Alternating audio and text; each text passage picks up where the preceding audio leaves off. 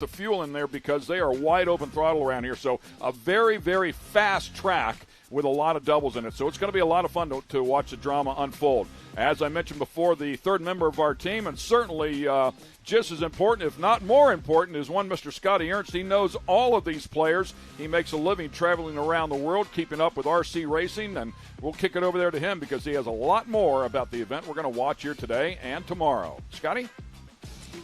All right, thank you very much, Ken. It is everything that you guys talked about.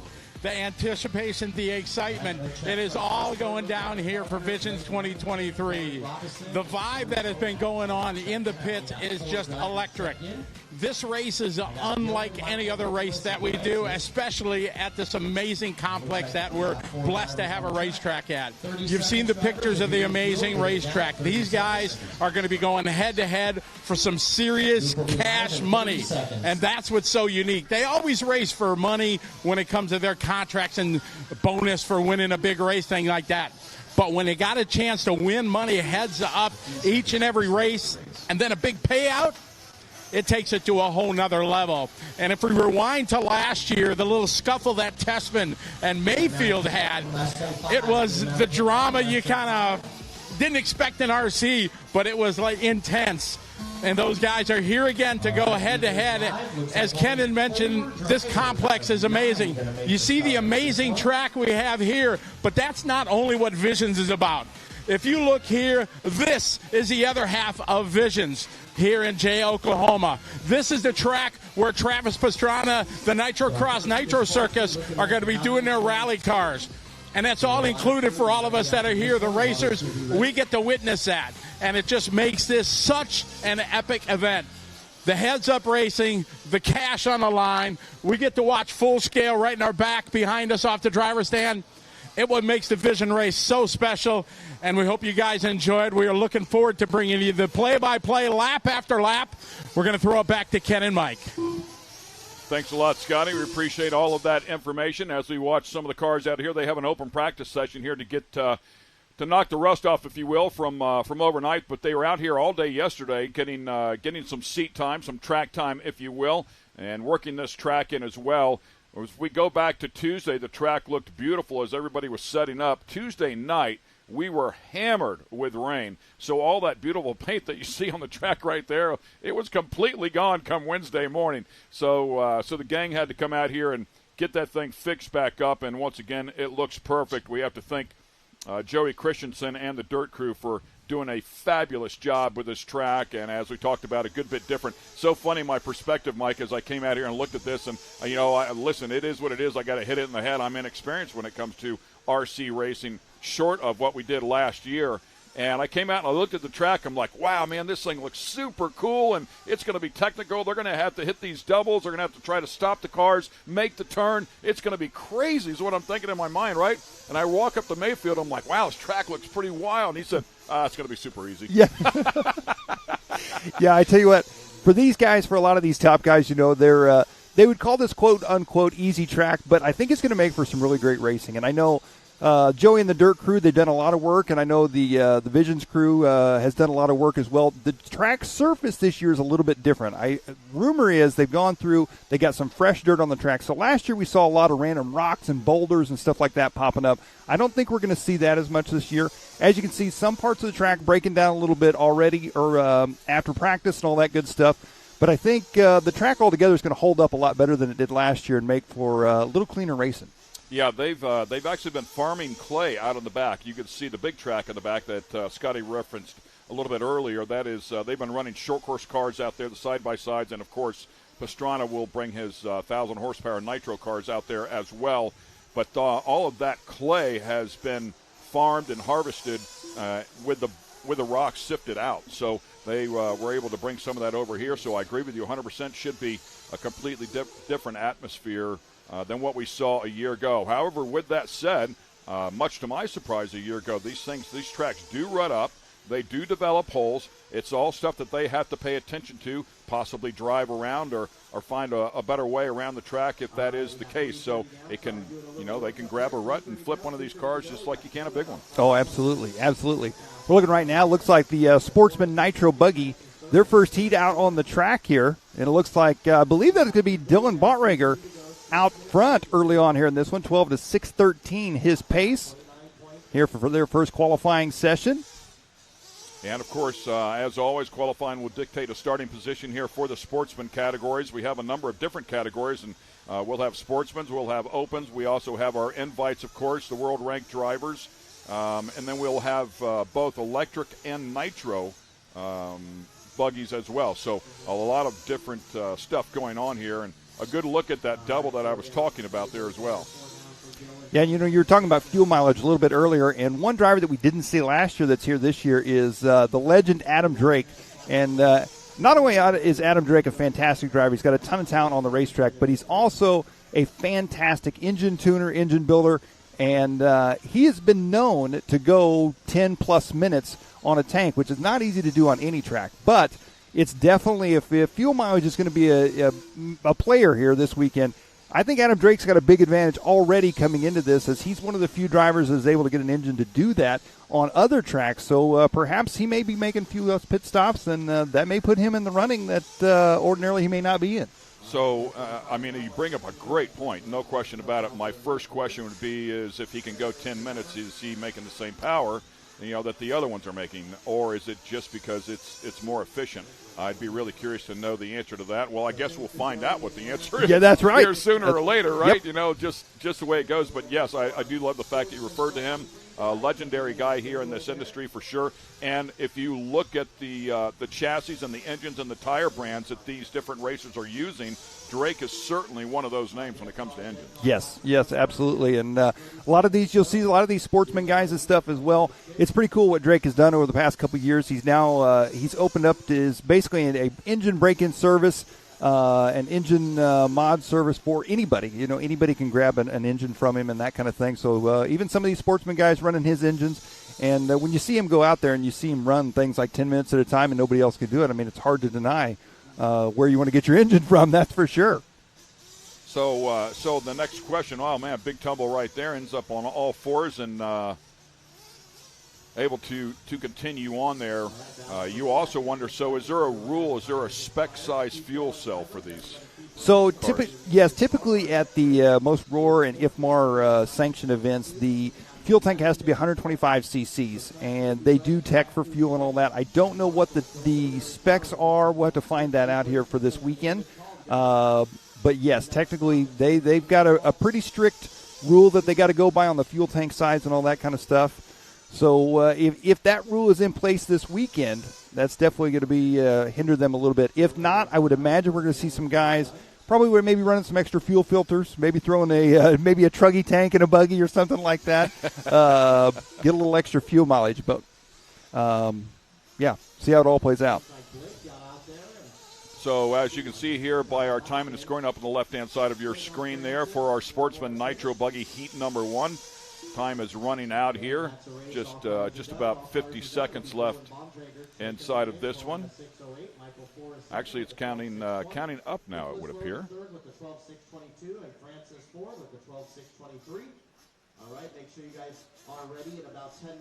So they're working on adjusting that for us. That is pit road here at Mid-America Outdoors. And a lot of stuff going on there as well, hoping to cover some of those stories specifically this year and a little more intently than we did last year. Certainly a very important part of this, as some of the longer motos will come in here and have to refuel and go back out, right? Absolutely. And as we saw last year, you were talking about the electric cars. They're going to be out there this year as well. And, you don't think of fuel mileage when you think of the electric cars, but you got to think of the batteries. And the electric cars, just like the nitro cars, these guys are going to be on the gas all the time. So having a quality battery, making sure that thing is topped off, ready to go, and making sure you can make the full race. There's no coming in for a quick splash and go of fuel when you're driving an electric car. So You either make it or you don't. That's going to be interesting to see as well on this fast of a track. Yeah, good stuff. We'll see how it all lays out here. There's a look at our pits, by the way. That big truck in the back is where we are sitting. It's where our booth is. Brandon and the gang coming out here and setting everything up. All the competitors are underneath the tent. They have tables in front of them where they can work on their vehicles and get things sorted out. Enjoy talking to some of these guys like a Ryan Mayfield and making a chassis change. And I asked him, I said, what was that about? Was there, you're looking for performance? And he said, it's about business, right? So I figured that would be the answer, but you never really know where they're going with it, because a lot of times business means I need to win, to continue my business. So, but he went over to Techno, which he was explaining to me is a relatively new company in terms of chassis out there. There's a lot of them out there that have been around, for a long, long time, but Techno about 10 years old. So he said they welcome the information back from a seasoned racer like that. But he said the platform's completely different than the car he was running a year ago. Everything is different. So all of the notes, whatever notes he might have had that would apply towards the chassis they had last year, didn't no longer apply to the Techno chassis that he has to develop and work through now. So it's so cool to, take a look at our track workers there, but so cool to hear how intricate these vehicles are. Yeah, it really is. And, like you mentioned, like Techno RC is one.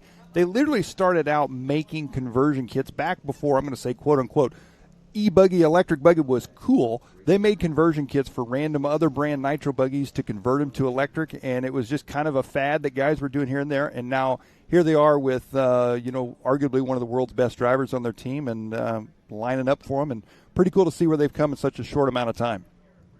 Yeah, and a lot of different chassis out there for sure as well. For our invite drivers, the two guys that are on the Technos are Ryan Mayfield and, of course, the reigning champ, Jared Wiggins. So they'll be out there trying to relive what happened here a year ago. As we talk about Wiggins finishing up first, he is a reigning champ coming back here, and, man, it was a really tight battle. I mean, the points were extremely close as we were calling the end of that race right down to the very last lap, and a couple of positions changing a little deeper in the field, changing things up, and, teammates that are helping teammates. So it was very cool. Ty Tessman finishing up second overall a year ago, and Cole Ogden with a great effort here a year ago as well, finishing up inside of the top three. So a good effort as we take a look at some of the pit bike racing action that goes on here as well. There's elements everywhere, but the pit bike racing is serious. Yeah, I watched these guys just a little bit last year, and when I think of pit bike racing, well, there you see right there, just trying to take him out in the last quarter before the checker flag. These guys, they ain't playing around. I think a pit bike race is some fun in the backyard. This ain't fun in the backyard. This is serious racing for these guys. I mean, this is wild, and some of the rigs they've got up there for the pit bike races is just as wild as well. And look at the crazy start, kind of like the Monster Energy Cup style start up in the top and drop back down. Good stuff for sure. We're going to take a quick break here, ladies and gentlemen. We have a full day of qualifying coming your way right here at Mid-America Outdoors for the 2023 Visions RC event, brought to you by A-Main Hobbies and HPI Racing. We'll be right back.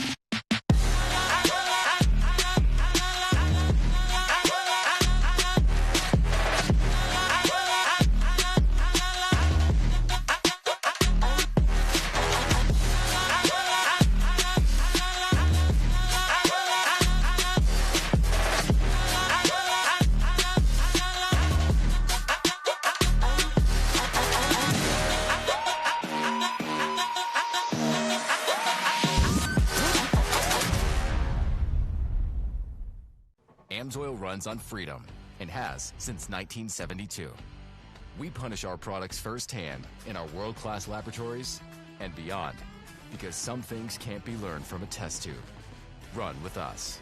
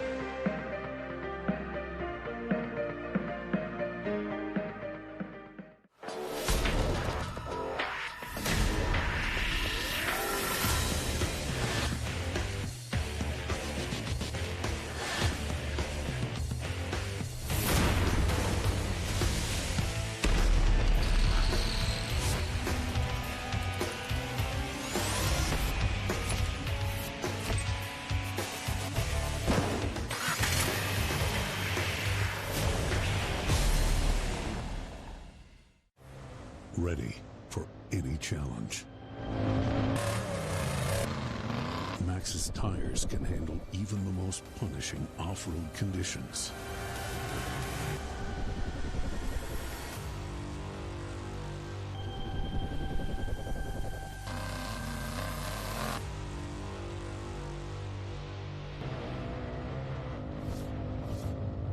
Maxxis tires. Tread victoriously. Speed Sport has been America's motorsports authority since 1934.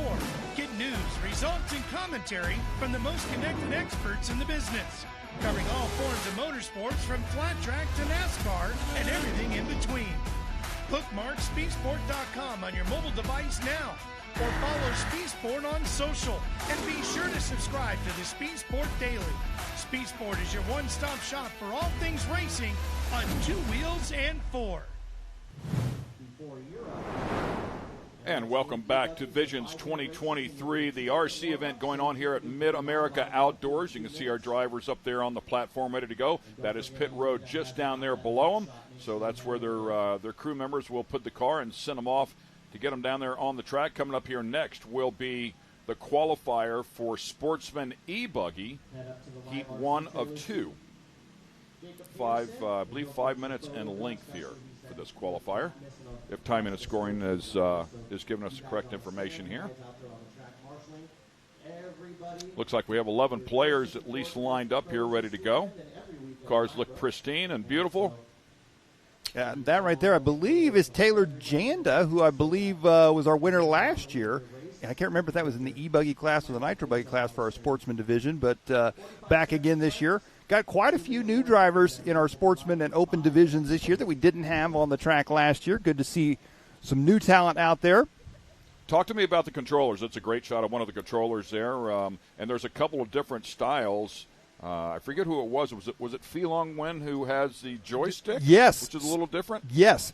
So Phi is, I believe, the only driver here this weekend. Most drivers using what I would call a more traditional style radio like this. It's got the trigger for the throttle and the brake, and then you've got an actual steering wheel that you're turning left and right on the side of it. Phi is actually using a stick-style radio, which is more seen over in Europe and things like that you often think of when you think of remote control cars. You know, the one stick forward and back, the other stick is the steering.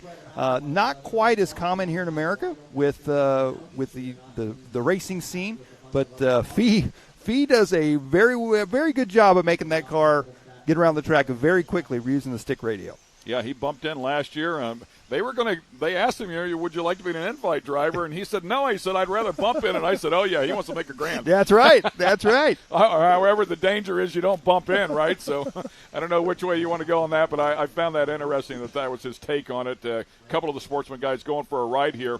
I also find it interesting here because I immediately think of car racing. That's my background. But this is a qualifying session, so I find it somewhat amusing that everybody took off right away with each other.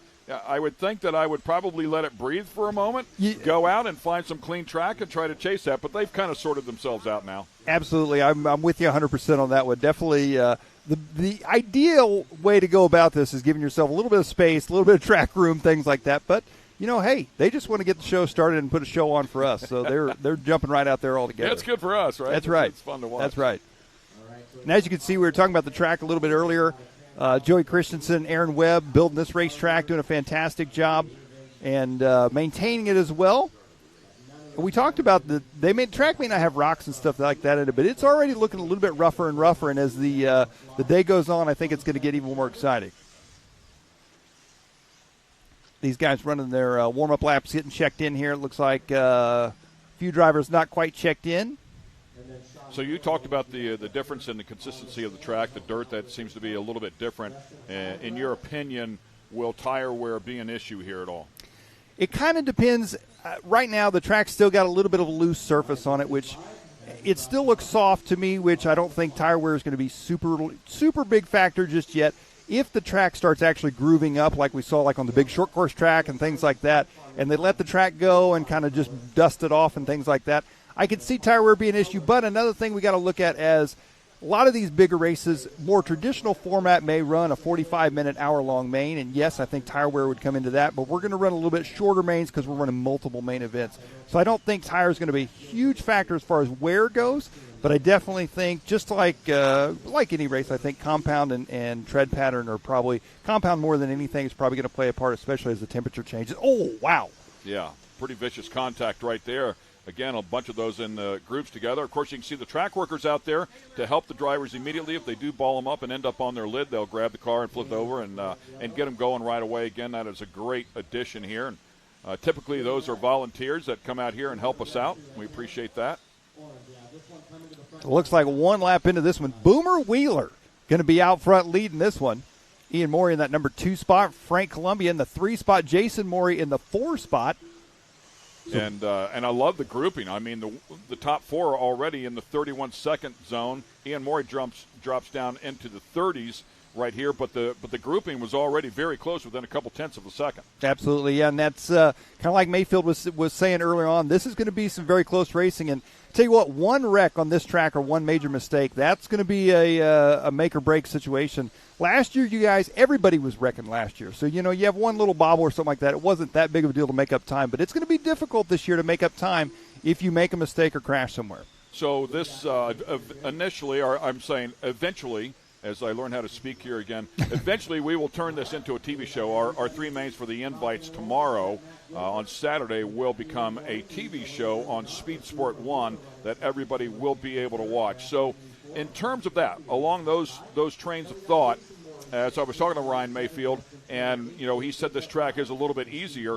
I do agree with you. It's going to be more competitive. It gets more people in the game, as they're able to deal with a little bit easier track. The harder you make it, of course, it's going to separate the talent immediately. But this will allow some drivers that might not be as technical as some of the best in the world to keep up and keep pace. However, being on the throttle, becoming a fuel game, a strategy game possibly, it's going to change things up. But one thing's for sure, more people will be in the hunt here on this track, which will make it very exciting for us. Absolutely, and it looks like Ian Morey going to be out front still here in this one. Morey leading the way with Boomer Wheeler in that number 2 spot. Ian Morey with a 28.9. Wow, he just threw one down. That was a super fast lap there for Ian. And if I'm not mistaken, I believe Ian Morey, the son of Jason Morey, so we got a father-son battle here in this one. Jason sitting in the number 5 spot. Ian, his son, leading this one. Some trouble coming off the drop-off there. Yeah, good stuff, man. He's got a bunch on the field right now. How about a little over 2 seconds? A little under 2 seconds now. Boomer Wheeler just throws one down at a 30.2, so he picked up some time there. 2.3 seconds, it looks like the gap here. And Taylor Jander, we were talking about him, last year's winner. He's sitting in that number 4 spot. Just dropped back out of the 3rd place spot there. Frank Columbia in the 3rd place spot.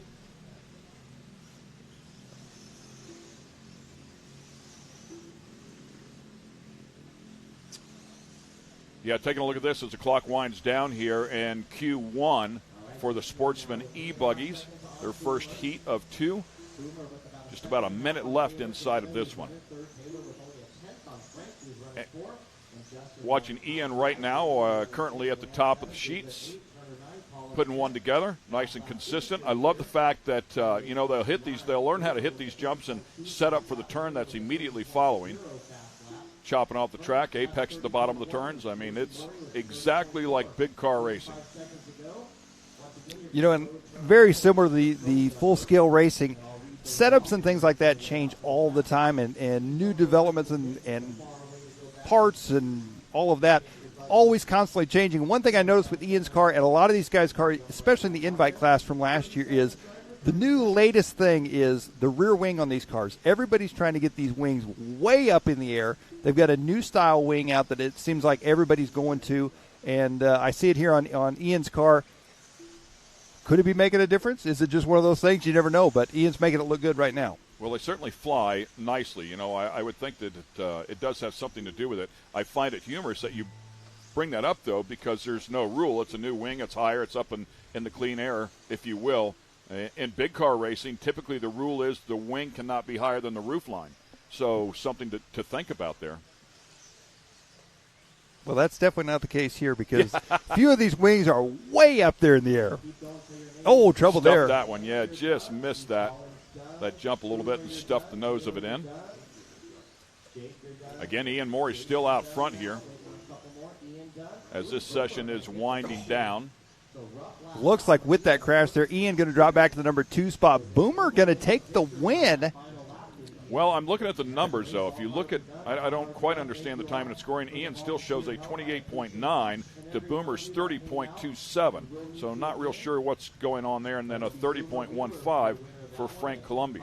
So basically what we're looking at there, we're looking at our fast lap times. The qualifying time here, Boomer Wheeler, he finished up with 10 laps at 5 minutes and 10 seconds. So it's an overall. Yes. Okay. Yes. And so Ian Morey there with that crash dropped back to a 10 laps at 5 minutes, 13 seconds. There you see the different drivers. way of doing it. Yeah, typically you would grab a fast lap out of normal motorsports qualifying, but this an overall. Love that. I love the twist in this sport that makes it a little bit different. So one with a ton of speed, but risk versus reward when you're hanging it out like that. Absolutely. Good look there at our A-Main Hobbies, HPI Racing, our title sponsors here this weekend. They've got a really cool display set up, all sorts of their different vehicles lined up, and a test track over there. We saw some a wide variety of people over there at the test track, including some of our own RC racers getting the action in with the rally cars. They went and watched the big rally cars on the track yesterday. Then they went and took the rally car and they took it around the test track. So they got their fill of rally car racing yesterday. I love the off-road trucks. They're super cool as well, man. A little monster truck action over there, something for everybody. And it's not just kids, as you can see. I mean, the adults have a blast doing these. You can't go buy one. You have to buy at least two so you can race whoever you have at home. Right? Absolutely, absolutely. One of the most commonly asked questions is, what do these people do? You know, these guys, especially like in the invite class, what do they do for a job? And what people don't realize is this is their job. You know, these guys, a lot of these guys are making their living racing these RC cars. So it's just like any form of racing. It gets serious. It's like lawnmower racing. Hey, there's pro lawnmower racers. Yeah, it's a massive industry. I mean, if you take a look at it worldwide, it's a huge number, and these manufacturers can sell their vehicles, to the masses, just like a car manufacturer, if you will. Yep. And car manufacturers have factory drivers, so they have the same thing. They have factory drivers that are out here, and some of these guys making six figures a year, traveling around the world, racing RC cars. It's super cool. It's also a different lifestyle. It's not necessarily for everybody. You find yourself on the road, and matter of fact, we have one of our veterans out here, I believe, making is making his final run. It's going to be his last year, on the tour. So it takes a lot out of you. It's tough on the family when you're traveling all the time to go to races, just like the big cars as well. So it's a sacrifice that everybody has to make, but. In a lot of cases, they would look at you and say it's way better than a real job. That's absolutely true. That is absolutely true. Our Sportsman e-buggy heat number 2, taking the track, warming up here. Yeah, and of course, you're talking there about Jared Tebow, JTPRC, announced his retirement. This will be his final year for making some of the major events. He finished up his last Roar 8-Scale National Championship here this past couple weeks. A lot of these drivers fresh off the Roar Nats. Of course, Dakota Finn taking the win in the 8-Scale Nitro Buggy Championship. He is here this year, which he was not here last year. It'll be exciting to see him and how he throws it down with some of these other drivers as well. And another broad look there at the track. I don't know the actual distance. I don't remember what the distance was last year, but it is a good bit larger than it was last year. In fact, the test track, if you will, or, for the hobby track over there, if you wanted to go over there and drive one of these things and have a little bit of fun, that section of the course last year is now part of our racetrack. So it's that much larger. Yeah, and I think that's going to make a big difference. Last year was an exceptionally small track compared to what a lot of these guys are used to running on with the 8-scale vehicles. And this is a little more normal size for a lot of these guys. And I think that's going to make the racing even better than it was last year, which is hard to believe, as yet last year was pretty intense. But we get set to go here with Sportsman e-buggy heat number 2. These drivers getting off and underway. That early TQ time set by Boomer Wheeler in that first heat. Of course, by TQ, referring to our top qualifying time for round 1 of qualifying here for these drivers. And once again, as we talked about before, as they turn them loose here in about 30 seconds, and the time the clock will officially start counting for them, Much to my surprise here, if you were listening early on, it's not just one fast lap. It is a combined time for the 5-minute session. So it's so important to put in some good, clean, consistent laps here for the entire 5 minutes. It's everything. Yeah, and it's always difficult, especially when you're new to the world of RC, kind of how to explain what we call IFMAR qualifying. IFMAR being the world sanctioning body for the World Championships. It's basically the most amount of laps in the shortest amount of time in a 5-minute time span, or however long the qualifier is. And like I say, Boomer Wheeler was that top qualifier, that last one. He had a 10-lap run at a 5:10 pace. We'll see what these guys got as they start working their way around. Looks like Dylan Bontrager going to be possibly out front here. We saw him out with the Nitro buggy in race number 1. He's back out with the e-buggy here in race number 3. So he was running Sportsman Nitro buggy. He's running Sportsman e-buggy as well. Nicholas Logan and Michael Forrest in that number 2 and 3 spot. John Cayley's in the 4 spot. Jeff Crane in the 5. Still a lot of racing left to go here for these drivers. 3 minutes, 15 seconds here for our Sportsman e-buggy heat number 2. Starting to air these things out a little bit, a little smoother course. You can see them putting these laps together and getting things sorted out. As we talked about, they did have a full day of practice out here yesterday to get some seat time, make some adjustments to the cars. Of course, get themselves competitive as well. Going back to the controller, how much information is on the face of that controller? Let's say for the electric cars, does it tell them how much battery is left? Most of the cars do not. There are some telemetry systems out there that more commonly found in a lot of the ready-to-run systems, more kind of the what you call a basher or play cars that you take in your backyard and stuff like that, have some more information like speed and things like that. A lot of your race guys aren't going to run a lot of that kind of stuff. More of the information on the controller is you can set your different settings as far as like on the fly. If you want to adjust your brakes and your radio, how strong they come on. If you want to go adjust your throttle control, steering control, your trims to make sure everything's steering straight and all that kind of stuff. That's your primary things that you've got on the radios. But, however, there's some new companies coming out with some of these radios that you can literally watch TV and you can watch YouTube apps on your RC car radio while you're driving an RC car if you wanted to. So, I mean, the technology is endless. Yeah, it's beyond wild. Yeah, clearly out of my league to watch TV and try to drive an RC car. That's pretty impressive to say the least. Yeah, it's so cool. I mean, we have a couple at home that we play with from time to time, and I'm astonished at how good these drivers are. It's mind-boggling. These are the sportsman category guys, so you're going to see, some bobbles, some mistakes here that they make. But when you watch the invite people come out here, and a number of the open drivers as well, I mean, they are flawless. Lap after lap after lap, just continue to hit their marks, find the short way around the course, and just nail it every single time. It is incredibly impressive. Well, it looks like we're looking here at Dylan Bontrager, your race leader here in this one, as he is out front trying to set a new top qualifying time over Boomer Wheeler out of that last race. A little bit quicker, by the way. I mean, in terms of a single lap at a 28.5, we saw a 28.9 before, so a little more speed there. Another 29.5 here out of Nicholas Logan. So the overall time there, as they continue on here, this one counting down, just 30 seconds left. In fact, under 30 seconds as we talk here for this qualifying session. Group number 3. Yeah, it looks like Forrest in that number 2 spot. Oh, Nicholas Logan jumping up to the number 2 spot that last time around. Forrest in the 3 spot. Bontrager, pretty smooth race here in this one. He works his way down the front straight. I tell you what, I got a feeling the end of that front straight, it's already getting a little bit rough from the rain that you talked about earlier this week. And coming off that drop-off, I got a feeling by the end of this weekend, those 2 spots are going to be key points of this racetrack, as they are already rough and already kind of breaking down, and I think it's only going to get worse. So, yeah, hitting those things at speed. I mean, the cars are really moving right there when they go down to that step down and hammer it hard, so you could develop a hole there. By the way, the white chalk there for the fans that are new here will eventually be our starting positions. Looks like this one is finishing up. Dylan Bontrager's going to take it at 11 laps at a 5:21. That is one full lap faster than Boomer Wheeler. So Dylan, for round one of qualifying, going to be your fastest Sportsman e-buggy driver.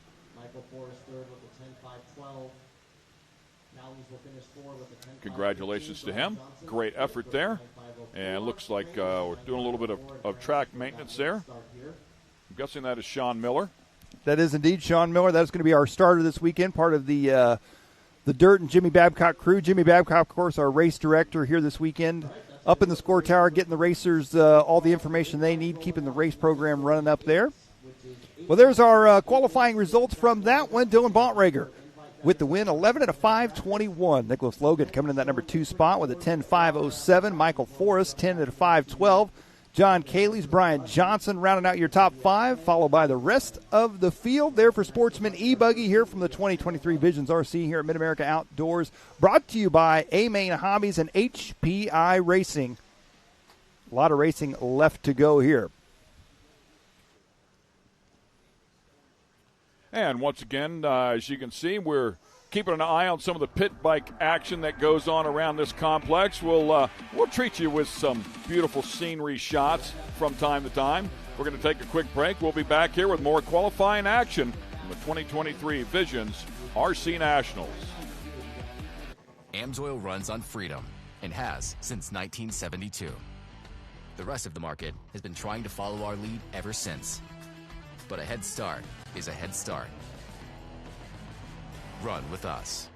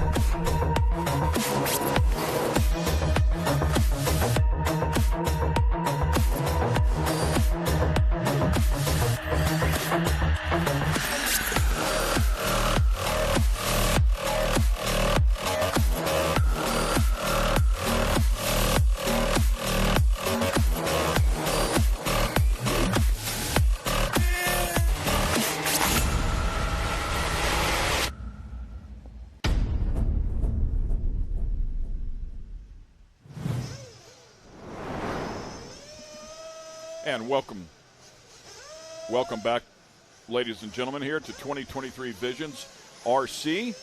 A-Main Hobbies and HPI Racing helping us put this one together as some of the players are up there getting ready to throw down. Some of the best in the world. Ryan Mayfield over there with the Techno shirt on as you take a look at some of those guys. And Ryan came in here ranked number 1 in the world a year ago. I believe ranked number 3 now, if I'm not mistaken, in terms of the world. But ranked first here in the U.S. That's something we were talking about. They have a U.S. ranking now as well. Yeah, Ryan is, like you said, made the switch over to Techno this year. And the driver coming up on the driver's stand right there, one we cannot count out this year, that is TLR's Dakota Finn. And Dakota Finn was not here last year, but he is coming off a fresh Roar 8-Scale National Championship win only a few weeks ago. And he's always been a contender, that's for sure. But he has had a phenomenal year. They call him the Phenom. So yeah, right. I mean, that says a lot. Ranked number 1 in the world, ranked number 2 in the U.S., back-to-back national championships. So has all the resources of TLR and J Concepts behind him. So extremely talented with great equipment. And we were talking about young Pheelong Nguyen and using the joystick radio, if you will, and there's a good look at it right there. Yep, Fee standing there. He is ready to go. And as you can see, Fee standing on the milk crate, just a little bit shorter than the other drivers. And just next to him there, another driver that is new this year for S-Works and J Concepts, Joe Bornhorst, joining us. Another contender that he was running really well yesterday in practice, had some good laps times, but he was putting down, looked consistent. That's the main thing. Over speed, he had a lot of consistency yesterday. He says the car is feeling good, so of course, Mason Fuller there for HB Racing as well, in between Pheelong Nguyen and Ryan Mayfield. Rivkin, there's Adam Drake with Mugen Siki, Ty Tessman, and of course Jared Tebow. Tebow making a switch as well. He was here last year on the Techno team. He has made the switch to Miyako this year, his JTP RC team. And there's Cole Ogden, the HB Racing driver.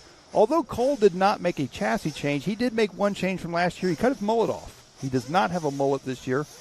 So we'll see if that affects his performance at all on the racetrack.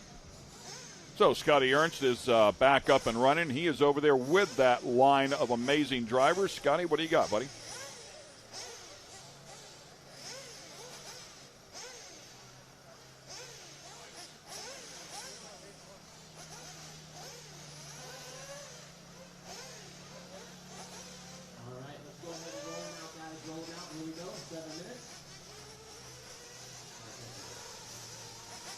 So unfortunately, technical difficulties there with Scotty, so we'll work on that just a little bit and get him worked back into the mix as we kick this this session off here, get him some warm-up laps. Take a look at the speed here for our Nitro cars.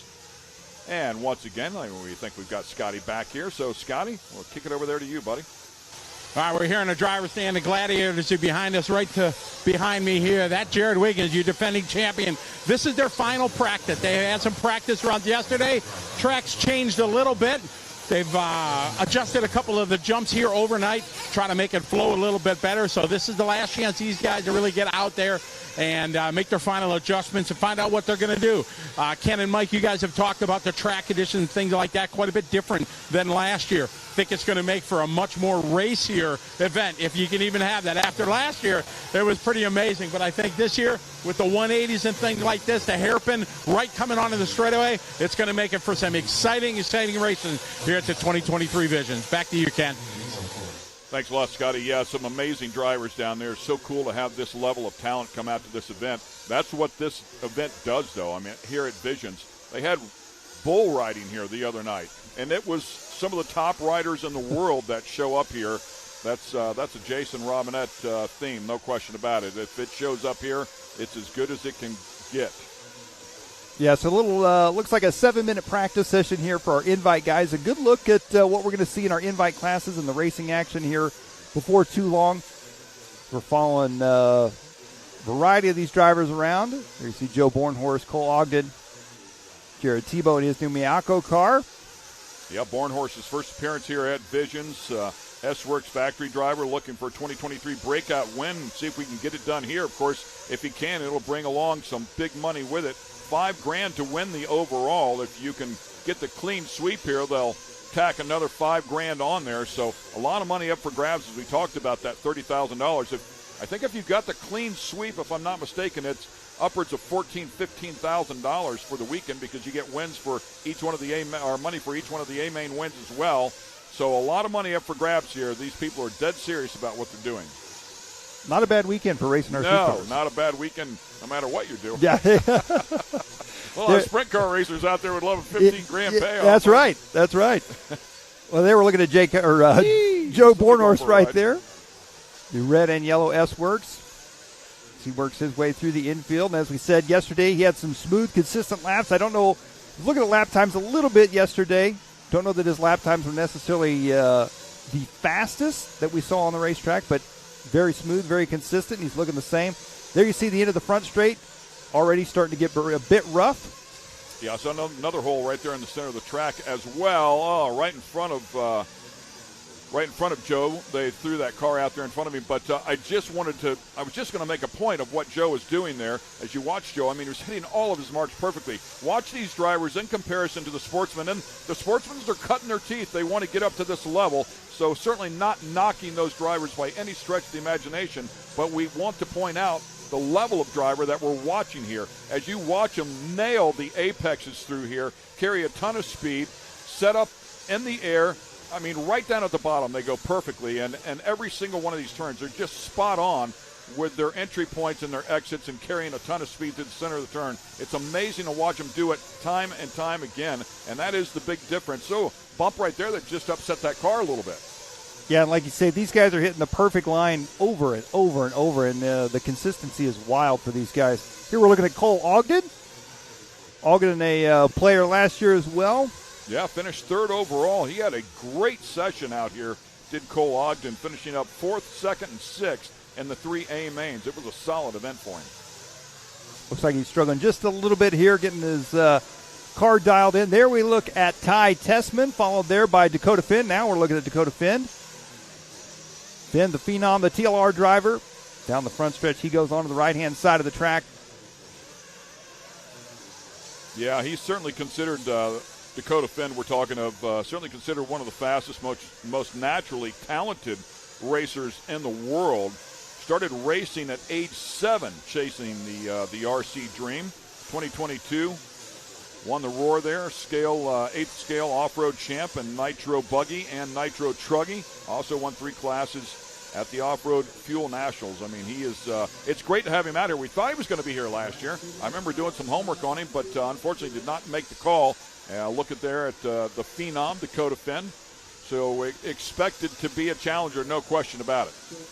You know, one driver we haven't talked about yet that was here last year, I believe, bumped up out of the open class last year, is already in the invite class this year, who, looking at these fast laps that they're laying down right now, Mason Fuller, the HB Racing driver, he started as a young gun out of Iowa, maybe Nebraska. Same thing, right? Iowa, Nebraska? It is Iowa, yes. Grimes, Iowa. He's clicked off a 27.044 fast lap. The only driver to get close to that right now is team associated Spencer Rivkin with a 27.090. Looks like they're Ty Tessman with a 27.046. So Tessman laying down some fast laps as well here. Now we're looking at Ryan Mayfield. It is pretty cool because they all kind of morph down there until they end up close to each other. It might take them a couple extra laps to get there, but it's pretty amazing to watch them get there. I think we've got about a minute left in this practice session. Ryan Mayfield working his way around here. Jared Tebow just clicked off his fastest lap at 27.062 for Tebow. Ryan Mayfield, Jared Tebow, two of those drivers that literally have grown up racing together. Yeah, we talked about a couple of these drivers having a great show here a year ago. Ryan Mayfield did not have a great one. He kicked things off as he won the first A main, but after that had some issues. I believe was in a wreck or had a failure, if I'm not mistaken. I think a wheel fell off for whatever reason. Not sure what caused it, but he just did not have a good day last year. So we'll expect him to be right back in the fray here again as well. Yeah, I'm looking at his lap times right now. His fast lap at 27.2, so a couple tenths off the fast lap. Oh, it looks like Mayfield's car is dead there Before the double, that's Rivkin there flamed out, and there's Mayfield's car. So I don't know if Mayfield may be having some issues trying to dial some things in, but that's what this last-minute practice session is for these guys. There we're looking at Felong Win. There is last year's champion, Jared Wiggins, Techno RC driver. Wow. So he landed hard. There's a little bit of a rebound right there, and in that rebound, he actually rotated that thing into the right-hander. I do agree with you as we continue to watch this. That's the hole I was talking about before as well. But as they land and smack that hard, there's definitely going to be some damper adjustments to get set up for that right-hander. Absolutely. And, like you say, Wiggins, incredible control of that race car. There is his dad there pitting for him here this weekend. His girlfriend, Katie Roxbury, also here as well. She is going to be running in the open classes, I do believe. If I'm not mistaken, I do believe Dakota Finn clicked off a 26-second lap just before the session ended there, which would have been the fastest of the session. So as they prep this track here a little bit more, they've had a good look at it here today, including one Mr. Dakota Finn. And Scotty Ernst, you have Dakota down there. Let's get his thoughts on how this track is performing and what he thinks is going to go down. I thank you, guys. We're down here on the driver's stand. Dakota Finn. Dakota, last practice is in the books. Tell us how your car is and how's the track feeling. I think this is the best my car has been. Well, I think we're liking the wet track out there, so hopefully that keeps up. Looks like we're getting water for most of the qualifiers and mains and stuff. So, yeah, everything's good. Looks like after last practice that mileage might be playing a role. I saw a couple people run out, so it's a pretty wide open track. And, the plan was just do one pit, but some people might be having to do two, and it'll kind of change it up a lot. So we'll see. That doesn't happen a lot normally in our races nowadays, so that definitely throws another curveball at this event. Yeah, for sure. Mileage is always important. I think we're getting pretty good mileage, so it puts us in a good position. And maybe my goal is kind of maybe just stay out a little bit longer and get some good track position and then come in a little bit later in the race. All right, best of luck this weekend. Thanks a lot. Cool, thank you. All right, there you go. Dakota, he's ranked number 1 in the world. Just had a great run a couple weeks ago, taking a win at the U.S. Nationals. So we'll see what Visions 23 has in store for Dakota. Back to you, Ken and Mike. Thanks a lot, Scotty. Yeah, looking forward to that, and he brings up a great point. We've been talking about the mileage there, so he thinks maybe a one-stopper could get away with it, possibly a two-stopper. Who knows, as looks like some of the nitro cars are out there slinging around on a very wet track, watering our track down as well. They have a practice session over there with the nitro cars all day long, so they'll be looking to work those things in. Amazing feats of art, those cars. I actually want to get up close and personal, but I saw Dreyer and Reinbold over there. I mean, we're talking about IndyCar level race teams that are going to throw down over here, and a couple different levels as well. The all-wheel drive cars dealing with that racetrack. The S's over there are vicious. It might be difficult to see here, but the elevation change there is massive. That is on the side of a big hill. Yeah, and yesterday watching some of those guys, Travis Pastrana throwed his twist on the track with the big uphill triple section that he's got. And I tell you, when those guys come up a little short on that uphill triple in a rally car, that hurts a little bit more than it does in an RC car, I bet. Yeah, no question. So they'll be throwing down here. Tomorrow is their big race, along with ours. We'll have our 3 A mains tomorrow for the invites. And that is what will be cut up for the TV show on Speed Sport 1. It'll be 3 short A-mains as we have some of our competitors coming back out here getting ready. Well, they're taking the stand here. That's NFL player right there, former NFL player Reggie Tung, taking the driver's stand there, the Techno shirt. Of course, the S-Works driver, Brandon Rose, lined up there. So we're getting ready to go here for Open Nitro Buggy round 1 of qualifying. So how this is going to work, we got 2 heats. After the 2 heats are finished up, the fastest qualifier out of those 2 heats is going to go on to the invite class. Camden Line, one of our bump-up drivers there as well. He'll be inside of this session. We'll see if he can get it done again. Grabbed a cool $1,000 because of that, and of course a shot at the big money. And right there next to Camden is Katie Roxbury. We're talking about her, Jared Wiggins' better half. Of course, last year's invite winner. So Katie racing the open class, trying to work her way up into the invite class. How about that? That would be That would be interesting. That would. Especially because I believe last year Katie pitted for Jared. On the car, wasn't yeah, so she was what do you do at that point? Yeah, I guess you look at him and say you're on your own, pal. Yep. Let's see if you can win it without me. I'm going to go over here and try to beat you. Yeah, that's good stuff. Well, great look at the track there. You can see the A-Main HPI Racing demo track over there with the hay bales. The conditions so much different here than it was a year ago. I believe we were here in July last year. It was brutally hot. Yes. Very humid. Everybody just dealing with wicked heat, even underneath the tent, working on the cars. It was just a tough day, a tough couple of days, I should say, for everybody.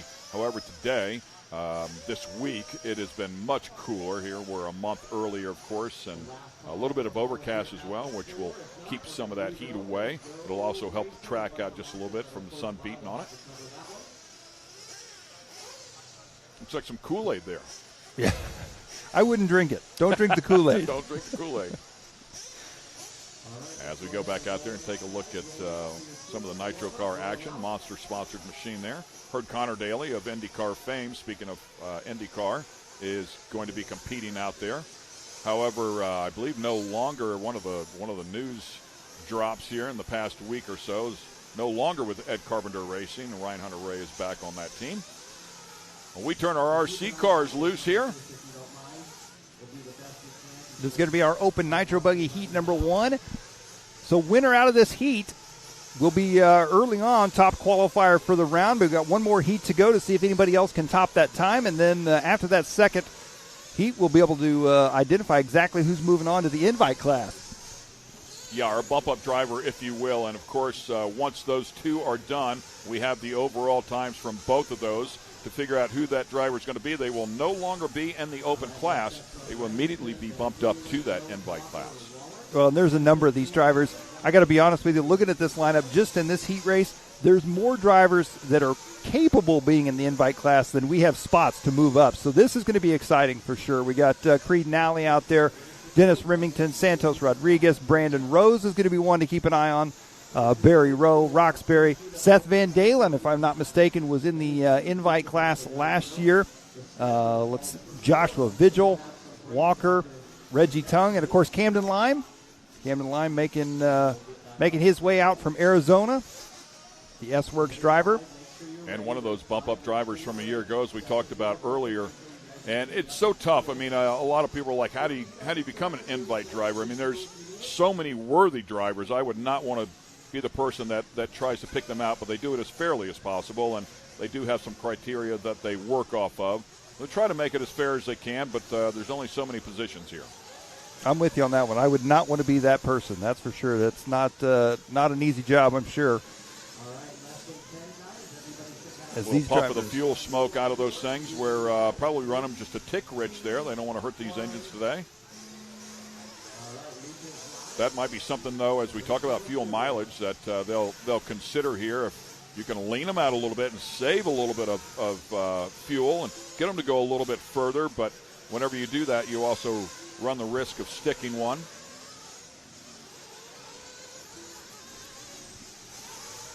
You know, and I think when we get to the invite class, I got to be honest with you, $15,000 that could buy a lot of RC engines. So you may see these guys lean them way get it to the out. End, though. I mean, it's okay if it's junk at the end. If it lasts the perfect amount of time, it's all good. But that is a fine line for sure. Of course, when you lean them out, you make some good power too. They'll make a little more steam, but they create more heat and eventually can hurt themselves. So it is a very fine line.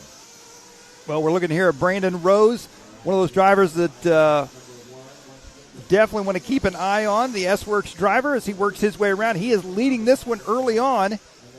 His pace right now is 13 laps at 6 minutes and 2 seconds. Of course, that will still a lot of racing left to go, so I'm sure that will change. These are 6-minute races for these guys, and I don't know that fuel mileage is going to be an issue at 6 minutes, but definitely 7 minutes is really pushing it.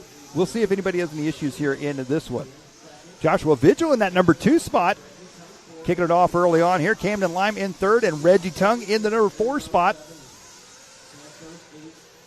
First lap time, by the way, that I've noticed is down in the 27-second range. So picking away at this thing. The track could be coming to them a little bit. We're getting better quality drivers out here. This is not an e-car. It's a nitro car. However, we saw the e-car times a year ago. Very competitive right with the nitro cars. As a matter of fact, I want to say a couple even a little bit quicker. So we'll see how things change here with this little bigger track, able to run more wide open throttle. So we'll see how the nitro cars stack up against the e-cars, but typically very close anyways. Very, very competitive both ways.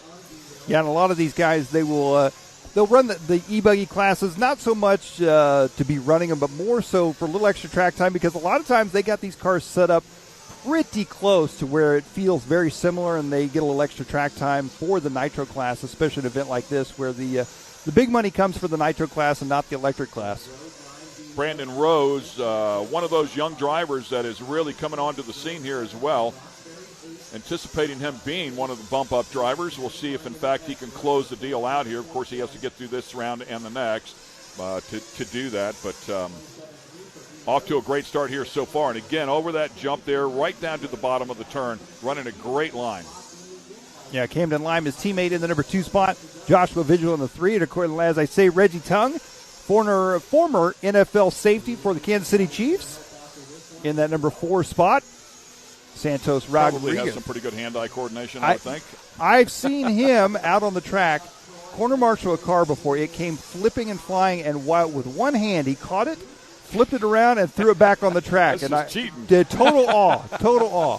He acted like it was nothing. I've never seen it done before. I got that. Oh, one upside down there, bumping the throttle there, trying to get a little bit of help, and finally does. And that's the downtime. That's the stuff that can hurt you in this qualifying session, right? I mean, absolutely. Maybe it cost him a half a lap. Absolutely, especially on a racetrack like this. One crash like that will really drop you back. It's hard to make that time back up. Good save right there for Brandon Rose. I believe this is going to be Camden Lime here, his teammate in that number 2 spot. Camden, yeah, really. Go ahead. Oh, Camden on the clock. I was just going to say is only 1/10 of a second. His pace is only 1/10 of a second at this time, and now he's taking over the number 1 spot. Brandon Rose right back at him. There's Camden Lime on the driver's stand. Look at the trigger and throttle hand of Camden Lime just shaking. He is feeling the pressure right now.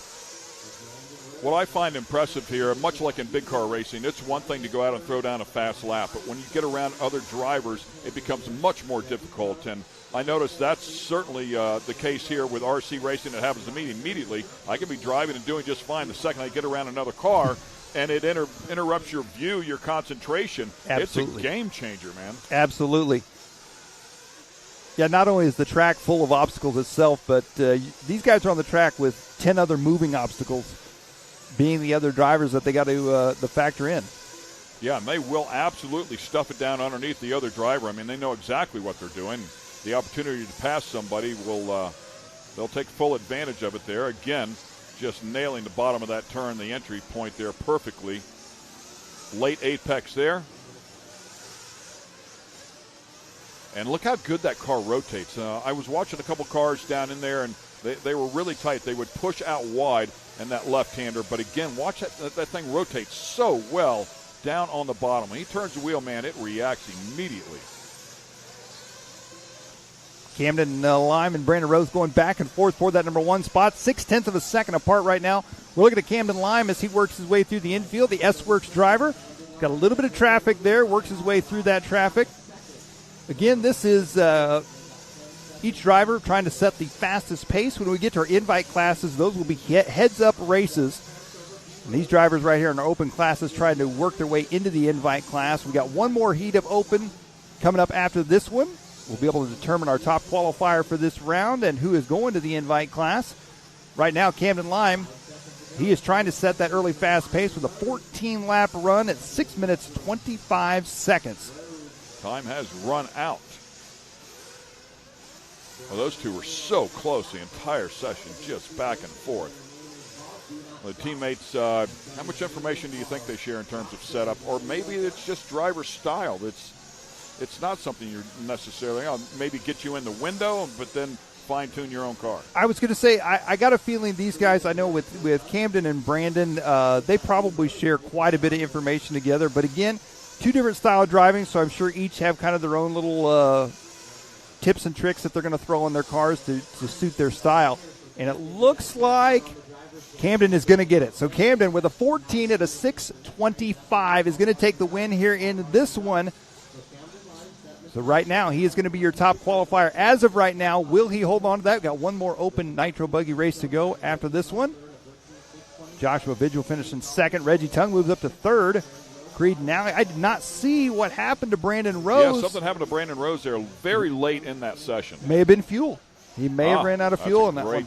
Great point. So, yeah, as you can see there, 1 lap short, right?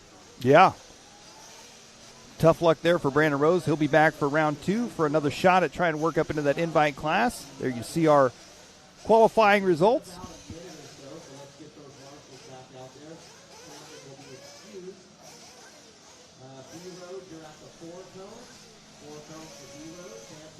And a good view of pit lane there as those drivers get them topped off. That is Jared Culley.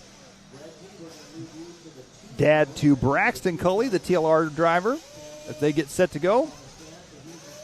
So if this group here, if they have a better overall qualifying stint here, they could actually bump Camden Line down or out of that bump spot, I should say. That is correct. Yep. So as of right now, Camden is the fastest. But again, we got these 11 drivers coming up. If any one of these 11 drivers can set a faster pace than Camden, that driver will move on to the invite class. If not, Camden's going on to invite. There we're looking at Graham Hill. Yeah, I saw it was kind of cool, too. I saw Brandon Rose just go down there to volunteer to help turn the cars over. So the drivers will leave the driver's stand, go down there, and then help their fellow drivers, turn the car back over if they have a moment. Yep. There we're looking at, that's Shelby Parker, Miyako driver. He didn't want to be on camera, so he ducked down and hid from us.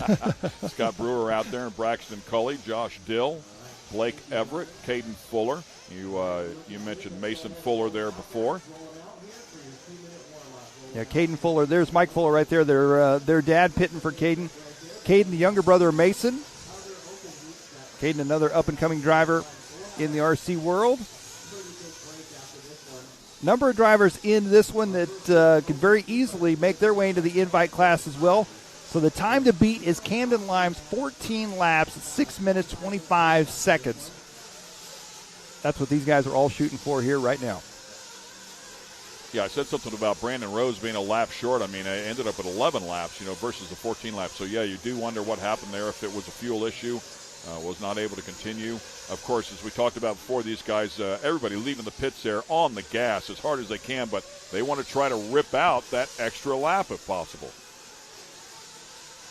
Yeah, and I got a feeling, talking about that first lap, when we get to the invite class, I got a feeling that first lap of those guys, with the way this track is shaping up, it's going to be an intense first lap because those guys are going to be bumping and grinding, trying to get up in position so that they can get a good start early on.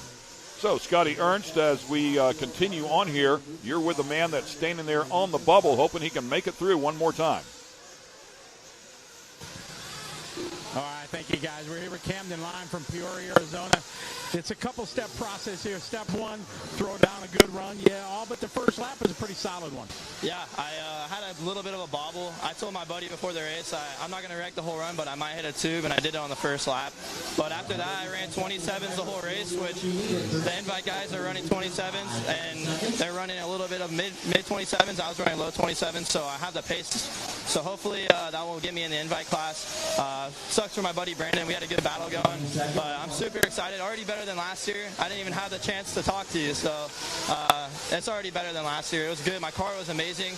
Super soft V2. Hard race tires were amazing, and yeah, it was good. I said it's a two-step process. Step one, you drove. Now step two, sitting waiting for 6 minutes. Yeah, it sucks, man. I wish I was in the second heat. Yeah, I got to wait here for 6 minutes to see if I get that $1,000 check. All right, we'll see if we're interviewing you again here soon. Hopefully. All right, there you go. Back to you, Ken and Mike. Hey, Scotty, if you can still hear me, I'd be curious if you know what happened to Brandon there and why he ended up so short, because he was right there in the fray with Camden coming into the very end of that session. We'll see if we can grab that info a little bit later on. We'll see if Scotty can help us out with that. Well, these guys getting underway here for this one, our second heat of Open Nitro Buggy for round one. start ripping off some lap times here, already down into the low 28s, as we just heard Camden reference mid-27s to low 27s. So that's where the players will need to be, and, of course, that's what he'll be intently watching. So whoever it is that's going to beat him here is going to have to be on their marks. Absolutely. And there we talk about young Caden Fuller coming out lap number 1 with a 27.7. He's going to be leading this one. Yeah, and I remember Caden Fuller doing a great job. Matter of fact, if I recall, was actually beating his brother, his older brother, a year ago. So, I mean, this kid certainly can get it done. Oh. We'll let him get a few laps in here. We'll see where they sort themselves out. Ethan Mechanic going to be another one to keep an eye on. Garrett Martin, Braxton Culley, Graham Hill, Shelby Parker all in this one. Caden Fuller leading this one. And there's the trouble right there, is Caden trying to work his way through traffic. Oh! And that's that rebound. That's that that step down, as you were talking about. They land so hard. If you try to get the dampers set up for that so the car will squat a little bit and not rebound, come bounce back up off the ground, if you will. But to chase that setup for that one spot could affect the whole rest of the track. Yeah, it's definitely a give and take, and definitely is going to play a part here in this one as we're working our way around. I believe this is going to be Ethan Mechanic now. Ethan Mechanic, I think, is leading the way here. Garrett Martin in second. Open Nitro Buggy heat number 2. Camden Line is in position to bump up right now and pick up a cool $1,000. Would be the first of our 4 bump ups.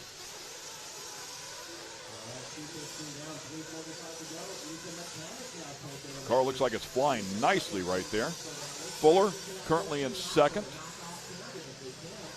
Culley in third. That's Caden Fuller, by the way, and Braxton Culley. And Caden Fuller again down in the mid-27s. Ethan, right now, his pace is a 13-lap pace at 6 minutes and 2 seconds.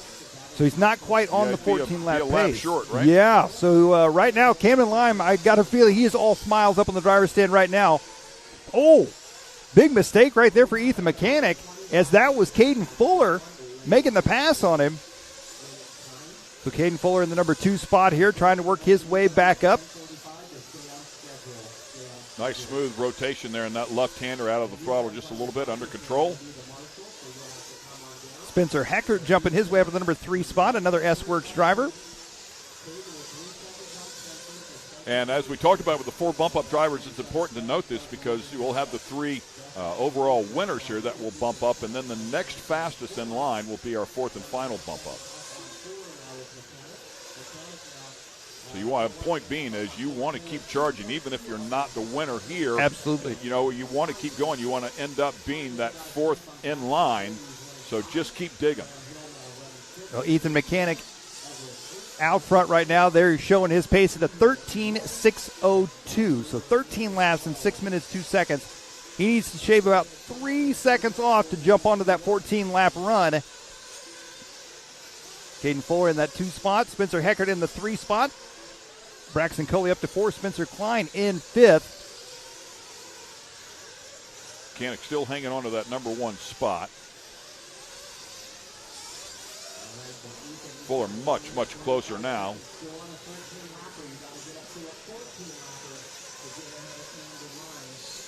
But not quite good enough to be number 1 here overall. We'll see how things shake out. Another crack at it, of course.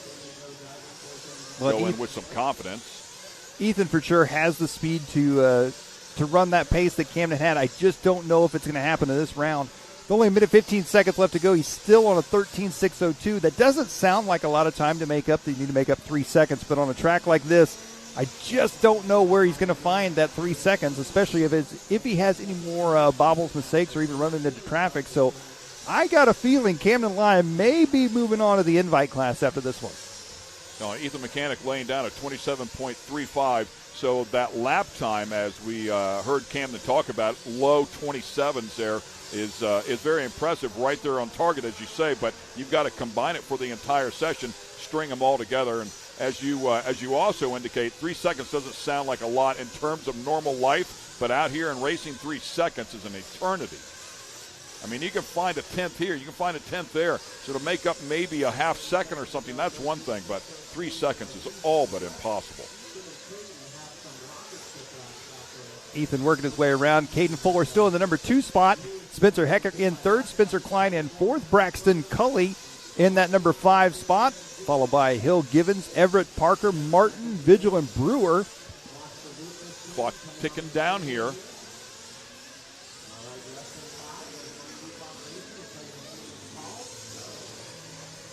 We finish up this session, and we'll see if Camden Lime was certainly looking good for him. Oh, big moment there. And I believe that may have been Ethan Mechanic that just got caught up in all that. I could be mistaken. There's Spencer Hecker with the red, white, and blue. Right there behind him, I think, is Braxton Coley in the green and yellow.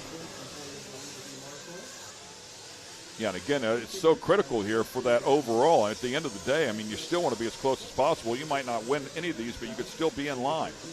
And it looks like Caden Fuller on the last lap will take it. So as you say, that is not enough. Camden Lime is going on to the invite class, but Caden Fuller with that 13.602, that's still potentially a ticket to the invite in the end of this if he is the 4th fastest guy. And a lap time of 27.25. I mean, He's very, moving. very impressive. So certainly the speed is there. If he can come out there and put that combination together for the entire session, certainly capable of bumping in.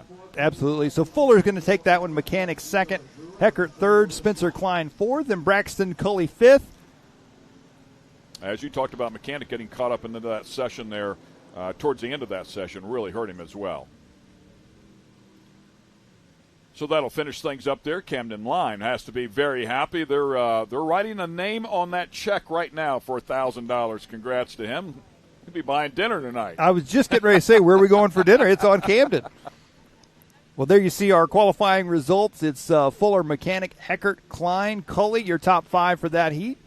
Givens, Hill, Everett, Martin, and Vigil. Rest of the crew finishing up there. For Open Nitro Buggy here for our 2023 Visions RC at Mid-America. Well, there it is, the $1,000 check. Good handwriting there as well. Creative. That's one you want to hang on the wall. That's pretty cool. And once again, Scotty Ernst is with our Camden Lime. And Scotty, also curious because his teammate Brandon Rose was right there in the thick of it with him. Would love to know what happened to Brandon. All right, we are here with Camden Lime. Camden, you said last year we didn't even get to talk at all. Now this is our second one. Congratulations, taking round 1 with the win. Yeah, it feels really good.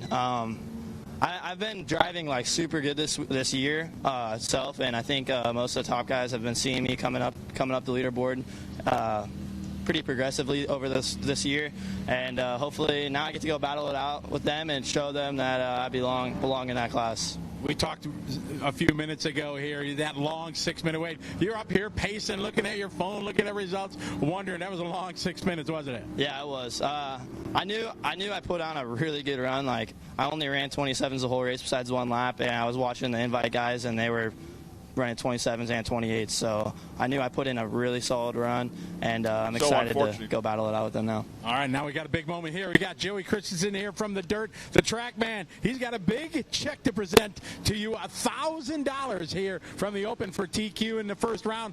$1,000. That's a first for you winning that kind of big money at an RC race. Can't go wrong with $1,000 in your pocket on the first qualifier. Yeah, it's awesome. This place is awesome. The track, the facility, everything you can do. It's just a good time, and I will always be coming back until it's never here. So. All right, best of luck. You got to turn this around, though, because you're in the first round of the invite. Best of luck. Thank you. Appreciate it.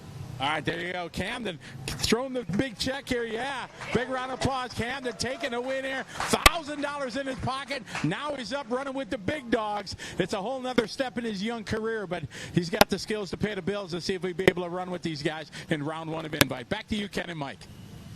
Thanks, Scotty. I love it. The skills to pay the bills earns that ticket into the invite. Congratulations to him and that $1,000. We'll take a quick break here. Once again, we'll be back with plenty more racing action here at the 2023 Visions RC Nationals.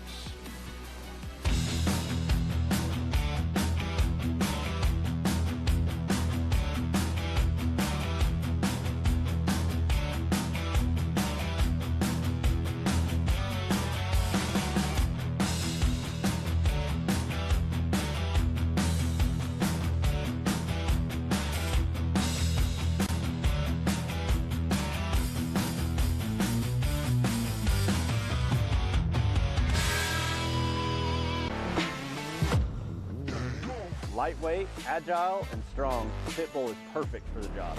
The Pitbull is the first and only lift that can be used in the pits and in your garage. Elevate your racing with a Handy.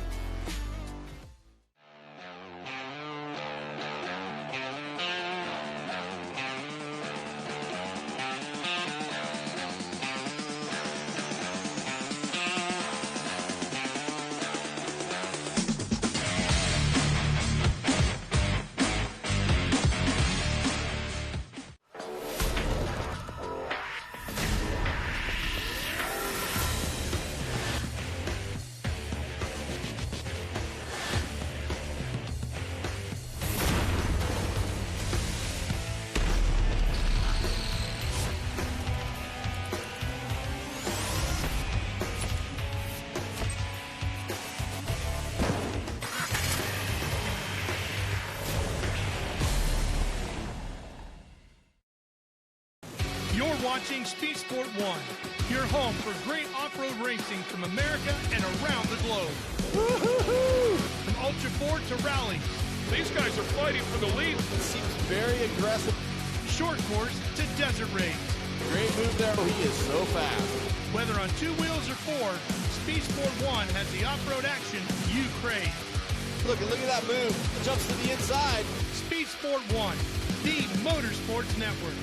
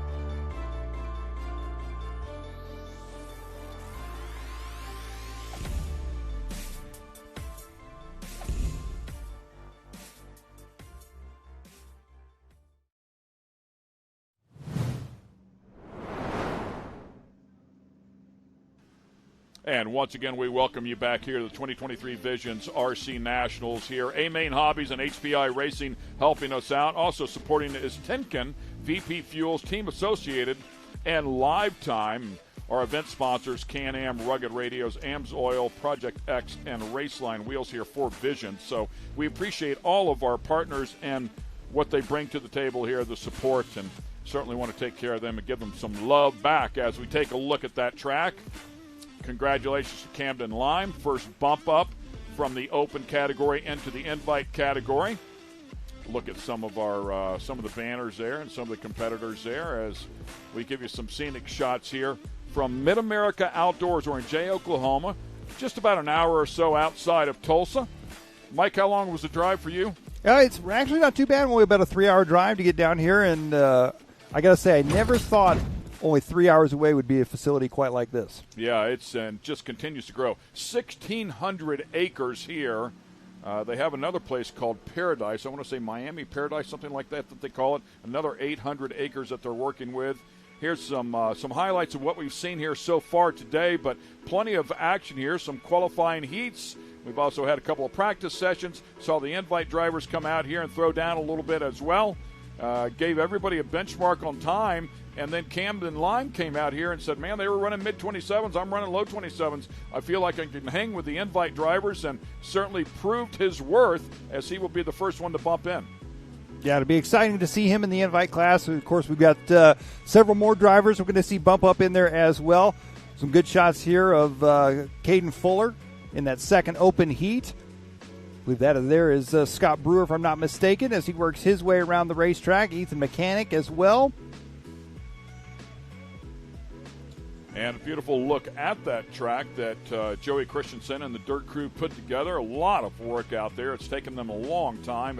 It is gorgeous, and, of course, a lot of prep as well with the paint to really highlight the racing line. It's a very, very nice job. All the starting positions that have to be measured out perfectly. It is a ton of work here that the Dirt Crew puts in the effort. We appreciate all they do. And there's the Dirt Crew right there. Joey Christensen on the right, Aaron Webb on the left. Those two have built some of the most phenomenal racetracks and put on some of the biggest races in the country over over several decades here in the RC industry. I'm sure they appreciate the little bit cooler temperatures as well. I'm sure they do. So we were racing here all day one day ago. We actually started on Tuesday with the side-by-side racing. So Mid-America Outdoors has a side-by-side series. They have a ton of different classes, something here for everybody from youth right on up into the Pro NAs. That's a Pro NA right there. I see Owen Van Eperen, current points leader in the number 5 car, but something out here for everybody. Chase Carr there as well was throwing down, doing a great job. We had a great race out here in the Pro NAs. Normally aspirated is what the NA stands for, and a big moment there, as you can see. And then we also have the Pro Turbos as well that come out here. And a good look at that, the number 17 car there of Corey Willis, Cody Martin out there. That was Hunter Miller, who was making his way from the second to last row. Plenty of annex going on for sure, and some great racing as well. Kyle Cheney was a class of the field here just one day ago as they got in their first race of the weekend. They will be racing again tonight. The pros will kick off here. We'll bring out the Pro NA, the Pro Turbos, and the Pro Light trucks. Will kick the action off here at 6 o'clock. Speaking of the Pro Lights, there's a look at them right there. Kanan Baker and Johnny Holter got together there just a little bit as they were scrapping in race number 1. So a lot of racing that has gone on here this week. Some prep and some groom going on. They use the same track that the Nitro cars are practicing on here today. Unfortunately, Mother Nature, as I mentioned at the top of the broadcast here, came in on Tuesday night, and I mean just beat us to death. We just got hammered. So no racing action happened on Wednesday. They were planning on running the first race on Wednesday, but this track would have been absolutely destroyed, and millions have been spent to create it. So we just had to let it dry. And much like Mother Nature made it wet, she came back out with some beautiful sunshine on Wednesday. It was a perfect track come Thursday, but unfortunately we lost a round of racing there for a lot of the sportsman competitors and youth competitors there on Wednesday. Well, and yesterday we got to see some of the Nitro Cross cars out on the track.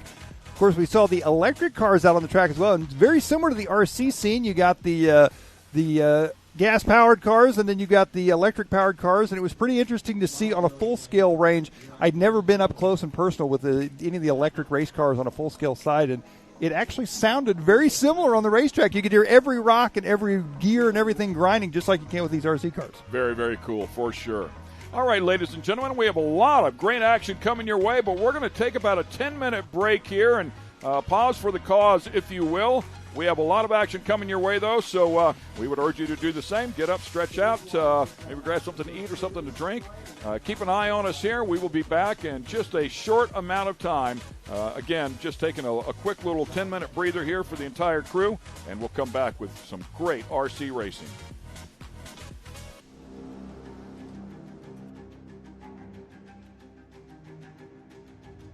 Connect with the Wild is about off-roading with your buddies.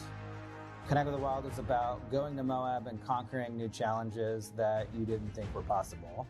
Ultimately, Connect with the Wild is about enjoying the outdoors in your vehicle as best you can. We're treating it like we know it's something special that everyone will remember.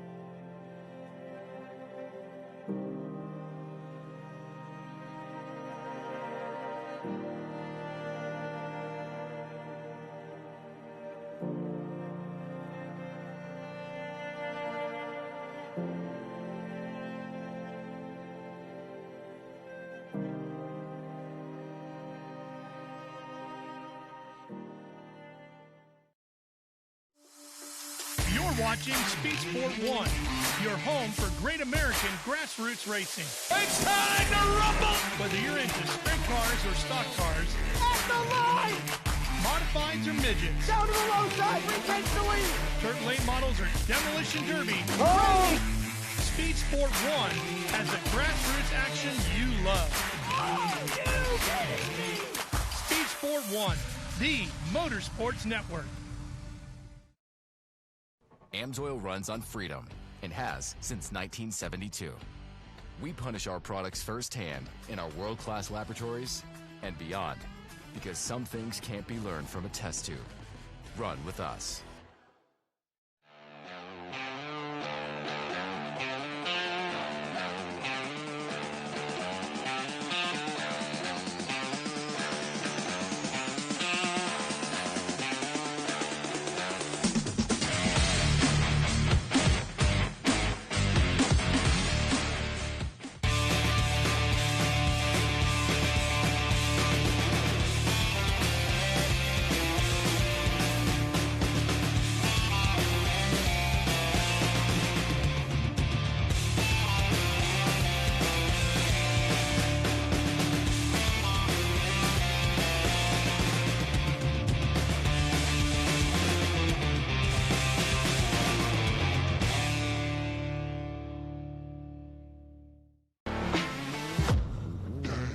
Lightweight, agile, and strong, the Pit Bull is perfect for the job. The Pit Bull is the first and only lift that can be used in the pits and in your garage. Elevate your racing with a Handy.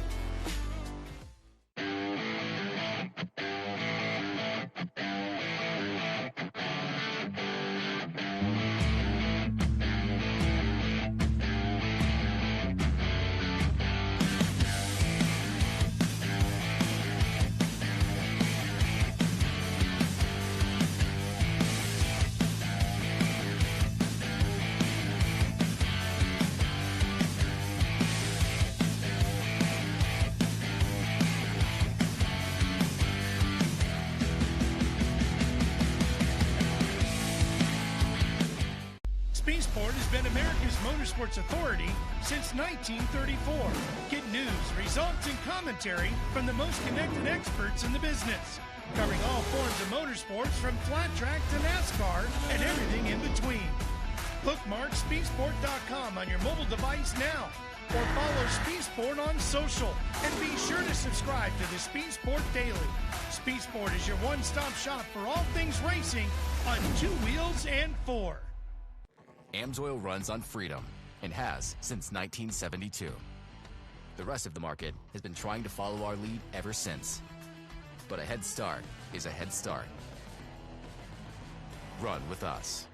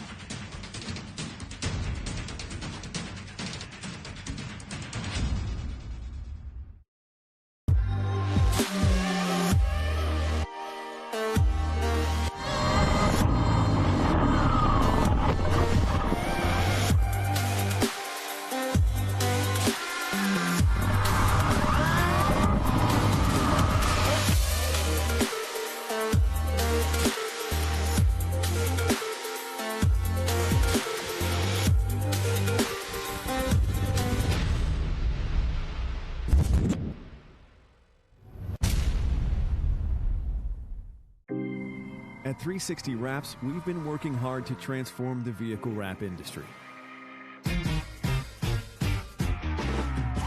Wherever you are, we're standing by to show you the professionalism you deserve.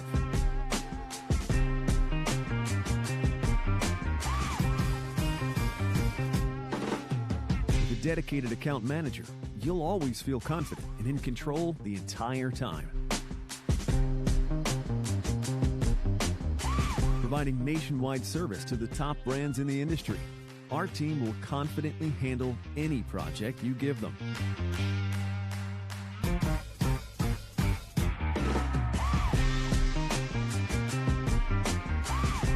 One contact, one company, nationwide service.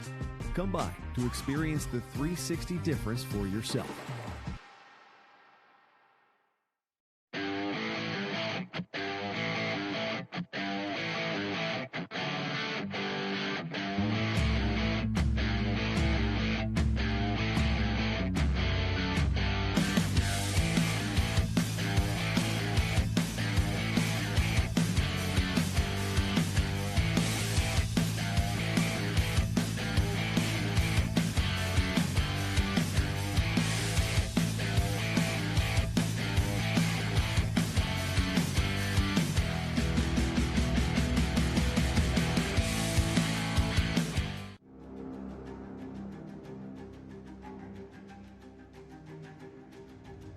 Connect with the Wild is about off-roading with your buddies. Connect with the Wild is about going to Moab and conquering new challenges that you didn't think were possible. Ultimately, Connect with the Wild is about enjoying the outdoors in your vehicle as best you can. We're treating it like we know it's something special that everyone will remember.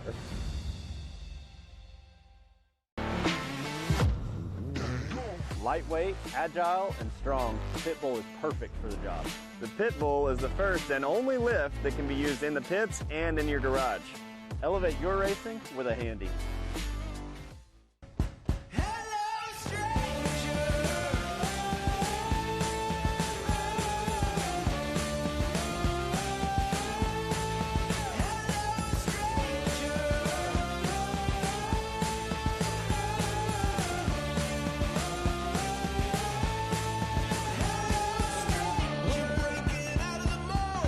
Get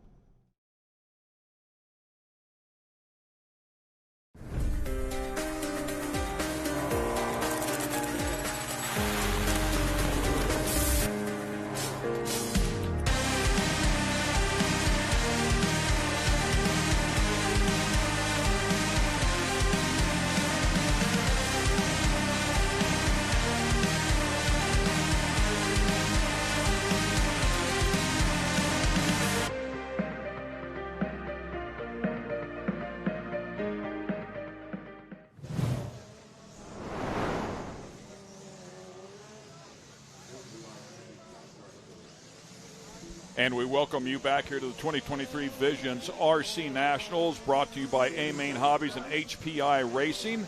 We have our open e-buggy competitors up on the platform, and some of the big names that are here: Seth Van Dalen, Joe Bornhorst, Ty Tessman, Mason Fuller, Jared Wiggins, Adam Drake, Ryan Mayfield, Spencer Rivkin, Jared Tebow, Cole Ogden, Dakota Finn, Fee Long Wen, and Brandon Rose, all ready to throw down here in this session, the biggest names in the industry. Yeah, we're going to see a lot of our invite drivers from our Nitro classes out here in our e-buggy classes, as you just mentioned. They're looking at, I believe that is Ty Tessman, if I'm not mistaken. That left brain, right Yeah. brain right there going Yes, on. yes. Pat your head and rub your stomach type of thing, right? I mean, one running the steering, the other one running the throttle and brakes, of course. And so explain again, I go back to that controller. When you're running the throttle, you pull it one way, it's accelerating, you push it the other way, it's brakes, correct? That is correct, yep. And these guys can, the amount of time that it takes their brain to go from one to the other and have precision control is absolutely amazing. I mean, these guys are phenomenal at what they do, and we're about to find that out here as this race gets underway. And so let me ask you another question going into brakes. Now, with an e-car like this, I would think that maybe the engine could serve as a brake. When you go to the Nitro version, do they actually have a brake system? Yes, they do. So the Nitro cars, compared to the electric cars, actually have a front and rear brake system in which you can adjust the amount of front brake and rear brake that you want. You can have different brake bias either way. Most of these electric cars do not. What they have is just basically you can set the amount of brake through the electric motor that you want. Right. But it's not adjustable front and rear. It's all the way around, whereas, like I say, on the Nitro cars, you can adjust them front, rear, and that kind of thing. And that is a big thing on some of these tracks. You'll see a lot of these drivers, especially with these 180s, they'll throw in a little more rear brake to get that rear end to slide around and things like that. Set the car, yeah. Yeah, and a whole other tuning option available there for a lot of those guys. Yeah, very interesting stuff for sure. Didn't even think about that, as I recall, a year ago. But, yeah, with the electric motor, you can use that to just generally slow the platform down the second you get out of the throttle. Naturally, it's going to pull it down. But with the Nitro cars, a good bit different, and another adjustable, situation there on those cars. I mean, it's just infinite, much like a big car, if you will. Absolutely, absolutely. 2 minutes into this one, Spencer Rivkin, the team associated driver out of Arizona, going to be leading us out here in open e-buggy. Spencer Rivkin there in the signature paint scheme on the left side of the track there, the J Concepts driver. Coming into the infield there. Looks like now Dakota Finn, the TLR driver, taking over the number 1 spot from him. Getting after it. Of course, we touched base on that a little bit earlier with Spencer Rivkin out of Surprise, Arizona, which, by the way, was a home of a short course off-road track for a long time, a very, very exciting one at that, but finished up 6th overall 1 year ago in the invite category for the 3A mains. Finished up on the podium in the first one in 3rd place, so had some good success out here. Of course, I don't know that any of those notes work here this year with this track being completely different, not only in design, but consistency of dirt as well. Well, you're talking about the short course truck track there in Surprise, Arizona. 2009, Joey Christensen actually had his major race, the Dirt Nitro Challenge, his RC race at the Fear Farm at the Nitro Pit, right there next to right next to the big truck track. So it was one of the most exciting they actually had moguls there at that short course track rather than a rhythm section, and to watch the Pro 2s and the Pro 4s go through there, and the suspension work was like no other track on the planet. It was incredible. Then the Pro Lights went through there, and I don't think there were any trucks left. Well, Dakota Finn leading the way here in this one. He's got a 0.4 of a second lead over Spencer Rivkin in that number 2 spot. Brandon Rose, who we just saw just fall short of bumping up into the invite in the Nitro class. He's sitting 3rd with Mayfield 4th, and Joe Bornhorst in the number 5 spot. Yeah, and worth mentioning here, if you've been with us following along here this morning, we welcome you. We thank you. Hope you're enjoying what we're bringing to you. It's great pictures. Video crew doing a wonderful job. Track beautiful. The racers, of course, second to none. World-class ranked stuff. But Camden Line was the first one to bump in from our open class into the invite category. He was talking about how the pros, the world ranked guys, were running mid-27s. He said, I was running low 27s. I was wondering if the track was developing, coming along. We'll take a look at it now because the pros are out here. They're running mid-26s now. So they're going to show up every single time. But certainly something is changing out here, and I would have to lean towards the condition of this track as it works in. You talked about it before. There's some fluff up on the top. They'll start to blow that off and get some good grip. Yeah, look at the Dakota Finn here as he makes his way around. He's got Mason Fuller, the HB Racing driver, right there behind him. Mason holding pace right now with Dakota. Mason's sitting in the number 9 spot, but right now I think he's just latching on to Dakota, trying to use this race here. May not be Mason's best race, but trying to use this to his advantage. Maybe see where Dakota's picking up some time on him and find some lines that he hadn't found just yet. Dakota Finn out front with 1:04 left to go here in this one.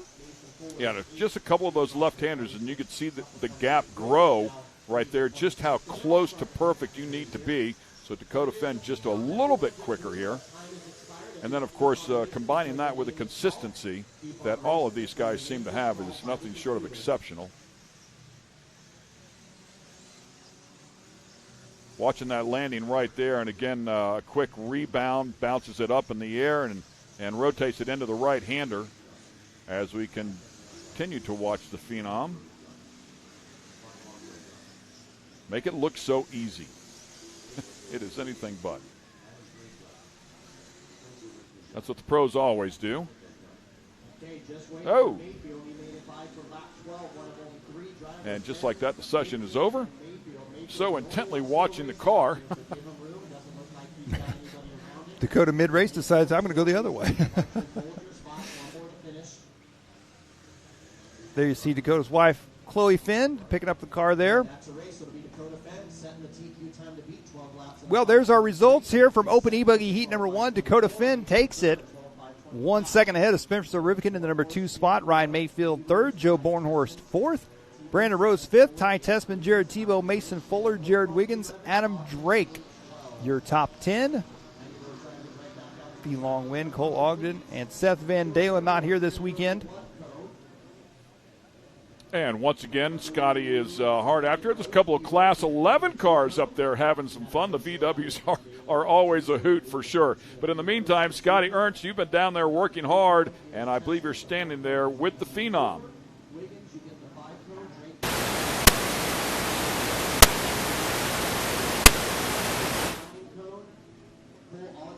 And it sounds like, unfortunately, once again, there are some technical issues with Scotty. We'll see if we can get that sorted out and get it back down there to Dakota. As once again we watch these Class 11 cars, you know, they go out and run in the desert. They run Baja with those cars. They are bone stock VWs. They compete at Crandon on the short course there. The fans absolutely love them.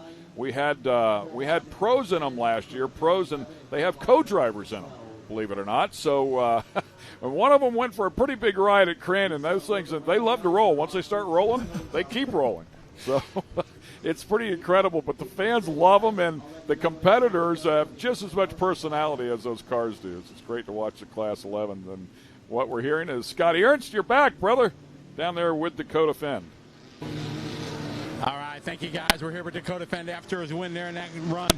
Obviously, E-Buggy is not the big focus. Nitro is, but tell our viewers, can you take anything from what you ran there in E-Buggy and transfer it to your Nitro car? Yeah, 100%. E-Buggy is a pretty similar setup-wise to Nitro Buggy, so we're able to kind of do a little bit of testing, changing in E-Buggy, and then transfer that over to the Nitro Buggy pretty smoothly, and then also just tires as well. So it's good having E-Buggy first. We can do just a little bit of testing with the car and tires, and make sure the Nitro Buggy's dialed in. Sounds good. I know you got a thrash. Go get them. Well, thank you. All right. They're Dakota Fend. They're pretty busy. They're clipping along. They got E-Buggy. They got to get their Nitro cars ready for the first round of invite. So they're keeping them busy here at Visions. Back to you, Ken and Mike.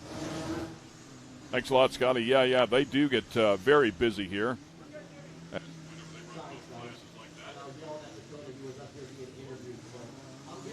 Got our next class out here. They're on their warm-up session. Open E-Buggy here once again. And this one here, we got a couple more drivers to keep an eye on. A lot of these drivers we saw in our open classes. Got Braxton Open Coley. Nitro category, yeah, right? open, Yes. Yep, open Nitro, yep. Braxton Coley, Ethan Mechanic, Garrett Martin, Creed Nally, Jonathan Noon, Spencer Klein, Reggie Tung, Camden Lime, who we saw, there's Camden right there, back on the track once again. Yeah, pretty interesting to listen to Dakota Finn say how similar these cars are and that they can go back and put some of that setup on the nitro car. You had also mentioned that as well, Mike. I'm curious if there's a weight difference between the electric cars and the nitro cars. Typically, these things weigh in about 7 pounds, if I'm not mistaken. That's a really good question. I know it's going to vary between manufacturers. Some of the manufacturers basically have the same platform with just very little configuration differences, and then other platforms like, for instance, Techno RC, they have a nitro platform, electric platform, and the cars are quite a bit different compared to, like some of the other brands may have a nitro car and electric car that are basically the same car, just electric and nitro swapped out. So I think it's all going to kind of depend on manufacturer, what brand chassis you're running, and things like that. Yeah, interesting for sure. I would just I immediately think of the weight of the battery would make the car a bit heavier, but not necessarily the case, of course. Certainly with all the other components that are on the nitro cars. As you can see, some of the cars here now lining up, waiting for this session to begin, which will start in 2-1 now. 5 minutes they'll have to go get after it. Well, Camden Lime going to be the first one. He's jumping out there. He says, I want the clean track. I want nobody ahead of me. Rough start for Camden off the drop-off. It's right back in the throttle to get after it and try to keep that clean air out in front of him. Clean track, I should say. Misses that left-hander by a bunch. Camden may be a bit on the wild side here on lap number 1. He's wound up, isn't he? Yes, he is. Attacking this thing. And it sounds like we're going to get a replay here as well. The guys in the truck there having some fun. We appreciate this. Go back and take another look at it here. Yeah, let's take a look here. An instant replay here as Camden get ready to come off the, that was very instant. It was instantly gone. So it goes. We'll keep working on that. Here we go. As you can see, catches that inside tube, tumbles. Larkley lands back on his wheels, but look how fast he's back on the throttle. Spins that car around, takes off. Says a lot about how tough these cars are, too. It really does. It really does. Yeah, these cars are taking a beating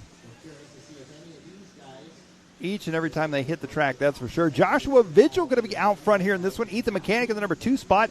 Garrett Martin in the 3 spot. So Dakota Finn, that last run, he had a 12-lap run. Joshua Vigil right now is on 11 at a 5:06. So only on a lap run for Joshua.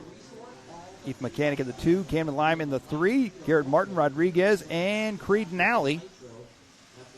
Yeah, again, it just comes back to that consistency. They're just amazing how good they are. They can just run lap after lap after lap, and in a 5-minute session will put you a lap down just that quickly. A couple of moments like this, it can affect everybody that might be up there on the leaderboard. Talked about Camden going for that ride. Even though he landed back on all fours, it still cost him a couple of seconds just in that one instance. Then kind of overdrove a couple more turns, probably another second lost in there. So you do that a couple of times, and boom, a lap is gone. Yeah, and as we talked about, it's extremely difficult on this track layout to make that time back up for sure. Little trouble there for Braxton Coley, it looked like. So Ethan Mechanic still out front. Camden Lime back up at the number 2 spot. Fast lap on the track here, and this one a 26.9 by Camden Lime, the only driver to get down the 26-second lap range so far. Yeah, very impressive effort. Camden certainly proving, I think what I saw before was a 26.6, if I'm not mistaken. So certainly proving that he has the speed to compete there with the invite drivers. Again, it would come back to the consistency will probably be the difference. And that may have been, we'll have to wait and see here. That may have been Ethan Mechanic there dropping back with that mistake. So Camden Lime going to take over the number 1 spot now. 11 at a 5:04 going to be his pace. Joshua Vigil in the number 2 spot. Ethan Mechanic drops to 3rd. Spencer Klein is up to 4th. Creed Nally in the number 5 spot. Mechanic has been at the top of the sheets here a couple of times. It seems like something will bite him somewhere along the way and does not end up at the very top. But again, somebody with a lot of speed, and that's how you chop the corner off a little bit. Camden Lime getting lucky right there. Yeah, the time to beat right now is Dakota Finn, that 12 at a 5:23 pace. And I don't think they're going to do it here in this one with a minute 20 to go. If they're on 11:5:04. Camden working his way back around here down the front stretch. It is going to be fun to watch these guys throw down in a race. I think we'll have some good close racing here, and it'll be fun to watch them make the dive bombs, and try to get underneath somebody or see a train of them all running nose to tail. Camden right now, he's got a clear track ahead of him for the most part. Nobody right on him, so smooth running here for him. The rest of this one possibly. Yeah, no pressure, right? Settle in, get into a rhythm. Seeing that left-hander there, it looks like it upsets the car just a little bit. Wow, way out there by the tube. Joshua Vigil putting in a great run here in this one as well. In that number 2 spot, he's going to be 2 seconds back from our leader. Ethan Mechanic in third. Spencer Klein in fourth. Reggie Tung up to the number 5 spot now.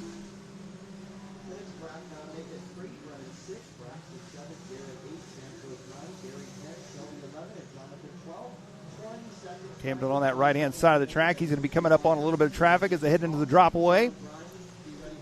Number of people online, by the way, chiming in as well. We'd love to hear from you for sure. Thanks for watching and playing along with us. Some incredible talent out here throwing it down.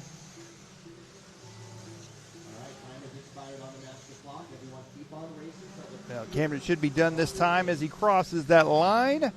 And I believe he is done. Camden's going to be finishing this one up 11 at a 5:03. I believe he's going to seal the deal here for heat number 2. How about that, man? He's off to a great start here. Good weekend so far here for Visions. Nitro and e-buggy. Highlights reel, some of the action. Everybody getting finished up there. So Camden Lime going to take it. Joshua Vigil second. Spencer Klein moves up into third. Ethan Mechanic in fourth. Rodriguez fifth. Nally, Coley, Tung, Martin, and Barry Rowe the third, rounding out your top 10 here for our Open e-buggy heat number 2. Yeah, 11 laps at 5:03, and you talked about it before with Dakota Finn putting 12 laps in, so it'll give you a good idea of the difference in the level. But certainly very racy and something for these guys to dig at, come after. Another good look at that rear wing, actually both of those cars right there that you had spoke of before, how large they actually are and how high they are. Yeah, a lot of these guys, like I say, that's been a big change over the past few years is where those wings are positioned, the style of wings that are coming out now.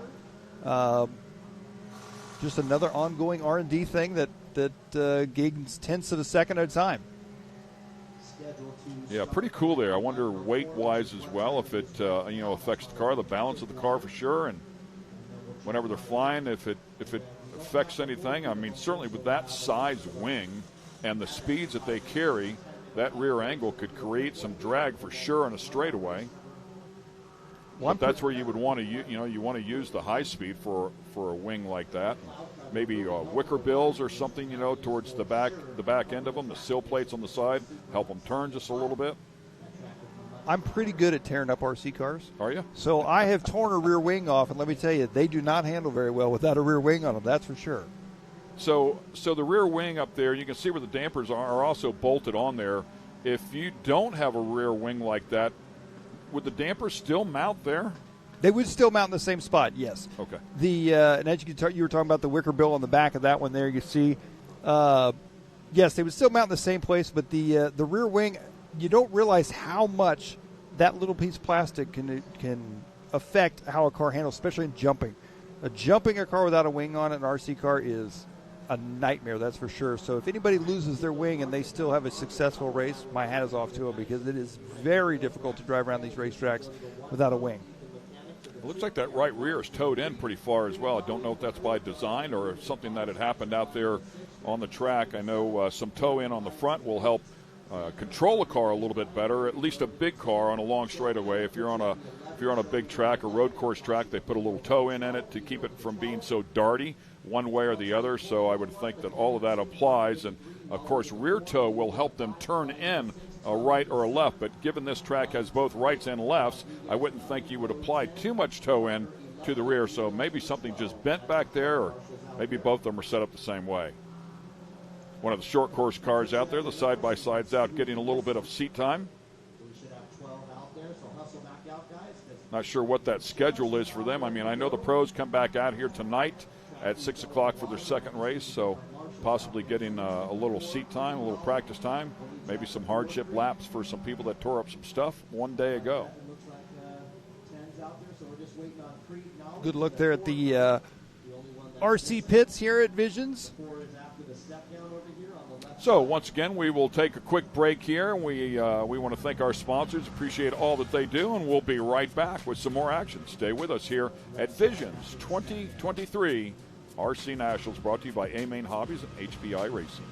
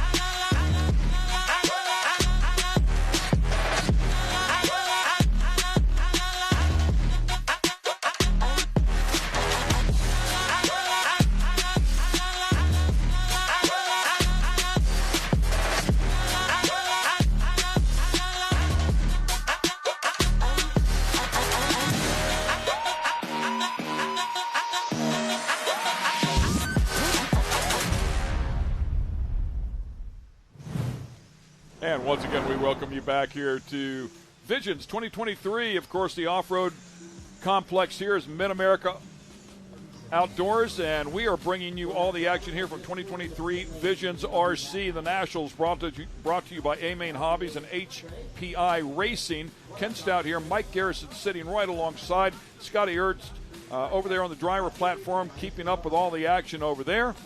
And Brittany also in here with us, Mike Garrison's wife, and just pointed out 4th through 22nd, we're all on the same lap. Yeah, pretty impressive how close everybody is racing, and we're just getting started. This is just round 1 of qualifying, so a lot of racing ahead of us here this weekend, and it's all going to be fantastic, that's for sure, as these drivers all getting checked in here for our Open E-Buggy Heat number 3.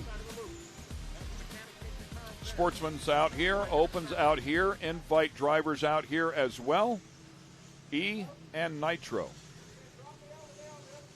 Coming up with this one, we got Tyler Noon, Scott Brewer, Jacob Vigil, Blake Everett, Spencer Heckert, Caden Fuller, younger brother to Mason Fuller, who we saw earlier.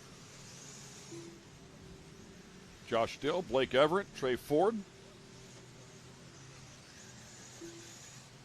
Avery Widzinski, Graham Hill. And, yeah, there's that time to beat of 12:5:23 for Dakota Fenn. Threw one down here in that first group.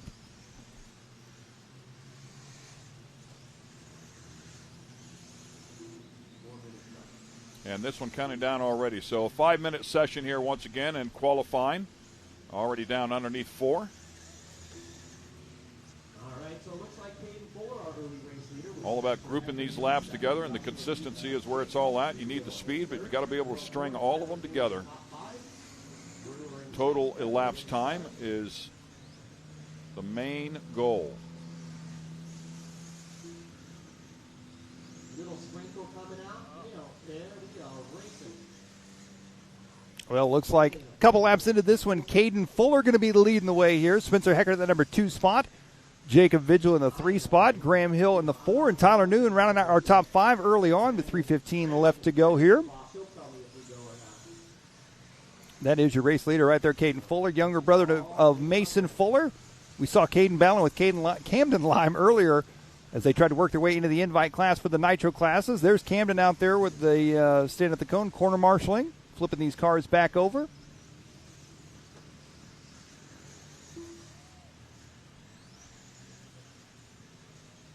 Caden out to a early lead here in this one. 11 at a 5:01 going to be his pace. 1 second off a 12-lap run for him.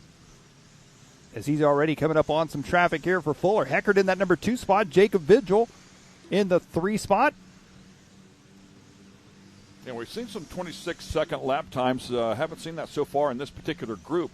So I find it impressive that he's only 1 second off that 12-lap segment time. Here he comes back down the front stretch. And as the drivers were talking about a little bit earlier, they were excited because Joey and the track crew keeping the track watered, keeping a lot of traction in it.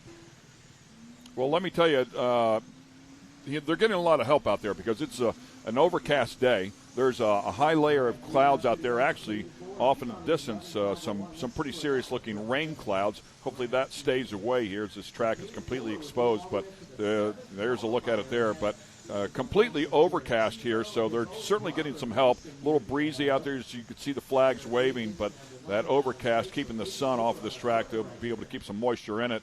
And hopefully this track will stay very consistent here. It's very good right now.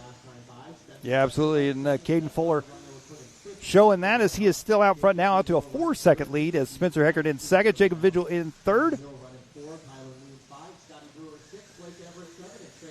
Fuller working his way up on some traffic here. We'll see if they can work it out. Oh, had to check up just a bit there. Oh, man. Big contact, too. Yeah, checked up just a little bit, got right back in the throttle, and still tagged the back of him. Both of them went for a ride.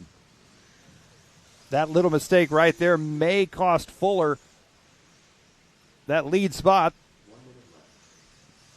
Still trying to get around there to try and get some clean track. And talk about it qualifying all the time. You know, you try to you want your own space, but when you're going for overall lap times here, for a bunch of them, you've got to attack, try to get around that competitor that's in front of you. I thought maybe the front end was damaged here just a little bit, but everything seems to be okay.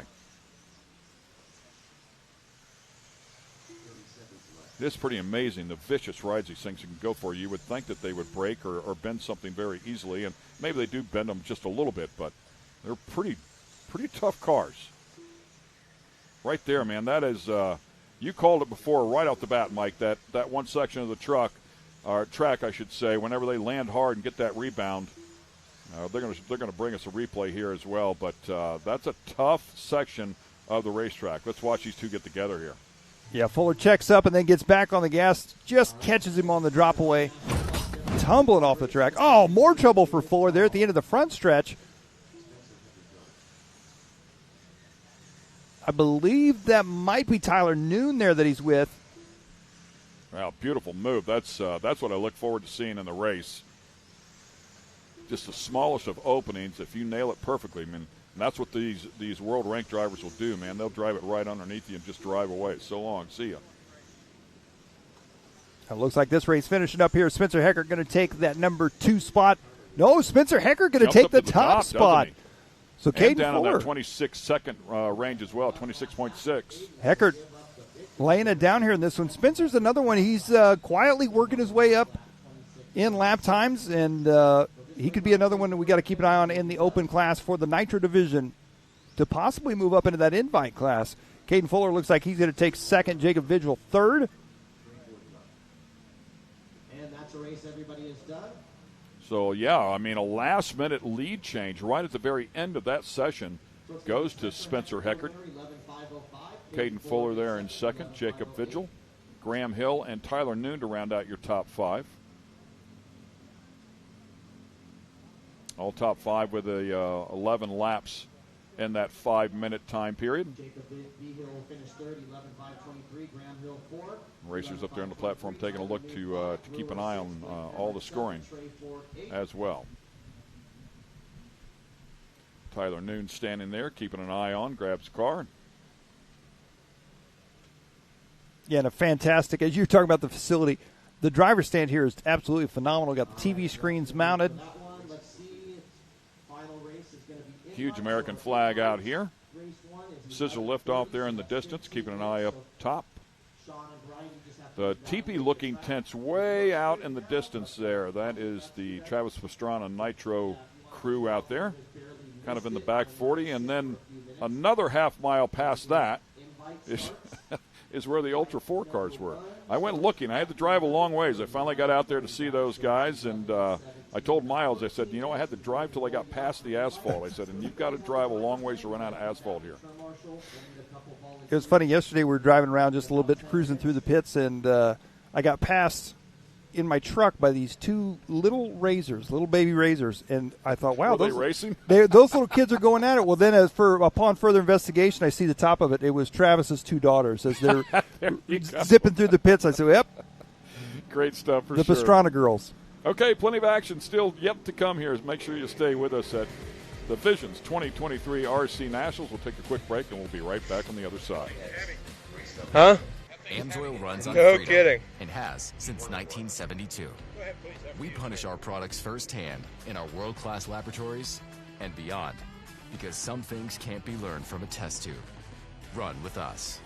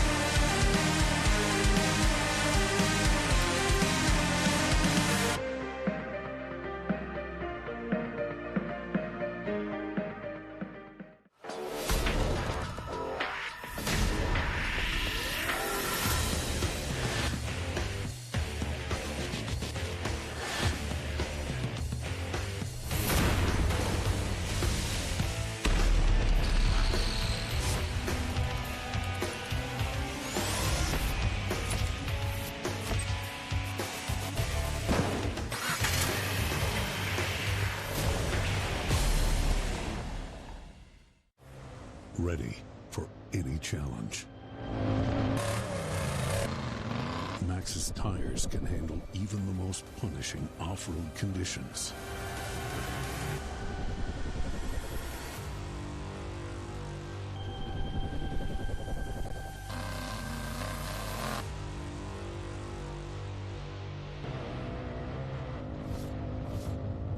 Max's tires. Tread victoriously. Speedsport has been America's motorsports authority since 1934. Get news, results, and commentary from the most connected experts in the business, covering all forms of motorsports from flat track to NASCAR and everything in between. Bookmark speedsport.com on your mobile device now, or follow Speedsport on social, and be sure to subscribe to the Speedsport Daily. Speedsport is your one-stop shop for all things racing on two wheels and four. Okay. Do you want to drop that off with them and then go do the interview?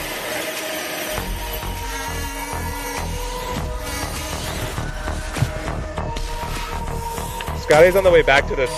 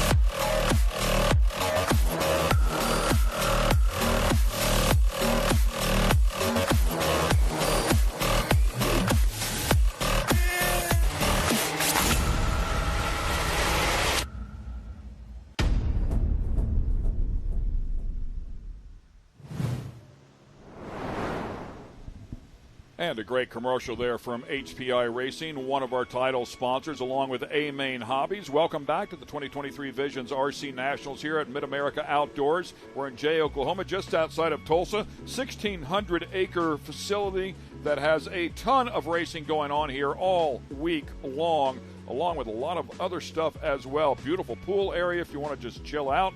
Certainly a place to come and spend some vacation time, watch some great racing action from a lot of different disciplines. I mentioned it before. They had a rodeo, they had bull riding that went on here. I believe it was Tuesday night or Wednesday night.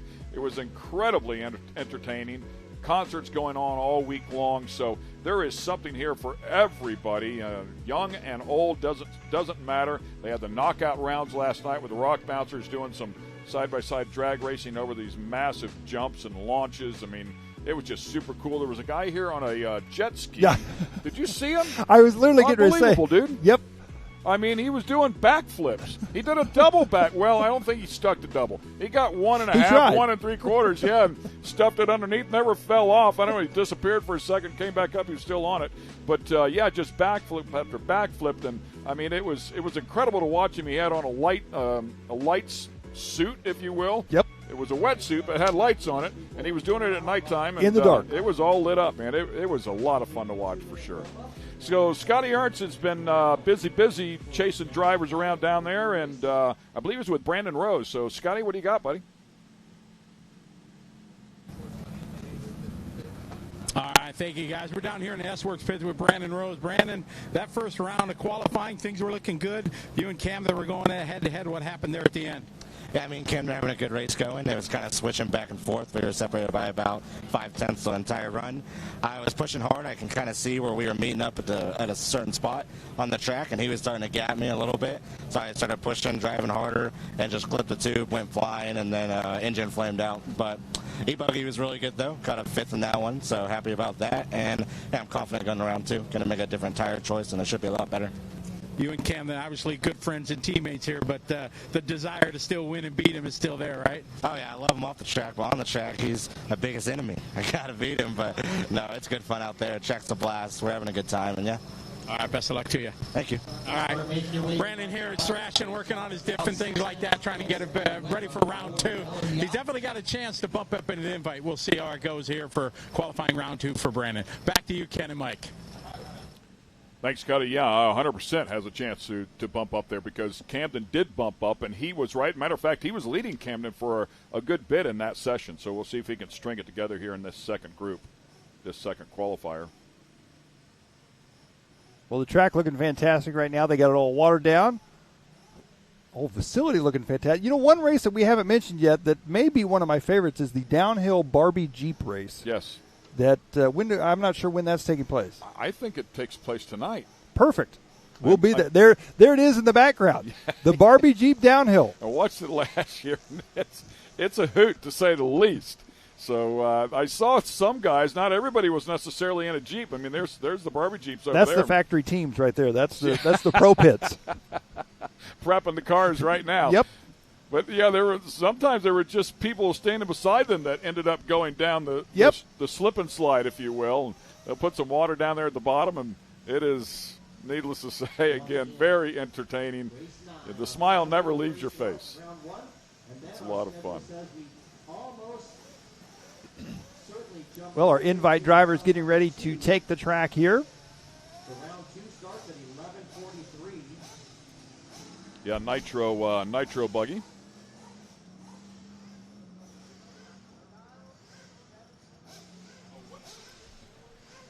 Here they come. Good shot there of the Nitro Cross start. Of course, the hashtag KB43 ever. That is obviously in memory of the legendary Ken Block.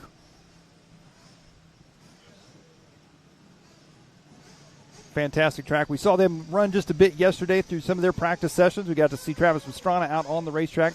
And apparently just a few days ago, Travis Pastrana actually rolled his rally car in the rallycross practice session. So a couple of the other drivers giving him a bit of a hard time.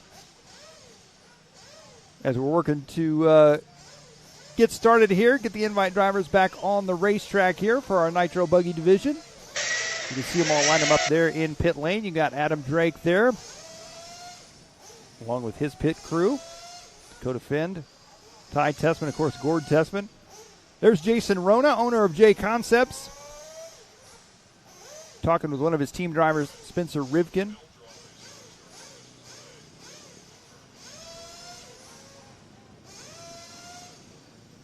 rest of the drivers working their way down the sideline there. There's Gordon Ty right there. Team X-Ray RC America drivers. So it's just getting some clarification here on the invite drivers and what we're going to see here today. So we knew that there was a pill draw that will determine their starting position. So the pill draw will determine their starting positions for today's heat races, and it will give them all 3 starting positions for the 3 different heat races.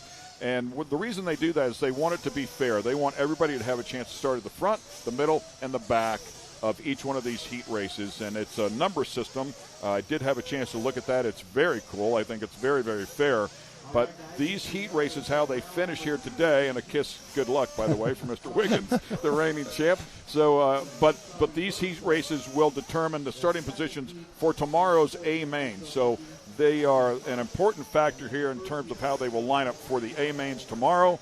But they drew pills to start here today, and everybody will have a fair chance. They will start each one of these in the front at some one point or another. So good stuff. So no money on the line. That right. Yeah, I have no money on the line here for this one. This is, as you said, starting position for tomorrow's main event number 1. Good look there at Jared Tebow, JTP RC Mayako team driver. Overall was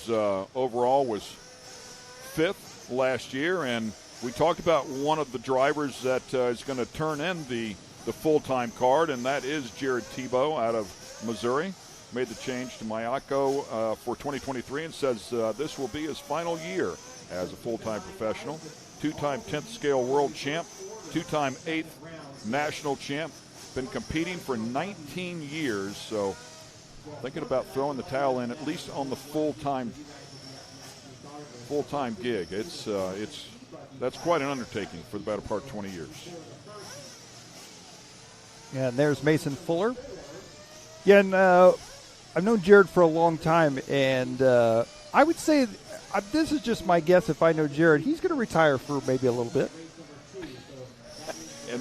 And then? Well, I would venture to say he'll probably maybe show up here to 1 or 2 races a year, maybe more, maybe make it right back. You never know.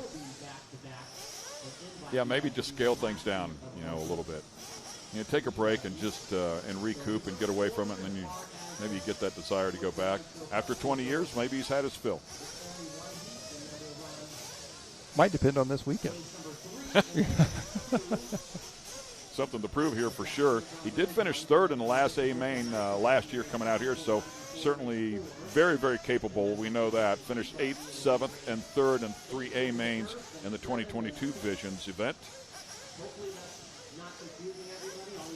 2022 coming in here, it already had 5 podiums, including the 3rd of the DNC and Pro Nitro Truggy, and a double podium at the Southern Indoor Championships. So, yeah, he's just one of those guys that can certainly get it done. If you take a look at Spencer Rivkin here as well, finished 6th overall here at this event 1 year ago. AE Reds and J Concepts on that car. Currently ranked 14th in the world is Rivkin and 5th in the U.S. Ty Tessman standing up there as well, ready to throw it down. As he's ranked 6th in the world and 7th in the U.S.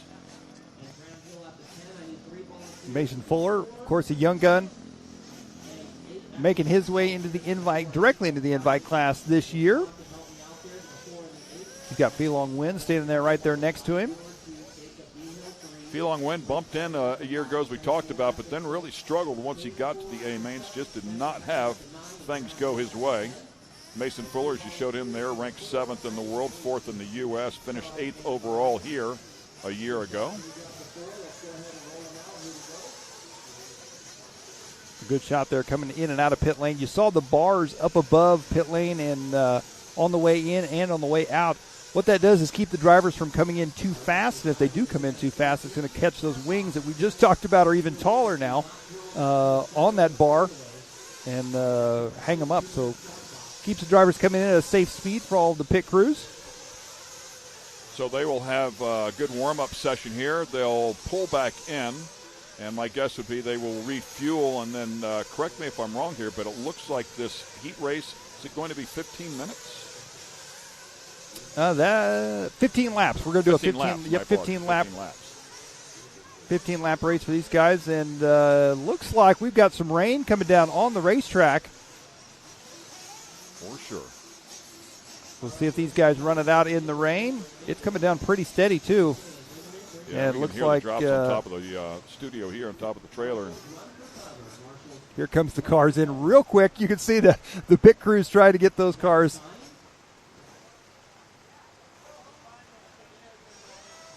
under the cover there. Yeah, that's a shame. Unfortunately, will affect us, of course, this racetrack. It's also going to affect the big track out there as well for the Nitro guys that had the entire day to set up and practice to get ready for their event. Keep in mind, they really didn't have much time to get out there onto that track at all for their event tomorrow, as we've been racing short course cars out there all day yesterday. Immediately going to work on these cars, though, to clean them up and dry them off.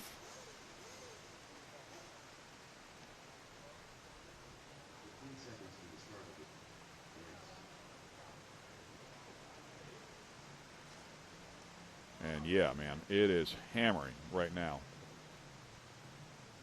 So safe to say we've lost the track here at this particular moment. I'd be really curious to hear your opinion if it does stop raining, how quickly they could get back out there. Is that a different tire choice? Will they need to wait for this thing to completely dry? What is the typical protocol in RC racing with inclement weather? Well, there's a number of different factors out there. One being, obviously, you've got some electronics in there that, a lot of the cars that you can buy for running your backyard and stuff are waterproof and things like that. But these race cars aren't really designed to be out there, especially in the rain and the mud and things like that. Not saying it can't be done. Probably one of the muddiest races of all time was the 2008 World Championships, which was here in North Carolina in the United States.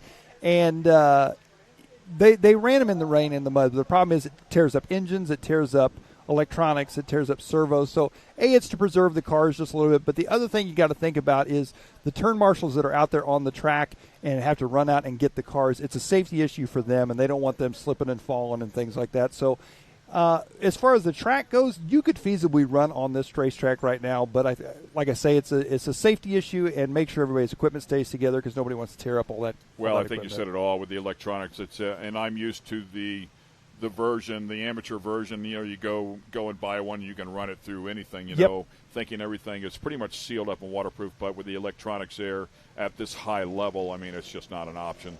The last thing we want to do is have car failures at a level like this. So disappointing for sure. We're sorry for the fans at home. I know some of them are chiming in that not the first time this year. Unfortunately, the rain has delayed or eliminated a number of races along the way here in 2023. So it goes. Big cars, small cars, whatever the case may be, if it's exposed to the weather there, this is how it can turn. Yeah, and it looked like on the big track there behind the RC track, looked like even the Nitrocross cars were coming to a stop as well. So the rain is definitely coming down here at Visions. All right, well, once again, we will take a quick break here. We'll decide on what we're going to do here with the broadcast. Stick with us. We'll keep you up to date. As soon as we know, we will pass it along. Stay with us once again. 2023 Visions, RC Nationals.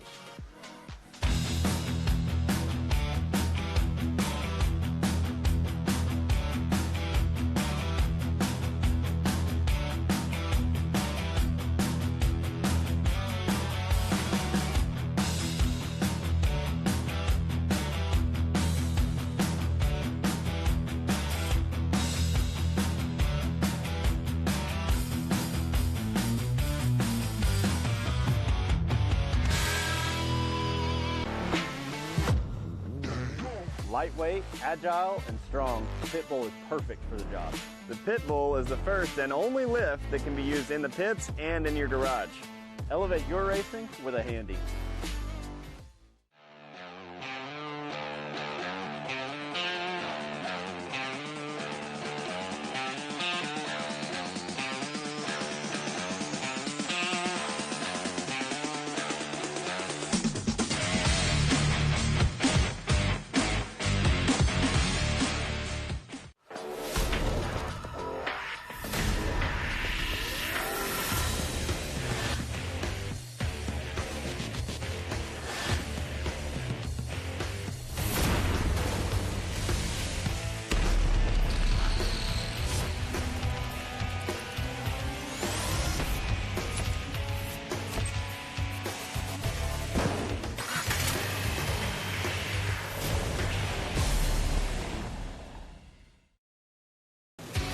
watching Speed Sport 1, your home for great off-road racing from America and around the globe. Woo-hoo-hoo! From Ultra 4 to rallies. These guys are fighting for the lead. It seems very aggressive. Short course to desert race. Great move there. He is so fast. Whether on 2 wheels or 4, Speed Sport 1 has the off-road action you crave. Look at that move. Jumps to the inside. Speed Sport 1, the Motorsports Network.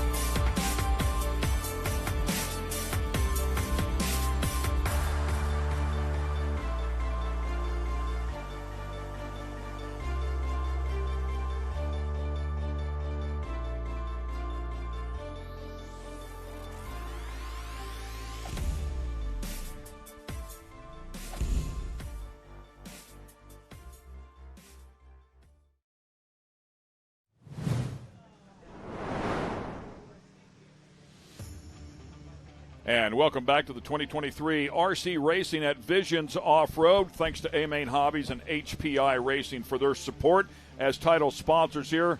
Unfortunately, there's a look at the racetrack, and as you can see, it is drenched. So a number of changes will need to be made to some of the cars. We'll get back out here, but first and foremost, we'll need some time to get the track back, and it looks like it's still raining out there now. I know Scotty Ernst is running around to talk to a couple of the players. So, Scotty, who do you have, and what's going on, man? All right, we're down here under the driver's stand here trying to avoid the rain. We're here with HB driver Cole Lockton. Cole, you guys were stoked, ready to go, locked and loaded, and then Mother Nature, she won this one. Yeah, I mean, for sure, yeah. We were all pumped, ready to go, doing our warm-up laps, and then bottom fell out. So, I mean, it is what it is. The weather is can be a mother sometimes, but here we are. You know, we'll just wait it out and see what happens. Normally when we talk to drivers after your year, big changes, you know, chassis manufacturers, tire. The biggest change for you is the golden locks of hair. The mullet is gone. Yeah, the locks are gone, and a little tire swap for me, but everything is pretty much else the same. And, yeah, the locks, man, they're just too hot, too much to take care of, and I was like, I'm over it. So we cut them off right after, I think, the TNR race earlier this year, so I was over it, man. Too many years with it?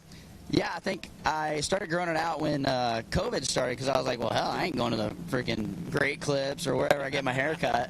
So I was like, we'll just rock it long, you know, we'll just see what happens. So I waited like 3 years, almost 3.5 years, and I'm finally like, this looks like a mop, dude. It's got to go. So had to go. And I donated them, too, so that was good. Oh, that's really good. That's good. I know a lot of people have done that. All right, back to racing here. You got a bunch of practice in. How's your car? Good. We never really got any kind of crazy wet conditions yesterday. It was mostly kind of dry, and I don't know. I mean, it felt okay. It definitely was a little slow, but you know, we can make a couple changes and make it a little quicker in the slicks. So we'll see what happens with the track for the rest of the day. And I don't think it's gonna dry up or even be raceable today. So I guess we'll see. We'll see. All right. Best of luck to you. Thanks, Scotty. All right. There's Cole Ogden from HP. Always optimistic, right? Hey, you just never know. Back to you, Ken and Mike. Thanks, man. Yeah, he had such a good event here a year ago. Finished up 4th, 2nd, and 6th for a 3rd overall. Really, really solid event as you can take a look at the current situation here, unfortunately. Yeah, track definitely it can soak up a little bit of water, but I think we've reached and overdone that just a bit. It's got water pooling up in some of the key spots, and I tell you what, this is going to change the track conditions when we do get back to racing. It's going to be entirely a different track, that's for sure, for these guys. And as you can see, everywhere those puddles are doesn't seem like much, but it's going to cause little pockets and little potholes, and those are going to start chipping away as the drivers get on them. So again, this is going to be a totally different racetrack when we do get back to racing, when this rain quits.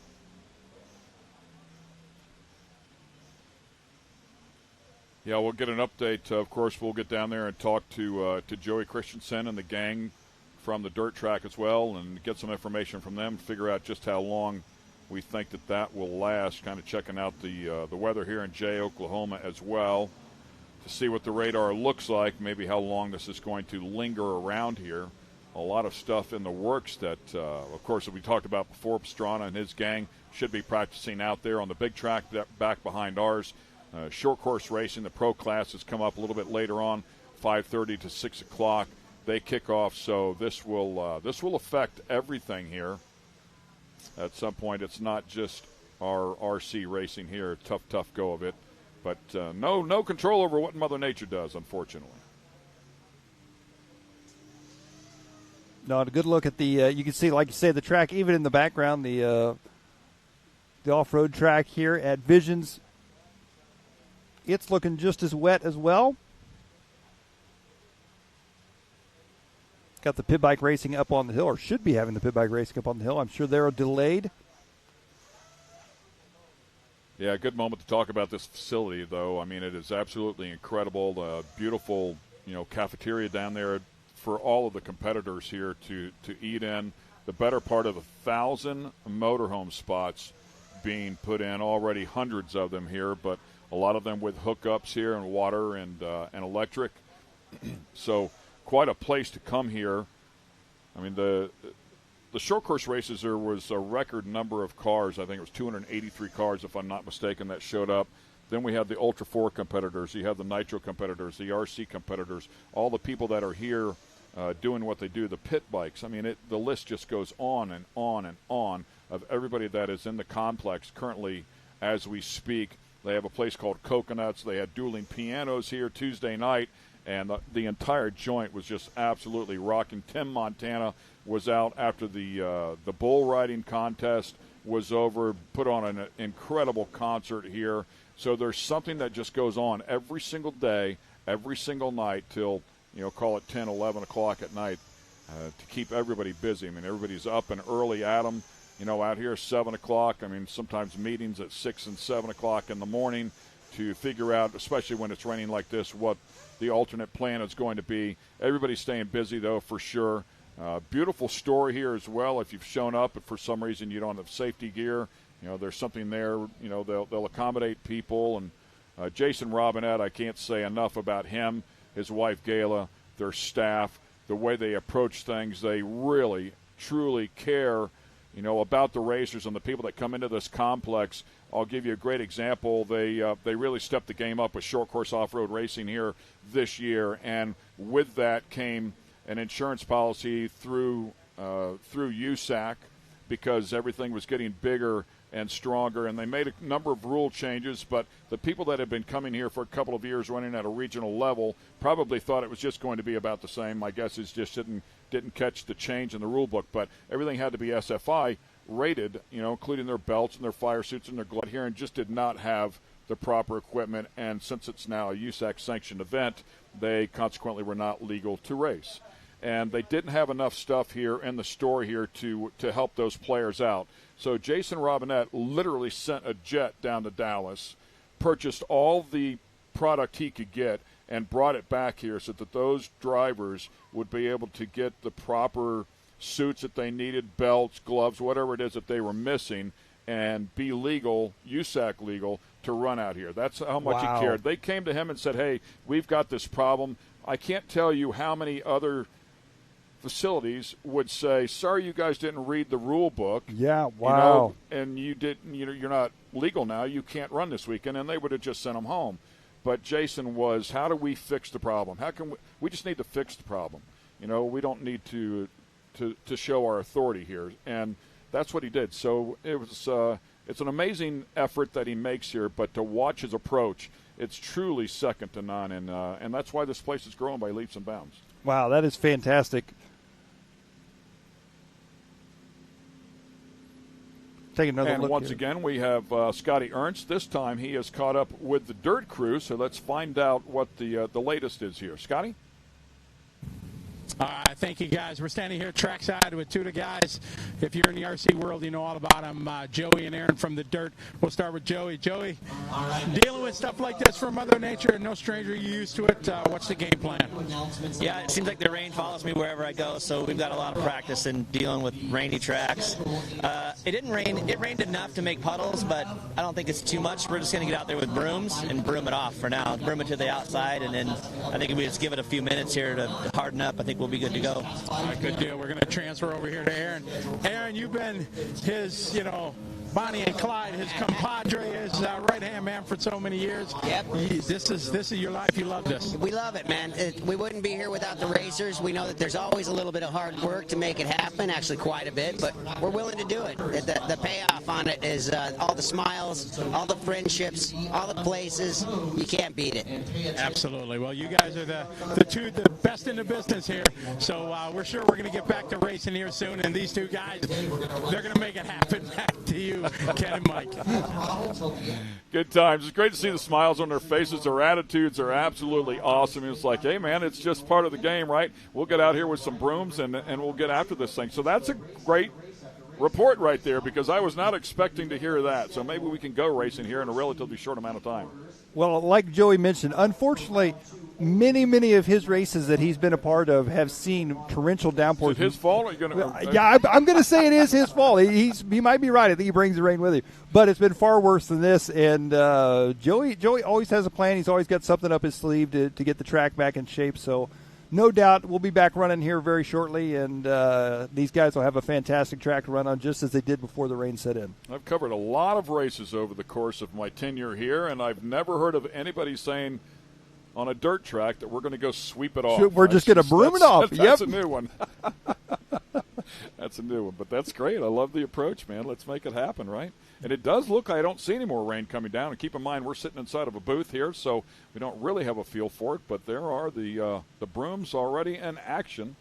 They'll try to pull out some of the big puddles and disperse it evenly and let it dry out. It might take us a little bit more than a few minutes here, but as long as the rain has stopped, we can get back after this thing in a relatively short amount of time. See, man, they might be onto something. Maybe the rallycross track over there, just get everybody in the complex to grab a broom. And a big section of the rally course track, it's just going to run off, man, because it's so steep anyways. We got 9 races, so for round 2, we'll go just back to back to back to back all the way through races. Yeah, Joey and Aaron have been doing this for a very long time. Best friends and obviously work teammates, and they do a fantastic job. They've kind of already done this once this week before the car's gone on it. You were talking about Tuesday, I believe it was, when the rain set in. They had to do a little track maintenance to get it dried up and back in shape as the rain took its toll on it.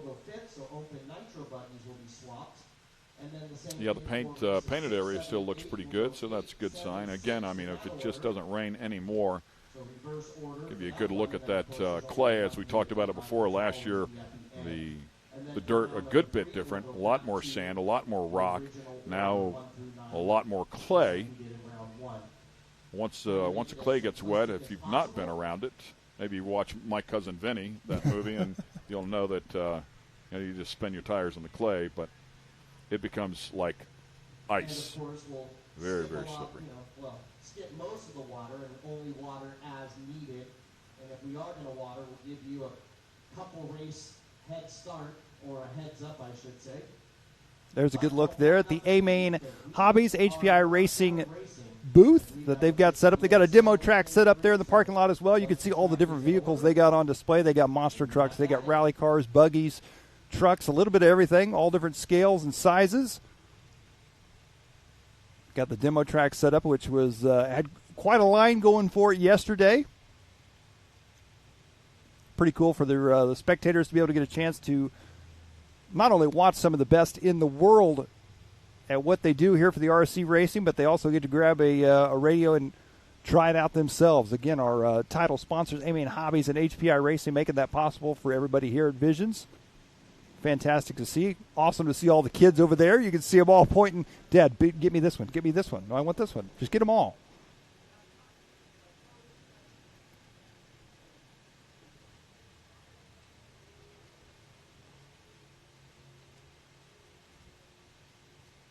As we pan out there and look at the rest of the racetrack, again, some more of our sponsors this weekend: Tekin, VP Fuels, Team Associated, Live Time, of course, and the Visions event sponsor here at Mid-America Can-Am, Rugged Radios, Amsoil, Project X, and Raceline Wheels. All of them making this possible, and, of course, the Dirt Crew working hard right now as they sweep the track off. Stay tuned with us here on Live RC as we will hopefully be back racing very soon.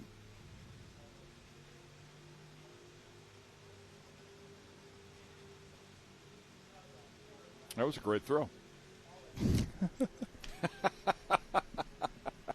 Well, we hate to do it to you, ladies and gentlemen. I know we've run a lot of commercials here, but we just nothing more to talk about here other than telling you that the track is wet, which you can see and we can see. So they're working on the track. We're once again going to roll a few spots here and take care of our sponsors. We certainly want to get them some exposure and make sure you take care of the people that take care of you. So that's what we'll do here. Stay with us. We'll get back to racing as soon as we can.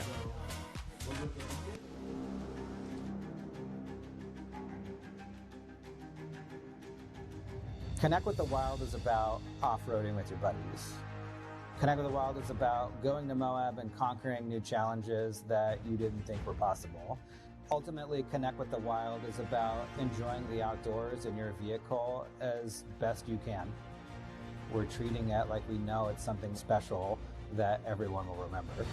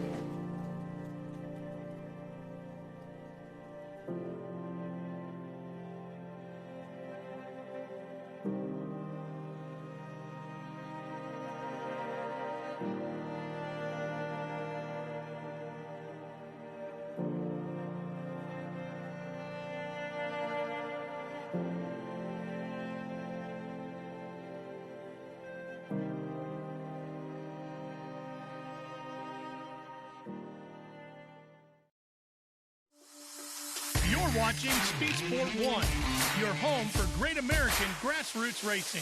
It's time to rumble! Whether you're into sprint cars or stock cars, At the line! modifieds or midgets, Down to the low side, retakes the lead! dirt lane models or demolition derby, Oh! Speed Sport 1 has the grassroots action you love. Are you kidding me? Speed Sport 1, the Motorsports Network. Amsoil runs on freedom and has since 1972.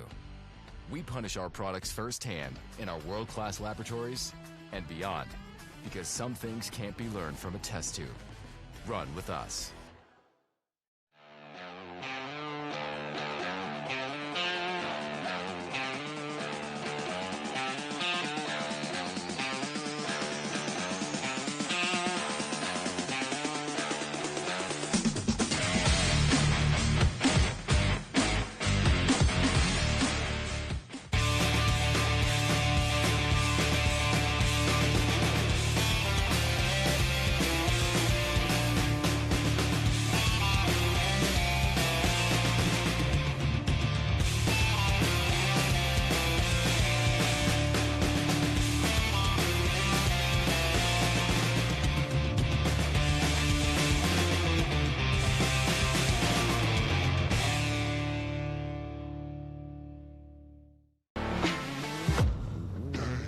Lightweight, agile, and strong, the pit bull is perfect for the job.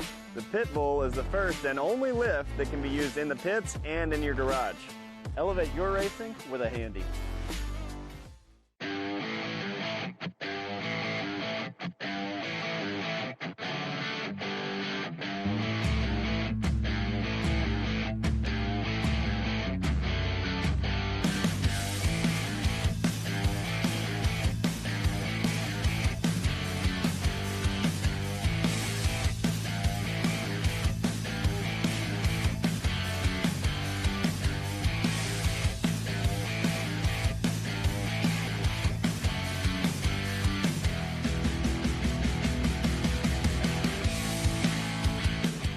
Speed Sport has been America's motorsports authority since 1934.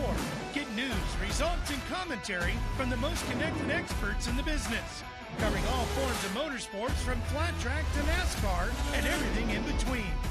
Bookmark speedsport.com on your mobile device now, or follow Speed Sport on social, and be sure to subscribe to the Speed Sport Daily. Speed Sport is your one-stop shop for all things racing on two wheels and four. Amsoil runs on freedom and has since 1972. The rest of the market has been trying to follow our lead ever since. But a head start is a head start. Run with us.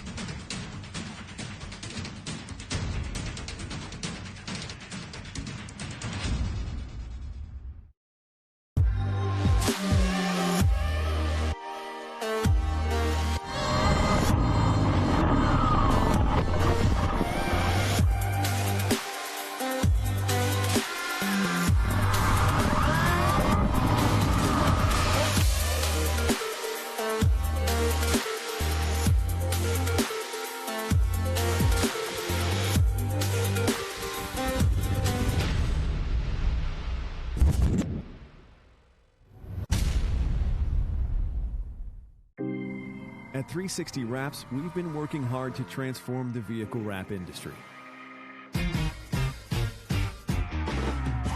Wherever you are, we're standing by to show you the professionalism you deserve.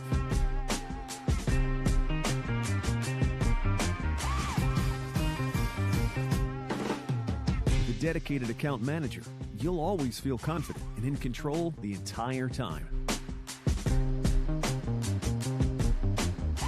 Providing nationwide service to the top brands in the industry, our team will confidently handle any project you give them.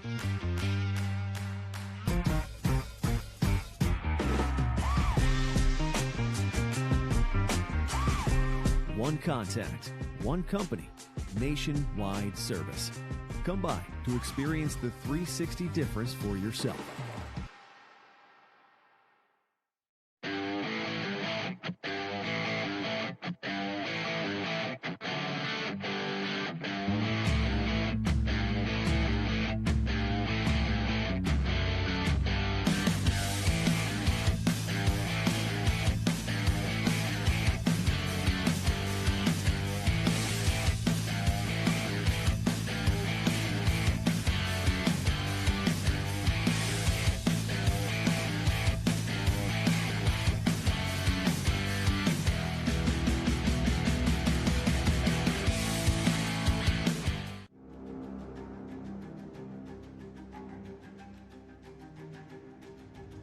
Connect with the Wild is about off-roading with your buddies. Connect with the Wild is about going to Moab and conquering new challenges that you didn't think were possible. Ultimately, Connect with the Wild is about enjoying the outdoors in your vehicle as best you can. We're treating it like we know it's something special that everyone will remember.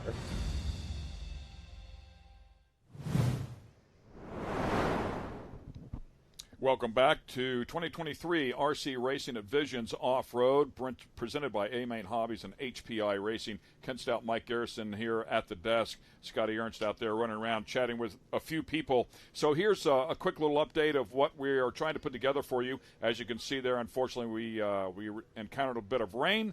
So the track needs to be swept off, and we're letting that currently dry out. Looks like the sweeping has pretty much been taken care of for the most part here. What we're going to do is we'll be down here for a few minutes, obviously, as this thing needs to dry out. But in lieu of racing here, we're doing our best to incorporate what we can here.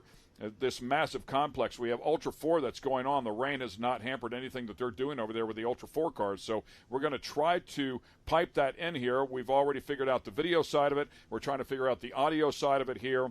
A lot of stuff going on here, a lot of links to connect, but the gang is working on it intently here to bring you a little bit of action so you have something to enjoy here while this track dries out. And then we'll give you some updates along the way and let you know when we will go RC racing here once again. So bear with us. We're going to try to bring you some cool pictures and great sound from the wonderful guys over there at the Ultra 4 series. If you're not familiar with it, Google is your friend, of course, but they're the vehicles. They have a number of different classes, and at the highest level, the 4400s compete out at King of the Hammers. They are incredible vehicles that can tackle some of the roughest terrain known to man and do it at speed. People like Vaughn getting inside of that top level class that can really, really throw down. So there's some great competitors over there, and we're doing our best to get that to you as well while this track dries out. So bear with us here. We're going to go back to a couple commercial breaks. We will keep you updated as soon as we can get the electronic side of this thing figured out. We'll bring you some cool stuff. Stay with us.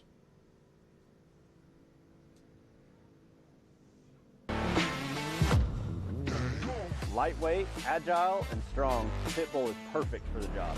The Pitbull is the first and only lift that can be used in the pits and in your garage. Elevate your racing with a Handy.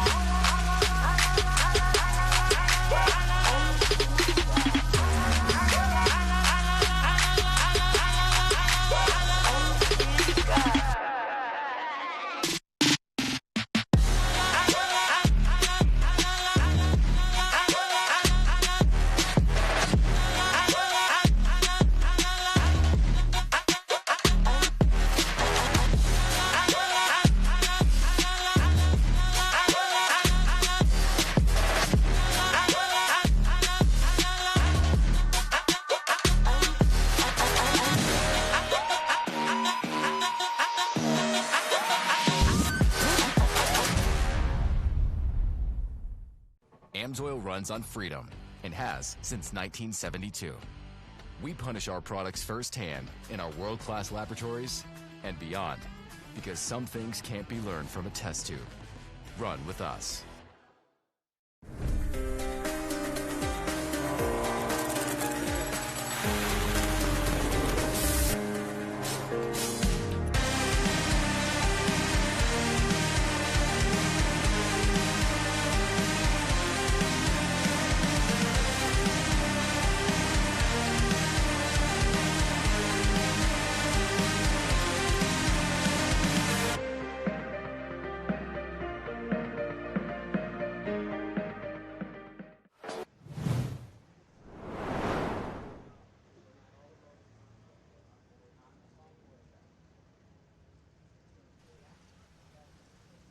And once again, welcome back here to 2023 RC Racing at Visions Off-Road. Again, we thank A-Main Hobbies and HPI Racing. Unfortunately, had a bit of rain here on the track. We're letting things dry out here. My understanding is that we have made the connection with Ultra 4, so we're going to bring you some of that action here pretty quickly. Miles and Jim over there working intently. Great broadcasters, very, very talented, very knowledgeable about the series that they love dearly and cover extensively. I believe Pam Hall might be over there as well. Tiffany Stone possibly. I think they also are involved as pit reporters. I was over there a little bit earlier in the week, Wednesday, when we had our rain out here. I had an opportunity to go over there and watch them, and the vehicles were running through the woods, and as impressive as what they were doing that was, I might have been more impressed with the drone pilot that was following them through the woods to give them some great pictures, some great video to follow. It was impressive, to say the least. I was just surprised that the connection stayed as solid as it did. I mean, because when I say woods, I mean like it was a path. It was a trail of densely wooded property. So I was really impressed that they were able to do that. I've seen a number of drones flying around here this weekend, and I thought the same thing. I thought, talented. I don't know who's behind the controls of that, but they're racing drone pilots, so it's really what they are. So they're very, very capable. So without further ado, we're going to bring you some great action here. Stick with us. We'll give you some updates when we can go RC racing, but in the meantime, enjoy some great Ultra 4 action. That's it.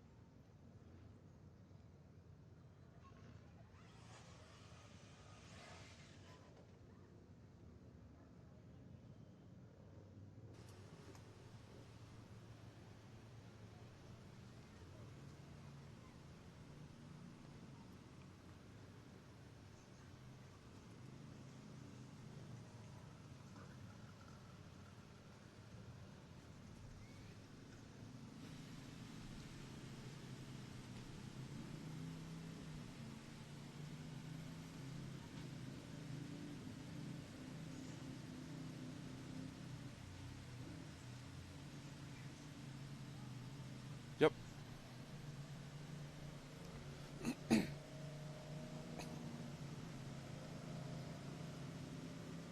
Well, welcome back to the broadcast studio. As you can see, Ultra 4 and a rain delay as well. The rain wasn't here for very long, but it screwed things up just enough to slow us down. So here we are back in studio. I'm with Joe Tripp, Speed Sport.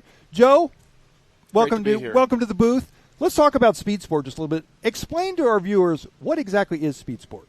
Well, Speed Sport is America's oldest motorsports media company. It was started in 1934, which is part of a little newspaper called the Bergen County Herald. It was a racing section. It soon turned into a standalone newspaper about racing. Racing was really taken off there just before the war, and it went into a little bit of a hiatus during World War II. But after World War II, the whole motorsports industry really took off with all those men coming back from the war. And for 50 years, it was edited by what we like to call the dean of American motorsports journalism, a gentleman named Chris Economaki. I overlapped with the Economaki family when I worked at Speed Channel, which was owned by Fox Sports, and I oversaw the editorial part of that business and worked a lot with National Speed Sport News, as it was called then, for content, and started working with them because my expertise was in the digital space. Started working with them. One thing led to another, and myself and my partner, Ralph Shaheen, had an opportunity to acquire that business, so we did that in 2011 with the idea of really trying to become the next Speed Channel. And so since then, we've taken it from what was a weekly newspaper about racing to a company that has 24/7 news on speedsport.com. We're now the largest live streaming motorsports platform in the United States due to a partnership we have with a company called Rivet. And now we just at PRI last December announced we're launching our own TV network, Speed Sport 1. That's so awesome. We've gone a long way in 10 years. That's fantastic. So you guys are obviously here this weekend. What all are you covering, not only just this weekend, but just in general? What are some of the different aspects of motorsports and racing that you guys are involved in? Well, National Speed Sport News is Speed Sport now is all about covering everything from Formula One to swamp buggies, 410 sprint cars to dirt late models to Ultra 4 racing, desert racing. We're even involved in Formula One power boats and unlimited hydroplane racing. So we cover the gamut of it.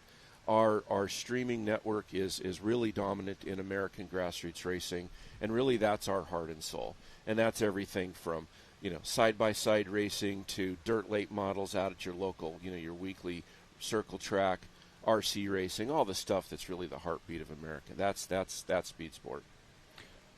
Of all of those, do you have one particular that's your personal favorite that you're most excited to be involved in? Dude, you're putting me on the spot now. It's funny because I grew up racing motorcycles, and I love motorcycles, and as an extension of that, I love off-road. I live in Montana. I live out in the country, so I jump in my RZR and go play, right out my backyard. So I'm spoiled that way.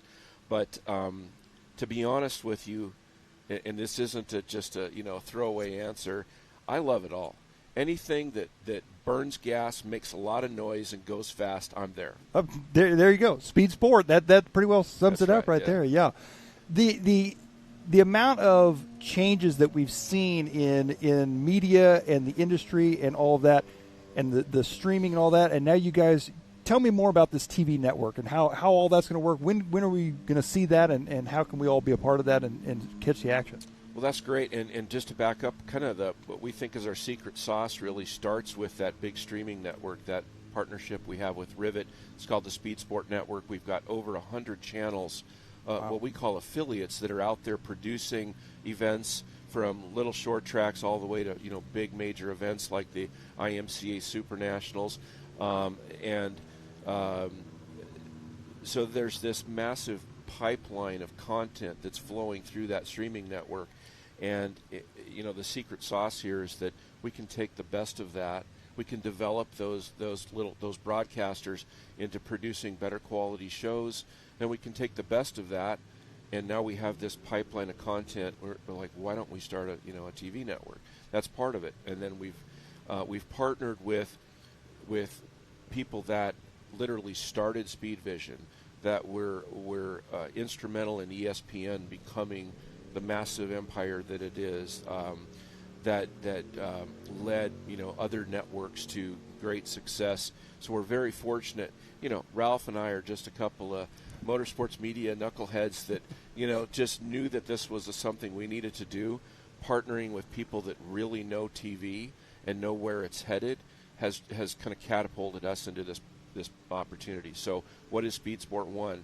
It's what we call a fast channel, free ad-supported television. So for those of you out there, fast, if you've got a smart TV, which just about everybody does now, or you've got a TV that you've connected to the internet via your Roku or Amazon Fire Stick. Basically, free ad-supported TV is like what cable or TV broadcast used to be 20 years ago. You don't have to pay anything. It's a linear network, so you look at a channel guide and you say at 7 o'clock is RC racing. At 8 o'clock is our Ultra 4, and you watch some commercials, and you go on down the line. There's no subscription fee. You don't have to sign up or anything like that, and that's really where the industry is headed. The industry insiders that we rely on to kind of plan what we're going to do really forecast that fast channels is where most of the television business and ad dollars, which are crucial for all of this, that's where it's all going in the future. So we feel like we're in the right place for that. That's awesome. So everybody can enjoy everything you guys are doing for free. Well, they can certainly watch everything we're doing on Speed Sport 1 for free. Yeah. Our streaming network is really, which is part of the ecosystem, that's largely funded by pay-per-view or subscriptions. Okay. So if you really want to just follow what's going on at Cottage Grove Raceway or all the action that IMCA.TV has, one of our biggest affiliates, they have a subscription fee. Okay. But then we'll take the best of that and make it available to you free on Speed Sport 1. That's super cool. Yeah. That's awesome. So tell me, obviously this weekend has been huge for everybody, including you guys. What's next on the venue? What's the next big event that we're going to see Speed Sport be a part of? Well, first of all, I just want to say thank you to the Robinette family and Mid-America Outdoors for having us as their official media partner. It's a monumental undertaking. We were in a meeting last night with all the short course guys and gals talking about the track and all of that, and talking about the potholes and this needs to be tweaked and that, and I was thinking of the analogy of this media undertaking that the Robinettes are investing in is on a smaller scale, but it's equally complex and massive as developing this facility, and they will not rest until it's dialed in a world-class facility. And I know that's what they want for media. I was thinking about it yesterday too. There's literally 5 different crews here that are involved in one way or another in making these broadcasts happen. Wow.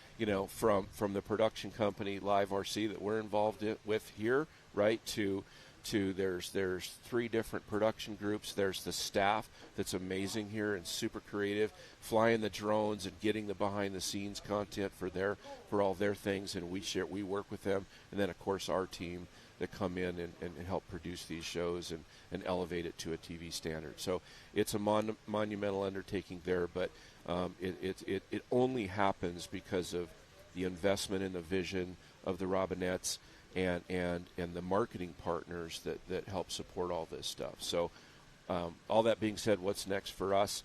I'm off to Gunnersville, Alabama for Unlimited Hydroplane racing next week. They're another one of our content partners. Same kind of thing. They already have a pretty good live streaming platform. We come in and mentor them and help them develop that live streaming into television quality content. Then we'll take that content back like we're doing with short course racing, say the trucks and Ultra 4. We're live streaming, but then we'll also take that content, produce it down into a 1-hour show so folks can watch it on TV and not have to sit there for 6 hours. They can, everybody's got a short attention span right now, right? So, but yeah, off to Unlimited Hydroplane, and this is the meat and potatoes of our season, man. So we've got just a huge, in addition to everything that Mid-America and Ultra 4 have going, which keeps us plenty busy. We've got, this is it for us. This is the season. We'll do over 100 live events typically on a weekend in the summer. Wow. So we're busy. Wow. Yeah. Just a little bit. Just a little bit. Yeah, and you can check it out. So there's different URLs.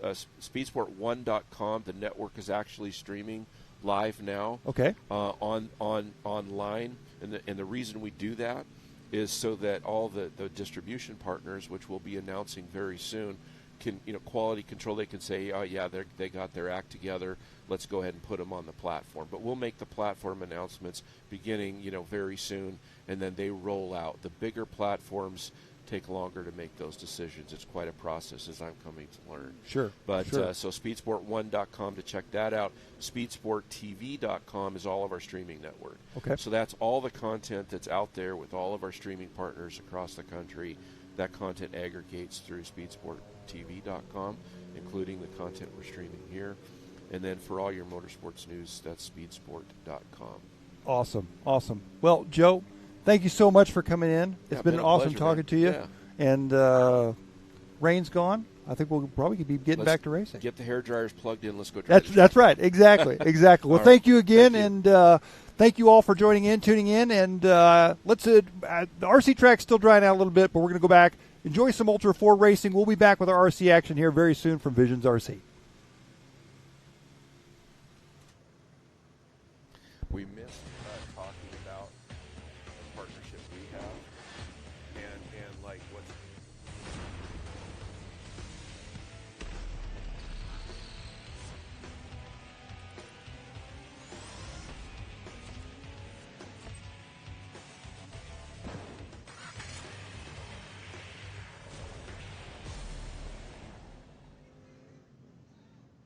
You're watching Speed Sport 1, your home for great off-road racing from America and around the globe. Woo-hoo-hoo! From Ultra 4 to rally, these guys are fighting for the lead. It seems very aggressive. Short course to desert race. Great move there. He is so fast. Whether on two wheels or four, Speed Sport 1 has the off-road action you crave. Look at that move. Jumps to the inside. Speed Sport 1, the Motorsports Network.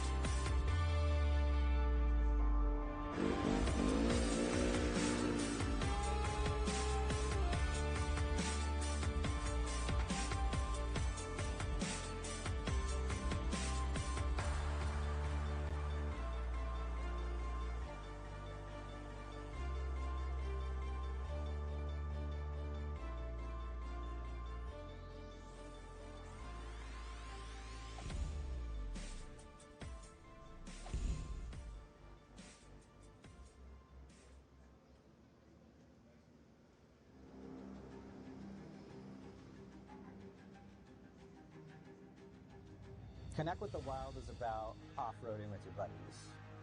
Connect with the Wild is about going to Moab and conquering new challenges that you didn't think were possible. Ultimately, Connect with the Wild is about enjoying the outdoors in your vehicle as best you can. Check, check, check 1 2, check 1 2, check, check.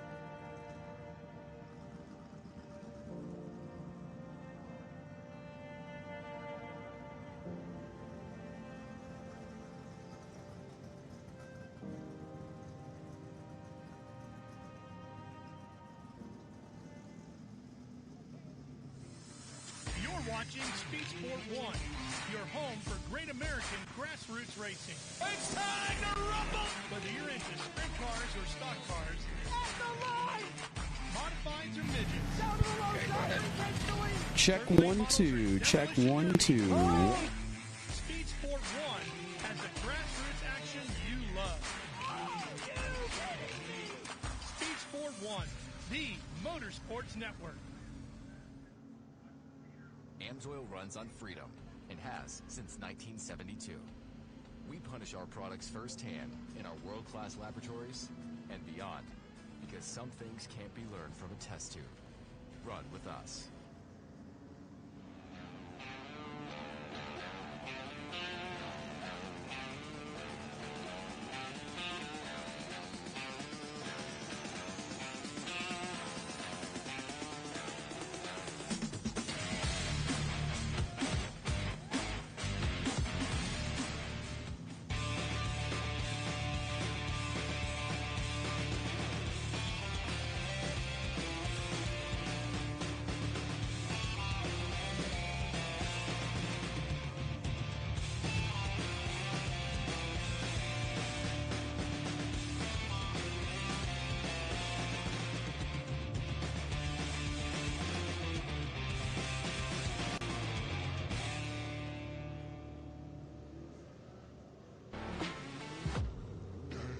Lightweight, agile, and strong, the Pit Bull is perfect for the job.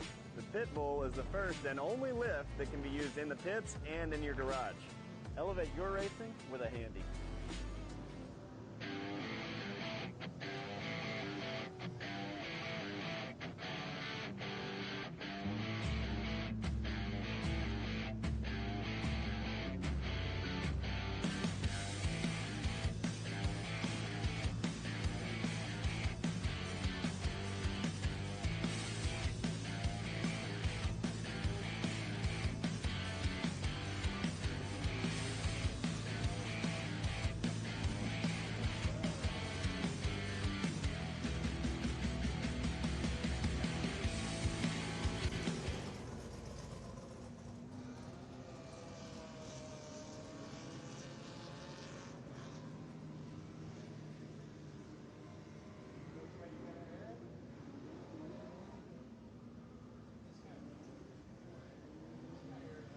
Speed Sport has been America's motorsports authority since 1934. Get news, results, and commentary from the most connected experts in the business, covering all forms of motorsports from flat track to NASCAR and everything in between. Bookmark speedsport.com on your mobile device now, or follow Speed Sport on social, and be sure to subscribe to the Speed Sport Daily. Speed Sport is your one-stop shop for all things racing on two wheels and four. Amsoil runs on freedom and has since 1972. The rest of the market has been trying to follow our lead ever since. But a head start is a head start. Run with us.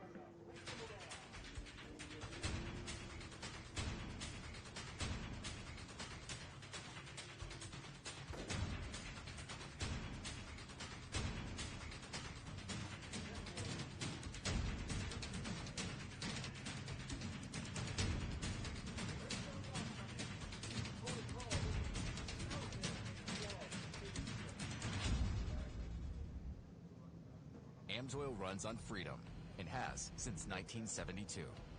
We punish our products firsthand in our world-class laboratories and beyond, because some things can't be learned from a test tube. Run with us. Scott, all right, can you, this is going to be live. Okay.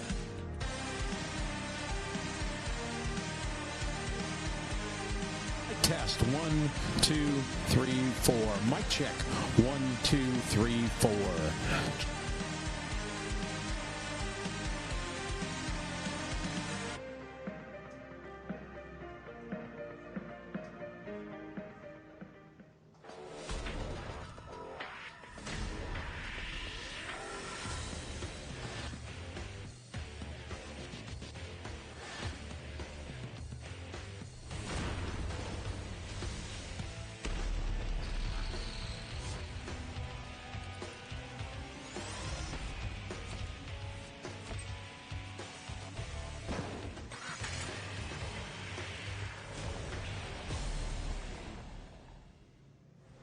Ready for any challenge.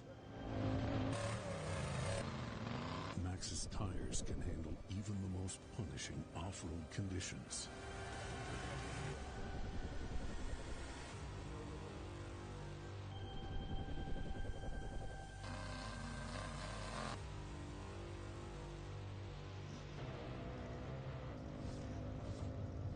Maxxis tires. Tread victoriously.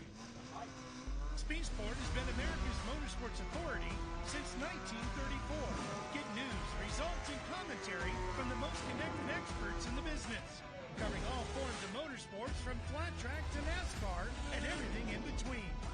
Bookmark speedsport.com on your mobile device now, or follow Speedsport on social, and be sure to subscribe to the Speedsport Daily. Speedsport is your one-stop shop for all things racing on two wheels and four. AMSOIL runs on freedom and has since 1972. The rest of the market has been trying to follow our lead ever since. But a head start is a head start. Run with us.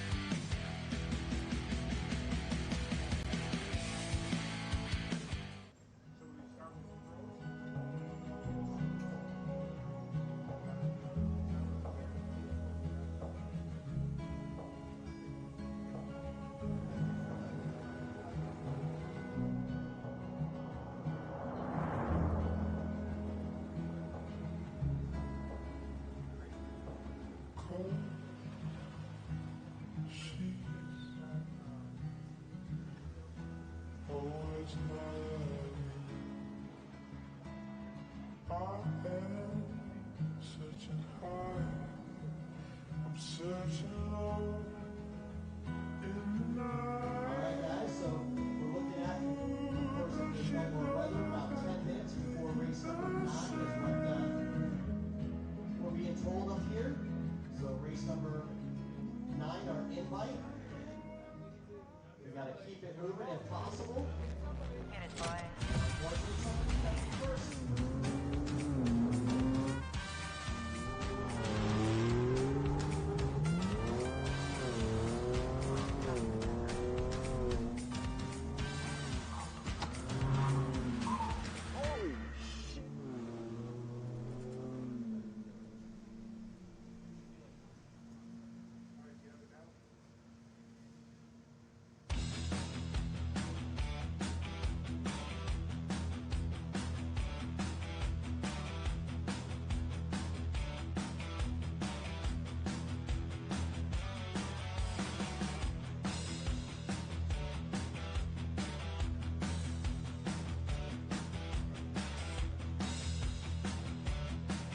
Mic check 1, 2, 3. Mic test.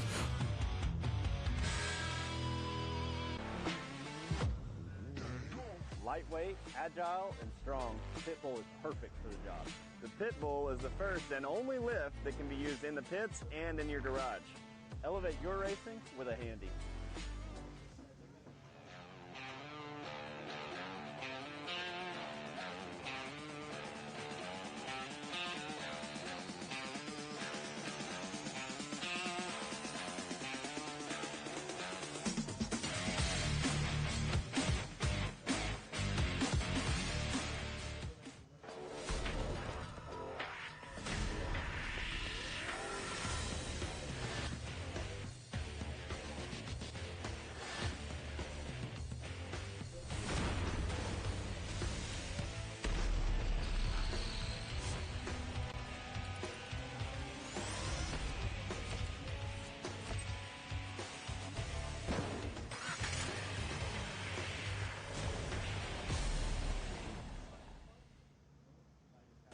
You're watching Speed Sport 1, your home for great off-road racing from America and around the globe. From Ultra 4 to Rally. These guys are fighting for the lead. Seems very aggressive. Short course to desert race. Great move there. He is so fast. Whether on 2 wheels or 4, Speed Sport 1 has the off-road action you crave. Look at that move. Jumps to the inside. Speed Sport 1, the Motorsports Network.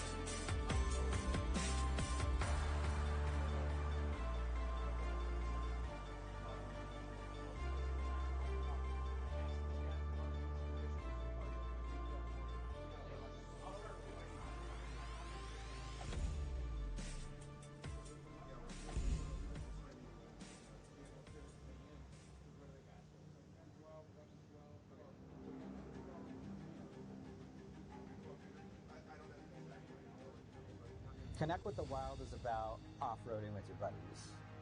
Connect with the Wild is about going to Moab and conquering new challenges that you didn't think were possible.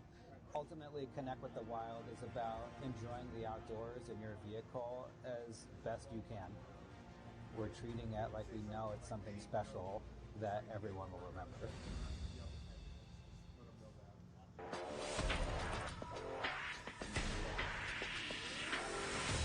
Situation continues. Obviously, we call 10 minutes. We're kind of making it back. Started getting a little heavy, so that is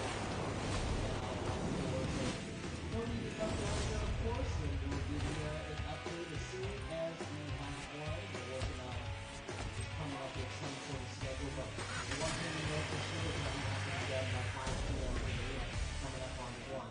about 4 hours, and with only 10 heats, I'm pretty sure even if we started another hour, say we started at 2 o'clock, we would still be able to punch through in the last 3 hours. So we should be good. But stand by to stand by.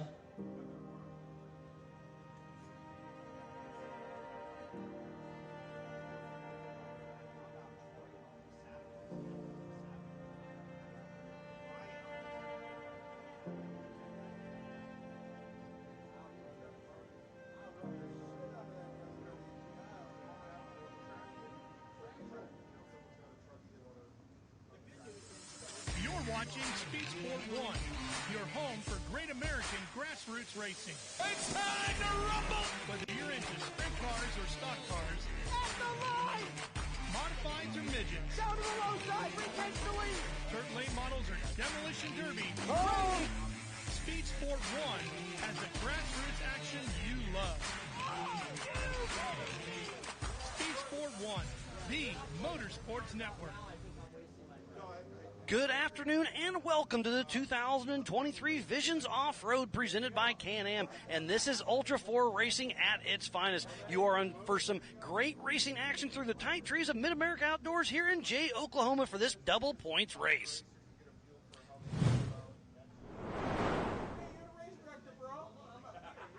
I am Miles Hasquis alongside my great friend from across the pond, Mr. Jim Marsden.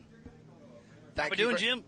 Thank you very much, Miles. It's fantastic to be here, and this is the big one. This is the one that we've all been waiting for.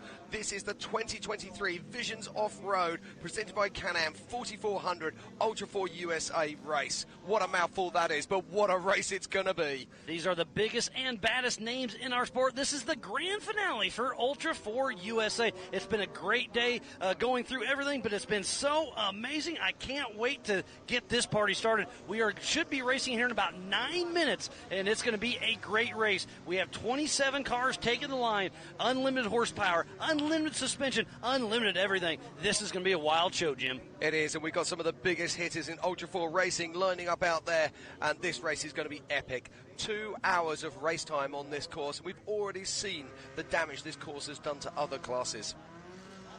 Yes, Jim, it's been a great day. But earlier this week, we started with the stock UTV, and third is Mitchell Riccelli, and third was Byron Sterrett, and first, Jason Wofford. And in the Open 4900 UTV class, in third, it was Cody Quattlebaum. In second, it was Philip Papapo, and in first, it was Ian Dickey. In the Pro Modified class, it was Kyle Chaney in third, Corey Willis in second, and taking the win was Todd Beckett for his first Ultra 4 USA win. Absolutely, and in the 4600 Spider Track stock class, it was third to John Rance, second to Lauren Healy, and Sergio Pinonolius. He pulled out a massive win out of the bag, taking first place. We just wrapped up the 4500 Yukon Gear and Axle Modified class. Third position goes to Dwayne Garrettson.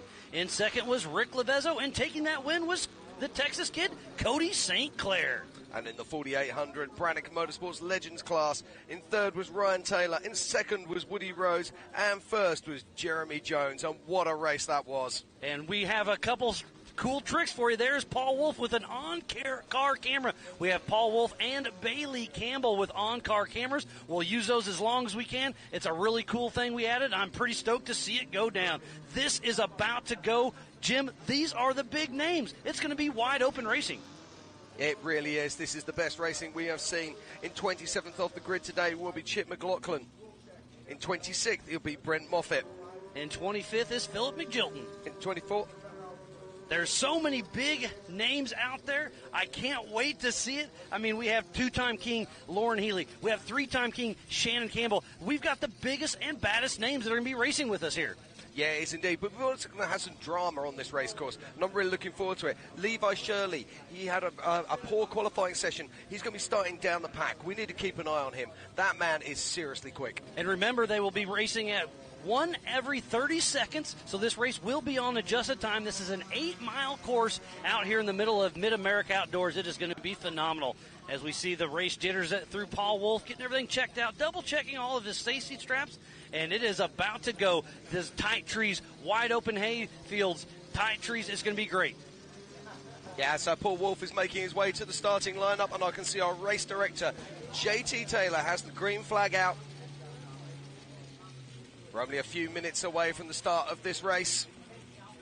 And we will be going live here at Visions 2023 at Mid-America Off-Road in Jay, Oklahoma. And here comes your Project X lineup grid. Starting in first position is Mr. Paul Wolf. In second is the young gun, Cade Rod. In third position, Vaughn Gittin Jr. In fourth, it's Brian Crofts. Fifth, our fastest straight axle is Tad Dowker. And in sixth and another straight axle, it's Chad Hunt. Seventh is Lauren Healy. In eighth, our first lady of the sport is Bailey Campbell. In ninth, Christopher Branton. And in 10th is Paul Horschel. And then in 11th is Wayland Campbell. In 12th is Ben Miller. 13th, Off-Road Hall of Famer, three-time King of the Hammers winner, Shannon Campbell. And in 14th is Brett Harrell. We just saw his son, Brent Harrell, racing in 48. All the way from Australia, Pip Justice. And then at 16th is Hunter Sparrow. Ryan Rockhold. And 18th, Frank von der Heide. Glenn Page. And then in 20th, Tim Hooper. And then 21st is Levi Shirley. 22nd is Jonathan Dawes. And 23rd is Jan Petrie. Then we have Roger King in 24th. And 25th is Philip McJilton. And in 26th is Brendan Moffett. Last but not least, Mr. Chip McLaughlin. Now, there's so many stories inside this starting lineup as we watch this. Now, Paul Wolf is a man who's absolutely on form at the moment. And he's going to be loving the fact that he's going to have clear air in front of him. Better than that, there's a little bit of moisture on the ground. It's going to be a perfect race conditions. Just as I say that, though, the heavens open and we have rain here at Jay, Oklahoma. It's a heavy drizzle as we speak. Last year we battled through the dust. This year it's going to be a little mud. You can't have the best of everything. Do you want the dust? Do you want the mud? You can't have it all. But here we go. 4,400 Unlimited Racing is about to kick off, I'm going to say, in less than 5 minutes. So come on then, Miles, I'm going to put you on the spot. If you're a betting man, who's going to take home the P1 today? Well, you can't count against Paul Wolf sitting on that pole position. He's already proved himself last night in the knockout. He has got a great race ahead of him, but Cade Rod's right behind him. Then Vaughn Gittin. I mean, it is a stacked field. I can't guess who's going to win. I just can't wait to see it unfold in front of us. Absolutely. It's going to be absolutely fantastic. And we've got all 3 Campbell cars racing out there for today, and 4 Campbell cars if we actually count the fact we have Brian Crofts lining up there in 4th position.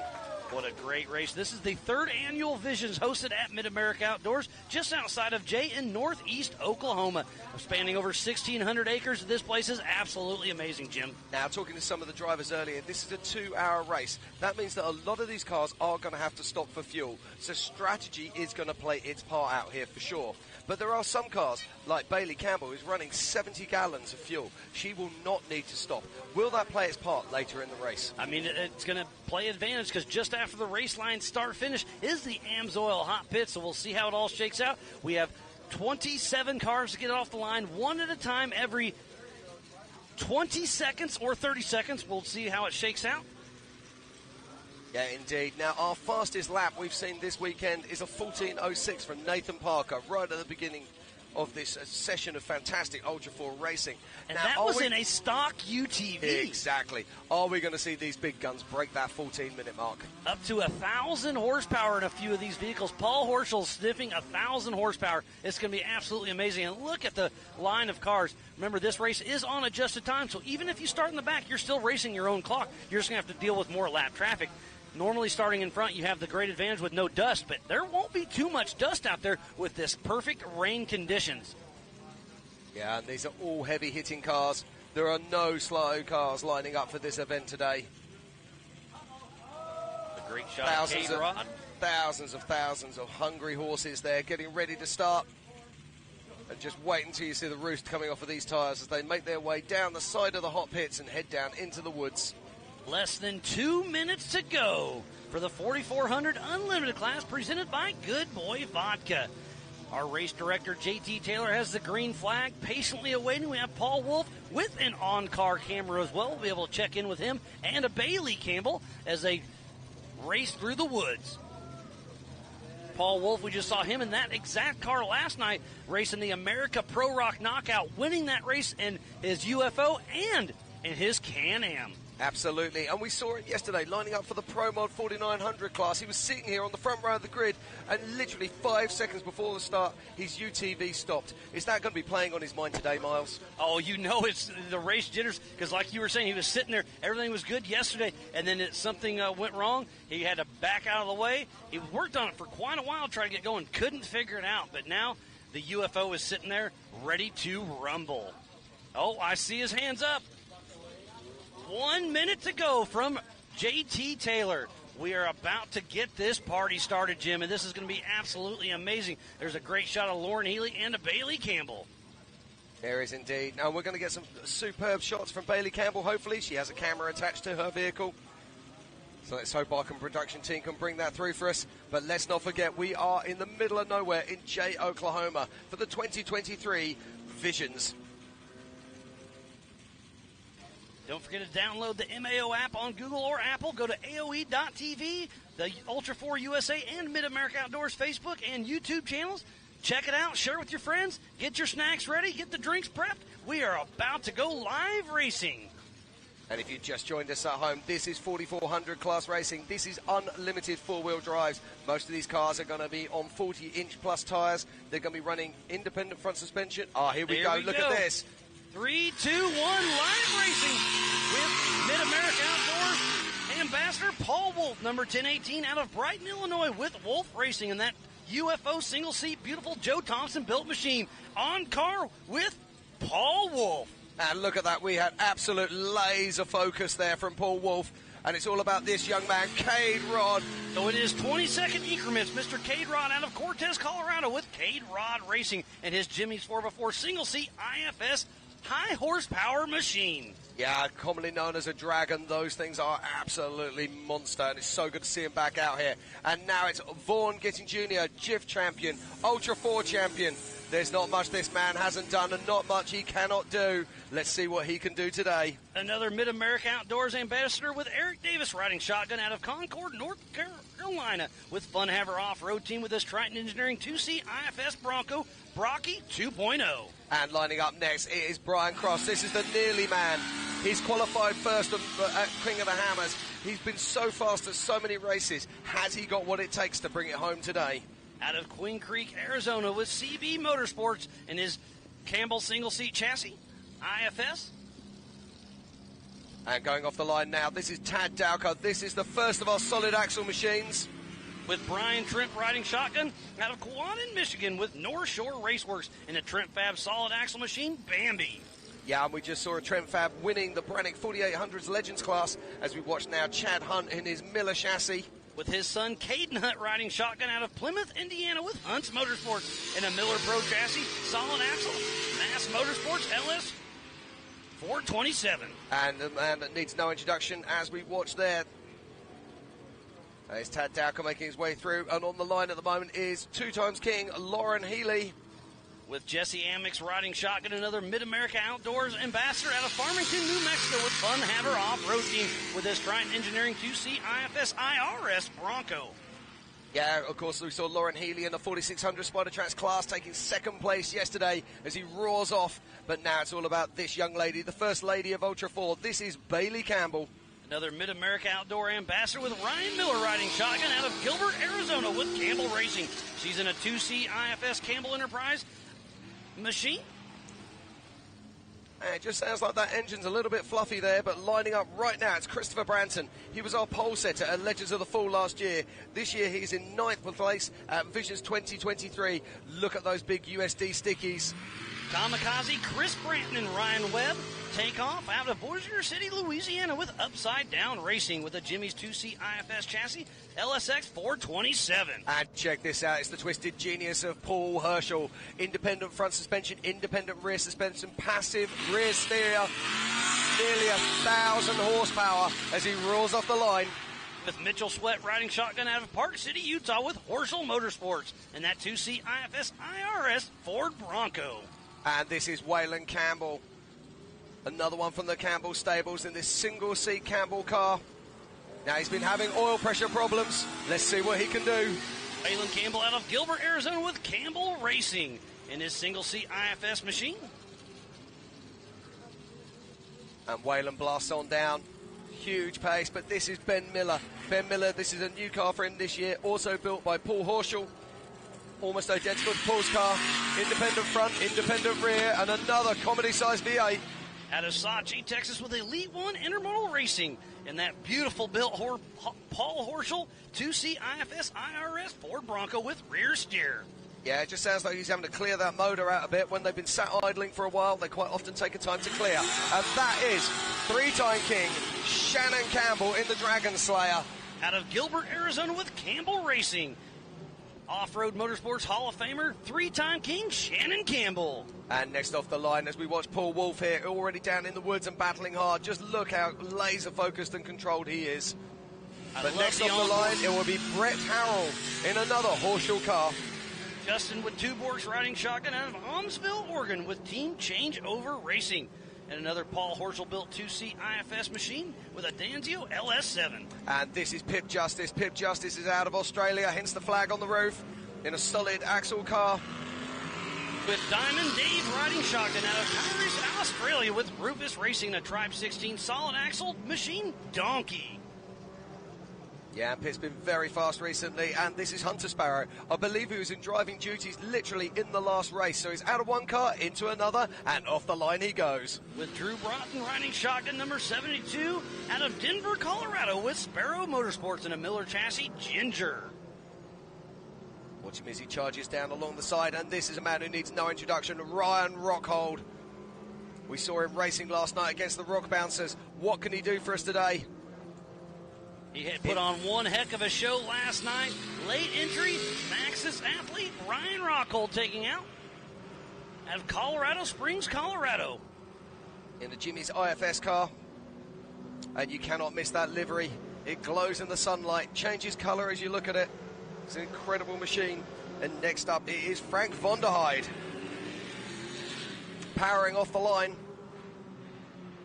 With Drew Davis driving shotgun out of Scranton, Arkansas, with STT Racing with this Jimmy's 4x4 podium chassis.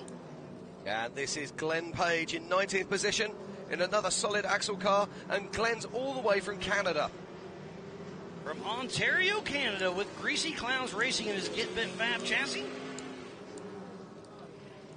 I believe this is one of his first races with Ultra 4 USA. So if you've never raced with us, come on out. The first round is on us. Lining up next, this is Tim Hooper. With Daniel Parker riding shotgun out of Bentonville, Arkansas, with Fuel Works Racing in his Trent Fab top shelf solid axle machine, and he is off and running. Fuel Works is one of our Mid-America Outdoors sponsors, so thanks to Tim Hooper. As we watch Tim Hooper making his way down past the hot pits, we'll be swinging back round and we will see Levi Shirley with his UK-built off-road Armory Eurofighter. Levi Shirley with Corey Nasso riding shotgun out of Dodge City, Kansas, with Levi Shirley Racing and Lucky Dog Racing in that Eurofighter 2C IFS machine. Yeah, he's packing over 750 horsepower out of that car. Be great to see what he can do today. And now it's Jonathan Dawes. With Corey Day riding shotgun out of Mooresville, Indiana, with Dirt Weapon Off-Road and that Trent Fab chassis straight axle. Trent Fab, that's so well represented this weekend in multiple classes. And now it's Jan Pitre in 23rd position. Peter Trott himself out of St. Columban, Canada, with that custom chassis LS3 Turbo 400. Great to see him out all the way down from Canada, come out to race with us. So many fantastic vehicles, and Roger King will be next off the line in the 124 car. We saw him race in the 4600 Spider Track stock class as well, with Justin Cowart riding shotgun out of Sparta, Tennessee, with Team Robbie Bobby with that Motor City Fab solid axle machine. And he's off the line safely and making his way down past the hot pits. And this will be Philip McLilton. With Dr. Amanda Ross riding shotgun out of Tuscaloosa, Alabama, with B&L Motorsports and that Jimmy's 4x4 48P 2-seat solid axle machine. And we nearly have all our runners and riders out on course. 2 more to go, and this is Brent Moffitt. With Corey Moffitt riding shotgun out of Kyoto, Oklahoma, with Catch This Racing and another Jimmy's chassis, April Fools, another solid axle machine. And last but not least is going to be Chip McLaughlin. Which tree do you think he's going to hit? All of them. So this is Chip McLaughlin racing in the Tribe IFS car. With Brad Christensen riding shotgun out of Corinth, Texas with Rufus Racing and that Tribe 16 two-seat IFS machine. And there he goes, smokes a tree right off the gate. I was chatting with him earlier. He actually does not have four-wheel drive.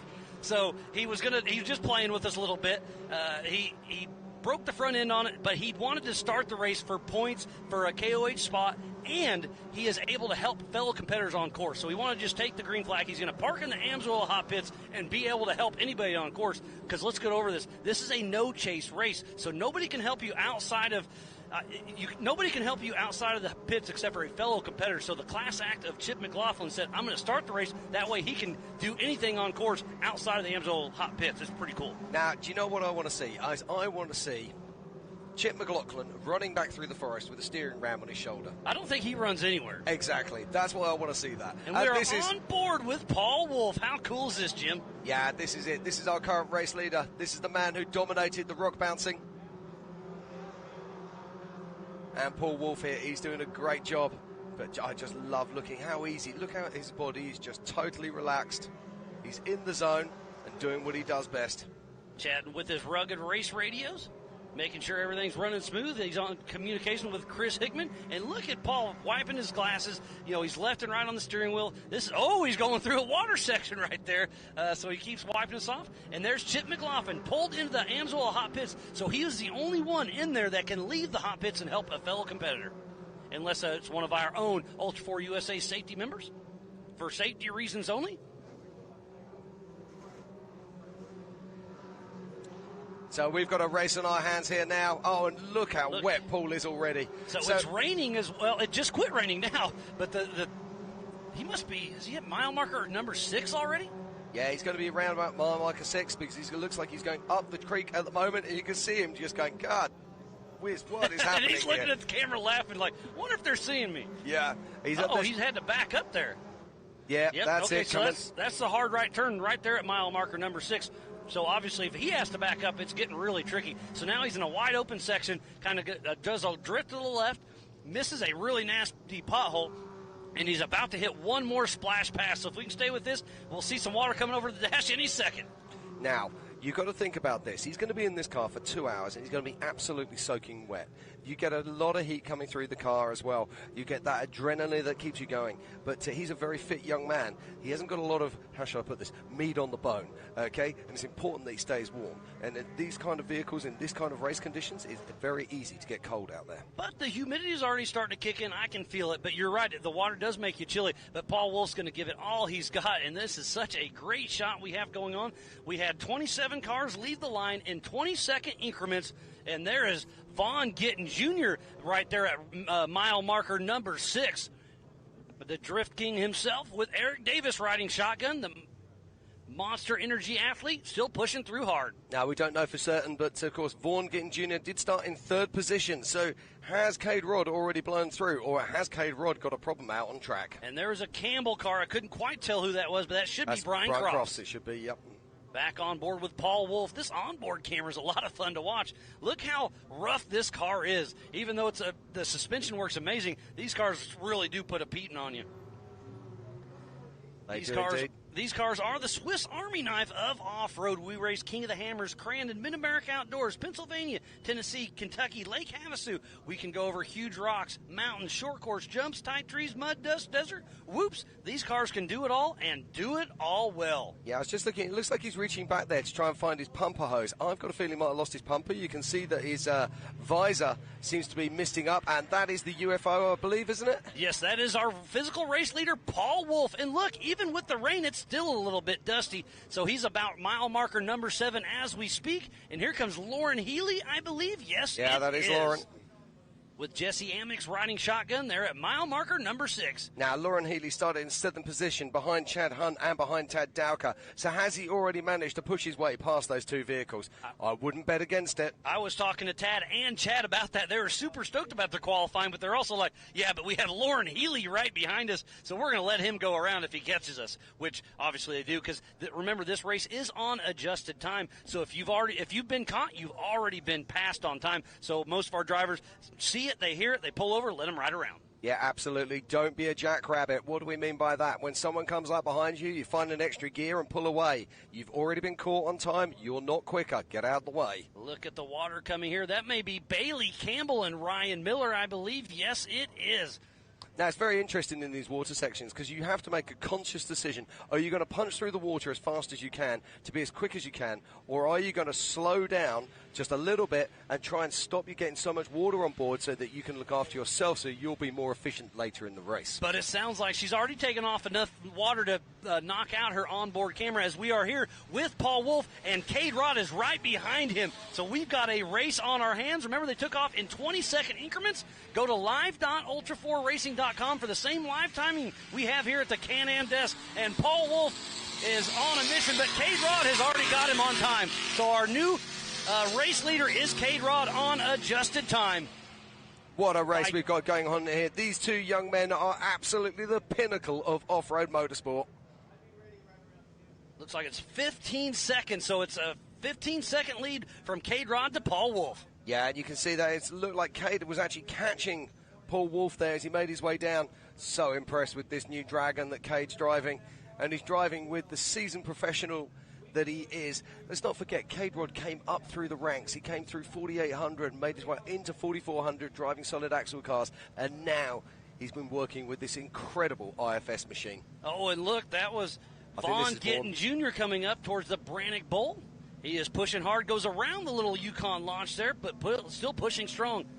What a great race we have on our hands. This is a 2-hour race until the white flag comes out. So we have a lot of racing action to go for the 2023 Can-Am Visions Extravaganza. This is Ultra 4 USA Racing at its finest. Yeah, it's a full throttle assault from Vaughn as he makes his way across the race line, start-finish. And we've already seen flat tires in the EMC on their first lap, so that just goes to show you these race tires are really doing well. There's 3-time King of the Hammers champion, Shannon Campbell. Yeah, Shannon looks really good there as he comes on through race mile 6. And I think that's Tad Dowker there. He'll be coming across the race line, start-finish, heading out for lap number 2. So Tad Dowker is still ahead of Lauren Healy. In fact, Tad Dowker has got ahead of Brian Crofts. Brian Crofts has a right rear flat tire, so he'll be heading into the Amsoil hot pits. There is Brett Harrell. We saw Brent on the last race. There's a great shot of Paul Wolf and Cade Rod. Yeah, this is a proper battle here. Look at the multiple lines as they pick their way around this course. And this is a cool spot. It's an uphill battle. Then they'll be heading off. And there's Hunter Sparrow, followed closely by Pip Justice at mile marker number 6 in that creek section. Yeah, we've got a solid axle battle going on there, that's for sure. But right now, it's all about Paul Wolf and Cade Rod as they pull away from the rest of the field. And Lauren Healy just about smokes our drone with a rocket. He's giving it all he's got. They're all going around that little bump area. Yeah, that's very interesting. Although, did you notice that Paul Wolf went over it? I did not. I missed that one. He's giving it all he's got, but Cade Rod's giving a run for his money. And I tell you, these guys are putting our drone pilot to work here. Look at the speed they're going. What a great show. Is getting a little slideways as Lauren Healy, 2-time King of the Hammers winner. So let's go through our Optima Battery leaderboard right now. In 6th position, it's Lauren Healy. In 5th is Brian Cross, but he will be stopping in the pits. In 4th is Vaughn Gittin Jr. In 3rd, our highest placed solid axle car, it's Ted Dowker. Our pole setter, number 2, Paul Wolf. And physical race leader, but right now on adjusted time, it's the young man himself, Cade Rod, who's leading this race. We just saw Ben Miller and Lauren Healy back around the Amsoil hot pits. Lots of action all over this race course. I'm loving these drone shots here, Miles. They're absolutely fantastic. Got to say a huge shout out to our production crew who are bringing these wonderful images here at the 2023 Visions Off-Road presented by Can-Am. Here's Frank Vonderheide pushing hard through mile marker number 6. And heading across the race line, start finishes, Mrs. Bailey Campbell with Ryan Miller. All 4 Nitto tires still holding air, looking good. So is he going to be able to get around, or is she going to be able to get around her husband, Brian Crofts? Yeah, it's likely. And Bailey Campbell has made up a position. She's moved from 8th to 7th. So good stuff there from Bailey. Have a little fun in the AMSOIL hot pits. We'll see how it all shakes out. Looks like the hideout's full. We got our Jumbotron there. Yeah, our hard charger at the moment, though, is Tad Dowker. He was made himself up 2 places, managing to get past an adjusted time. Brian Cross and Vaughan Gittin Jr. And we got a drag race with Ryan Webb and Waylon Campbell, because Christopher Brenton actually isn't here, so it's his normal co-driver, Ryan Webb, driving. And Paul Horschel pushing strong. Waylon Campbell gets a little off. Waylon? Yeah, Waylon's coming into the pits. He tried to dive in a little early, but got figured out. So Waylon Campbell is in the AMSOIL hot pits. What is the matter? Now, is this an oil pressure issue? He's been fighting engines for quite some time. Yeah, he's had some real issues. Oh, tough break here for Waylon. Right, fingers crossed, everybody, that he can get back out on track. And there's the 464 of Glenn Page. I believe this is his first race with Ultra 4 USA. So if you've never raced with us, come on out. The first race is on us. We'll waive your entry fee. If you are just tuning in, I am Miles Hasquist alongside my good friend Jim Marsden. And this is the 2023 Can-Am Visions Extravaganza. And this is the grand finale for Ultra 4 USA. Back on screen with Philip McGilton. Jim, what a show it started. Oh, it's absolutely fantastic, Miles. It doesn't get better than this. This is Ultra 4 racing at its very, very best. And it looks like Waylon's moving out now. Is he going back out on track, or is he just going to be pulling out off of course? And Let's here see what comes happens. some horsepower of Shannon Campbell all over the throttle, giving it all he's got. Now, Shannon, he looked like he had all 4 tyres on that machine there, so hopefully he'll be blowing through the pits. There's Jonathan Dawes. Mile marker 6 in that creek section. What a great shot we have here. And that may have been Hunter Sparrow right behind him. No, I think we've already seen Hunter Sparrow go through. The Waylon Campbell looks like he is pulling off the race course. There is Brett Harrell. Looks like his car's still in good shape. Right behind him is Hunter Sparrow. Good call, Jim. Yeah, so Hunter Sparrow having a good race there. Hunter Sparrow looks like he's made up a couple of places. But where's Pip Justice? And just as I say that, Pip Justice crosses the race lane start-finish as we back in car with Paul Wolfe. What a great shot here we have. And look how wet Paul is. This is a wet race course. They didn't want dust. They got their wish. Yeah, now look at this. He looks a little bit steamed up there. I'm wondering if he's actually lost the pipe. Yep, there goes the visor. So I think what's happened is he's lost his the pipe off the pumper. The pumper. Yep, or the other thing that's happened is the water has hit the filter on the pumper, blocked the filter, so we're not getting any air blown through. Now, this is an issue. You can already see him starting to squint, okay? He's going to be trying to sort this out now. But the problem is he's opened his visor. The second problem is now that water's going to roll down in front of the visor. He'll close the visor, and now the vision is actually worse than it was before. So this is an issue that these guys face. He's going to be popping that again in a minute. So he's trying to vent it right now because I think it's steaming up on it's kind of fogging up on him. So exactly. This is a great shot that we never get to see. Is that Roger King? It looks like yes, it is, and maybe Brent Moffitt. Yeah, fantastic stuff there from these guys. But going back to Paul Wolfe, so this is the problem that all of these drivers are going to be facing out there.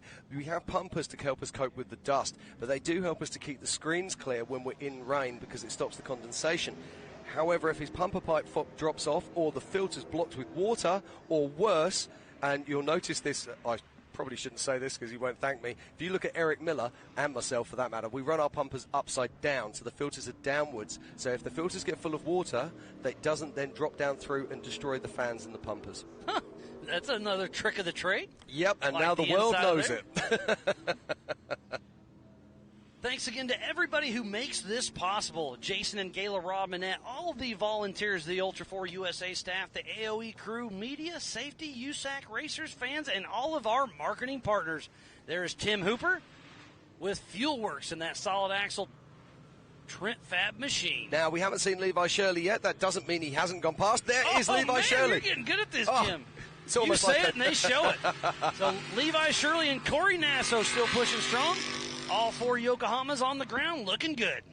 Yeah, we're just going to see where he comes in on an adjusted time there. And Levi Shirley is in 15th place. We should see Benjamin Miller coming through here momentarily. But let's not forget that he started in 21st position, but it's on adjusted time. But if you caught in lap traffic, it's very, very difficult for him to deal with that.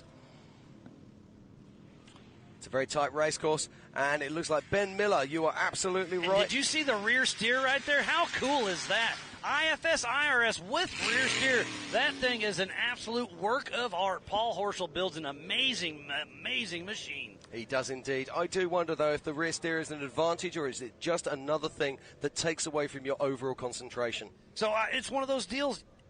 It's cool. It's cool. It's really cool. But it's another moving part. So sometimes keeping it simple helps. Just like a Jimmy's chassis driven by Philip McGilton right there on screen. That is a proven car. They're simple. They work well. They get it done. But Paul Horschel's car is it's next level. Oh, absolutely. With it, alongside Paul Horschel's car, then we look at Ben Miller's car, also built by Horschel, and then Lauren Healy's. Built by Triton Engineering? Yeah, by Triton Engineering. And the other Triton Engineering machines out there, I mean, they're spaceships. They're running these amazing portal hubs, IFS, IRS. They're running live shock technology, so there's computers looking after their shock absorber valving. As you say, next level. It is absolutely impressive. So welcome. If you've just joined us, this is the 2023 Visions Off-Road presented by Can-Am here at Mid-America Outdoors. We are in Jay, Oklahoma in the United States of America as we watch him Paul Wolf taking yet another shower as he makes his way up through race mile 6. The Mid-America ambassador himself, Paul Wolf, with his UFO single seat, LSX 434, ATO 4L80E, SCST case, Raceline wheels, Nitto tires, Mid-America Outdoors, Ramflow, RCV, Brannick, FK, Hickman Motorsports, Off-Road Patriot, JB Scale Graphics. Yeah, we're getting more cars now crossing the line.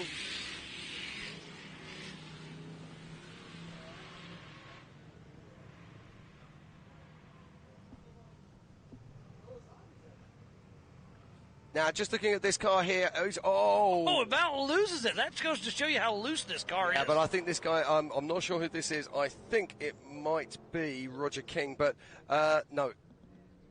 I've got that wrong. This is one of the Canadian drivers, isn't it? It looks like he's about to lose a motor, though. Lots of smoke there, and you can smell it in the air.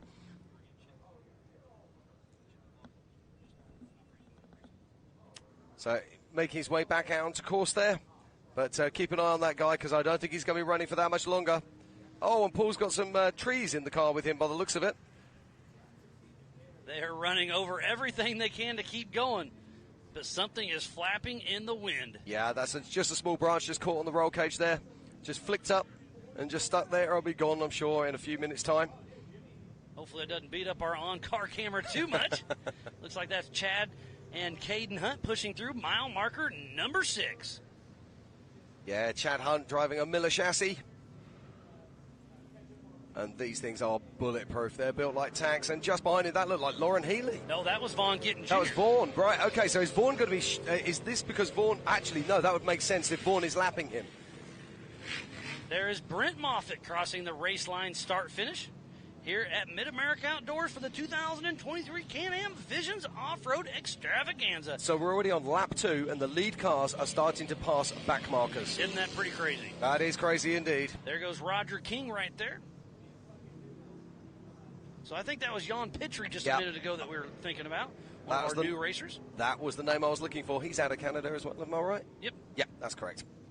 Yeah, I just couldn't put the name there, you know. Oh, it happens. We've got lots of names going through. Speaking about names, there's Tad Dowker. Yeah, now Tad Dowker is on a flyer here. He was our highest place, and I still believe he is our highest place. Solid axle car right now, putting that Trent Fab car to work. And there is a Campbell chassis out front, it looks like. Now we go back to this may be Frank Vonderheide, if I'm not mistaken. Yeah, I think that's a good call there, Miles. Yes, it is. Frank Vonderheide coming out to finish his first lap. Indeed, and you can see the pace difference here. Completely different kind of pace to that we see with Paul Wolf.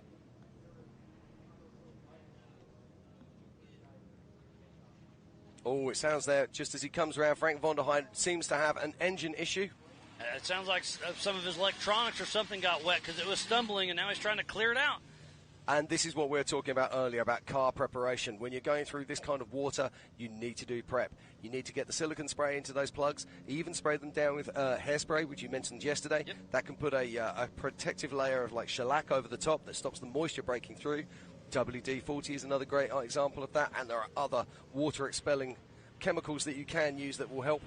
I'm certainly not going to give away all my little tricks of the trade today. And we got a great race right Look at here. that. Oh, I believe this is our race leaders. That is Paul Wolf, and Cade Rod is right on his tail. Remember, they took off in 20-second increments, so Cade Rod has them by 19 seconds right now. We just saw Frank von der Heide. Is Frank von der Heide going to have it cause an issue here for our race leaders? Huge wheel stand by. Cade Rod was able to save it. Paul Wolf and Cade Rod are in an absolute dogfight right now. This is a great race by two single-seat IFS machines.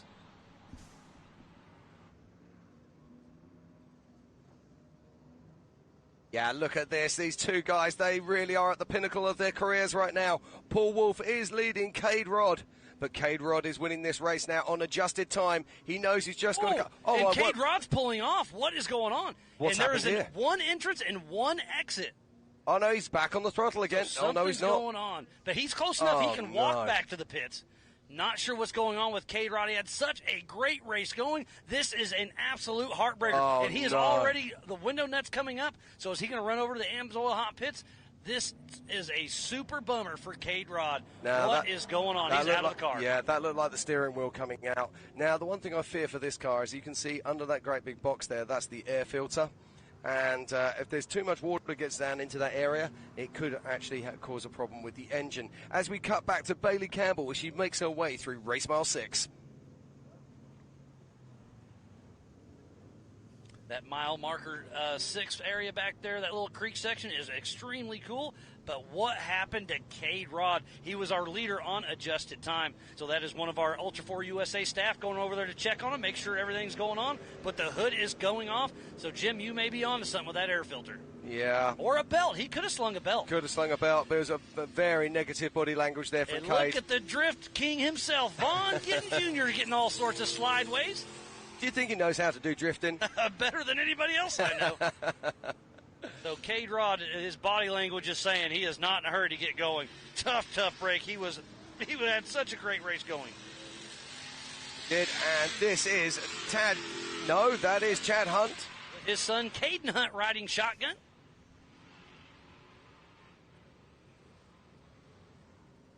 A great image there. Cade Rod. So the hood is off. He's putting the steering wheel back on. So is he? Maybe it's a steering issue as we go back to Hoop. Tim Hooper with Fuelworks. He is off pace as well. He's stumbling a little bit, having some drivability issues. Sounds like he's having some fuel issues, ironically. So our first three are through. It was Cade Rod, then Paul Wolf, and Vaughn Gittin. But Cade Rod is stopped and looking like he's out of the race. Absolutely. It does look like that Vaughn Gittin Jr. is now ahead of Tad Dowker. We did see Tad get ahead of him on adjusted time on the last lap. So Tad is our highest place, solid axle car, and is currently in third position. So physical out on course, it is Paul Wolf out front, then Vaughn Gittin Jr., then Tad Dowker. Yeah, what a race this is. Oh, such a tough break for Cade Rod there. Nobody likes to see that.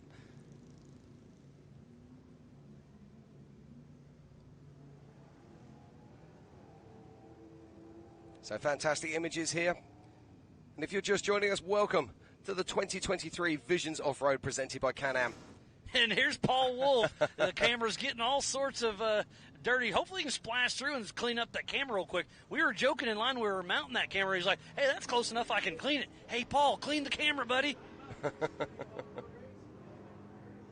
Yeah, I think he's worrying about other things right now, Miles, but it's a good call. What we need is a radio in there. Yeah, one of those rugged race radios. They chat to him. But, yeah, he's got more fish to fry right now. And does he know Cade Rod's off his tail? I'm sure he does. Yeah, he'll be on his rugged race radios, talking back to the pits. They will have seen, obviously, that Cade Rod has pulled over, and they will be letting Paul know. And Paul, being the seasoned professional he is, will probably just back down the pace just a fraction. And this is a cool camera shot right here. This is a long stretch. I'm going to guess they're going to hit over 100 miles an hour on there as we see Brian Cross coming through physically in fourth position.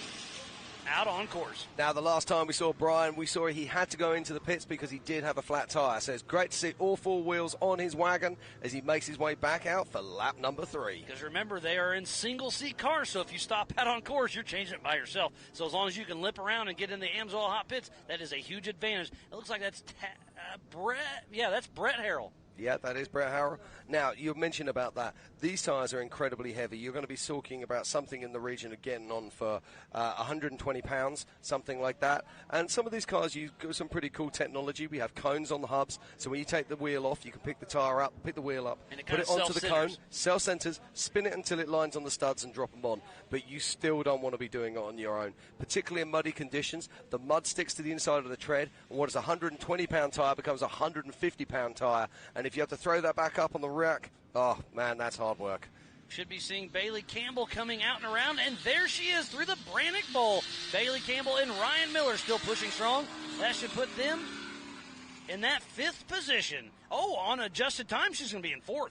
Yeah, that's fantastic. Now, interestingly here, we saw her leaving the line earlier on, and the engine sounded a little bit fluffy. You can hear it now. It sounds crisp, it sounds sweet, and these V8s, when they've been stood there idling, as I say, they just block up the plugs a little bit, and they need some time to clear out, and that's exactly what's happened to Bailey's. But cleared out it is, and she is ripping and roaring out there. Our only female competitor in the 4400 Unlimited race, presented by Good Boy Vodka. There's a great shot. So on the top of our screen is where they come out of mile marker number 6, little creek run.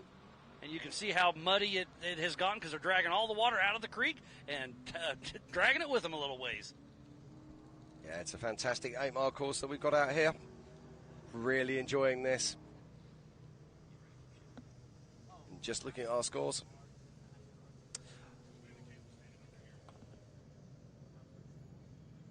Oh, no, I see Chip McLaughlin out of his car. I see Wayland Campbell off his car. What a tough break we have there.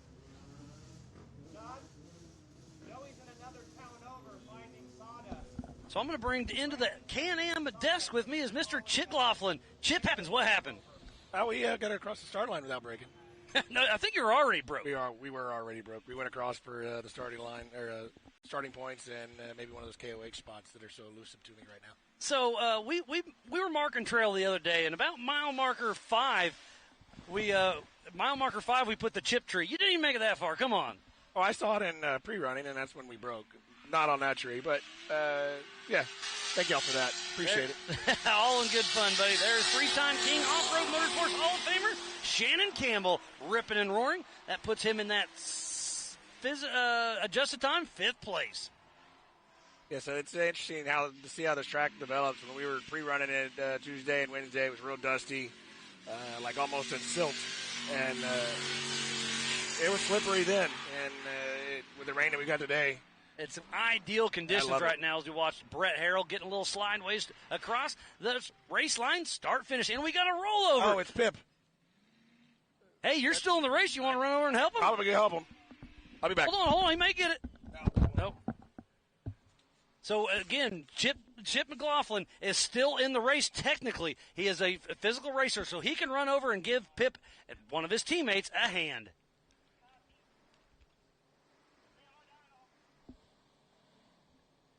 Getting everything checked out, make sure he's okay. So we saw him trying to drive the car and try to ride it. And there goes Hunter Sparrow around him. So there Chip is able to help him as Diamond Dave is already out of the car. In Donkey. Jim, did you catch up with Wayland? What happened to him? Right, I've just been talking to Wayland. Apologies, I've just had to run. I'm not that good at running.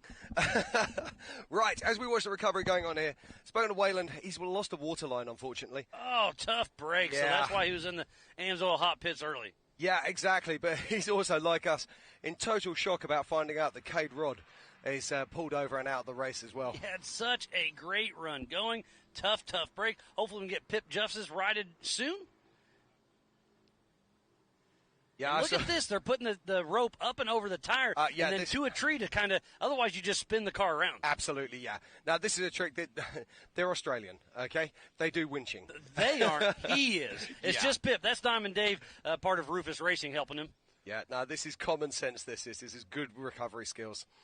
So hopefully he'll be back on his wheels very, very quickly. But we saw him trying to get on the throttle, turn the tires left and right to try to flip himself back over, but you only got about 5 seconds before you starved the engine of oil, so he was able to shut it down quick enough, hopefully save everything. It's okay.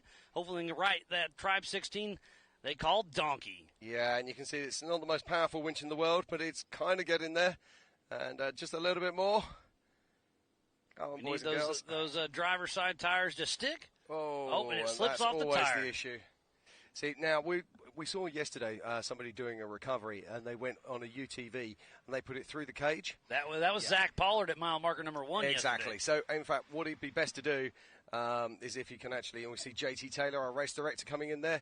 Now, this is an issue because I think we're going to have a block of cars. There was room to go around. Hunter Sparrow was able to go around the outside. Obviously, have to slow down. You see the yellow flag. That means it's a local caution. Right there, you need to slow down. No passing. Once you pass the incident, then you can get back to wide open racing. And there's Philip Magilton passing around. Now, I was just chatting to Wayland a moment ago, and the one thing that he did say is he hasn't seen anybody go down that field faster than Brian Crofts. Really? Brian Crofts was hauling, huh? Yeah, so Brian Crofts is really on a charge right now. But, no, it's really unfortunate for Wayland Campbell. And the reason you might be sitting at home thinking, well, if it's only a coolant hose, maybe he should be able to fix that. A lot of these vehicles, they use AM pipes, so these are stainless steel braided over PTFE or rubber, and they fit into a fitting. So if these pipes are damaged, the only way of actually fixing them is to actually replace them in their entirety. And if you haven't got the kit here to do that, that's not going to happen. And there it looks like Pip is about to get on all 4 tires. They'll let the car settle for just a moment. Remember, Pip stayed in the car, so he's been on his side for, 4 or 5 minutes? So now Diamond Dave will get the winch unhooked, get it back, drove in. And was that Paul Wolf, our physical race leader? Looks like it might sure be. looks like it. Yes, that is Paul Wolf, the Mid-America ambassador himself, still out front. And since Cade Rod dropped out, Paul Wolf is winning this race physically and on adjusted time. Exactly. So we have got Pip Justice is back on his wheels now. And what they did there, they actually used a soft shackle so they could actually bring their rope from a different angle on the roll cage to be able to get it back on its wheels. And it is Levi Shirley that's just driven round them there. That is a beautiful looking car.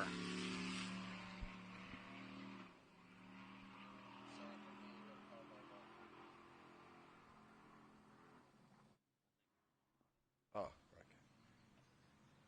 So Pip Justice is moving underneath his own power, so they'll pull in the winch, make sure the car's okay, and get him running. And again, this is a no outside assistance race, but Chip McLaughlin did start this race, so he is able to help out his fellow teammate or fellow racer to make sure everything's okay. Looks like Pip Justice is trying to knock off the window net because it got jammed full of mud when it flipped over on its side. USAC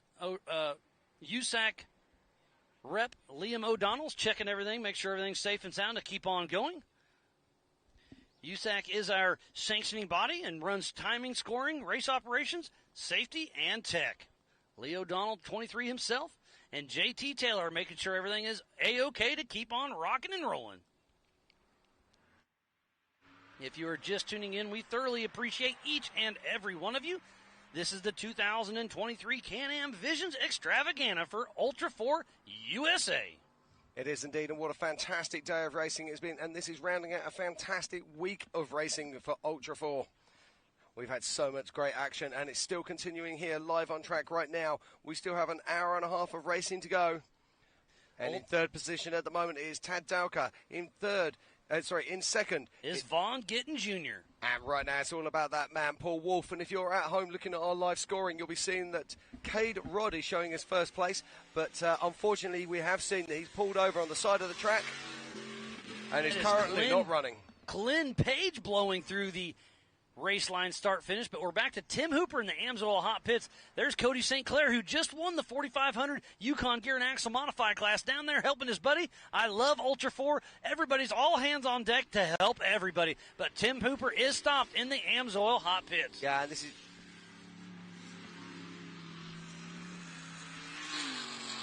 So Pip Justice is back on his way. He is racing once again after he had his little tip over in the Brannick Bowl. Yeah, and also we just saw coming around beyond us as we continue getting on live drone shows. We'll try and keep you honest here. We saw Jan Petrie coming over the race line start-finish, and the engine seems to be smoking a little bit less, so I'll keep an eye on that story for you.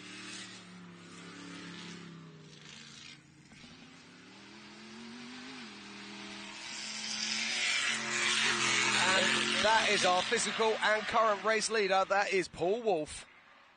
He is on a mission, and he was on the throttle all the way. I do still smell a little bit. Yeah. Oh, but I'll bet you that's from Pip Justice when he fired up and took off. I hope that's not from Paul Wolf. There's Paul Wolf on screen, kind of. Still has a little bit of water on the lens. Well, that's really interesting for me, and I like to see that image. The reason I like to see that is because that gives people an idea what it's like, actually, when you're looking out of a visor that is covered in condensation, mud, and you're trying to fight to see. And quite a lot of the time when you're racing, particularly on a wet race like this, your vision is so impaired by your view that you can see through, either through your visors or your goggles, and you're fighting that almost as much as you are the course. Yeah, it's a tough break. So looks like they're checking out wiring on Tim Hooper's car. There's Anthony St. Clair. We were saying earlier, if you haven't prepped for water, that could be the issue. That could be Chad Hunt, possibly. Or Hunter Sparrow. Looks like a Miller chassis. What a great week of racing it has been, and we are not over yet. But this is the grand finale for Ultra 4 USA. We started about 40 minutes ago. We are racing for 2 hours plus a white flag. So at the 2 hour mark, the white flag will come out and 1 lap to go. And we will crown a winner here for the 2023 Can-Am Visions. I'm just looking at my score sheet right now. We've got Bailey Campbell sitting in 6th position. She's one of the few cars that is not going to have to refuel out there. That is going to be worth at least 2 minutes for her. So still lots of racing to go. And that's a great view there. That is the Brannick bump as they come out of the woods there. And just on the left-hand side is that little white box, and that's where we're sitting. Here at the Can-Am desk. As somebody goes past on their back wheel. Yep, having a little fun. There's part of North Shore, part of Tad Dowker's team coming down there to check on old Tim Hooper. And that is physical number 2, Vaughn Gittin Jr. That started 40 seconds behind Paul Wolf. But Paul Wolf left a couple minutes ago, so he's got a pretty good lead over second place. But Vaughn Gittin Jr. is playing kind of steady. He's got smooth and consistent. Mr. Vaughn Gittin Jr. in that 25 with Eric Davis riding shotgun heading into the Brannick Bowl. Yeah, one thing that Vaughn Gittins Jr. is, he's Mr. Consistent. He always brings it home as he crosses over the race line, start-finish line. And I just want worth noting there, we saw him coming up through the woods, and he was going round that bump earlier. Now he's going straight over the top of it. He's getting into the feel of the car. He's setting her up, and look at him getting all slideways around the Amsoil hot pits. Vaughn Gittin Jr. does what he is doing right there and doing it well. Indeed, and if anyone can drift a car, it's got to be world champion Vaughn Gittin Jr. As we just saw there, Ryan Rockhold powering through the race line start-finish. You'll notice him from Formula Drift doing his play. So there's Roger King and Tad Dowker. I believe Roger King is a lap down, so Tad's trying to give him the horn, saying, hey, I'm here, I'm coming around. Yeah, but did you notice that Tad Dowker's horn isn't working properly? Again, it's water. So there's a Miller chassis at Chad Hunt. It looks like Chad and Caden Hunt coming up. Yep, there's the green wheel on the back, you can tell. The number 456 of Chad Hunt. Yeah, showing good pace here. With Hunt's Motorsports coming around the Brannick Bowl and crossing the race line, start-finish. And I've got some big news here for you. You're going to like this. In 3rd position, adjusted time, is Vaughn Gittins Jr., which means that Tad Dowker is our hard charger at the moment. The solid Axel man has moved up into 2nd position on adjusted time. What a great run by him, but it's still Paul Wolf that took off first and hasn't looked back, has not been passed yet, is Mr. Paul Wolf, the Mid-America ambassador. But like you just said, Jim, Tad Dowker is on a mission. And look at this, Jim. What's that? It's the sun. It's decided to grace us with its presence. So the humidity's starting to build, but it is going to be an absolute beautiful afternoon for Ultra 4 USA here during the 2023 Can-Am Visions Extravaganza. It would appear that our race director, JT Taylor, has stopped rain dancing and the sun has decided to join us. So this is going to be physical. Fourth position is going to be Brian Crofts. And on adjusted time, Brian Crofts has a great run going. And like you said, Waylon has been watching, and he said there's nobody on that fast spider track backstretch than Brian Crofts. And we just saw a glimpse of him coming around the Amsoil hot pits. Yeah, so Brian Crofts is charging hard. He started in fourth position, and he's still in fourth position.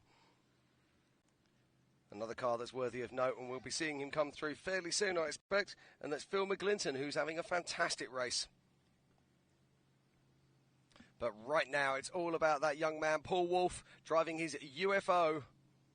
After winning last night's America Pro Rock bouncing event in that same exact car, it was an amazing show last night. They were doing some water flips on the jet ski, and then they did the Pro Rock bouncing. Paul Wolf took first in the rock bouncing open and in the UTV race. So if he can keep his streak up alive, he's going to be a happy man here at Visions. Yeah, he will be indeed. I've been really enjoying the in-car shots we've been seeing Paul of him racing. Looks like Paul Wolf has a 2-minute, 40-second lead over Vaughn Gittin Jr. Got my buddy Garrett tuning in, helping out. Yeah, that's a huge lead there. And it's starting to mean that he can start to control the pace of this race if he wants to. And I'm sure he'll be speaking back to the pits on his Rugged Race radios. Well, I just got an update. Paul's radio is not working. It got wet, so he doesn't know where he's at. He doesn't know what's going on. And there's a great onboard with Paul Wolf. And look at that, the water. This just goes to show you, like you were saying earlier, Jim, that's probably what his visor looks like as well. Absolutely. You can see his visor's cracked open right now at the moment. There goes Bailey Campbell. Number 35. Yeah, and as I say, when you were working with your visor down, there was looked like a 4400 car. I believe that was Chip's car, if I'm not mistaken. Right. It is, yes. Okay. So Chip McLaughlin is out of the race. We knew that. Looks like Tim's fighting some electrical. Oh, he's got the spark plug off of one of them. He's got a spark plug lead off, so maybe that's the problem. It's so easy. You see how exposed they are up in there. It's so easy for just branches or rocks or anything just to take an unlucky shot. But it looks like they're getting out the car. And it looks like they might be done for some time. So this is what Chip was doing. He's coming over here to the Brannock Bowl to park his race car to help recover. Thanks again, Chip McLaughlin. Always a class act. And a class clown. Well, you know what they say, Chip happens. And it happened today. Certainly did. Right, we've got lots of action still out there on our course. If you're just joining us, this is the 2023 Visions Off-Road presented by Can-Am here at Mid-America Outdoors in Jay, Oklahoma. It's a fantastic day of racing, and we've already seen so many new champions crowned in stock UTV, open UTV, Pro Mod, 4600 stock, and also 4500 modified class and 4800 Legends. And that was Shannon Campbell heading up and over the Yukon launch. He'll be coming up through because we know that Brian Crofts already came through and Waylon is parked. So that's got to be the three-time king, Shannon Campbell, that Monster Energy machine. When it first hit the streets, this car was known as Dragon Slayer in response to Lauren Healy's Red Dragon. And Shannon Campbell all over the throttle, looking like he's in good shape. And on adjusted time, he's sitting in that 6th position. So, Jim, let's go over the Optima Batteries leaderboard once again. Sitting in that 6th spot on adjusted time is Shannon Campbell. And just above him is his daughter, Bailey Campbell. And then her husband in 4th spot, Brian Crofts. And then in 3rd position is Vaughn Gittin Jr. In that 2nd spot, the fastest solid axle machine is Tad Dowker. And our hard charger, whose man on pole sitter today, was Paul Wolf, and he's leading this race. Remember, this race is on adjusted time. They took off one at a time every 20 seconds. They were indeed, and it's absolutely fantastic. And let's thank some of the people that allowed this sport to happen. Raceline Wheels, Amsoil, Mid-America Outdoors, Mile Marker, and Laser Nut. Rugged Race Radios, Project X Off-Road, Speed Sport, Can-Am, Good Boy Vodka, 360 Wraps, Optima Batteries. Spider Tracks, Brannock Motorsports, Yukon Gear and Axle, and Waylon. Fun Haver Off-Road, King of the Hammers, American Outdoor Events, and the Off-Road Syndicate. So please support who supports the sport. Without all these amazing marketing partners, we would not be racing here today during Visions. So if you're building a tow rig, a race car, a mall crawler, go check out all these amazing marketing partners. And still the action continues here at Visions 2023. We have been racing for 52 minutes, so another hour and 15 or so till the white flag comes out. So we are nearing the halfway mark. And this is a full endurance event. We've got everything out there on the course. We've got water, we've got dry runs, we've got creek beds, we've got valleys, and everything in between. There's a lot of steep downhills, a few steep uphills, and a lot of wide open hayfields out there. So multiple passing opportunities. There are 5 either-ors on course. And what is an either-or? Well, it's 2 different trails that meet up at the end. So some are longer, some are easier, some are harder, and it just goes to show you the difference you can have for passing opportunities. Absolutely, and we were talking about this yesterday. If you're coming around and you're hard on the heels of a car in front of you, it's better to take the easy or. You never know. You might have already put enough pressure on them. They make a mistake, do something, and what's the worst that can happen? You're going to end up behind them again. Yeah, if they go left, you go right. Even if you think it's a slower run, worst case, you end up behind them. That looks like it's Philip McGilton up over the Yukon Launch. Now, I'm going to be interested to see this. Philip McGilton, he is actually putting together a really good race here. I've got a feeling he could jump ahead of Shannon Campbell. Because remember, during qualifying, he took a little tumble, so he started all the way back in 25th position. So on adjusted time, he's got a lot of time to make up. So the timing is on his side.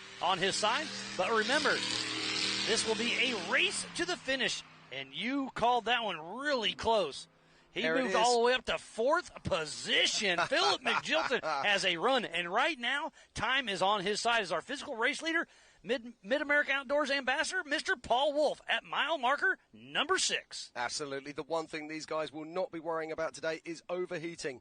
There is enough water on course to make sure these transmission temperatures stay down and the engine temperatures stay down. Well, you can't say that completely because we just saw Waylon Campbell overheat. Yeah, that's because he lost a water line.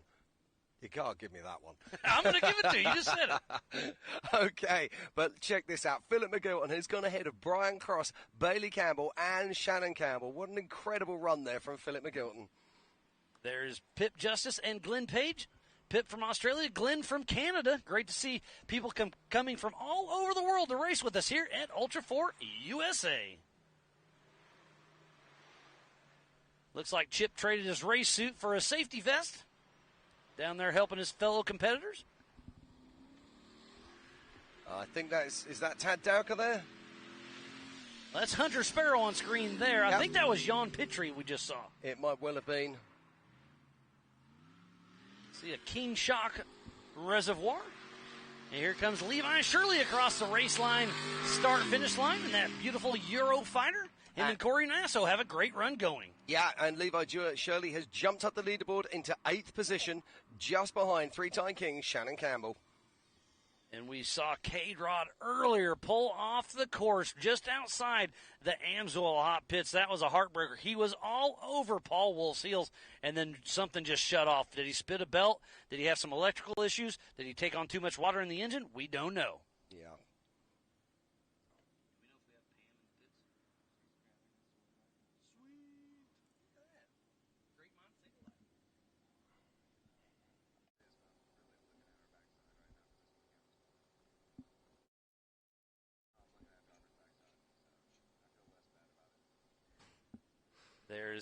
And if you're just joining us, this is the 2023 Visions Off-Road presented by Can-Am. We are here at Mid-America Outdoors in Jay, Oklahoma, USA for the best off-road racing in the world. What is that? That is Ultra 4. And we're seeing the big guns out there on track at the moment. Is that Vaughn that is the Gittin 4400s. That's going through the mile marker number 6. That would make sense if it is Vaughn. We have just seen Paul Wolf go through a couple of minutes ago. And between them will be Jan Petrie. And last year, it was Paul Wolf who won this race. Lauren Healy in second and Vaughn Gittin Jr. in third. And they're all in the mix here. But Lauren Healy's actually dropped off. Yeah, we haven't seen Lauren for a long time. Lauren Healy's a lap down, so he is out on course having issues. Tough break for him. But Paul Wolf, is he going to be able to back up his win from last year? It's looking good. But remember to finish first. First, you must finish. Yeah, and we haven't hit the 50% mark of this race yet. Still over an hour left of racing, and this is hardcore endurance racing. 2 hours around this course is absolutely brutal.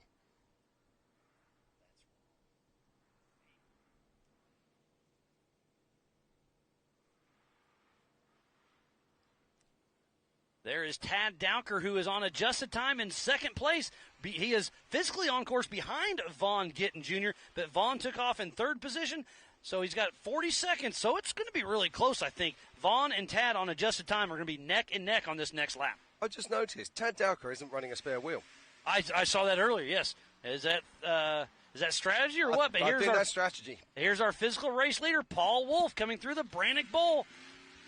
That number 10-18. So, Paul Wolf changed his number recently. Do you know why? I have no idea. 10-18 is his daughter's birthday. October 18th. Cool. That's pretty cool, isn't it? Yep, that's one you're not going to forget. He kind of wanted to rebrand a little bit, and he is doing some great things with us here at Ultra 4 USA. Yeah, it's always good to have a number that you're not going to forget. Just don't ask me what wine is. It depends on the day, right? That looks like Hunter Sparrow, possibly. So we're chasing him. That could be Pip. I think Pip has a tail fin that's very identifiable. Yeah, no, that's not Pip Justice. Drone down. He drone saved down. it. He saved it. Dancing through the trees, we'll get a visual. That is Pip Justice. Oh, of course, he lost it when he rolled onto his. Yep. Yes.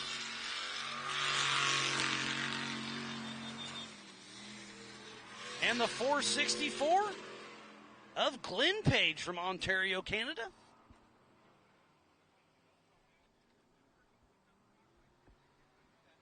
So it's still Paul Wolf. How far back is Vaughn Gittin and Tad Dowker? But Philip Magilton's in the mix. Brian Crofts, all the Campbells except for Waylon. Levi Shirley, Hunter Sparrow, and Glenn Page all in the top 10. Yeah, it looks like now they're just letting Paul Wolf just push away, hoping that he might have a problem. There comes Roger King into screen, the number 124 with Team Robbie Bobby. And that is Jan Petrie crossing the line. You can still see that breather. Petro shot himself. Yeah, it looks like he's still got an engine problem there. And as he comes by, you can smell the oil in the air. And hitting the heads-up loop is Vaughn Gittin Jr., so we'll see him at the Brannick bump here very shortly. There he is, the Drift King himself, heading out across the race line start-finish, heading out for his fourth lap. Now, has he managed to close the gap, or has the gap increased? It's going to be really close because Vaughn Gittin started 40 seconds ahead of Tad Dowker. So if he doesn't hit that heads-up loop here pretty quick, Vaughn's going to slip into that second position. But I hear horsepower down there.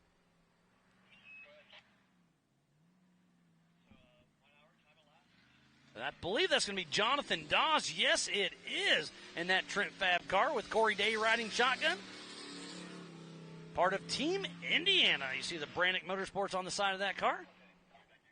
He's been around Ultra 4 for a very long time, raced for a little while, kind of stepped back and worked in the pits, so it's great to see him back in a race car. Absolutely, and our heads-up timing loop, I can see that Tad Dowker is going to be coming and joining us very, very soon. This is going to be close. I think Vaughn Gittin's going to slip into that second position. Yeah, I think you're right as well. And we just saw there our race leader in the background. That was Paul Wolf as he cut around the far side of the loop. And K-Rod is still parked on the outside edge of the Amsoil hot pits. What a heartbreaker. And let's not forget, Paul Wolf wouldn't have known that until he came round for his next lap and saw him sat there. And you know what? He was like, whew. Yeah, absolutely. Okay, and I've got eyeballs on Tad Dowker now as he crosses the race line start-finish. So part of the Fun Haver off-road team, Clint Keenan just gave me an update. Lauren Healy is out of the race with a mechanical issue. Oh, no. Tough break for him. Tough break, and we've got a change in the top three. Tad Dowker drops down to third, and Vaughn Gittin Jr. moves up to second. But it is worth noting that Trent Fab car is not carrying a spare wheel. So this is obviously a tactic they're employing. Try to save some weight on the back. And it looks like Vaughn Gittin made up about 32 seconds on Paul on that last lap. Wow. So it's a 2-minute, 8-second split between Paul and Vaughn Gittin Jr. So Paul's still sitting in that really good spot, but Vaughn's starting to push a little bit. Well, now, we've got to talk about that. Why would that be? Is Paul just backing off the pace a fraction, or is he suffering? Is he struggling to see what's going on outside? You know, there's all kinds of things that could be going on here. My guess is that he's probably just having a calm down lap, just resetting himself, just getting himself comfortable one more time, once again. And he knows that if he's out in front, he's reasonably safe.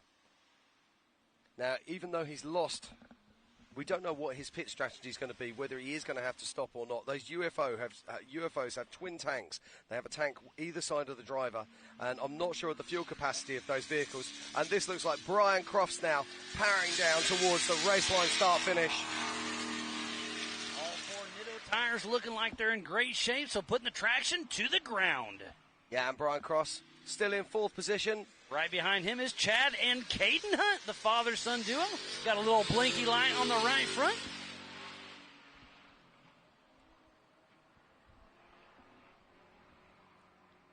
So is Chad Hunt a lap down, possibly? It looks like it. It is. Chad Hunt is a lap down, so he's obviously had a problem out on course.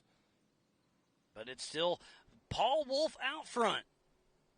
Yeah, Paul Wolf out front, then in second is Vaughn Gittin Jr. And third right now is Tad Dowker. And our fourth across the line at the moment is Brian Crofts. Now, we've got to look out for Philip McGlinton here. And that is our physical race leader we just took a glimpse of. And then Roger King. Yeah, this is the 124, picking his way up through the woods. Isn't it over the Yukon launch? Isn't it interesting on that Yukon launch there? On the first lap, everyone was driving around it. Now they're settling into the cars. They're getting used to the drive straight off the top. It's getting burned in pretty nice-like. We'll see if he can make it through the Brannock Bowl. Clean. The only person that's took a tumble that we have seen is Pip Justice. Oh, he takes a little bit of a bicycle, lets her settle, and gets back on the gas. Yeah, we saw Cade Rod earlier on doing a big bicycle round the Brannock bump there. Oh, and Bailey Campbell's coming up across the heads-up loop, so we'll see her and Ryan Miller here in just a moment. So she should be on adjusted time right around that 6th position.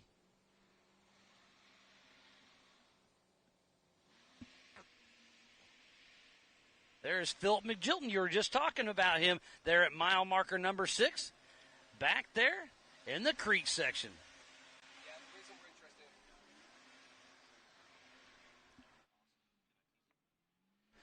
And I think we have had lots of action in the Amsoil Hot Pits, so we're going to send it down to Pam Hall here in just a moment to get an update. Hopefully she can talk to a few of our racers and see what's going on. Pam Hall, what do you got for us? Out here in the Amsoil Hot Pits, we do have Tim Hooper behind us. He's fighting some issues with his motor missing. What's going on is his spark plugs, they have them pulled out. He went through a water crossing, and he's having some troubles now. So they're trying to fight the little gremlin that came in with the water. But right now, we have so many cars coming through. We have Waylon Campbell that we're going to go try and catch up with that's out of the race over here in the Hot Pits as well. But you guys, this is an amazing race going on. I'm excited about it, and I know you guys are at home watching as well. But Miles and Jim, back to you. Thank you, Pam. Always good to hear from you down in the pits and try and get those inside stories as to what's happening out there with our race cars. Now, Miles, we already know that Waylon Campbell has had coolant issues. Tough break for that young man. This is the man who really nearly always could have, maybe. Always has a chance. Oh, he's so fast. We saw him at Legends of the Fall last year. He had that race in the bag until Absolutely. he had a flat tire, wasn't able to change it, destroyed his wheel, and took him out of the race. And what happened there? He lost his radio due to water, didn't get the comms back to the pit crew, made a decision that went wrong for him. Just proves how important communication is.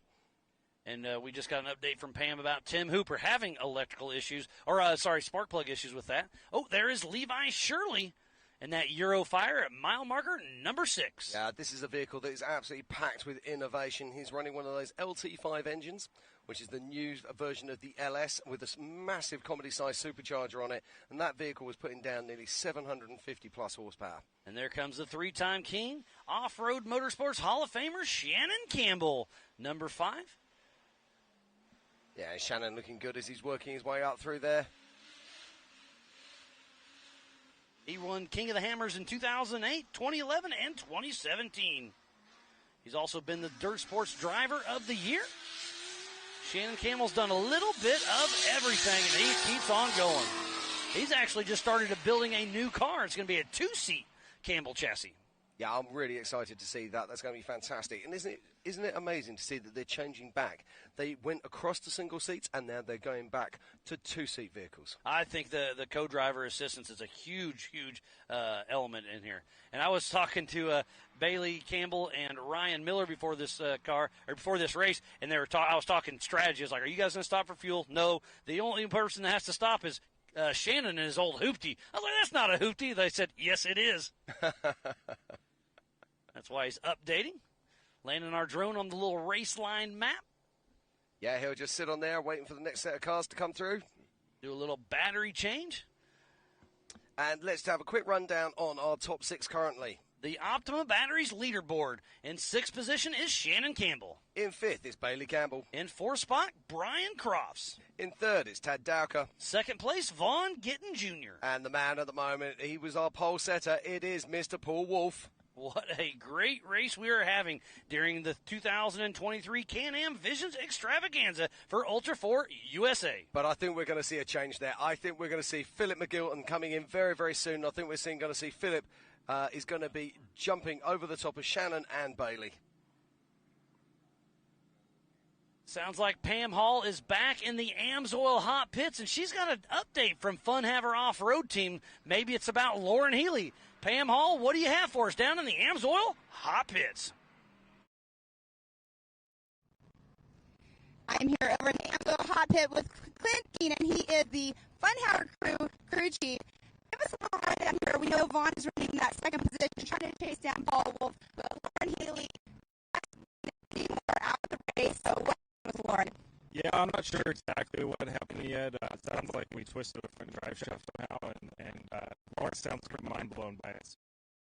Well, okay, we're going to come back from that. Let's not forget, we are in the middle of nowhere in Jay, Oklahoma, so we do get some technical difficulties once in a while, and we will be back with Pam very soon.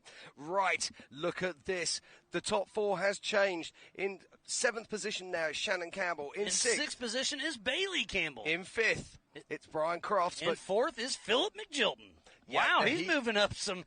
And remember, he started all the way back in 25th position, so adjusted time is on Philip McGilton's side right now. Obviously, qualifying is very important for the clean air, but there's no dust today. There's just a little bit of lap traffic, so Philip McGilton accidentally tumbled during qualifying, but right now that's actually helping. It's on his side. Yeah, absolutely. If you'd said to him at the beginning of the day that he would be passing the likes of Levi Shirley, Shannon Campbell, Bailey Campbell, and Brian Crofts, he'd have probably just given you a wry smile. But so remember, fantastic drive from Philip. Remember, that is on adjusted time. He hasn't physically passed all of those cars. Yeah, and does he know, or has he got radio issues? Here comes Levi Shirley out of Dodge City, Kansas, with Corey Nasso riding shotgun and that Eurofighter. Yeah, and Levi Shirley holds in 8th position behind Shannon Campbell. So Levi just running a very consistent pace there. And that is our current number 2. That is Vaughn Gittin Jr. in his Bronco. And Bucky 2.0. And he's making his way down through mile marker 6. There comes Hunter Sparrow. We just saw him riding with his wife, Kimberly Sparrow, in the 4800 Baranica Motorsports Legends class. We are an hour and 11 minutes into this 2-hour race before the white flag comes out. It is an 8-mile loop through the trees, through the hayfields, through the creeks. This has got a little bit of everything here to throw at you. We started this race in the rain, but now it's drying up a little bit. Is that our physical race leader? I think that might be that might well have been Paul Wolf there. And that UFO Joe Thompson built machine. Another absolute beautiful work of art. I was checking it out a little bit ago. He needs a new bumper. Last night during the Pro Rock knockout, when he won that race, he landed a little nose heavy and took a tumble, but was able to get it back going. Yeah, I'll be honest, we were sitting there watching that, and I thought that he'd thrown the race away. Didn't realise that the finish point was actually just before he actually hit the deck. So he won that race in midair. He jumped over the finish line. Yes, it was a fun little show last night. They had the jet skis doing backflips. He did something like 10 backflips in a row. It was a lot of fun to watch last night. That was incredible. Mid-America Outdoors is pulling out all the stops for the 2023 Can-Am Visions Extravaganza. Tomorrow is Nitro Cross and Nitro Circus. Lots of fun action yet to come. We have a little Barbie Jeep action tomorrow afternoon. And I hear horsepower. Is that our physical race leader, the Mid-America Outdoors ambassador, Paul Wolf? I think it well could be. It sure is. There he is on screen, be coming through the Brannock Bowl. And he'll be looking to complete his 5th lap. Heading out for lap number 6, and there's Tad Dowker on screen. Paul Wolf's car physically looks good, sounds good, and he is moving out. We'll get a time split between him and Vaughn when we see Vaughn here in a little bit. Last lap around is a 2-minute, 8-second. Yeah, watching Tad Dowker going through there, he's certainly not on the pace of Vaughn getting junior at the moment. It does look like that Vaughn is laying down the times right now. And there's Paul Wolf, our physical race leader, and on adjusted time, blowing by the Amsoil Hot Pits and Cade Rod, who he was battling so hard with early on in the race. I am very curious to see what happened to Cade. That was such a tough break. Everything looked good. Him and Paul were battling. He was all over Paul's bumper, pushing Paul, trying to make him give a little hiccup, but Paul kept strong, and something had with Cade Rod.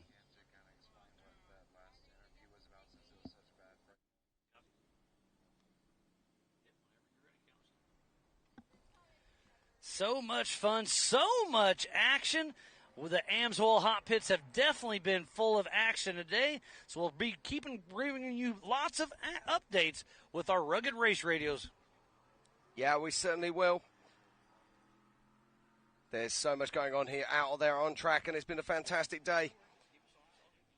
And as we continue with the action here, let's look back over the last few days of racing action. In the 4900 stock UTVs, Jason Woodford took the win. In the open 4900 UTVs, it was Ian Dickey. In the Pro Mod 4900 UTVs, look at this. This is Vaughn Ginn Jr. crossing the line. Now he'll remain in second place, but has he closed the gap? Yeah, I think he has. It looks like he's dropped down to within a minute. Yeah, it looks like it's right at 40 seconds. Wow, what a great run. Vaughn Ginn Jr. is really stepping up the pace. Here's above Thunder Valley with our physical race leader, Mr. Paul Wolf, and that UFO as he takes a hard right. This is an uphill, little wide open section, and then he'll take a hard left around this tree and go down pinball.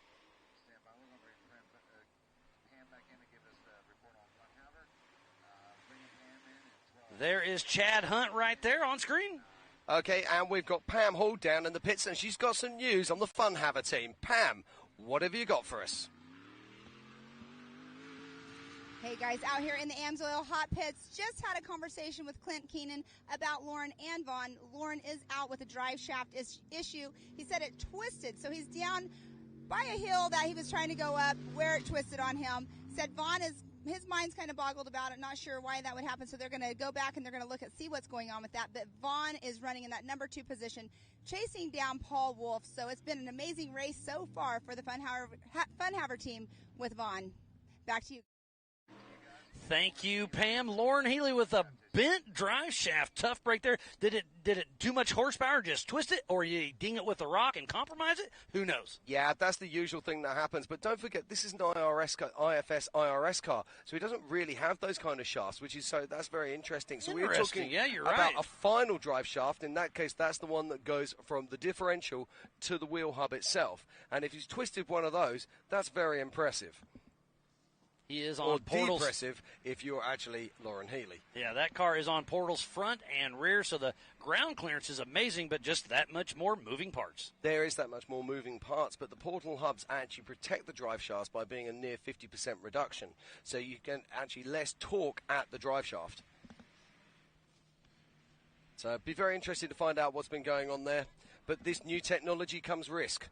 And that's the risk that they have to embrace. And this looks like this might be Tad Dowker making his way down across the raceline start-finish. And on adjusted time, he's still in that 3rd position. So Tad Dowker has a great run going for him.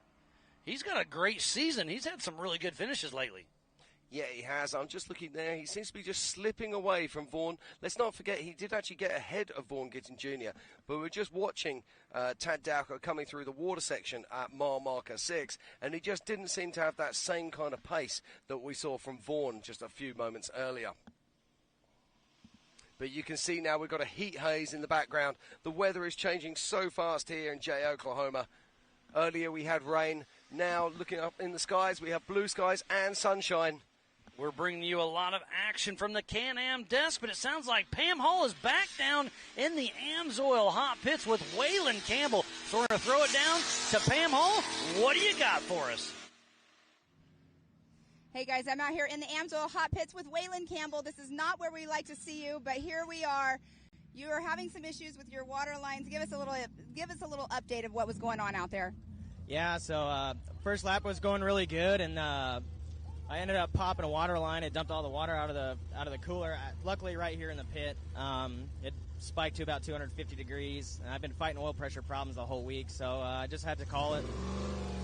Well, your brother-in-law was just now behind us during our interview, and I know that your mind was probably there right now. I could see it in your eyes.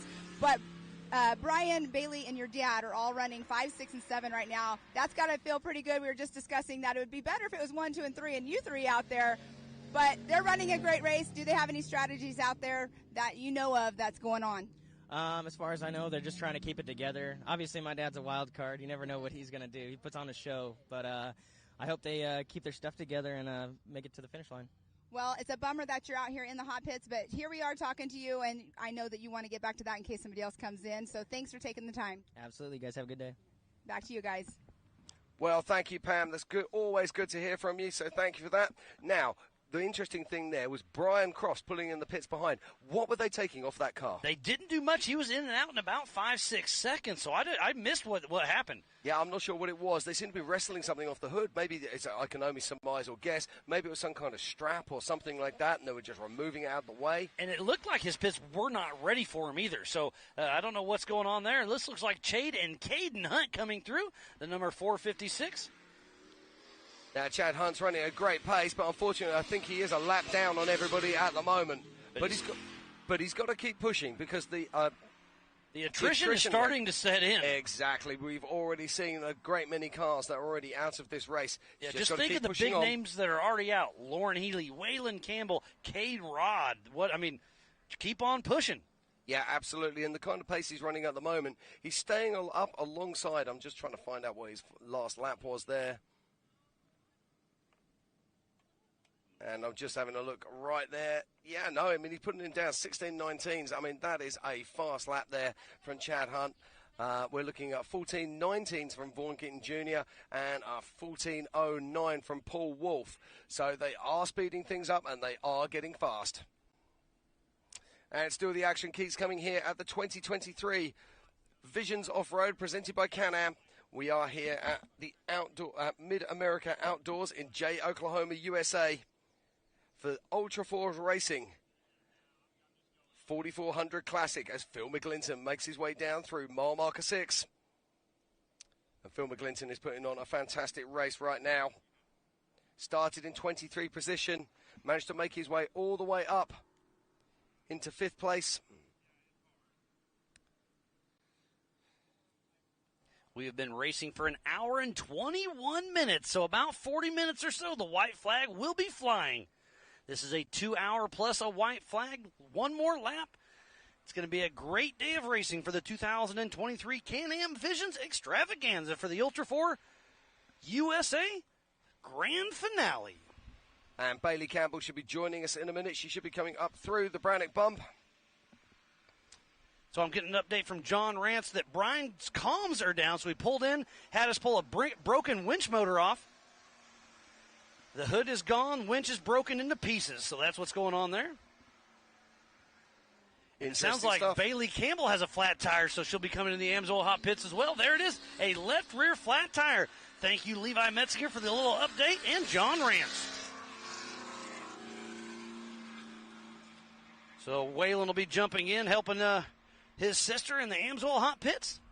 Now, lots of action going on down there, Jim. Now, will they know that Bailey's going to be coming in? Are the radios down? Looks like they're ready for him. Campbells have teamed up with Mud Nut Racing. So we're going to do a quick tire change and go. All hands on deck.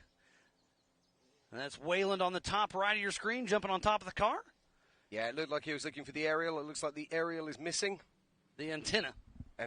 Aerial. You call stuff a lot of funny things, buddy. Hey, we invented this language. And it sounds like we have our one and only Pam Hall down there. We'll get a check with her in just a little bit while we're changing the tire for Bailey Campbell. Pam Hall, what do you have for us down there in the AMSOIL hot pits?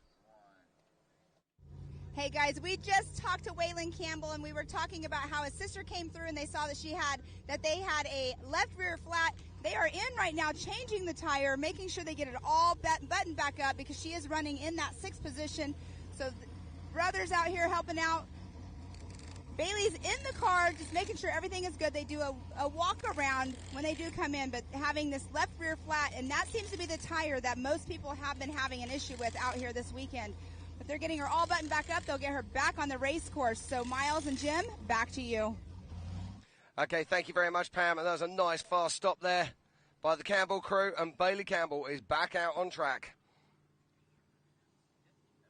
Now, it's been very interesting. We were talking about this earlier, Miles. We were talking about this earlier, about tyre You've been degradation. talking about all sorts of things. What do you mean talking about what? Well, it's very interesting how we're seeing fewer flat tyres in this main 4400 race than we did in the limited races earlier. And that's the difference in tyre technology between a DOT tyre and a full race tyre. And like you were saying earlier, the sidewalls actually have more reinforcement on these race tires. Yes, they do, but they can't have so much reinforcement that they don't flex. And that is our current race leader. That is Paul Wolf. And he is still pushing hard right there at mile marker number 6. He is indeed. We have around about 45 minutes remaining in this race. And coming into shot now, 3-time king Shannon Campbell. And from Waylon himself, there's the wild card. You never know what Shannon's going to do. He is a wild man for sure. He is. He crosses the line. And he is in a 6th position right now. And he will be catching Bailey, his daughter, who's just come into the pits.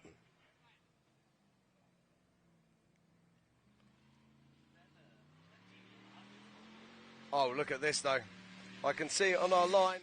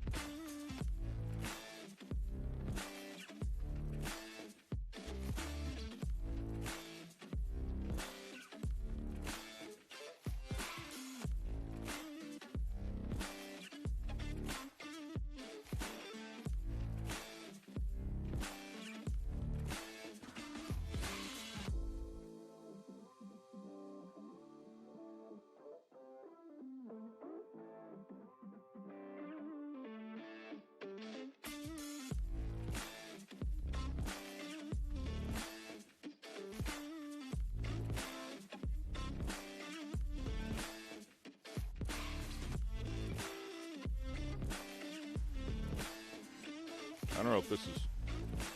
Yeah, we're back. My bad.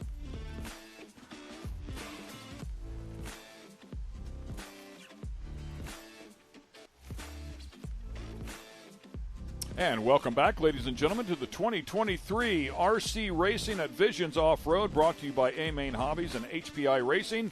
We are back, and yes, the track is looking pretty good. Not completely dry, 100%, but pretty much dry. A couple of little wet spots in there across the way, but they've already had an e-car out there, and everything looked pretty good. The car came back pretty clean, so we are ready to rip, and that was some 30 minutes ago. Hello, I'm Ken Stout, and sitting alongside is Mike Garrison, Scotty Ernst down there in the pits, chatting with some people as well to find out what's going to happen here. If you're just joining us, we have been on a fairly lengthy rain delay. Unfortunately, got rained on, and then it started to dry out, and we were really close to going racing, and then, of course, it rained again. So, but the sun is now out. It is hot. It is also humid. So conditions have changed drastically. Yes, this is the 2023 Visions RC at Visions Off-Road. Plenty of our sponsors as well. We want to thank them, A-Main Hobbies, HPI Racing, Tecan, VP Fuels, Team Associated, and Lifetime. So back here ready to go. We've got a lot of racing to do, and we're going to try to jam it into 2.5 hours. We think we can get it all done, but we are going to rip here, line them up, and turn them loose. And with more on what we're going to see here today, let's get it down to Scotty. Scotty, what's the theme, man? What's everybody thinking down there? All right, thank you very much, guys. We're here trackside, getting ready to roll again. The cars are starting to roll out of the pit line, and these guys are ready to go at it. Mother Nature, she's always the boss. Caused a little bit of rain, got the track pretty wet, but Joey and Aaron from the Dirt Crew did their magic, got it ready to run. About the last 20, 25 minutes, we've had sunshine, so they're locked and loaded, ready to go for our first raid here of Invite. Back to you, Ken and Mike. Thanks a lot, Scotty. Appreciate that. Yes, some cars already out here on the track. The clock is already counting there in terms of the warm-up session. 15 laps in distance. We already had them out here on the track, and the rain came out. Immediately, everybody jumped off of the track. Mike, you touched on it real briefly. The electronics in these cars are exposed, so the last thing they wanted to do is get these cars wet. So everybody got them off there, and they've had plenty of time to prep them, maybe make a couple of changes. I chatted with Dakota Fend a little bit. He thought primarily tire might open some things up there just a little bit, but other than that, he felt like everything else would be pretty much the same. Yeah, it looks like the track conditions have changed a little bit, but not near as much as I thought they were going to when we first saw the rain move in. I think, like you say, Joey and Aaron and the Dirt Track crew doing a fantastic job. You can see, though, those outside lines out there where the kind of fluff is and all that, that is pretty wet, especially right here. We're looking at Mayfield as he tucks that inside right there. If you head a little bit wide there, that's pretty sticky, and that traction is going to be real easy to get out there and flip a car upside down. So it'll be interesting to see how that plays a part in this one. There, you see Mayfield. That's that area of the track. You've talked about it a couple times. I brought it up to the guys down there as well. I also brought up is that something you would adjust the dampers for, knowing you're landing so hard, the rebound is bouncing the car back up in the air. You have to immediately make that right-hand turn. But pretty much the consensus is, as we anticipated, was if we adjust for that, it'll hurt us everywhere else. So it's just something that they're going to have to learn how to deal with, and hopefully better than anybody else. It might also open up a passing opportunity, and we're talking about that section right there. Yeah, it's definitely going to be, I think, a make-or-break section here for all of our classes. We've already seen some of the drivers in the open and sportsman classes struggle with it, and even in our invite class as well. As you can see, their warm-up clock is winding down. These drivers getting ready to line up on the front straight. This order lineup here is simply by pill draw. It is at random. And whoever wins this invite race today will start our invite main tomorrow in the number 1 spot. Yeah, so and let's touch on this real briefly because it might be a bit different than they typically format these things, but they did a pill draw. The pill draw will determine the starting spot for all 3 of the Invite Nitro Buggy heats that will happen here today, and then depending on how they finish in each one of those heats will determine their starting position for the A-mains tomorrow. That's right. So we got some big money on the line, of course, this weekend here at Visions RC. However, no money up for grabs here in these heat races. This is just for starting positions tomorrow. Tomorrow's main event races, that's where all the money comes into play for these invite guys. But now our open guys that we saw earlier, like Camden Lime, As they qualify, if they're a top qualifier out of the rounds of qualifying today, they do get that $1,000 check, and they're going to the invite class. So money's still up for grabs in the open class today. Yeah, for sure. And to elaborate once again on this pill draw, the reason they do it the way they do it is they want to make sure everybody has a fair chance at winning their heat race, meaning everybody will start at the front of one of the 3 heat races at some point in time. They'll all start in the middle, and they'll all start in the back at one point in time. So they've made it as fair as absolutely possible so everybody has a shot at the big money in the A mains tomorrow. Okay, as you can see, we're about ready to go here. They're going to do the drop, and it is showtime. Here we go. Invite Nitro Buggy Heat Race number 1. The best in the world are going at it. Well, it's starting out front. It's going to be Ty Tessman. Of course, Ty Tessman, former IFMAR world champion. He is definitely a force to be reckoned with here this weekend. Of course, one of the world's best. He's got Spencer Rivkin right there behind him and Ryan Mayfield in that number 3 spot. We look back at last year. We remember Rivkin and Tessman had a little bit of a scuffle last year on the racetrack. Yeah, a couple of guys actually, and doing exactly what we thought this track might do. You can see everybody lined up nose to tail. I did chat with a couple of the guys. They said passing's going to be a bit difficult because everybody can run within a couple of tenths of each other. So we'll see how things shake down here. As you mentioned before, Ty Tessman, so solid here. The former world champ's been racing for some 18 years.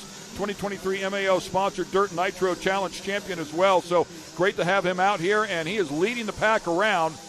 Everybody knows the tail right now. A couple of bumps there in the middle of this track. We'll see how they upset the cars and if they create some opportunities.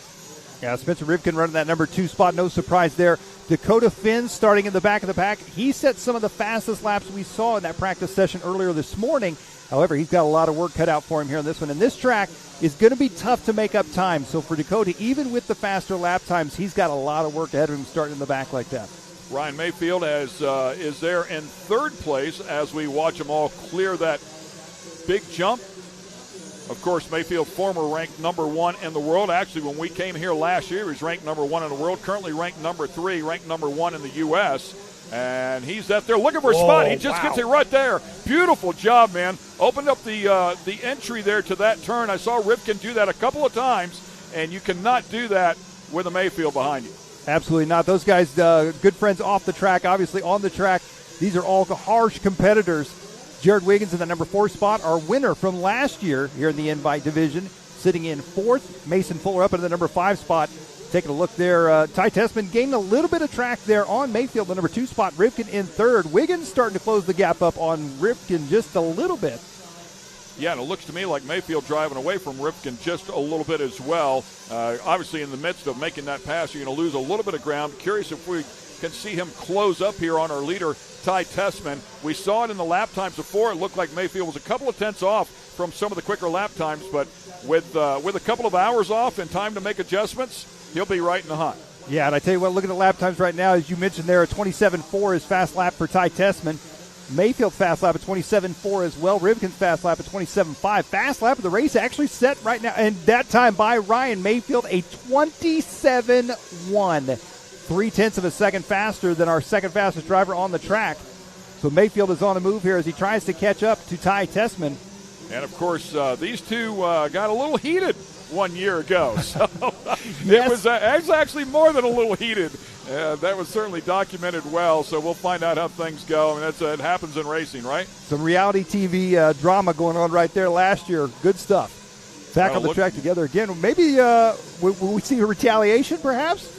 We'll see. I think it's all about earning that spot right now. It looked to me like Mayfield missed the center of that one turn there just a little bit, had to breathe it. But he was definitely closing the gap there from where he was. He has pulled up nicely. I don't know if he's got enough there to make the pass, but he's certainly right there, and that's what you want to do, right? If nothing else, create a lot of pressure. Absolutely. Try to put the pressure on, and I tell you what, though, Ty Tessman, he is a tough one. He's as cold as ice when it comes to trying to break him on pressure, and Mayfield and these guys have all raced together for a long time. Looks like Rivkin may be closing back up just a little bit. Saw some chaos there in the back of the pack. Thing to take note of here with only 7 laps to go, Dakota Finn has only worked his way up into the number 8 spot, and he still has some of the fastest laps on the track.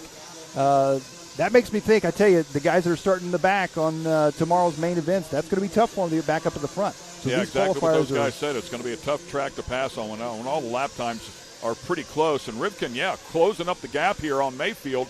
as well. We watch them work their way around here. There's one left-hander where I think Mayfield's, Rivkin unfortunately into the tube there cost him.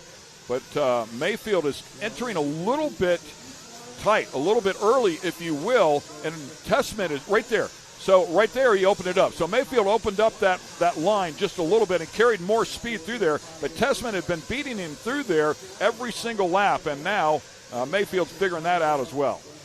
I'd be curious to see their tire choice as well for the next round for these guys, because just between the time the race this race started and now, the track has changed tremendously. We're already getting some dust on top. You can see it's starting to get a little bit more slick. The traction's starting to go away just a bit in the main line. So I'm curious whether they change compounds heading into round 2 or not.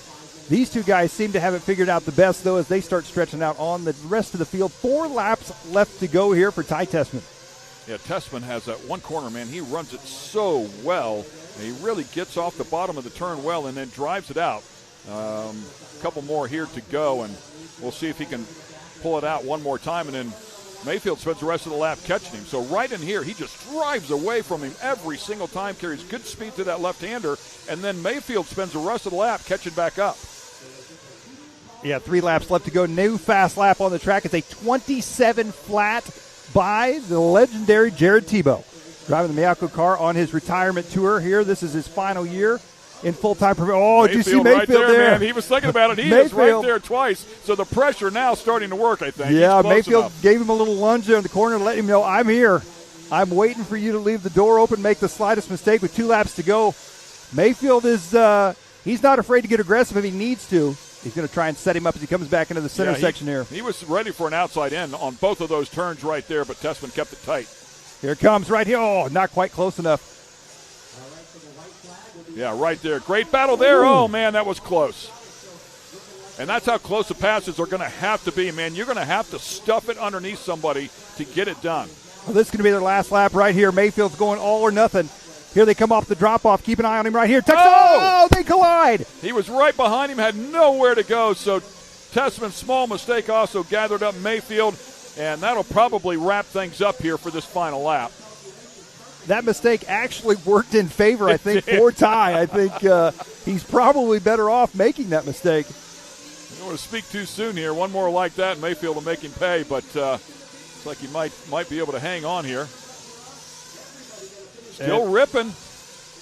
Looks like, I believe that last time around was their last time across the line. So Ty Tessman going to take invite round number 1 here for our qualifying. Ryan Mayfield 2nd, Mason Fuller 3rd, Jared Tebow 4th, Spencer Rivkin 5th.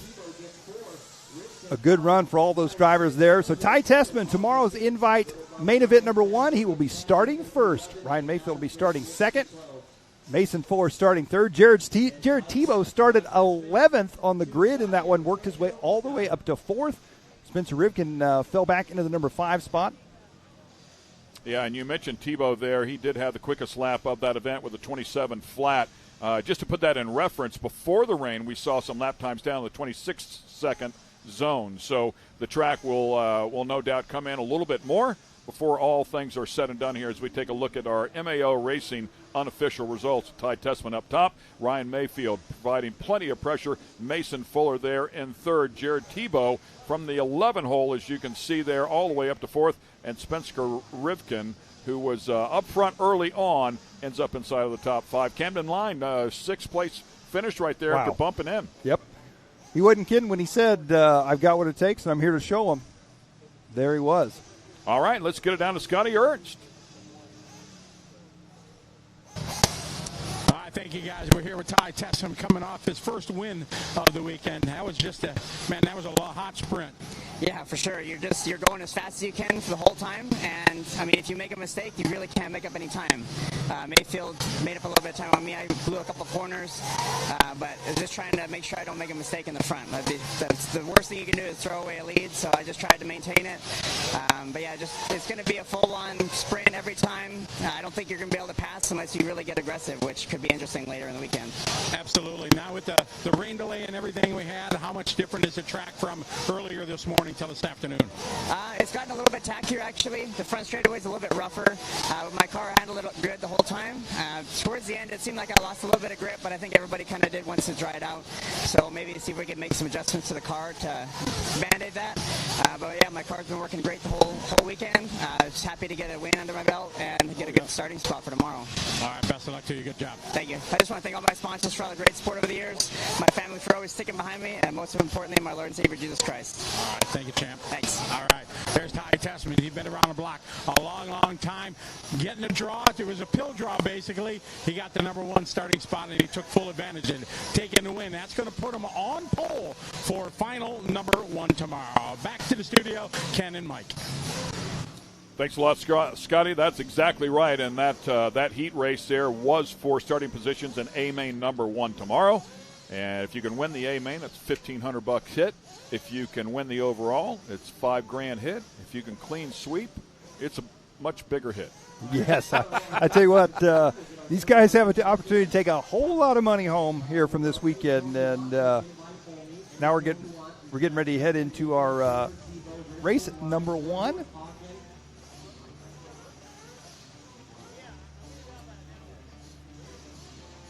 So, a little highlights reel here from heat race number 1.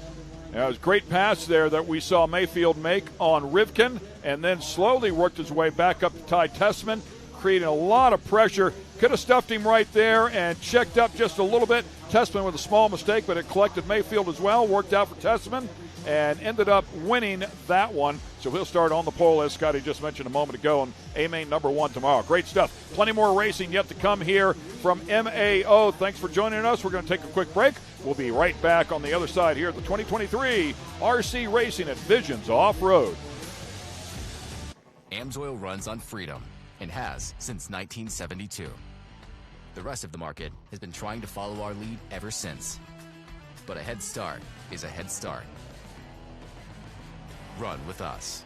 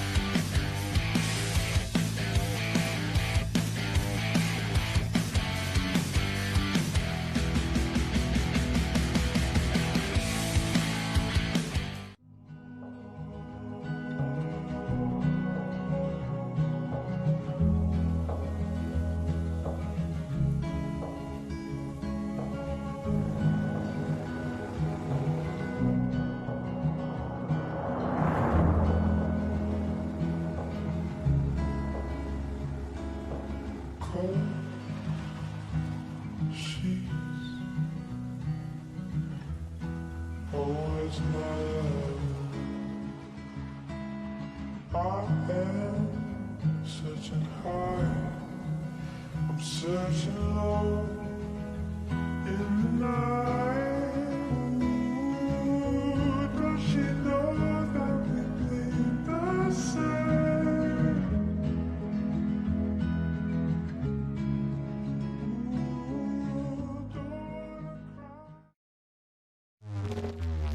Get it, boys.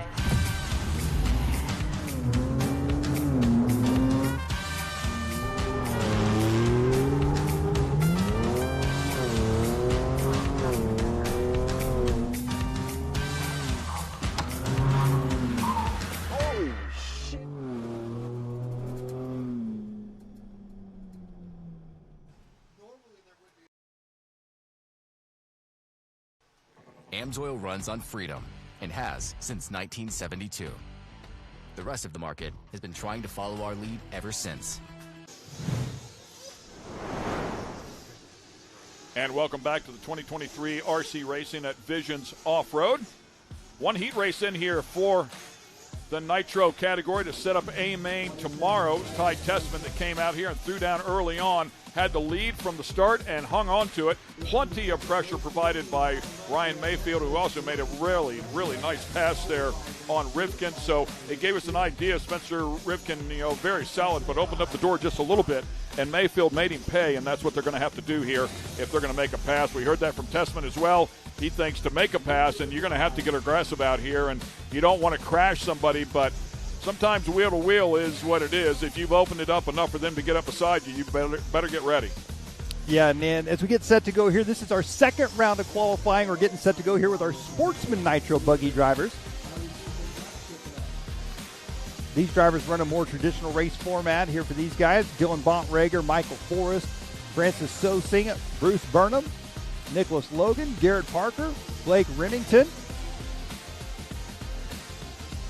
It looks like these drivers all getting on the clock. This time around, round 2 of qualifying, race number 1. We've got 2 more, or this round and 1 more to go. We got 3 total rounds of qualifying, so we'll see our invite drivers again 2 more times here today in the Nitro class. We'll also see a lot of those drivers up again in our Open e-buggy class. A lot of the invite Nitro drivers running the Open class. And, of course, after this, we'll see our Open Nitro buggy class, where those drivers will try to set the fastest qualifying time for the round, and those who do will move on to the invite class. So good stuff, all about seat time, right? I mean, you want to get as much as you can. Even the pros understand that, and they'll take advantage anywhere they can. If you could guarantee yourself in a perfect world that you could enter the Open class, run to the final round, and then move up to invite and get yourself as much track time as possible, that might be the way to go, but I don't know you want to take that risk. The one caveat to that, if I'm thinking about this correctly, is if you're the last bump in, you don't get a chance at any of the heat races. Consequently, you would start at the very back. Ooh, that's true. I didn't think about that. You are correct, yeah. So if you bump in, as we saw Camden Lyon, he got in that first heat race, so he'll have a 6th place starting spot in that first A. So, yeah, you want to. That's the advantage of trying to bump in as soon as possible. But in terms of track time, yes, it's another way to look at it. Well, we're off and running here in this one. 2 minutes, 10 seconds down, 3 minutes, 50 to go. Michael Forrest going to be out front. Nope, take that back. Dylan Bontrager taking over the lead that time by with a 12 at a 6:03. That's 12 laps in 6 minutes, 3 seconds here in their qualified session for our Sportsman Nitro buggy class. Yeah, and Dylan had a good run going a little bit earlier in here today as well. Michael Forrest now bumping up there just a little bit more, literally by 0.08 of a second. A 12.603.108 versus a 0.186. So it shows you how close they are here already.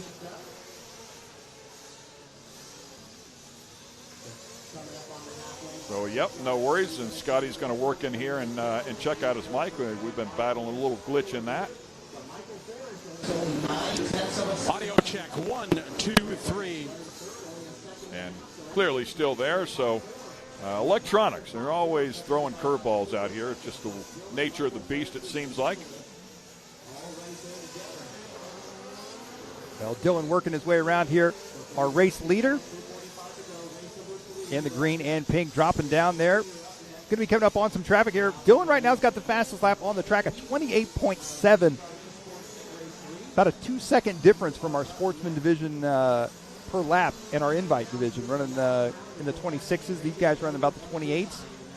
Yeah, and to put it in perspective, the sportsmans would probably beat 95% of the rest of the world. Like, if you had to go, I don't know about you, you're probably in the game, but if I had to go out there, they would destroy me. I wouldn't be even close. So we're certainly not knocking these guys, but this is where the next level, if you will, before you get to that open category, and then up to the ranked drivers. Well, prime example, it doesn't seem like that long ago we were at the Nitro Challenge and we see Fee Long win in the sportsman class. Now he's running in the invite, and he's a threat to win this whole thing this weekend. So, I mean, in a matter of time, these guys catch on very quickly and take their racing to a whole new level. So, Dylan Bontrager, he's on the right track to do so here this weekend as he's looking for another top qualifying position at sportsman. Oh, double trouble there. Yeah, that one really cost him right there. And once again, for those watching on, if you're not familiar with it, I certainly understand your predicament, but this is not what I would call traditional qualifying in terms of whoever lays down the quickest lap This is a combined effort for the total length of the session of 5 minutes. So take all the laps you can possibly run. Whoever can run the most in the shortest amount of time will be your overall number one. Yeah, it's a bit of a confusing process for qualifying. Once you get it figured out, it makes sense. But trying to explain it or trying to figure it out for the first time. Yeah, trying to explain it's a little more difficult than it really is. I mean, it's a great way of going about it. It's certainly just as, I think, honestly, it's a better representation of who was best in the session rather than just quickest for one lap.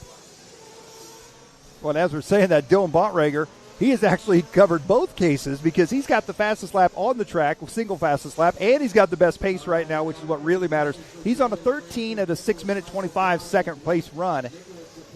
Sosing in that number 2 spot, Logan in third. Now Michael Forrest back out to the number 3 spot. With only 25 seconds left to go here in this race, we're watching our race leader as he comes down the front straight. Onto that right-hand side, into the tricky drop-off section right here. Oh, really nice job. You see how good that car reacted right there? Dylan's really old. The damper setup must be really good for that particular area. Dylan's had a pretty near flawless race here. Yeah, he kind of missed the next couple of turns, but announcer's curse. Yeah, nice wall grind. Tube grind in this. Yeah.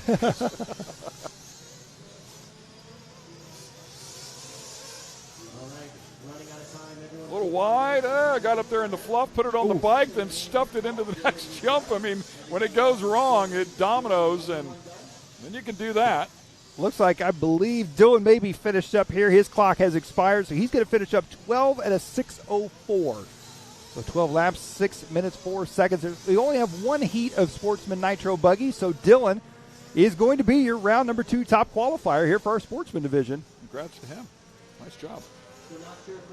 I thought that was me out there driving for a moment. that one that was flipping across the infield. There you see the drivers all coming into pit lane.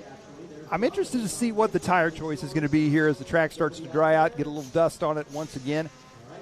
Our qualifying results there: Dylan Bontrager first, Michael Forrest second, John Cayley is third, Francis Sosing fourth, Nicholas Logan rounding out your top 5, followed by Remington, Burnham, Parker, Robinson, and Womack.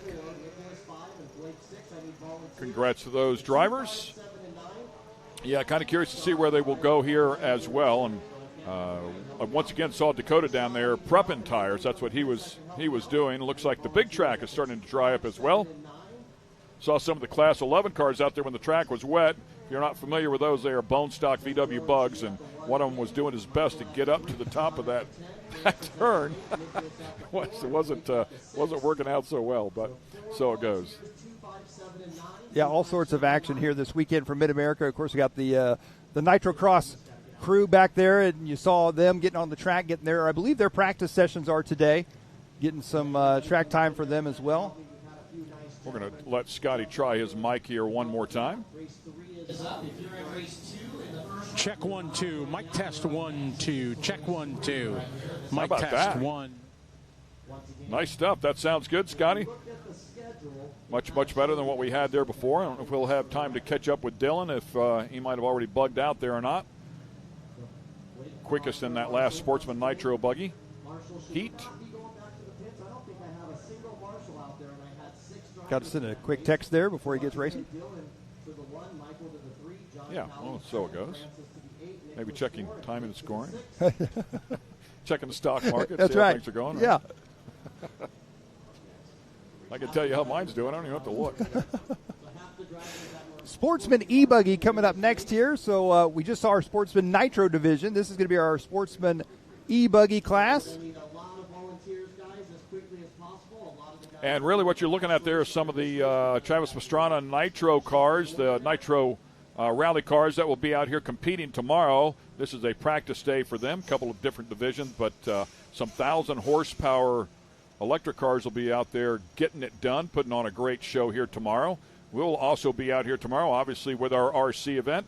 the 3 A mains, along with the open category and sportsman categories as well. So we'll be battling for all the big money. Don't know if I mentioned that since we've come back here after the rain delay, but $30,000 up for grabs. We talked about the winner getting $5,000. If you can clean sweep it, it's $1,500 a race for each one of those A mains. That would add to it. There's also a bonus. I believe it's either $5,000 or $5,500. So at the end of the day, if somebody has a brilliantly good day, better part of $15,000 in your pocket, that's a pretty good day for RC racing for sure. And a nice payout throughout the other positions as well, you know, to hand some money out to the rest of this field. So super cool to come out here and watch them throw down for the big money. Absolutely. And as we were just talking about, ironically, the cars that were headed out there on the course, the rally cars, those are the E-cars. So the electric rally cars, we saw the Vermont Sports Car Team there, driver Connor Martell taking the track. And as they send out their E-cars, we get set to send out our E-cars. Our electric buggies are getting set to take the track for Sportsman E-Buggy. They were giving us a nice shot of that Barbie Jeep downhill as well. You're going to enter that, right? No, not sober. I don't know. You might not even be allowed to enter it. I was going to say, Brittany here in our studio just told us it's $1,200 to win. Oh. Does this count as a Barbie Jeep? That's great, Mike. If you're not familiar with Mike, he has a great sense of humor. He's in a wheelchair, unfortunately, but he just pointed at the wheelchair and says, does this count as a Barbie Jeep? So that's good stuff. I'm going down the hill. I'm glad you can laugh at it anyways, right? If nothing else, laugh. So good stuff here. We're going to take a quick break. We'll be right back. Stay with us.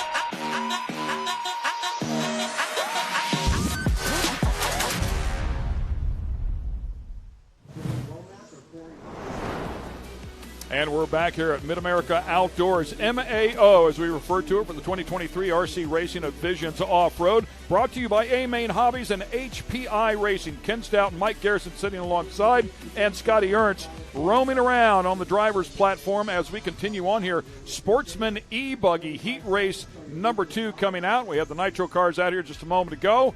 Time now for the E-cars. Chatting with some of the guys over there as well. It does appear as though the E-cars. I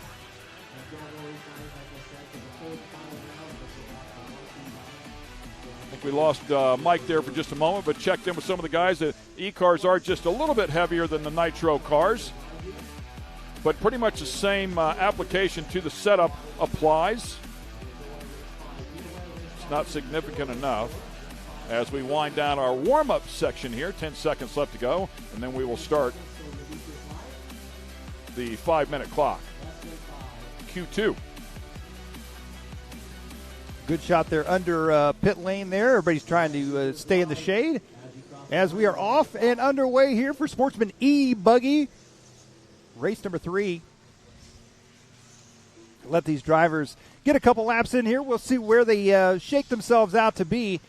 Dylan Bontrager in that last one for Nitro Buggy. He is back up in the E-Buggy, so he's running back-to-back. And we're looking at Dylan right now. Can Dylan go back-to-back TQ? We are about to find out here. Here he comes down the front stretch onto the right-hand side. Dylan, oh, that was close. Just about catching the corner marshal there in the back of the leg. Oh, nice inside move there to stay out of the wreck and then tag the tube, unfortunately. So Dylan running back-to-back. He hangs the Nitro car up, heads right back up with the electric car. And it looks like we'll see where he's at when he comes around here this time by. Michael Forrest going to be out front early on here with an early 29.4. Nicholas Logan. There's Dylan up into the number 3 spot. Dylan looking for a double TQ here in round 2. We'll see if we can do it in the electric class. Ken, you can see the dust on the track really starting to pick up, and these guys losing traction heading into the corners. As I mentioned to you when I came back in, I mean, the sun full out right now. I mean, it is hammering hard, so it's going to dry up very quickly. It's going to change very quickly. Much like big car racing, the anticipation of what the track is going to do is what the really good guys are able to do, so they can anticipate what setup they need in that car to be fast towards the end. It is definitely blowing off here very, very quickly, so no question. And I think about the time between races now, as you talked about running a couple of different categories, a couple of different classes. These guys have to have these cars ready to rip immediately if they're going to run a back-to-back race here, or very close to a back-to-back race. So they're not going to have much time here in this accelerated format on the back half of today. We have to be done by 5 o'clock. That is Central Time, by the way, because the off-road races start here out of this same truck. So it is a hard out here at 5 o'clock, but they're going to try to get everything done. If we do miss something for some reason, they'll tag it on to tomorrow. We'll get it all in. Yeah, and I'd be curious to know, watching Dylan Bontrager right now, he is out front leading the way. He was in that last race with his nitro car. Now he had to flip over to the e-buggy. There's a very short window there. I'd be curious to know if in between that time, did he change tires on his e-buggy? Did he pick up anything from the nitro car that he wanted to change on the e-buggy before he got out there in this one? But looks like whatever he did or whatever he didn't do has got it handled, as he is out front leading once again. The only driver to get down the 28-second lap range, 28.6 for Dylan right now. He's on an 11-lap run at a 5-minute, 23-second pace. Oh. Up and over in that car, in that particular case, just did not fly necessarily properly. Typically, you see him flying nice and level, but that one was nose high. That step down that we keep talking about. Only a minute 45 left to go here in this one for these drivers. It's Bontrager, Logan, Forrest, Callies, and Sosing, your top 5. Johnson, Crane, Bell, Parker, Burnham, Womack, and Robeson. Oh, trouble there. I thought that was your race leader. That was not. Yeah, that corner is really rutted up there a bit and getting rougher by the minute, it seems to be, so something they'll have to pay attention to. I've seen that happen a couple times. It just seemed to me like they were a lane wider. He was pretty much in the race groove and kind of bidding.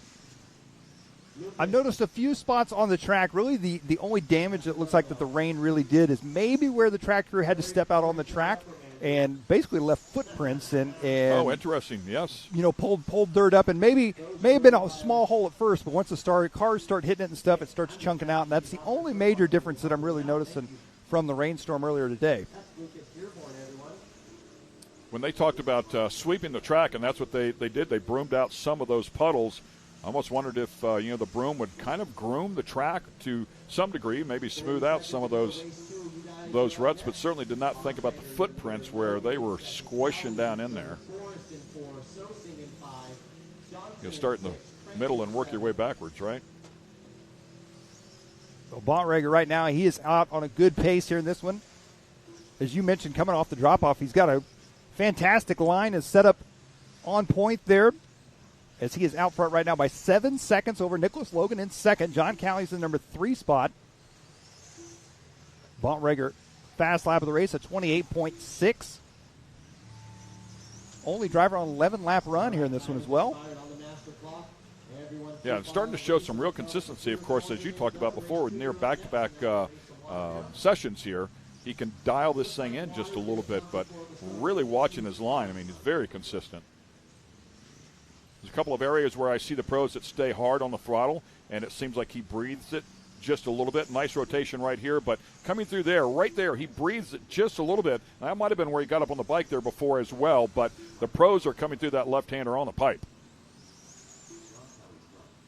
As he makes his way back around, looks like time has expired. This is going to be his final time around.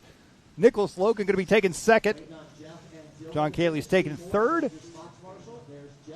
Dylan on his victory lap right now. He's going to be the only driver to get 11 laps. So double TQ, top qualifier in our Sportsman Nitro division and top qualifier in our Sportsman E-Buggy division. Back-to-back for him right here in round number 2. Fantastic round there for Dylan Bontrager. That is awesome.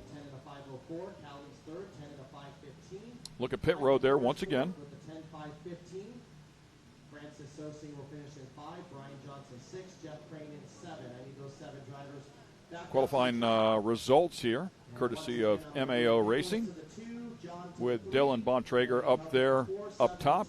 Nicholas Logan, John Callies, Michael Forrest, and Francis Sosing, all there inside of the top 5. Dylan doing a great job, as you talked about, qualifying number 1 in both sportsman divisions. So really good effort there.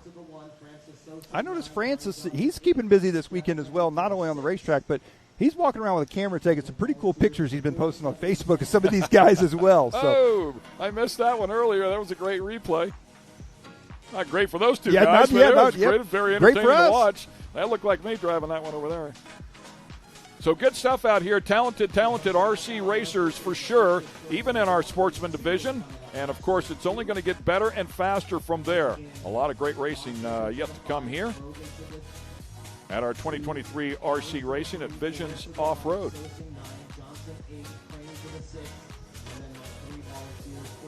Cool-looking car.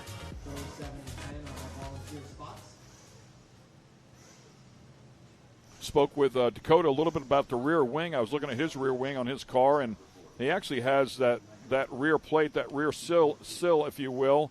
He actually has some holes drilled in his. I want to say 6, a couple of big ones on either side, a small one in the middle.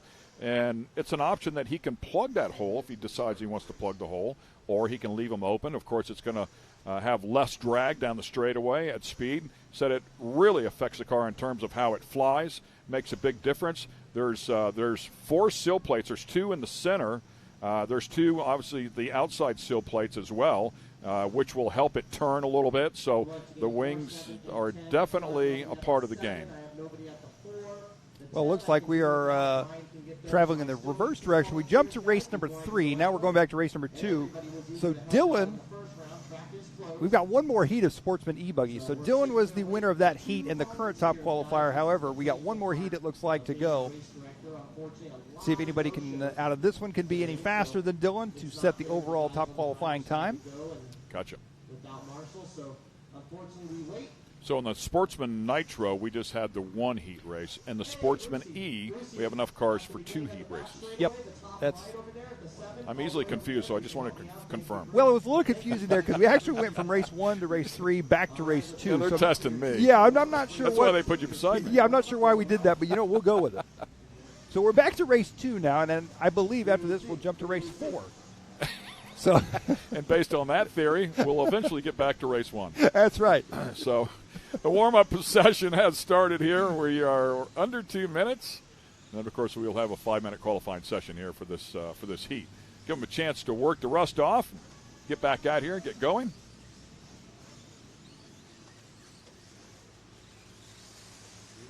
Love the name Boomer Wheelers. You get any better than that? These guys getting checked in here. Ian Morey, Jason Morey, the father-son combo. Frank Columbia, Taylor Janda. I do believe Taylor Janda was our winner from last year. And I can't remember if it was the Sportsman Nitro Buggy or the E-Buggy class, but I know he won one of them. So good to see him back this year. Jake Goodlett, Justin Turner, Boomer Wheeler, Peyton Lamb, Brad Langley, Steve Collins, and Bucky Bachman. Good memory there, my friend. As we watch him wind this one up, under a minute now in this warm-up session. And still watching that left-hander there that has a few ruts in it. And it's almost, the pros are going to take a look at it. So you can run the traditional line, which would be to apex it right in the center there and carry some good speed out. But it almost looks to me like if you open up the entry a little bit and late apex it just a tick, you can get underneath those ruts and stay on some smooth track. Easy to see and easy to say. Not as easy to do. Yeah, because, I mean, we're talking about car placement here of a few inches, right?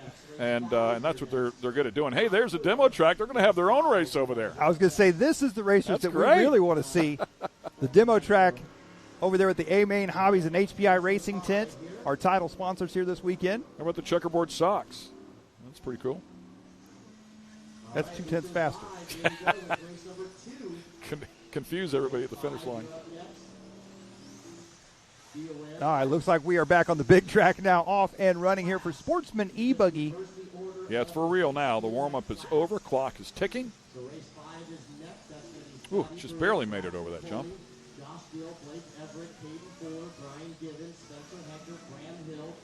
Nice pass there. Outside in, and now some clean track, and unfortunately tags the tube and ends up inverted. There's that left-hander I was talking about. You can see how rough it is on the outside. If you can go out and rotate the car a little bit early and chop right down on the bottom of the tube, it'll kind of lengthen that straightaway and carry some good speed. Something the pros will be looking at for sure. These guys are just trying to get around and stay out of trouble. Well, and Boomer Wheeler, he's wheeling it right now out front, 10 at a 5:02. Not quite as fast as Dylan Bontrager's earlier top qualifying time, but he is out front. Peyton Lamb in that number 2 spot. Brad Langley in the number 3 spot. Now Peyton up into the number 1 spot.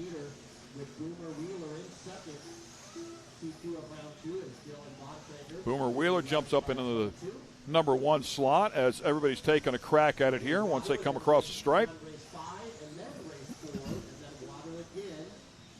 Also impressed as you watch the sportsmen go out there and they'll blip that throttle and clear some of those jumps, and they actually sail the car too far. You have to immediately get it slowed down to come back to make a turn left or right. Something else that the pros seem to be very, very good at is that proper speed. Go over the jump, get the car back on the ground, and get it rotated in. We're going to go back and show you a replay here, I believe. Our Visions instant replay. And coming in here, whoa, look at this. Quite the maneuver, little bat spin there, Batmobile spin. And these are all-wheel drive cars, correct? That is correct, yes. These So I didn't see any dirt coming off the front end of that one. I almost wondered if it spun out because I maybe lost front-wheel drive, but not always able to see that. Certainly would, oh man, there's a couple of pretty good tumbles right there. Certainly that's something, the first thing that comes to mind was, say, a short course Pro 4 truck is if you see one spin out, they typically, for the most part, have lost front wheel drive, and a lot of that is weight bias on the truck as well, so not necessarily the case here. Well, I believe that is, if I'm not mistaken, that's Boomer Wheeler that we're following, and Boomer's going to do it again. Boomer just likes freestyling in that corner is what's happening. You get bonus points, style points. Boomer coming through the infield right now. Ian Morey in the number 2 spot. Brad Langley in that 3 spot. And now it's changing up a bit. Frank Columbia up in the number 3 spot. Wheeler at a 10, 5.06.3. So he has got to beat right now. Langley right behind him at a 10.517, some 10 seconds back. That's not to say things can't change here quickly. I mean, one bobble out of Dylan, and it can change up pretty quickly. And here they come. Minute 30 left to go here in this one. Bontrager in that last heat set the 11-lap pace. I'm going to say that's probably a pretty safe time. He's probably going to be sitting top qualifier here for our second round. Nobody in this one is. Yeah, that's a great point. Nobody's quite close to that 11-lapper. He'd have to make up himself. Right? Yes. Can't even bump himself out. But yeah, that would be a lot to make up there for Langley. 1 minute left to go here in this one. Boomer Wheeler out front, 10 at a 5:05. Ooh, that was close. A little drifting contest there in the middle. Ooh. Talk about putting the pressure on. It is entertaining to watch them. And I'm not laughing at them, I promise you. I'm laughing because I know I couldn't even come close, right? So it doesn't surprise me that they get as close as they do to each other. The fact that they don't crash is simply amazing. Well, here they come down the front stretch onto the right-hand side. I believe that's going to be Steve Collins, if I'm not mistaken. Off the drop away he goes. Oh, that may be Jason Morey. 20 seconds left in this one. Wheeler still up front, having another great session here. Langley has closed the gap just a little bit, closed it by a couple of seconds. But Boomer has not made a mistake yet. And clock has hit triple zeros.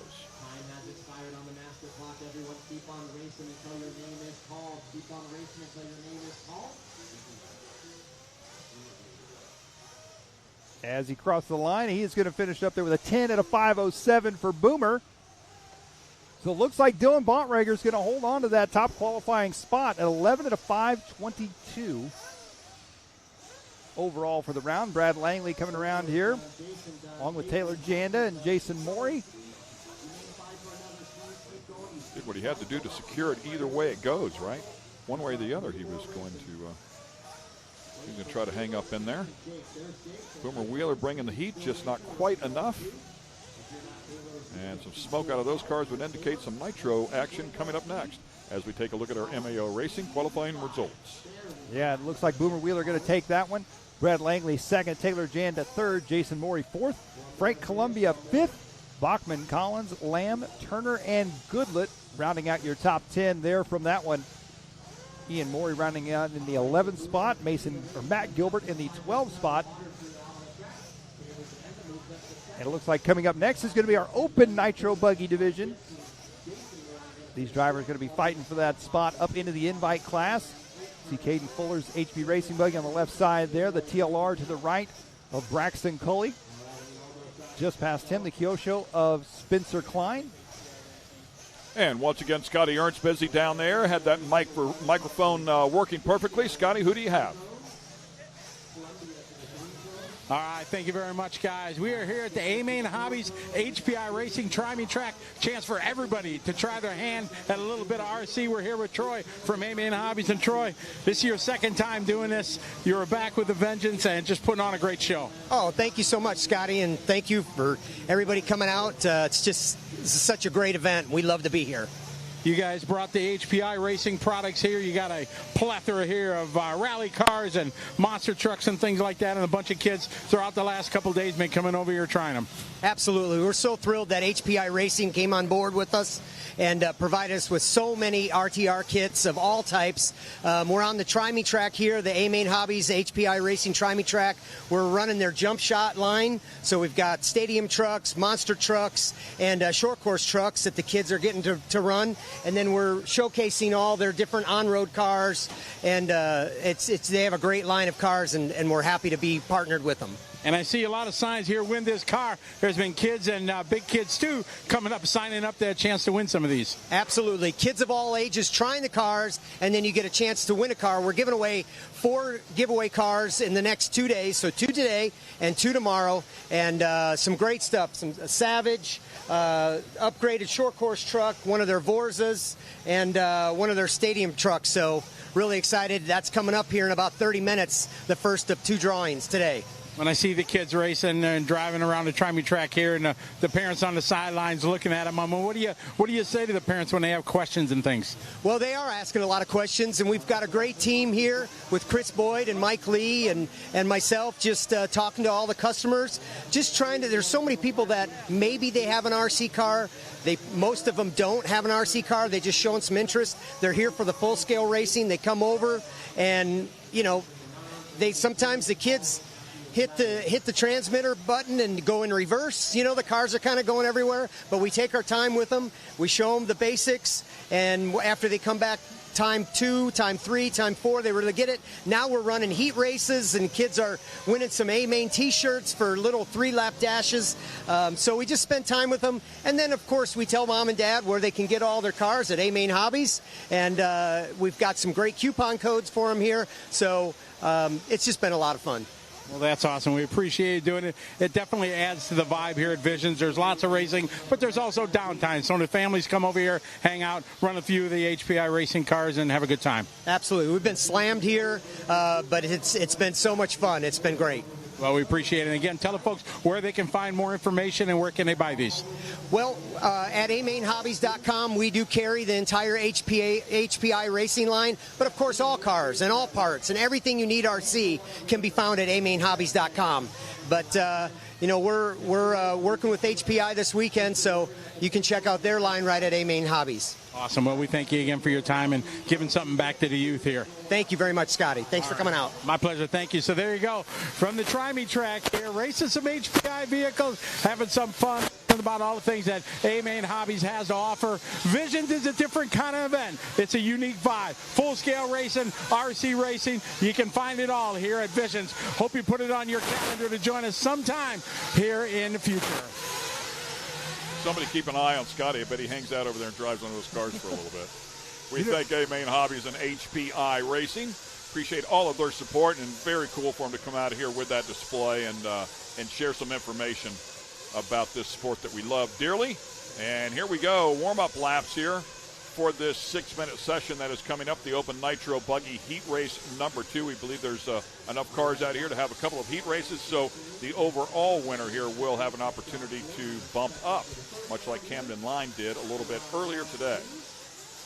Well, a little known fact for a lot of people about Scotty Ernst. Not only is Scotty known for his announcing and his events and stuff that he puts on within the RC industry over the years around the world, Scotty is a pretty dang good racer as well, and he's got some accomplishments to his name, especially in the on-road world.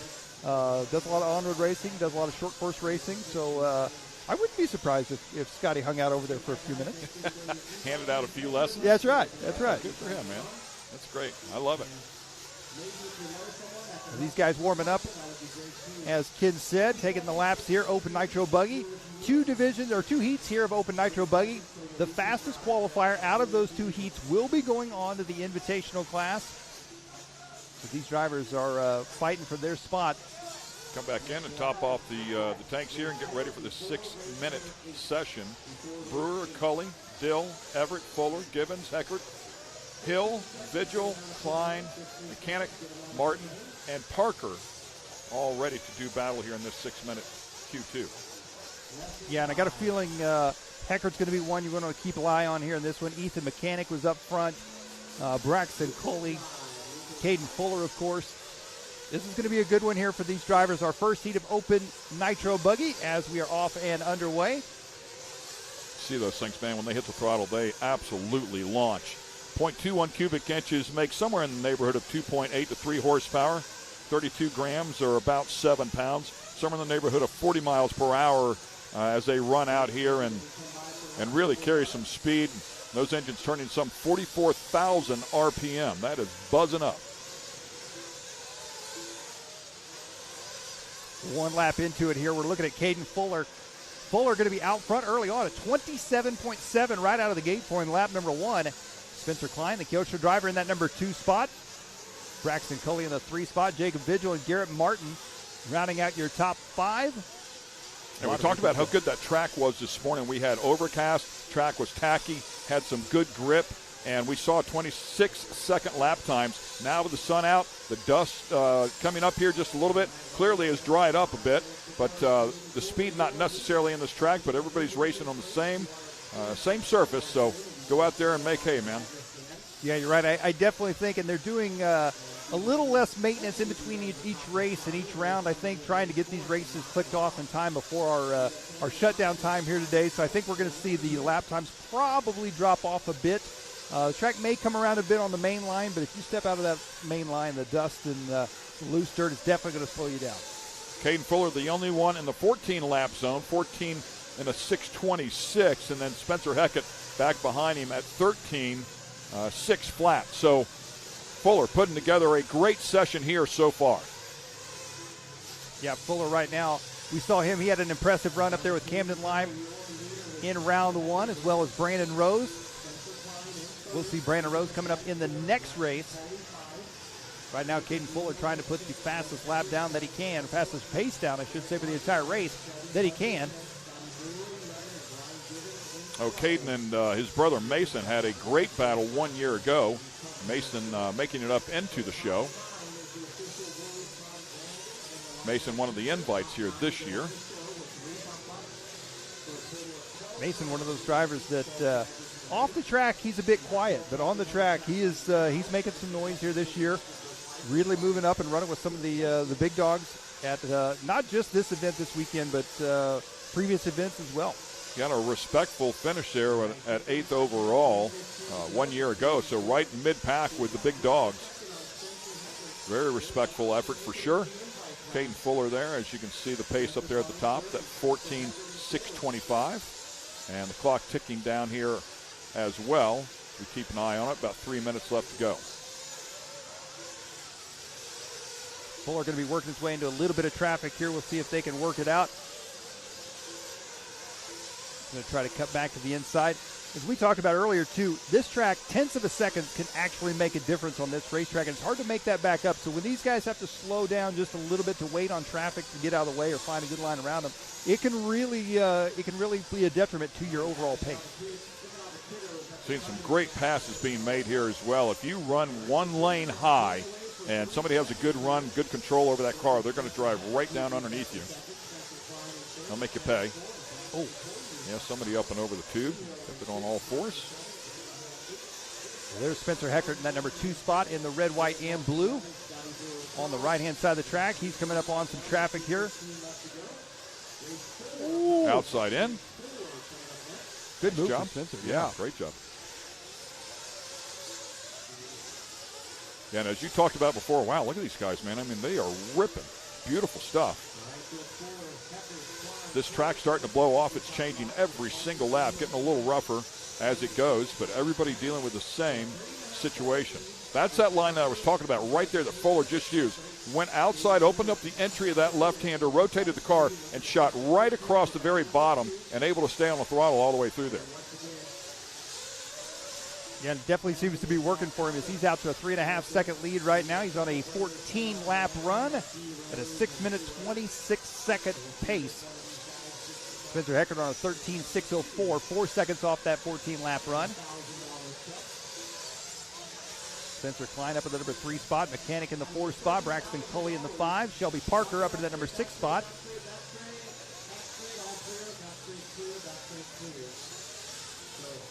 Yeah, good stuff. And keep in mind, it's not going to be the winner of this heat. It's not necessarily the one that's going to bump in. We have enough cars here to have another heat here for Q2. So if you remember, in round number 1, Camden Lime was in that first heat race, and he set the time, and then he had to wait the forever long 6 minutes of the next one. What feels like a lifetime. Yes. And then they wrote him a nice check for $1,000. Just power slide that thing up in there. That was nice. A lot of momentum up in there. Car slid right into the preferred line, back in the throttle. Rotating pretty nicely there in the tight stuff. Again, hugs the inside of that left-hander. It's gnarly on the outside. Step down is so violent. So many people having trouble with that. Car looked pretty calm sitting down through there. Nice setup there for the right-hander. Again, chop it off. Be it right down towards the bottom. Maybe a tick high right there, but really, really nice job, man. Well, time is going to expire here. Caden Fuller, I should say, he's going to go one more lap. This should be his final lap right here. He is going to get the 14-lap run, so set a pretty strong qualifying time with only one heat left of open nitro buggy to go. Yeah, so he's going to have to wait that 6 minutes now as well, but with the only one in the 14-lap zone, he's got to feel at least comfortable that if somebody's going to come out there and beat him, they better have a really good session. Yep. Here he comes back around, and Caden Fuller finishing up there with a 14-lap run, 6 minutes, 26 seconds. He is currently your top qualifier with one more heat to go. Looks like Spencer Klein jumping up into the number 2 spot, so a good run there for Spencer. Yeah, and Spencer Heckett just behind him. Those two actually really close there on the 13.606.0 and a 13.608.0. So just separated by a couple of seconds there throughout that entire session as we take a look at our MAO Racing qualifying results here for this particular heat race. Yeah, Caden Fuller taking it, Spencer Klein, Spencer Heckert third, Ethan Mechanic, and Braxton Coley, TLR driver, rounding out your top 5, followed by Parker, Givens, Hill, Everett, and Martin. And once again, Scotty Ernst busy down there. This time he is with our winner, Caden Fuller, And Scotty, he's going to have to hang on as well for another 6 minutes. All right, thank you, guys. We're here with Caden Fuller after that run.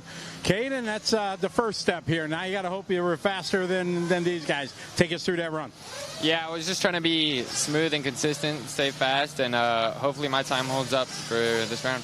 Yeah, it was pretty quick. 14, I think, in the 26. So that's pretty close to what Camden ran in the last round. How much is the track different from before the rain till after? It's not much different. Same pace, I'd say. So, yeah. All right, now you got a long wait here to see if your time holds. Good luck. Yeah, thank you. All right, there you go. All right, Mr. Fuller here doing what he needs to do to try to get that bump to the invite. We'll find out in a few minutes if his time's going to hold. Back to you, Ken and Mike. And, of course, if he can bump in, he'll get to take on his brother. And he's guaranteed if he bumps in $1,000. Right. His brother doesn't have any money in his pocket just yet. So so he's winning already. That's right. That's right. A lot more up for grabs, though, for sure. Get a little highlights reel. So we're going to take a quick break here one more time. We've got a lot of great racing action coming your way. Can't wait for it as well. Take care of our sponsors, and we'll be right back.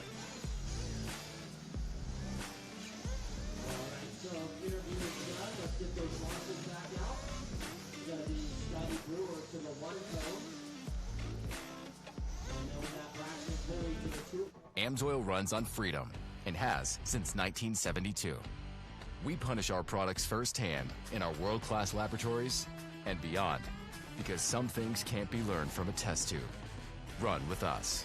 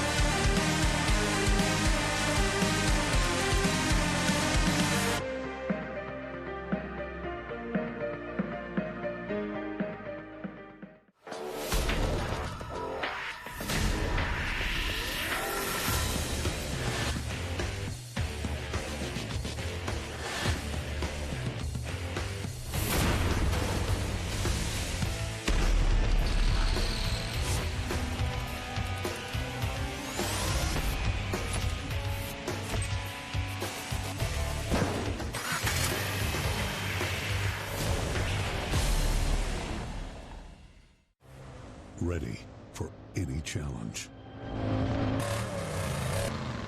Maxxis tires can handle even the most punishing off-road conditions.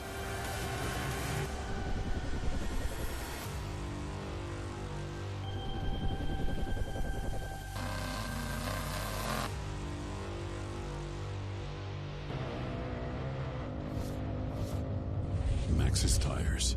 Tread victoriously. Speedsport has been America's motorsports authority since 1934. Get news, results, and commentary from the most connected experts in the business, covering all forms of motorsports from flat track to NASCAR and everything in between. Bookmark speedsport.com on your mobile device now, or follow Speedsport on social, and be sure to subscribe to the Speedsport Daily. Speedsport is your one-stop shop for all things racing on two wheels and four.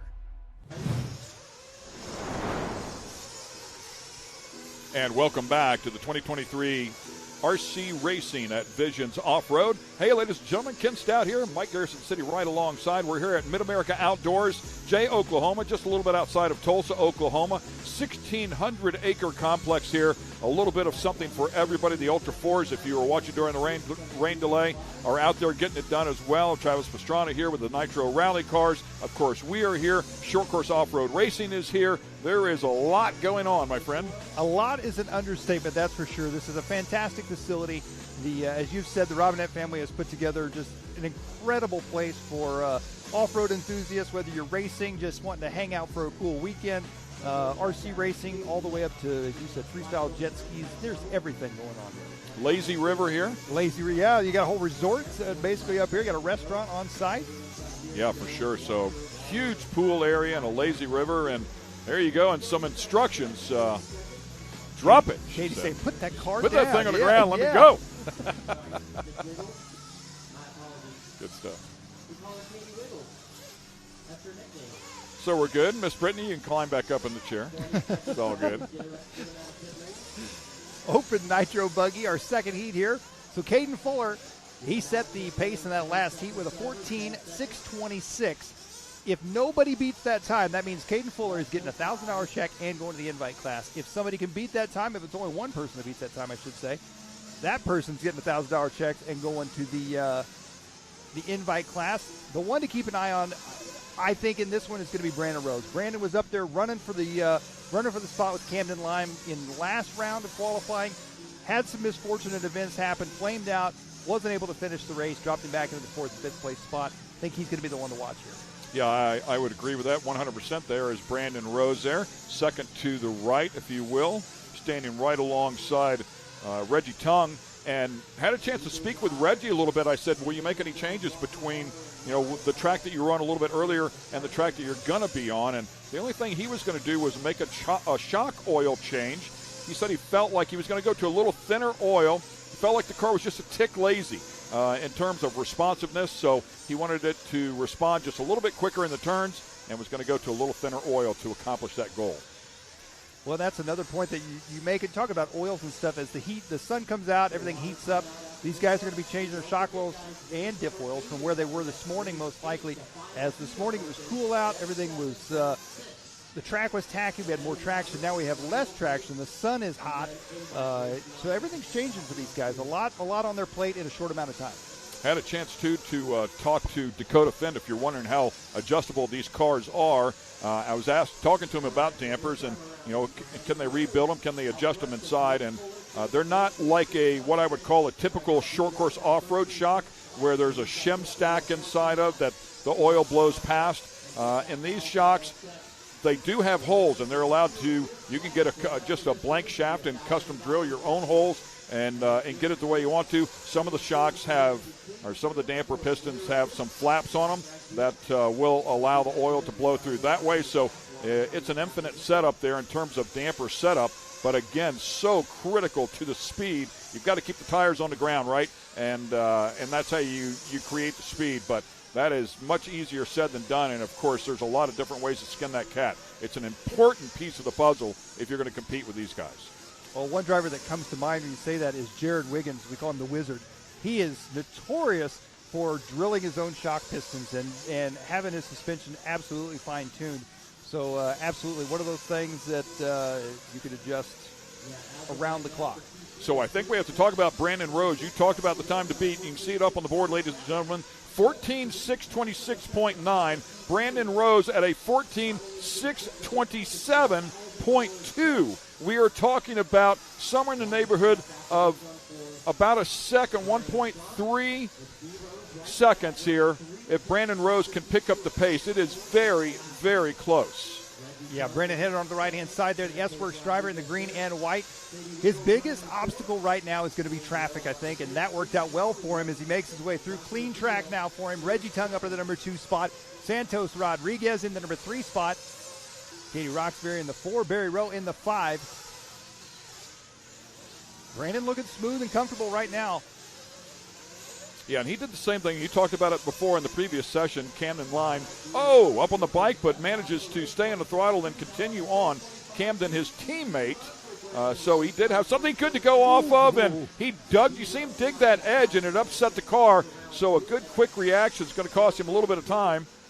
He's going to have to keep scrapping here if he's going to jump into this fray, but right now would take over the invite at a 14.625.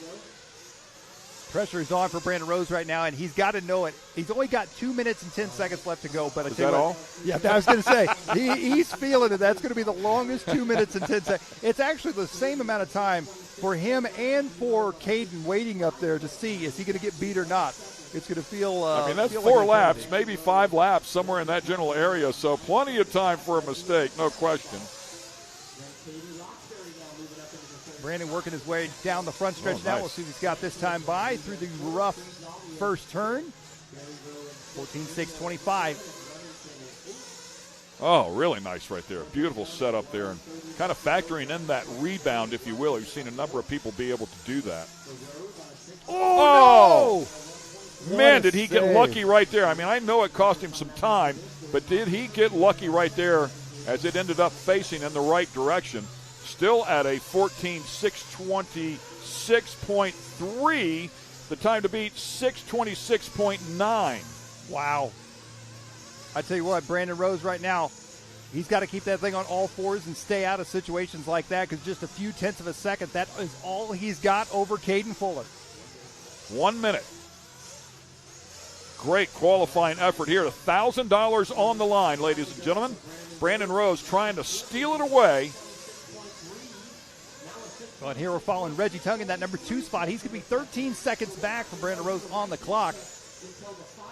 Reggie Tung, as we talked about early on, you may have heard that name, former safety, NFL safety for the Kansas City Chiefs, among several other teams, but we're just going to Kansas City Chiefs all that. It's getting even closer. Now it's at 26.6. 0.3 of a second is the difference for the invite. 20 seconds left to go here for Brandon Rose. He's got to keep his composure. He actually spread it out a little bit. 26.4 now. A little bit of breathing room. He's going to have to rip around about one more lap. Well, actually, the clock ticking down up there on the top left-hand side as it goes to zeros right here. And he's going to go, I think, one more after this one for that 14-lap run. He's going one more. This is going to be his final lap. It's all coming down to this one. 14 at a 6:26.3 is his pace right now. Pressure is on. A car crashes right in front of him.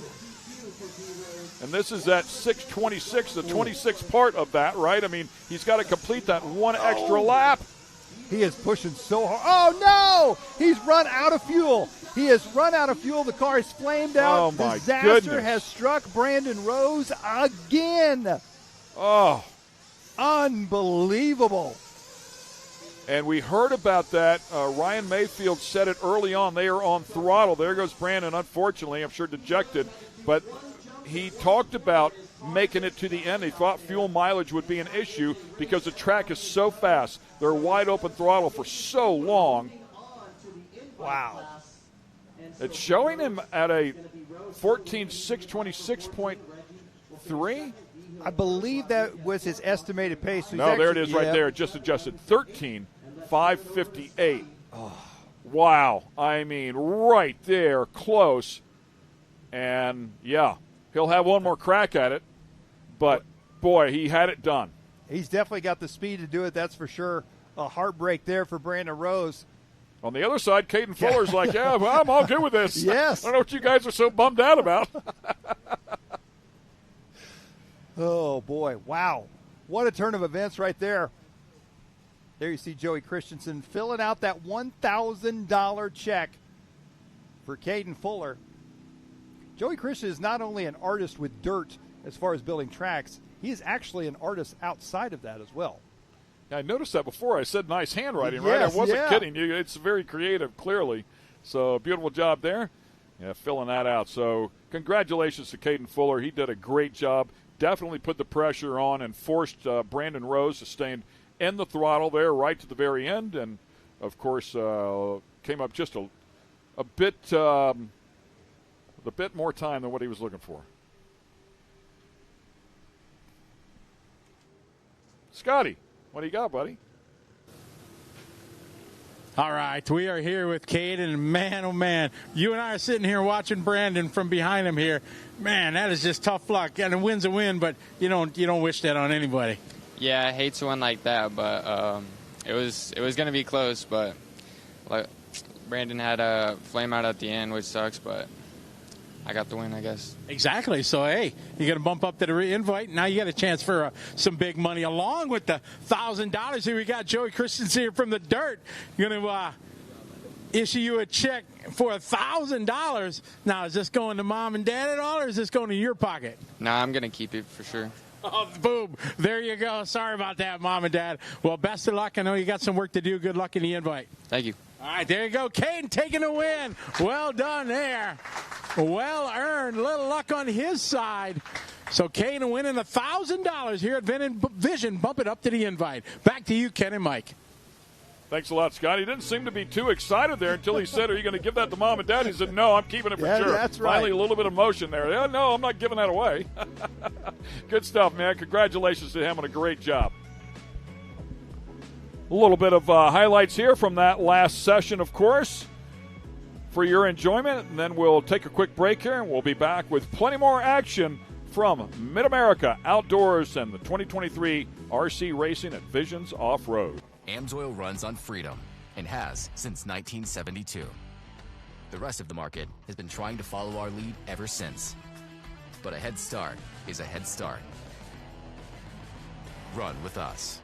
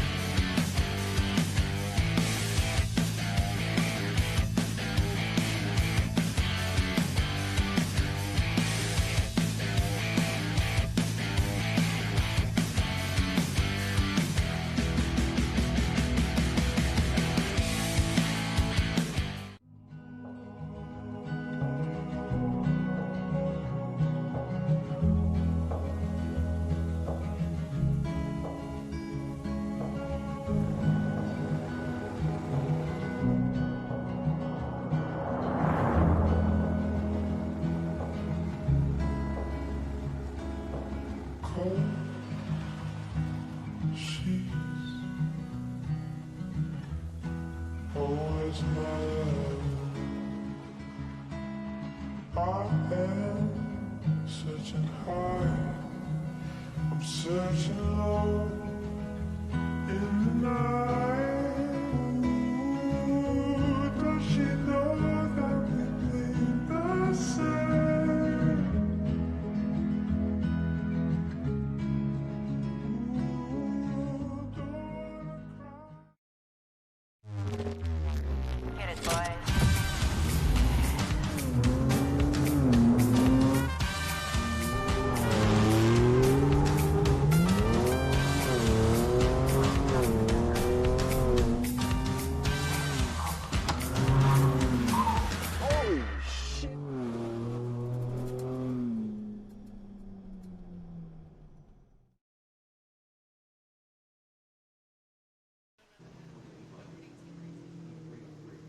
And once again, welcome back to the 2023 RC Racings at Visions Off-Road. Plenty of action yet to go here today, and of course we will finish things up tomorrow. Our 3A mains. There's a look at Brandon Rose, who unfortunately ran out of fuel, we believe, flamed out right there at the very end. Had a quick enough time going to bump in to the invite, but missed it as he had about a quarter of a lap to go. Yeah, I think most definitely in that third and final round of qualifying, I think we're going to see him come out swinging, that's for sure. And I think obviously he's got what it takes. He's been right up there both rounds. So let's hope for Brandon Rose he can make it happen in round number 3. The benefactor of that was Caden Fuller, of course. So Camden Line and Caden Fuller, 2 of the 4 bump-ins so far into the invite. There's a look. I mean, he was just this close to the finish line, and that's where it flamed out. And boom, the effort was over. From a 14-lap average, was better by about 0.4 of a second. It was very, very close, but you've got to make it across the stripe, and that did not happen. Wow, he just made a pass right over the top of him. Looks like they did spray a little bit of water down here to control the dust just a bit. Warm-up laps here for Open E-Buggy. This will be heat race number 3 in Q2.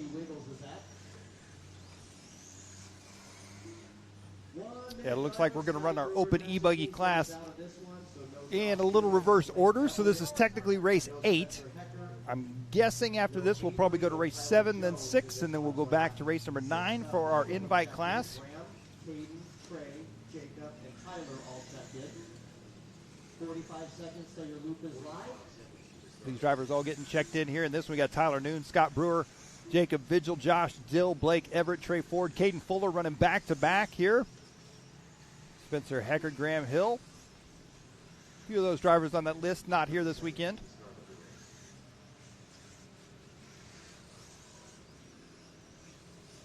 So 30 seconds, our next water is after all three. So Adam Christensen asking a question about the 4 p.m. hard finish time. It was actually 5 p.m. is our hard out, and that is Central Time. So depending on where you're at there, Adam, hopefully that helps you out. But we have a little more than an hour here to get in a whole bunch of racing. 3, 2, 1.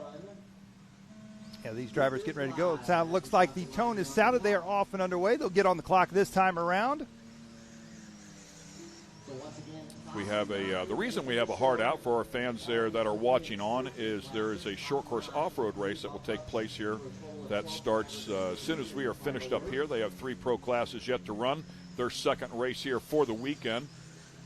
In the side-by-side categories, it'll be Pro NA, then Pro Turbo, and then they'll have the Pro Light trucks out here to finish up their second race. So that is the reason behind the hard out, I should say. And if we don't get everything in here today, we will tag it on to tomorrow.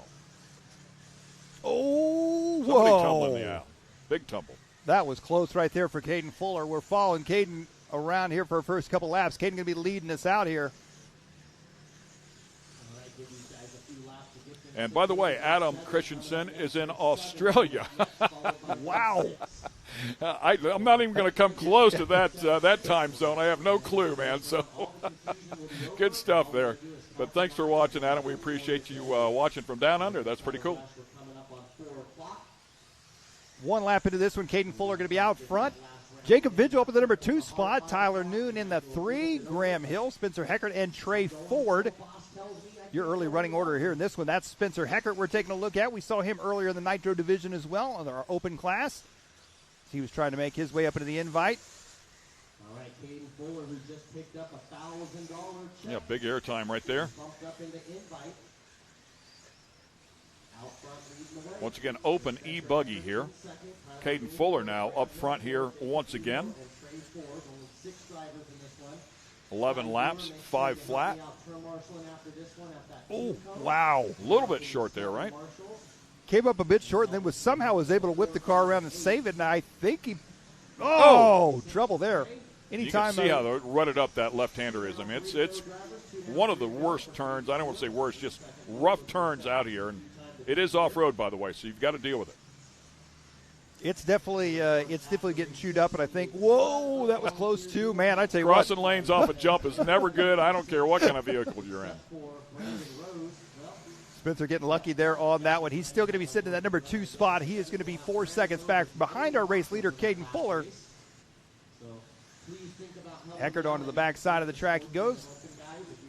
Through the drop away. Caden Fuller, 26.9.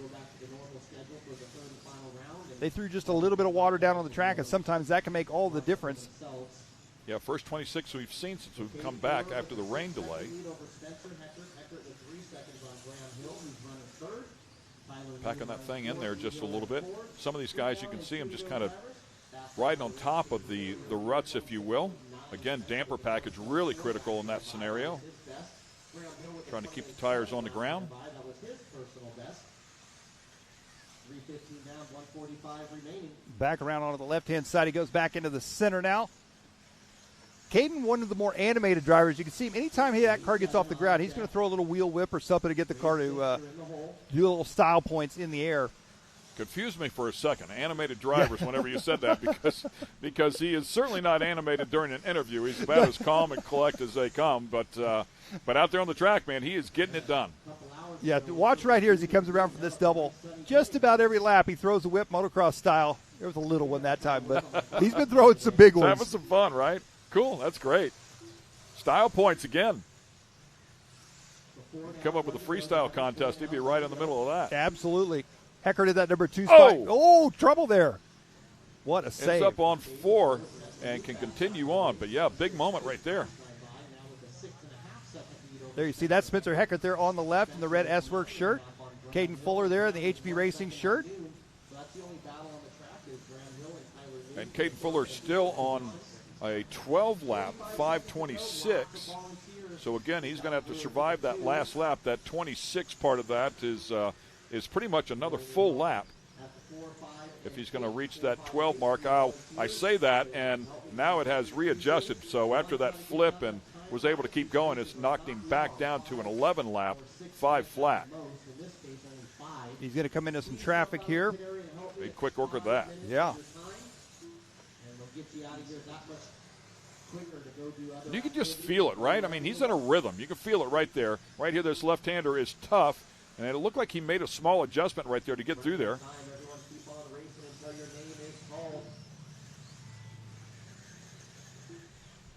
Time's going to expire here. Caden Fuller on the bubble for a 12-lap run. He's on 11 at a 5 flat. It is going to be really close here. That is his time right there, and I don't think he's going to make it. I think he's going to have to settle for an 11-lapper. And it got him. He's done 11 at a 5 flat, .452. Going to be our early top qualifying time here for Open E-Buggy. 2 more heats to go after this one. Spencer Heckett about 7 seconds behind there. Then Graham Hill, Tyler Noon, and Jacob Vigil as it stands right now. We'll see if anything changes here as they cross the stripe at the very end. There's Graham, and there's Trey going to the first berm. He's still racing. One more into the first berm there. That is Open E-Buggy. Heat race 3 here in Q2, race number 8. One more jump to go, one more corner. And Mike believes we will go to race number 7.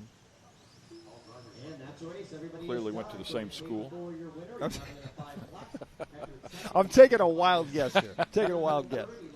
There's your qualifying results from our first heat of Open E-Buggy here for round 2. Caden Fuller, your race winner. Spencer Heckert, second. Graham Hill taking third. Tyler Noon. Jacob Vigil taking fifth. Followed by Ford, Brewer, Dill, Everett, and Widzinski. Several of those drivers not actually out there or here this weekend, unfortunately. And actually, we'll put Graham Hill at the 8 right next door to the 10. Then we just need 2 volunteers. Another great setup there. So the driver's up there on that second level. Pit road down below. Crew members down there helping out. Over on the left if you're looking off the driver's stand. As we documented before, a number of the racers that have raced will now go out onto the track and help out. And in the meantime, let's get it back over to Scotty Ernst. I'm guessing he is with our Caden Fuller once again. All right, thank you very much, guys. We're down here with Brandon Rose. And Brandon, this is not the interview again I was hoping to do with you. A bit more bad luck there at the last lap. Yeah, it was a bummer. Had a good run going, and then with about 2 minutes to go, hit a lapper, broke the car. I think a front shock shaft or something. It was really hard to drive, but I was holding on to it. And then with 1 lap to go, or like 2 turns to go, I ran out of gas. And yeah, I was pushing really hard because the car was kind of driving weird, and I guess it just bit me. So we'll try again in round 3. Are you going to do anything to your fuel adjustment or anything like that to try to get a little more run time? I may look at it and see if I can lean it out a little on top, but I think it's more was my driving that run. I was just pushing really hard and need to drive a little calmer, and it'll be good. All right, best of luck, partner. You got one more. Thanks. All right, so Brandon, one of the favorites to bump up into the invite division. 2 rounds of bad luck, but, he's definitely can make it happen, so we'll see how it goes in round 3. Ken and Mike, back to you. Yeah, and hopefully third time is the charm. We'll find out how things shake down for him because he has been in position twice. Once again, a bit of a highlights reel there from our last heat race. Tricky track there. A couple of tough corners for sure, but high-flying action. It has been fun to watch. A lot of racing yet to go here on Friday. Qualifying day here at 2023 RC Racing at Visions Off-Road. We'll take a quick break. We'll see you here in just a couple of moments.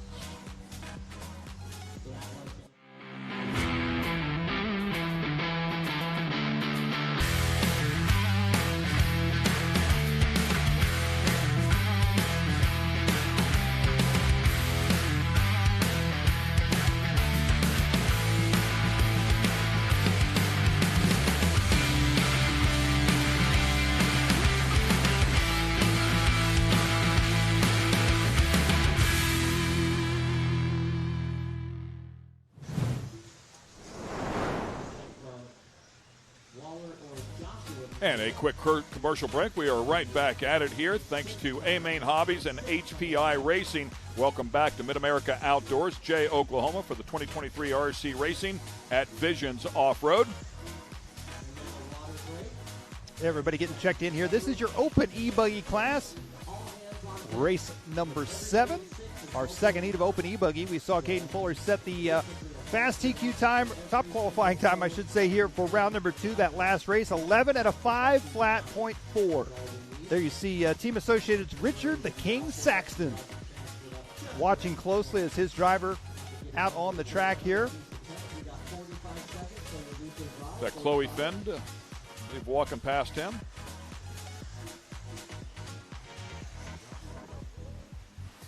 "30 seconds left in this little warm-up session here before we start race number 7. Good call there, Mike. Open e-buggy. Heat 2. These drivers all getting set to go here, and as you can see, what little water they did lay down there before race number, the last race that we had, it is all gone. There is no moisture left on the surface except for a very few amount of spots. Oh, wow. Just launched it into a pack of cars. Everybody parked there on the backside of that jump, Yep. and he just sailed it.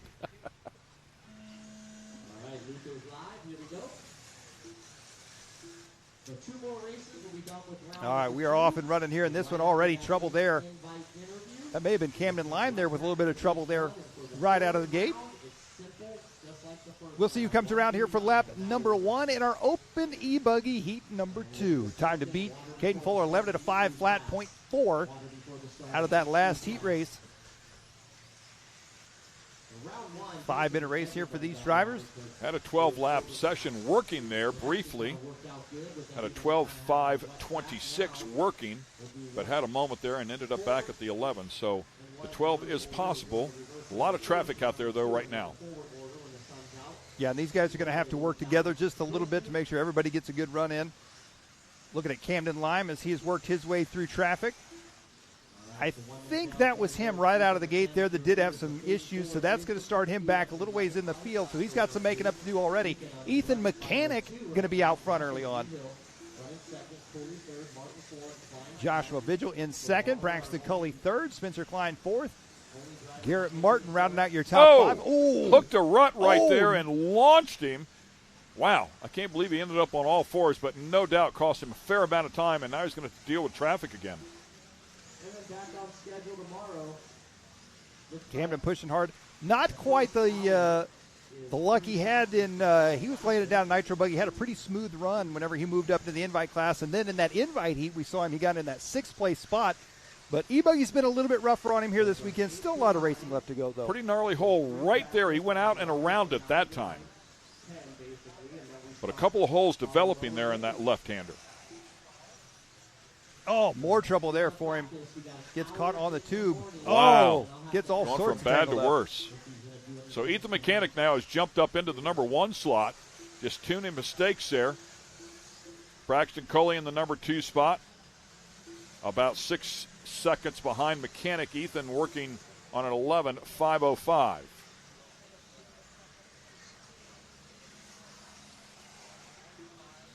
This race winding down here in this one. Look at this whole pack of cars right here. Everybody right there together. This is the worst possible way you can get into qualifying, especially when you got an entire empty track on the other side. Braxton Coley, though, I believe, is clear on the backside of the track all by himself in that number 2 spot, so that may play a part into this one for him.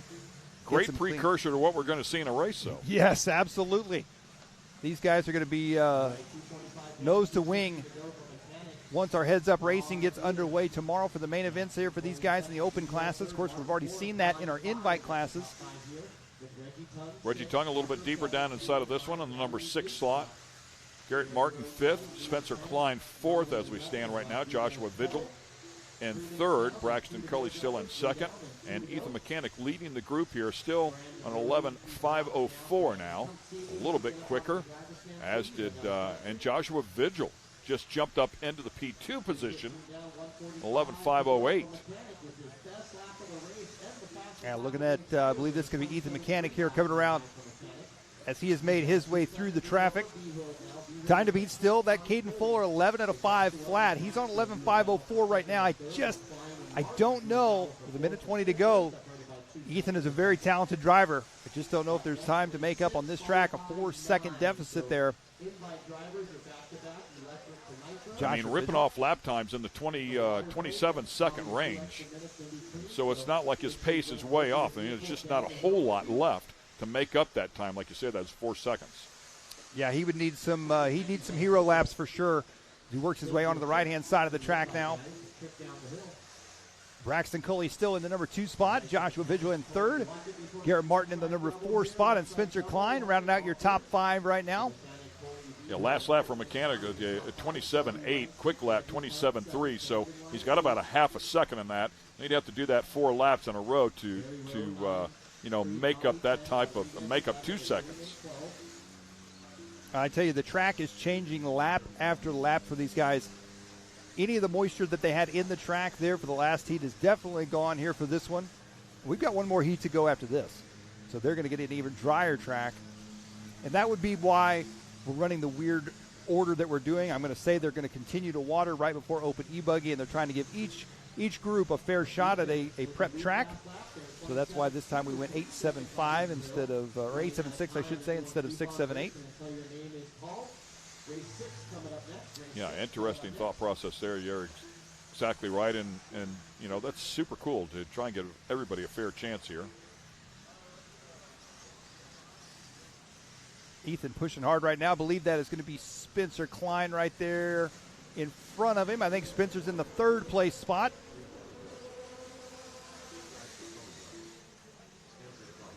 Mechanic on that 11.504, so should be done here.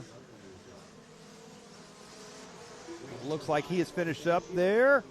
So Ethan Mechanic going to take this one 11 at a 5.04. Not enough for the top qualifier time, but enough to take this heat race win. Joshua Vigil 2nd, Spencer Klein 3rd. So Caden Fuller, one more heat to go for open e-buggy.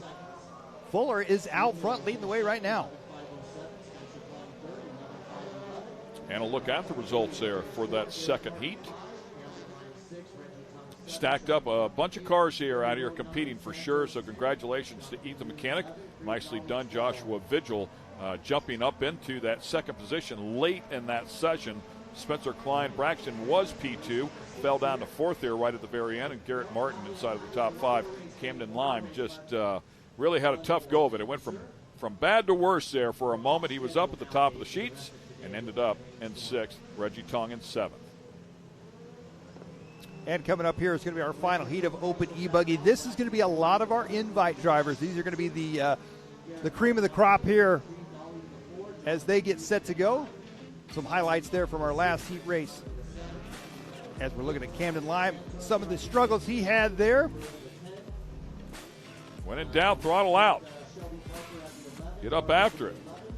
A little cross thatching. Not the fast way around here. Ethan Mechanic, of course, as he works his way through. He was your heat race winner there. Made some beautiful passes to stay out of traffic. Stay with us. Once again, we'll take a quick break. We'll be right back on the other side.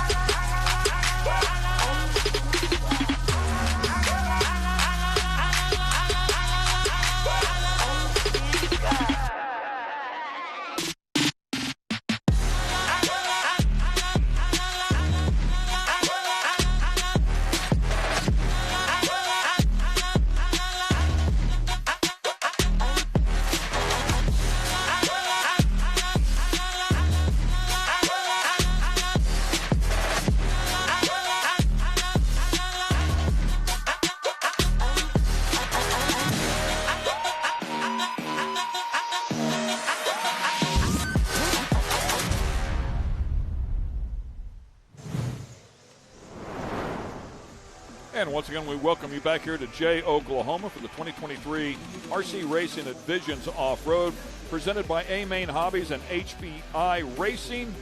We also have presenting sponsors as well of Tekin BP Fuels, Team Associated, and Lifetime. Well, coming up next, it's our open e-buggy, our final heat for round number 2. And these right here are our top drivers. A lot of these drivers we're going to see in the next race as well for the Invite Nitro class. We got Joe Bornhorst, Seth Van Dalen, Ty Tessman, Mason Fuller, Jared Wiggins, Adam Drake, Ryan Mayfield, Spencer Rivkin, Jared Tebow, Cole Ogden, Dakota Finn, the feet-long win, and Brandon Rose. So knowing that you have a race immediately following this one as they take their warm-up laps here, about 45 seconds there left in that, would you bring your other car over? So, I mean, you're right there, boom, ready to go, right? I would say so. I'm going to venture to say they're going to have to give these guys just a minute or two in between these two races in case they are sharing anything between the two cars. Perhaps they want to change tires, something like that. These guys are pretty vocal when they need something, and they're pretty vocal when they want just a few minutes. And so I would venture to say we're probably going to have a few seconds in between this race and the next one. Of course, also we have to get our corner marshals out there as well, because normally these guys would come off the stand and go out to corner marshal for the next race. They're not going to be able to do that because they're in the next race. So one thing I can guarantee you about this one, though, Brandon Rose has had some tough luck, and he is not going to run out of fuel in this race.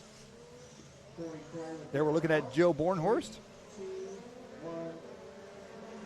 Joe Bornhorst, the S-Works driver, working his way around. There's Ryan Mayfield just ahead of him.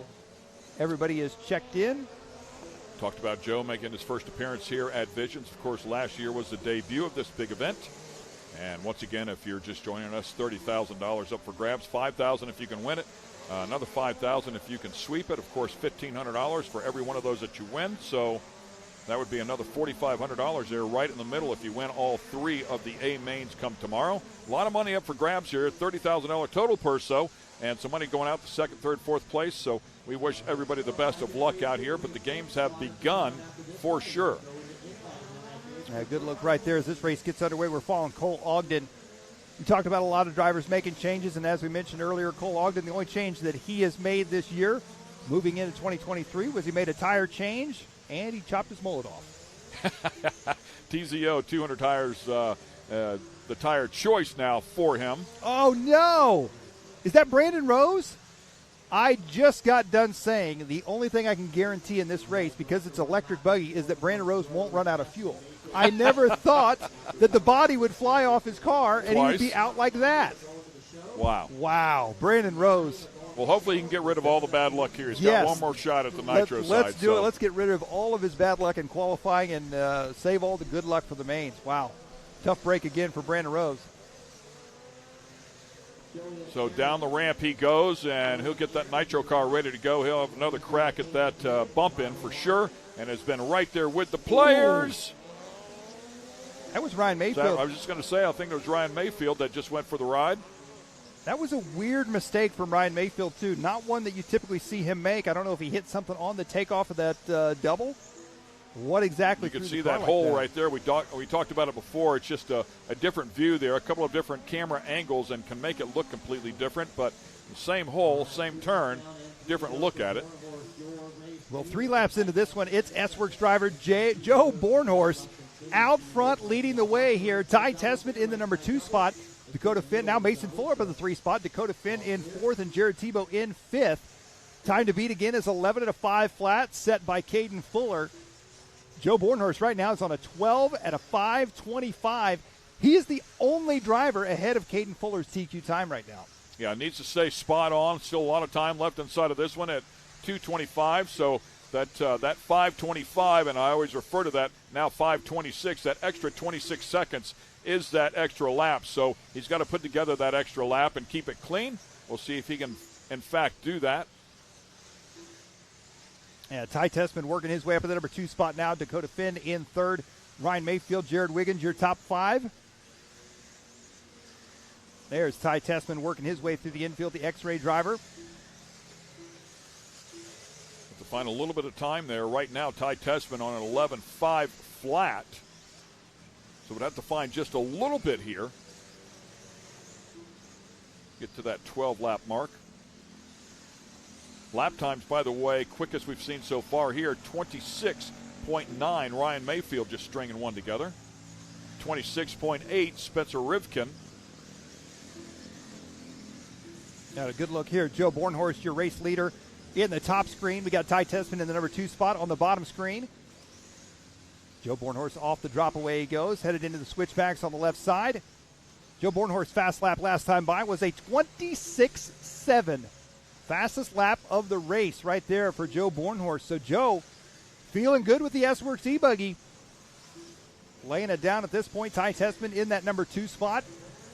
Yeah, he shaved that average off just a little bit, having a great session here. Now 12.520. Well, it was 525, back to 526 now.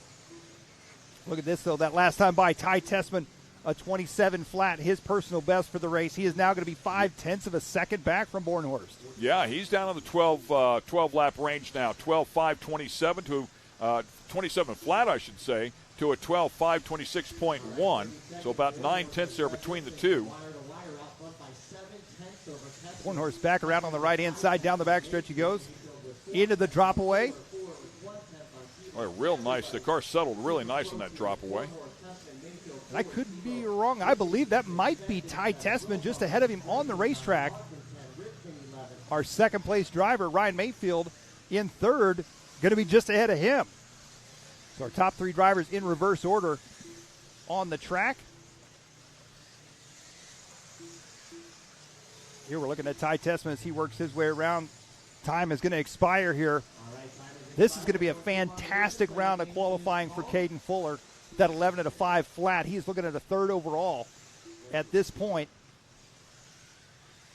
Got a long 54.3 out of Richmond, so Spencer, let me know if you were off the track or not. Look at that time up there in the top corner for Joe Bornhorst. Up on the bike there, just hanging it out. Joe's time got all but out here. 1 lap to go here. Joe and Ty both have got 1 lap to go. They were 0.2 of a second apart last time around. Mayfield is already done. Here they come through the switchbacks. Oh, so close. 526.5, 526.8.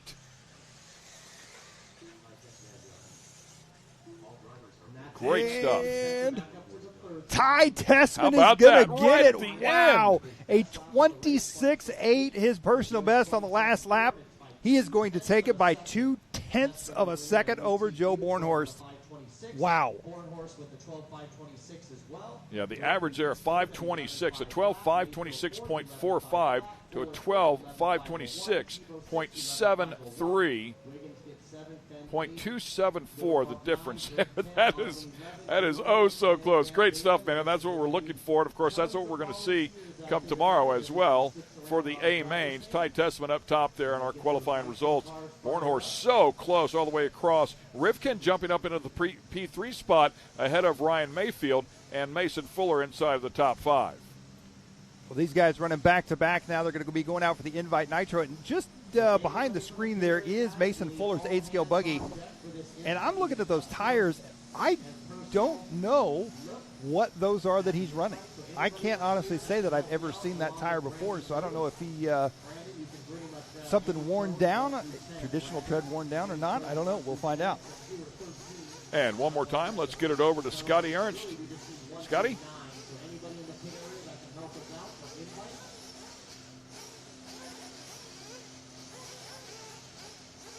And once again, we will fix the technical issues there, see if we can get him potted up and get some volume coming out of the microphone.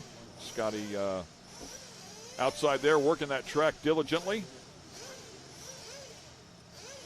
The Invite Nitro buggy race coming up here in just a moment. So again, to talk about the Invite Nitro buggy race, this is a pill draw, how they start here in this race, and once they finish this, it will determine how they start in A main number 2 for tomorrow.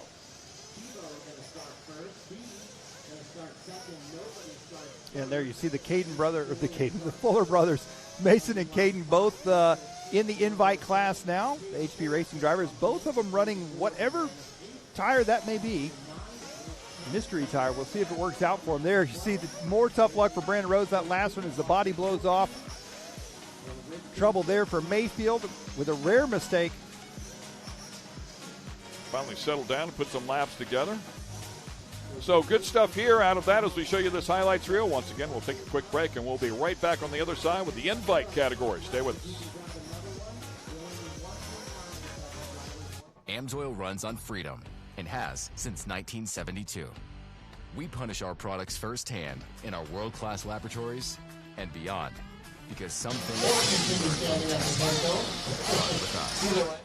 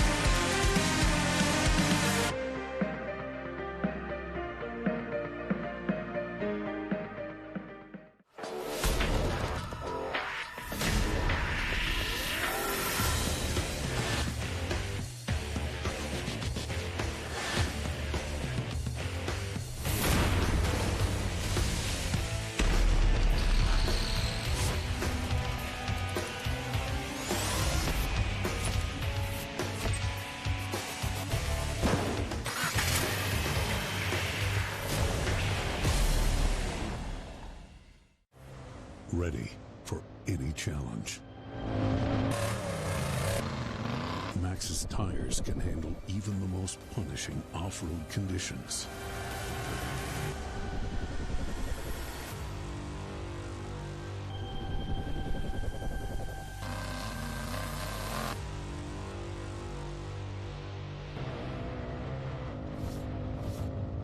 Maxxis tires.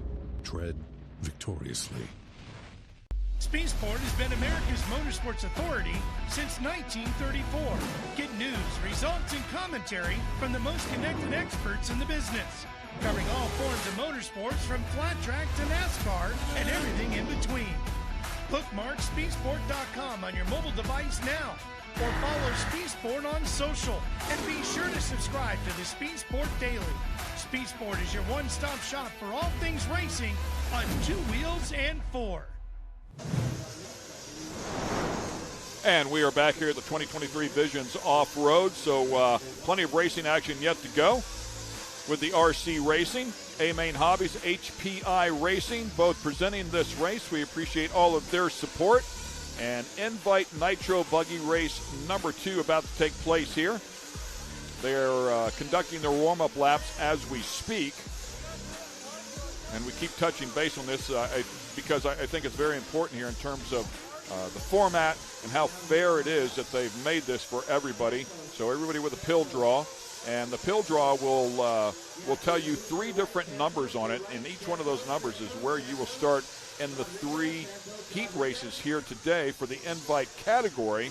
And each one of those will be a good bit different so that you can start in the front, the middle, and the back, and each one of those races, and then how you finish in your heat race here today determines the starting race for the 3 A-Mains come tomorrow. So everybody with a fair chance of starting up in the front at one point as we take a look at our Visions Off-Road starting order. Yeah, this is going to be an interesting one here. We saw Jared Tebow in the first Invite race, started clear in the back of the pack, was able to work his way up into the top 5. Jared Tebow now starting first in this one. Same with Fee Long Win. Fee starting in the number 2 spot this time. Mason Fuller starting 3rd. Camden Lime, who we saw bump out of the open class early on this morning, starting 4th. Ryan Mayfield 5th. Joe Bornhorst 6th.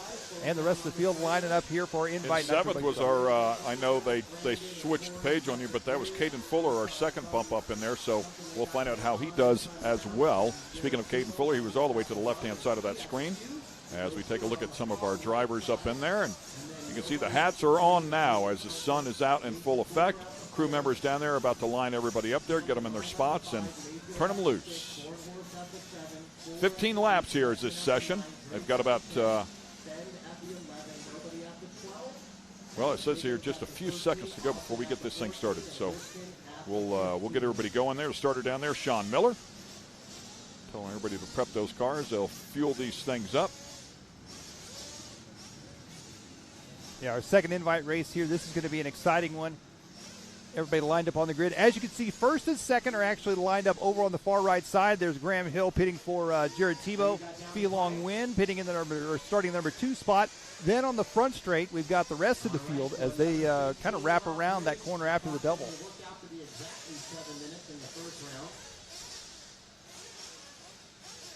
Guys making a nice flat surface, it would appear there, so they have plenty of grip whenever they hit the throttle to take off. So we're ready to go. Let's go ahead and fill them up with fuel. Fill them up, fill them up, fill them up. A average, I want to say Jared Tebow, who will lead this one off, had an overall finish of 5th last year here at Visions, finished up 8th, 7th, and then a 3rd-place finish. Hands up, put them down. That is it, man. We are racing. Here we go. 15 laps for Invite Nitro Buggy Race number 2. A big pileup down there. 2, 3, 4 cars involved. Yeah, I got a feeling these first couple laps aren't going to be quite as clean or as nice as they were in round 1. Everybody's been sitting around waiting a while, anxious to get on the racetrack. Jared Tebow right now just trying to put a little gap between him and the field. Long win, hanging strong there in the number 2 spot. Mason Fuller in that 3 spot. Camden Lime still in 4th. A little bit of gap there between 3rd and 4th as the first 3 get away with a nice clean outlap. Dakota Finn starting in the back of the pack once again here. This one he made. I think Dakota was caught up in that mess out there in first or second turn there. A bunch of cars got together. Cole Ogden down in there and Adam Drake as well. And great to have Adam Drake out here. Of course, one of the legendary drivers. Oh, nice pass. Mayfield working his way to the inside there. I believe that was going to be Camden Lime.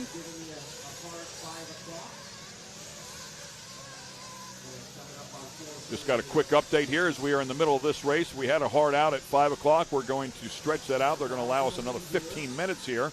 That is nice of them. Hopefully we can get everything in here today as we continue to watch this battle here at the front. It is Jared Tebow still out front. Felong Wen, Mason Fuller. Mayfield now up in P4. Oh! Big trouble right there for the Miyako of Jared Tebow. He drops to the number 2 spot now. Felong Wen taking over the number 1 spot. Fee gets up on 2 wheels. Mason Fuller right there, ready to take advantage if either one of these drivers make a mistake, and right there behind them is going to be Ryan Mayfield, Joe Bornhorst. It is anybody's race at this point. You can see how precise these guys are, all hitting the exact same line. Tebow tries to dive to the inside on Fee. Fee not giving in whatsoever.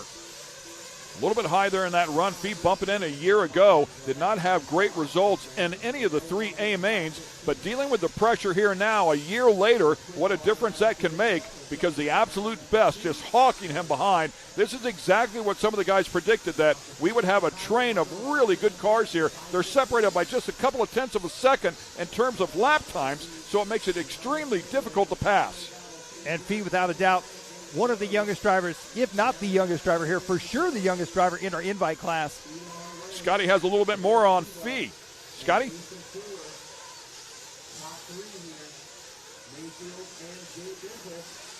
And again, it seems like the microphone not working there. And a pass as Jared Tebow, I believe, was just passed by Mason Fuller. Yep, looks like Mayfield. Oh, Mayfield goes inside there, clips Tebow. That's going to collect Bornhorst as well. All sorts of trouble there for 3rd, 4th, 5th, and 6th. Mayfield dropping back a bit now into the number 4 spot. That's going to put Tebow back up into 3rd, Mayfield to 4th, Camden Lime into the number 5 spot. Now Felong Wen with a little bit of breathing room there as the top 3 are separated by just a bit, and Fuller and Tebow. Tebow about to have a rear wing full of Ryan Mayfield. Here they come down the front stretch onto the right-hand side. I got a feeling these guys are playing a little nicer today throughout qualifying. This is for starting positions in the main events tomorrow. So I got a feeling they're going to work together a little better today than they will tomorrow. But when the big money's on the line tomorrow, when there's the slightest opening, these guys are going to try to take it, no doubt about it. Yeah, I think you probably hedge your bet, okay, starting 4th, 5th, somewhere in that general area, rather than risk it all and find yourself in the back of the pack. But I agree with you. Tomorrow it will be game on. Nice little correction there out of Felong Wen after it landed a bit on the side. The 2 HP Racing about to drivers. Get past here if he doesn't get up on the pipe here pretty quickly. Mason Fuller's coming. Teammates right there, Felong Wen and Mason Fuller, both HP Racing drivers.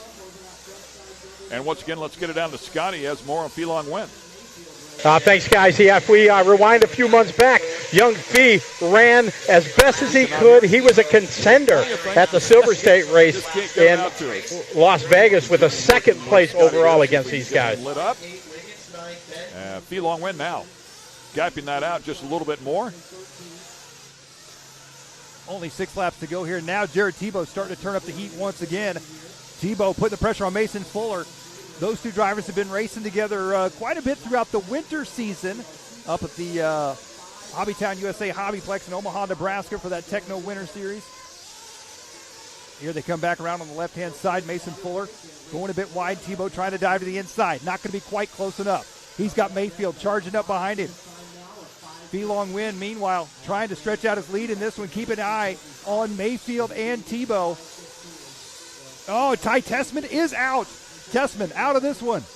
We'll start deep in A-main number 2. Time winding down here with 4 laps to go. Man, 2 or 3 people tagging the tube down there. That was Fuller. Then Mayfield got into Tebow coming off the drop away there. Out of all of that, Mayfield moves up to the number 2 spot. Joe Bornhorst, I believe, up into the number 3 spot. Tebow drops to the 4 and Fuller to the 5. Felong Wynn says, see you later. I got 3 laps to go. This one is mine. Yeah, we'll go back and take another look at this, and this is a precursor, I think, of what we're going to see tomorrow when they're nose to tail like this. They are so close to each other. If anybody has a moment like that, it's going to collect 2 or 3 more. So Mason Fuller makes a mistake on his own there. Mayfield taps the rear end of Tebow just as they come off the drop-off. It all just turned into one big cluster there, and Mayfield comes out the best out of that deal. Well, I should say Felong Wynn comes the best out of it. Yeah, he gets some breathing room, some of the pressure taken off. Look at that gaggle of cars there now, though, all nose to tail, side by side, trying to make some last-minute passes here. Just 2 laps yet to go. And Dakota Finn trying to work his way into the top 5. Felong Wynn out front leading this one. Mayfield only 1.7 seconds behind him. We're looking at Mayfield here. Felong Wynn just ahead of him. Mayfield trying to track him down, see if he can apply some pressure here late.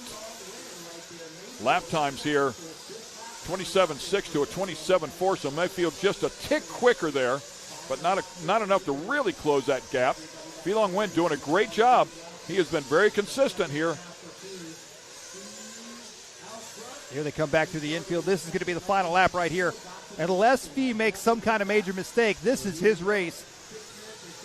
An absolutely astounding run here as he comes down the front straightaway. Felong Wynn has done it. Felong Wynn, your heat race win there for Invite. Round number 2, he will be starting first on the grid tomorrow for the main event, A-main number 2. Yeah, how about that? I mean, he needed that too. I mean, in terms of confidence here at Visions, not that he hasn't come a long ways here in the past year, but last year bumping in 13th, 14th, and 13th, his 3 finishes in the A-main. Now he knows he can get it done at this track, at this event. He'll come into A-main number 2 tomorrow with a ton of confidence. Starting in that number 1 spot, that's going to be huge on this track. Ryan Mayfield finishing up at the number 2 spot. Jared Tebow in 3rd. Mason Fuller 4th. Jared Wiggins 5th. Dakota Finn worked his way up to 6th. Joe Bornhorst, Spencer Rivkin, Camden Lime, Cole Ogden round out your top 10, followed by Caden Fuller, Adam Drake, and unfortunately Ty Tessman off the track at the 4.5-minute mark. Looks like Drake came off early as well at the 6:30. We'll have to see what happened to both Drake and Ty Tessman. And once again, we will get it over to Scotty Ernst.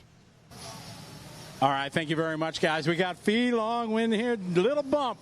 Man, an excellent drive. Continued to show these guys that you got what it takes to run with the best in the world. Tell us about that run. Well, that was really fun and noticing because Ryan Mayfield had me catching up, and I tried not making any mistakes. And plus, starting second had me in a big advantage to win that heat. The first guy to come over and say congratulations was Ryan Mayfield, gave you a fist bump. That must make you feel good. Yeah, it does. All right, well, great job and good luck in the next round. Thank you. All right, here, little Fee, 12 years old from Louisiana. Definitely the surprise of our industry over the last couple years. Ran great at Silver State, taking a heat race win here. Just amazing to see the youngster from Louisiana running strong with the best in the world here at Visions. Back to you, Ken and Mike. Thanks a lot. 12-year-old, no question, and very cool for Ryan Mayfield to come over there and congratulate that young man as well. Ryan Mayfield, he'll give it to you either way. Yep. Congratulate you. If he's not happy with it, you'll hear from him on that side of it as well. Well, the cool side of that whole story right there is Felong Wynn, and this may be why Ryan Mayfield, headed over to him so well and told him congratulations. Is it reminds me a lot of guys like Ryan Mayfield, Ryan Cavalieri, Jared Tebow. They turn professional around that age as well. Around the 12, 13, 14-year-old. That's when these guys turn professional, so they're seeing a whole new generation coming up. And I think they're competitors, but at the same time, Mayfield's just happy to see a new generation taking over. Super cool stuff, for sure. Okay, once again, we'll take a quick commercial break here. Stay with us. A lot of action yet to come from MAO. Amsoil runs on freedom and has since 1972. The rest of the market has been trying to follow our lead ever since. But a head start is a head start. Run with us.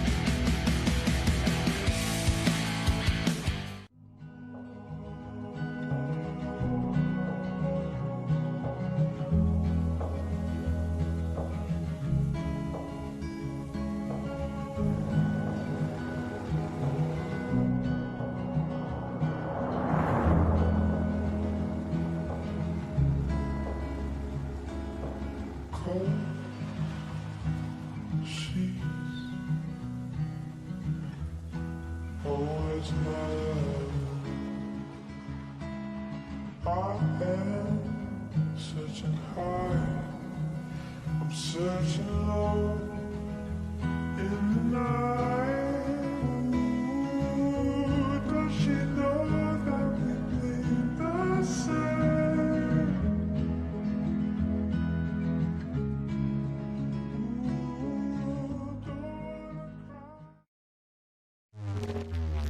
Get it, boys.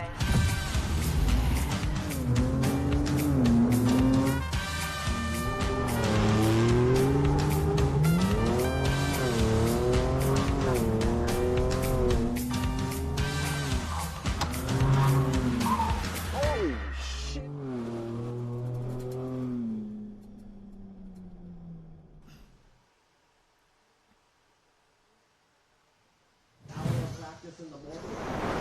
You are watching the 2023 Visions RC at Visions Off-Road.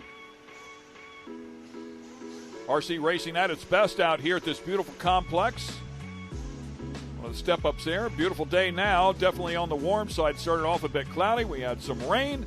We had a bit of a delay. But in the meantime, we have been able to take care of this track and get all the competitors back out here as we can keep charging at tomorrow's A-Mains.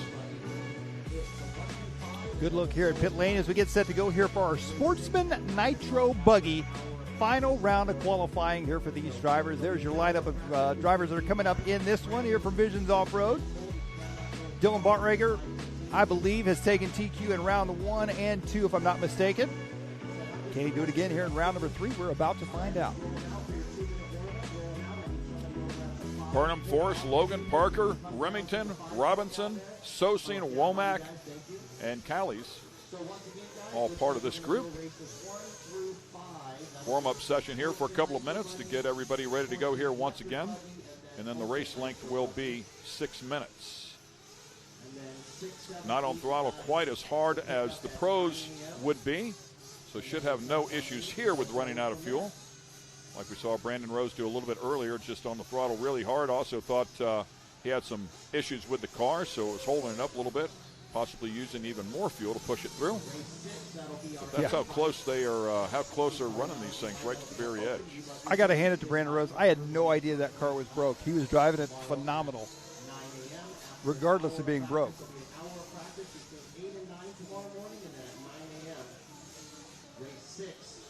And it did look like they have sprinkled a bit of water on this track, as the Sportsman Nitro buggies will come out here. So, and it's almost dried up immediately. That's how warm it is out there now. A couple areas there, you can see where they put some moisture down. That left-hander seems to be smoothing out a little bit. Do you agree? Yeah, I would say so. Just a bit. It either that or these guys are making it look a whole lot better. One of the two.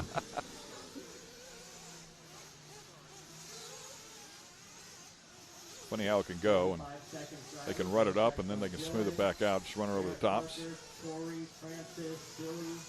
like a few drivers may not be checked in here in this one. They may only have a few cars in this race. Looks like only 3 drivers are out there at this time. 4 maybe? 4 maybe, yeah. Corey's not here. I don't think Garrett is racing the Nitro. Bruce and maybe Dylan's already got the C2 wrapped up. 15 seconds, drivers. 15 seconds. So your loop is Again, live. beautiful look there at this track, and we appreciate everything that Joey Christensen and the Dirt Crew have done, and certainly working on it, maintaining it throughout the rain delay as well. Jimmy Babcock, the race director, Sean Miller, our starter. So another quick water after this one. Then we run race 2 and 3. And it looks like this race is underway. So, yeah, I think we've only got 4 drivers out on the track here in this one. Not sure where the other 6 drivers are that should be out there. They are not out here for our final round of qualifying. Well, plenty of track space for these 4. Watch them all end up together. Yeah. Just the way it goes. Ooh, what a big save. yard dart action right there. Those hurt in a big truck.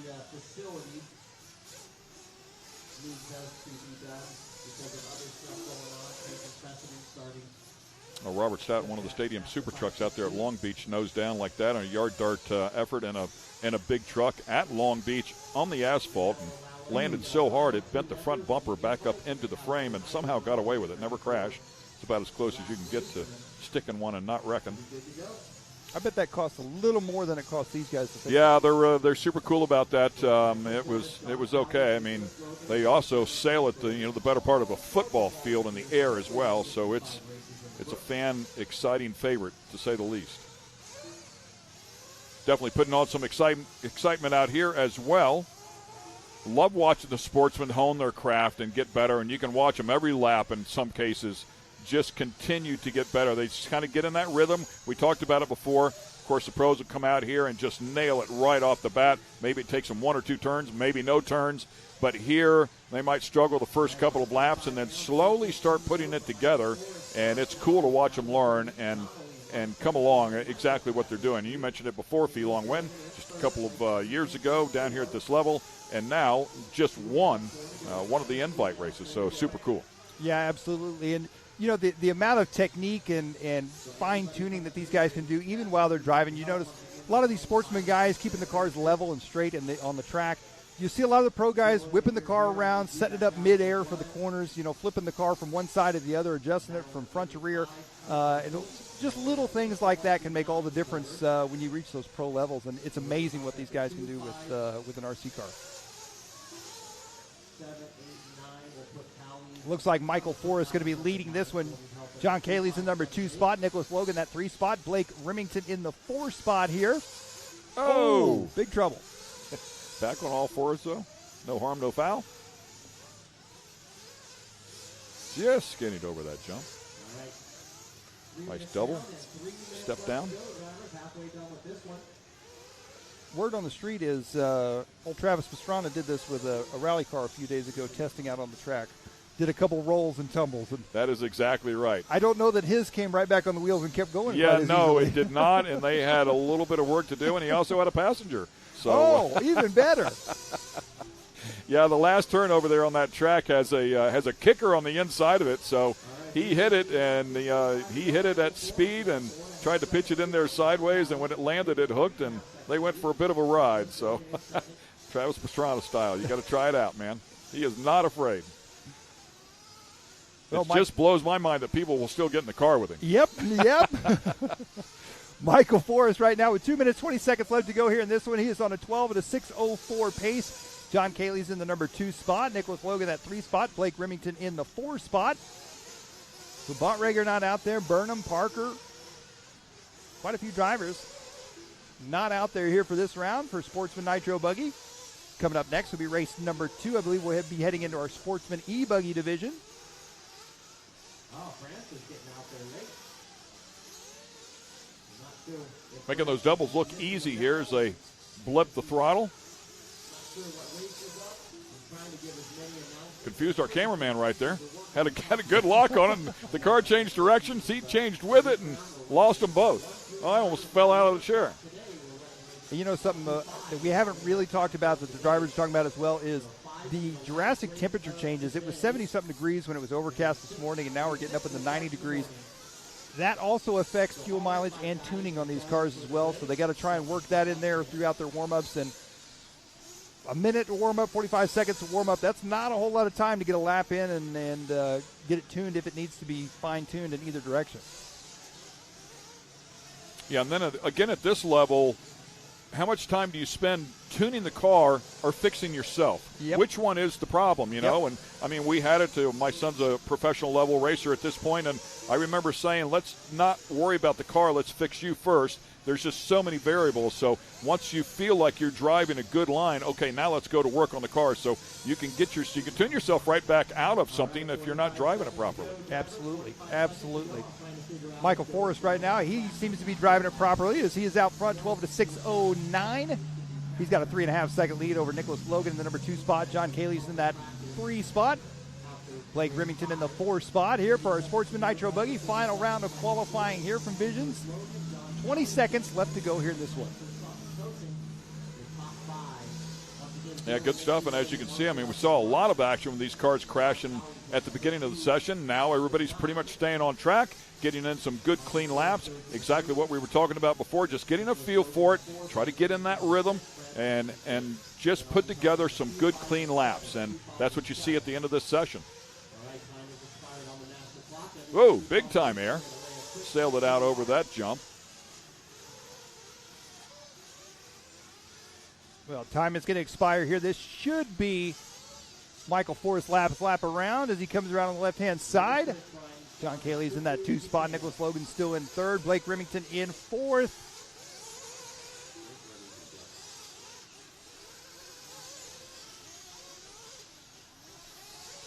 Wrapping this session up here. As time has run out, they will finish up these final laps. Forrest up top. Does a nice job there. Comes across at a 12-6-12. 12 laps at 6-12. And 12 laps 6-18 for John Callies. And it looks like Nicholas Logan might jump up there just ahead of John.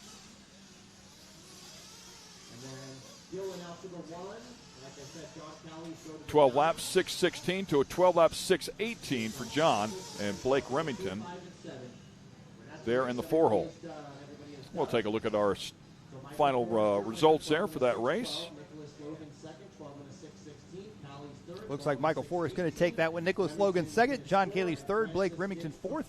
Francis Sosing showing that he got out there and ran 7 laps. Must have had a late start there for him.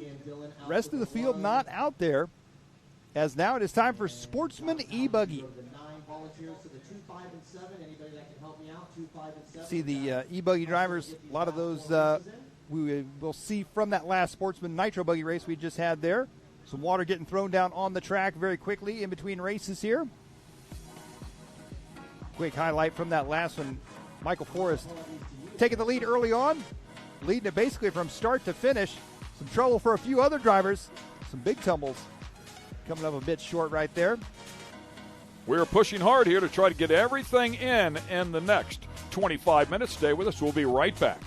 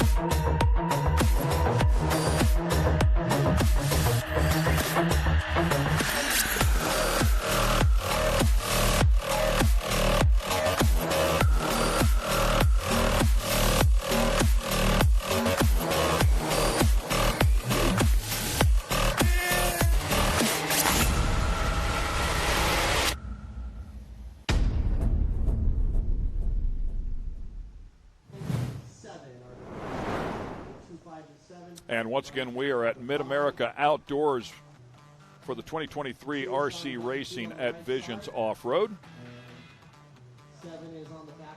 Once again, a look at pit road there and the steel grate that they run across. The drivers stand up above with a great overhead view. Purpose-built RC track. As you can see, it's absolutely gorgeous. The warm-up clock has started here, so we'll get some seat time in here for the Sportsman e-buggy category. 12 cars scheduled to compete here in this particular session.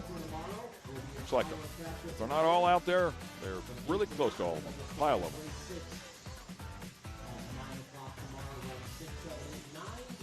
Yeah, this is our Sportsman e-buggy Class 2 division, 2 heats, I should say.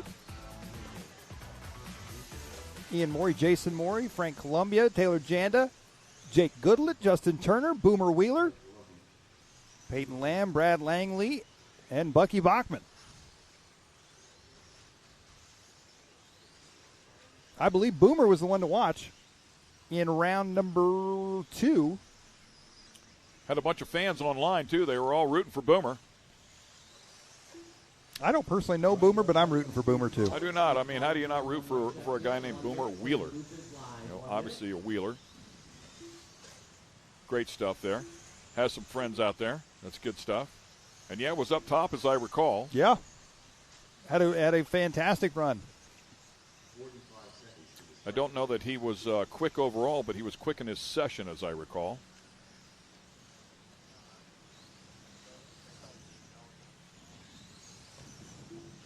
These drivers getting all checked in here as we get set to go. Ian Morey, Jason Morey, Frank Columbia, Taylor Janda, the rest of the field. The dirt crew sprinkling down just a little bit of water before the start of this one. Got 2 heats of Sportsman e-buggy, 1 more heat after this one.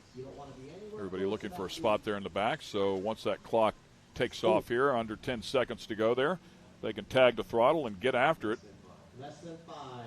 Try to get as many laps in as absolutely possible in this 5-minute session. All right, Luther's live. Everybody goes at the same time. Oh. Again, Ken, big launch. As you talked about early on in the day, I don't know that I would all take off together, but they did, so we'll see how it works out. I will say before, as 2 of them get together and go for a big ride right there, whenever I did say that, man, one upside down, I was unfortunately thinking of a single lap qualifying session, not the entire group, but I certainly understand it now. You want to take off and have a shot at getting as many in as possible, and really only 1 out of that group of 5 has got a good clean outlap working as Frank Columbia finally gets it across there. Boomer Wheeler was a little bit deeper in that pack. Ian Morey now jumps up to the top. Bucky Bachman as well in P2. Frank Columbia P3.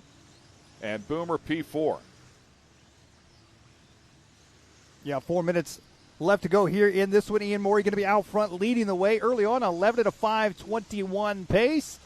Bucky Bachman in the number 2 spot. Columbia in the 3 spot. Boomer in that 4 spot. Brad Langley rounding out your top 5. Now Peyton jumping the top. Oh, trouble there. I believe that is Frank Columbia, if I'm not mistaken. And he stuck the landing a couple of jumps ago. I mean, he just did it perfectly. Great timing, but yeah, man, went for quite a ride right there. Glad it landed back on all 4s and it is not beaten up too bad. Frank in second, Bucky in third, Brad Langley 4, and Boomer in the top 5 here. And we're hearing that Bucky Bachman is one of the scoring guys here at this event, so a worker out there enjoying the craft as well. He's part of the timing for short course, so we appreciate what he does over there in that area. So that means he knows the scoring system well. So well, it means he can. So what I'm saying tell you here, when a car comes across the line. So what I'm saying here is, Bucky, what are you doing, man? You don't have to be in 6th. You know this system. Just hop in there, give yourself a couple more laps. Right? Yeah. 2 down, 3 to go. 2 down, 3 to go. Well, up there a little bit high as once again we keep an eye on Frank Columbia, currently still P number 1, working on a 10-lap 5:06. Boomer Wheeler, currently 2nd, working on a 10-lap 5:08, just a couple of seconds off. Bucky in the neon shirt there, 2nd one in.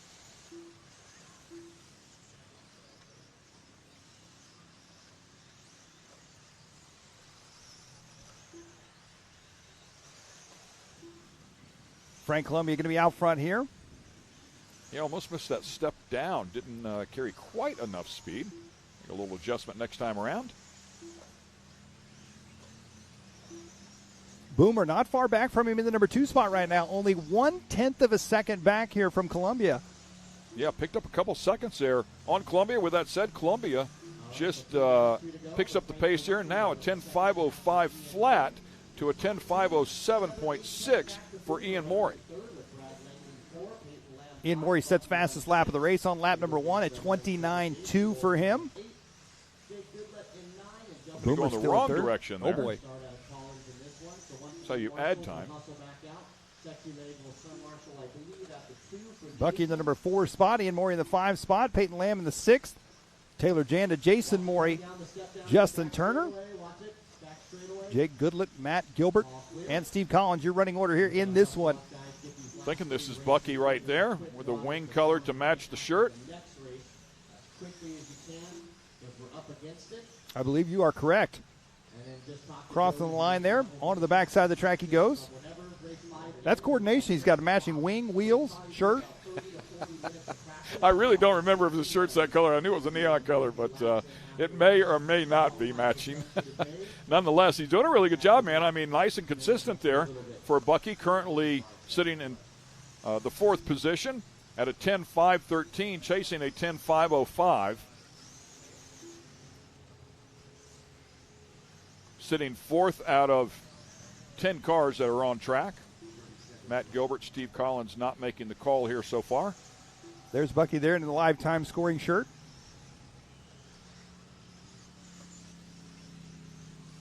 Oh, trouble there. Boomer Wheeler taking over the number 1 spot now. How about that? Boomer on a 10 at a 5:10 pace, 4/10 of a second now ahead of Brad Langley. Bucky up into 3rd. Taylor Janet to 4th. Frank Columbia back into the number 5 spot. Time going to expire here in this one. Langley jumps up to P1. Boomer down to P2. His fans are back online. Let's go, Boomer. Bucky Buckman up there into P3. Boomer back to the top. Going back and forth here. Great stuff. The difference about a half a second. We'll see what Brad Langley's got when he comes around. Boomer finished up with a 10.509. Here comes Brad. Brad working his way towards the finish line. Oh, that may have been Brad with trouble there. Look at this. Bucky up into the number 2 spot. So Boomer Wheeler going to take this one 10 at a 509. Bucky Bachman, our very own, at live time scoring 10 at a 510, taking 2nd. Taylor Janda 3rd. Brad Langley dropping to 4th on that last lap. Jason Morey, Frank Columbia, Ian Morey, Peyton Lamb, Jake Goodlett, and Justin Turner rounding out your top 10 there from our first heat of Sportsman E-Buggy. Yeah, the sportsmen are always exciting in the heat races because you never know when something major is going to happen, right? So they jostle around. The guys, the pros, the invite drivers are so consistent, you're not expecting anything to happen. But with the sportsmen, you just never know. You're absolutely right there. You saw Bucky coming off the driver's stand.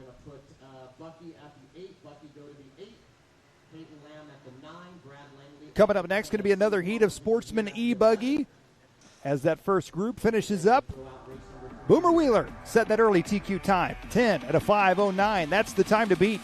Can anybody here in heat number 2 beat him? We'll find out here very shortly as we take a quick look back at the highlights from that last one and get set for heat number 2 of Sportsman E-Buggy. Boomer getting it done. We're going to take a commercial break. We'll be back in just a moment.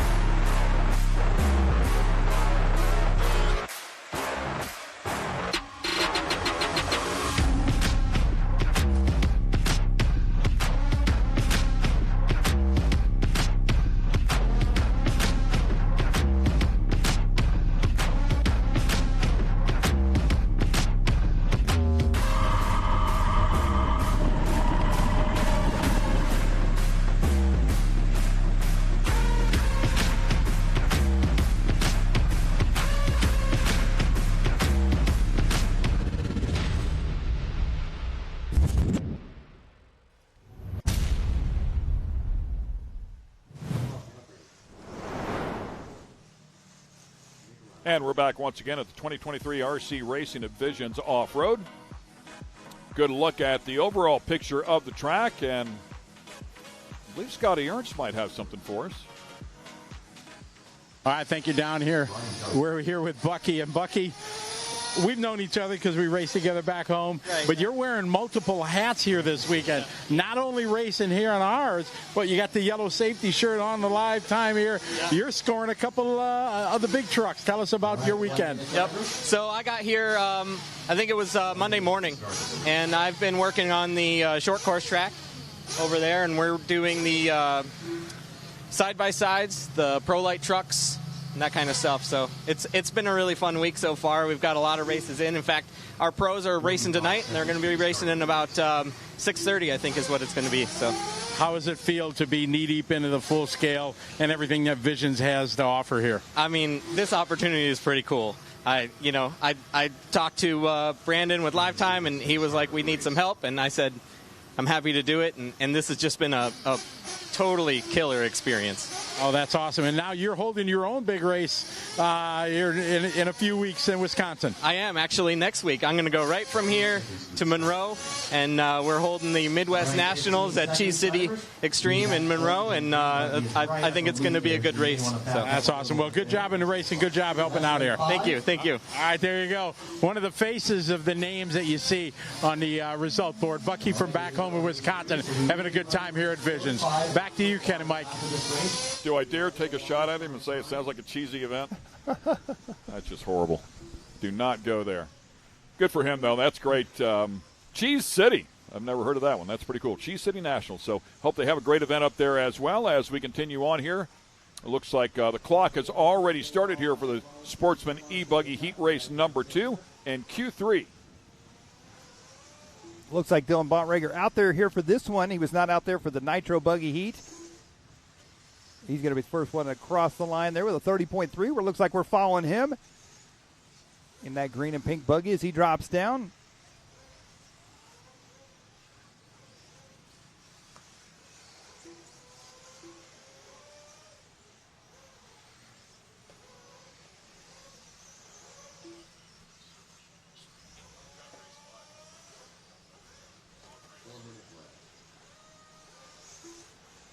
Good look here as Dylan Bontrager doing a good job here trying to put this thing together. People talking to me and looking at the scoreboard as well. 28.999 the lap time so far as they get this one started here. Working on 11.526, 11 lap 526 pace. John Cayley's jumping up in that number 2 spot now. Nicholas Logan in the 3 spot. Oh, trouble there. Switching our view here as they come down the front stretch. I believe, if I'm not mistaken, that is going to be... I thought that was going to be Nicholas Logan, but I don't think it is. 3 minutes, 15 seconds left to go here. Dylan still out front. 11 to 5:21. He is 2.7 seconds ahead of John Cayley's right now. Michael Forrest still in third. Francis Sosing in that number 4 spot, and Brian Johnson rounding out your top 5 here. Dylan has had a phenomenal weekend here in qualifying for our sportsman classes. He's trying to put in a possible another TQ here. Boomer Wheeler right now is your current TQ. 10 to 5:09 is the time to beat. And Dylan is ahead of that at 11 to 5:21. There's Dylan on the track, the green and pink.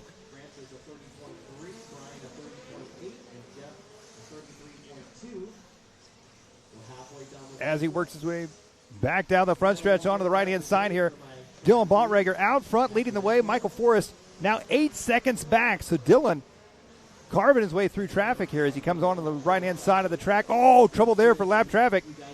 That's good news for Dylan. Dylan playing patiently here with the rest of the field. He dives back to the inside here. He's going to try to set him up as he comes onto the front side of the track.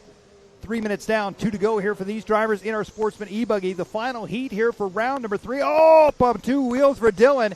What a save right there for Dylan Bontrager. Michael Forrest in that number 2 spot there, 8.6 seconds apart. Oh, Bontrager tries to make a move there on some lap traffic, and they took it right back from him. No love for your race leader here in this one. Dylan shows him a little bit of a wheel there, gives him a bump as they come back onto the right-hand side. Up and over the double they go. Bontrager looking for the inside. Up and over the double, back down the front stretch now. What a great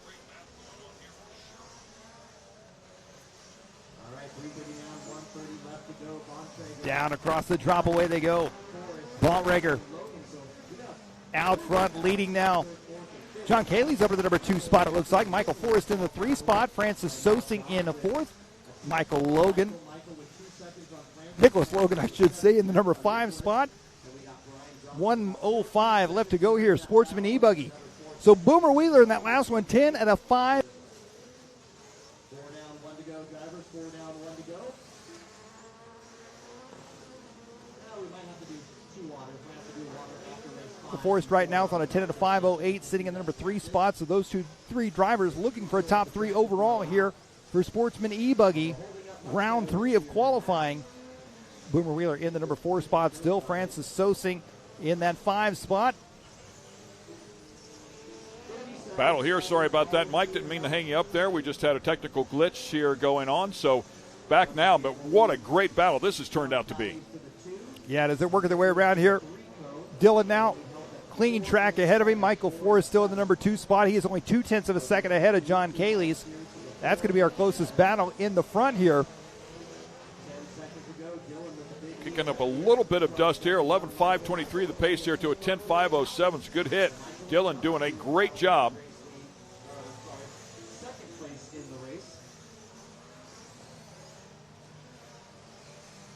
Ooh, hard hit there onto the back straight. Quick lap so far, 28.62, also by Dylan. Stringing one together as time is winding out. Completing these last laps. Looks like Michael Forrest going to finish up in that number 2 spot there with a 10 and a 5.06. Dylan Bontrager has done it again. Sportsman E-Buggy, round 3 top qualifier with 11 and a 5.21. Oh, stuffed that thing right into the tube there at the end of the race. Probably a good thing the fence was there. Otherwise, the mechanic walking Might down the still side. be going. Yeah. And just like that, quickly got the water hoses out there to try and take care of that and dress up a couple of those tubes as well. So that'll wrap things up there with heat race number 2. Or heat 2, race 3, Q3. We're now going to be headed into our open nitro buggy division. We've got 2 heats of these drivers, I do believe.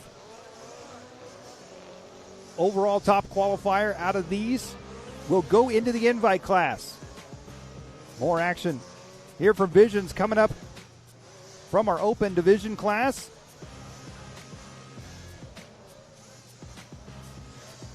Yeah, we'll actually have an opportunity to runs bump on freedom and has since 1972. We punish our products firsthand in our world-class laboratories and beyond, because some things can't be learned from a test tube. Run with us.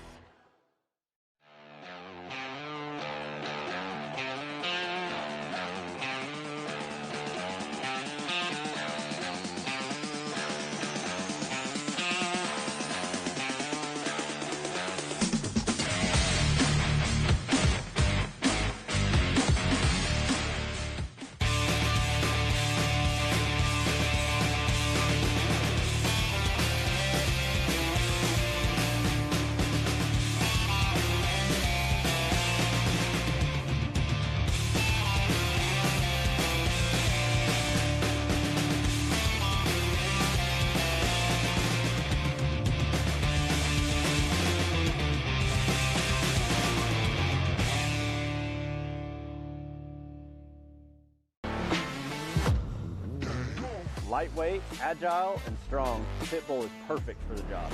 The Pitbull is the first and only lift that can be used in the pits and in your garage. Elevate your racing with a Handy.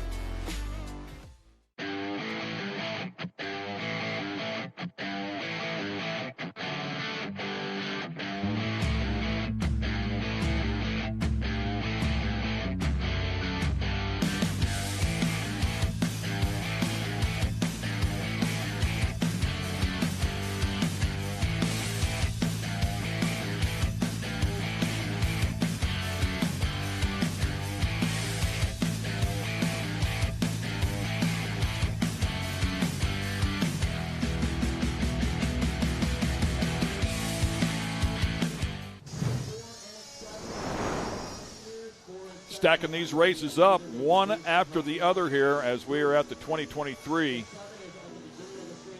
RC Racing at Visions Off-Road. All of this action brought to you by A-Main Hobbies and HPI Racing. Also want to throw some love out to Tekin, VP Fuels, Team Associated, and Live Time.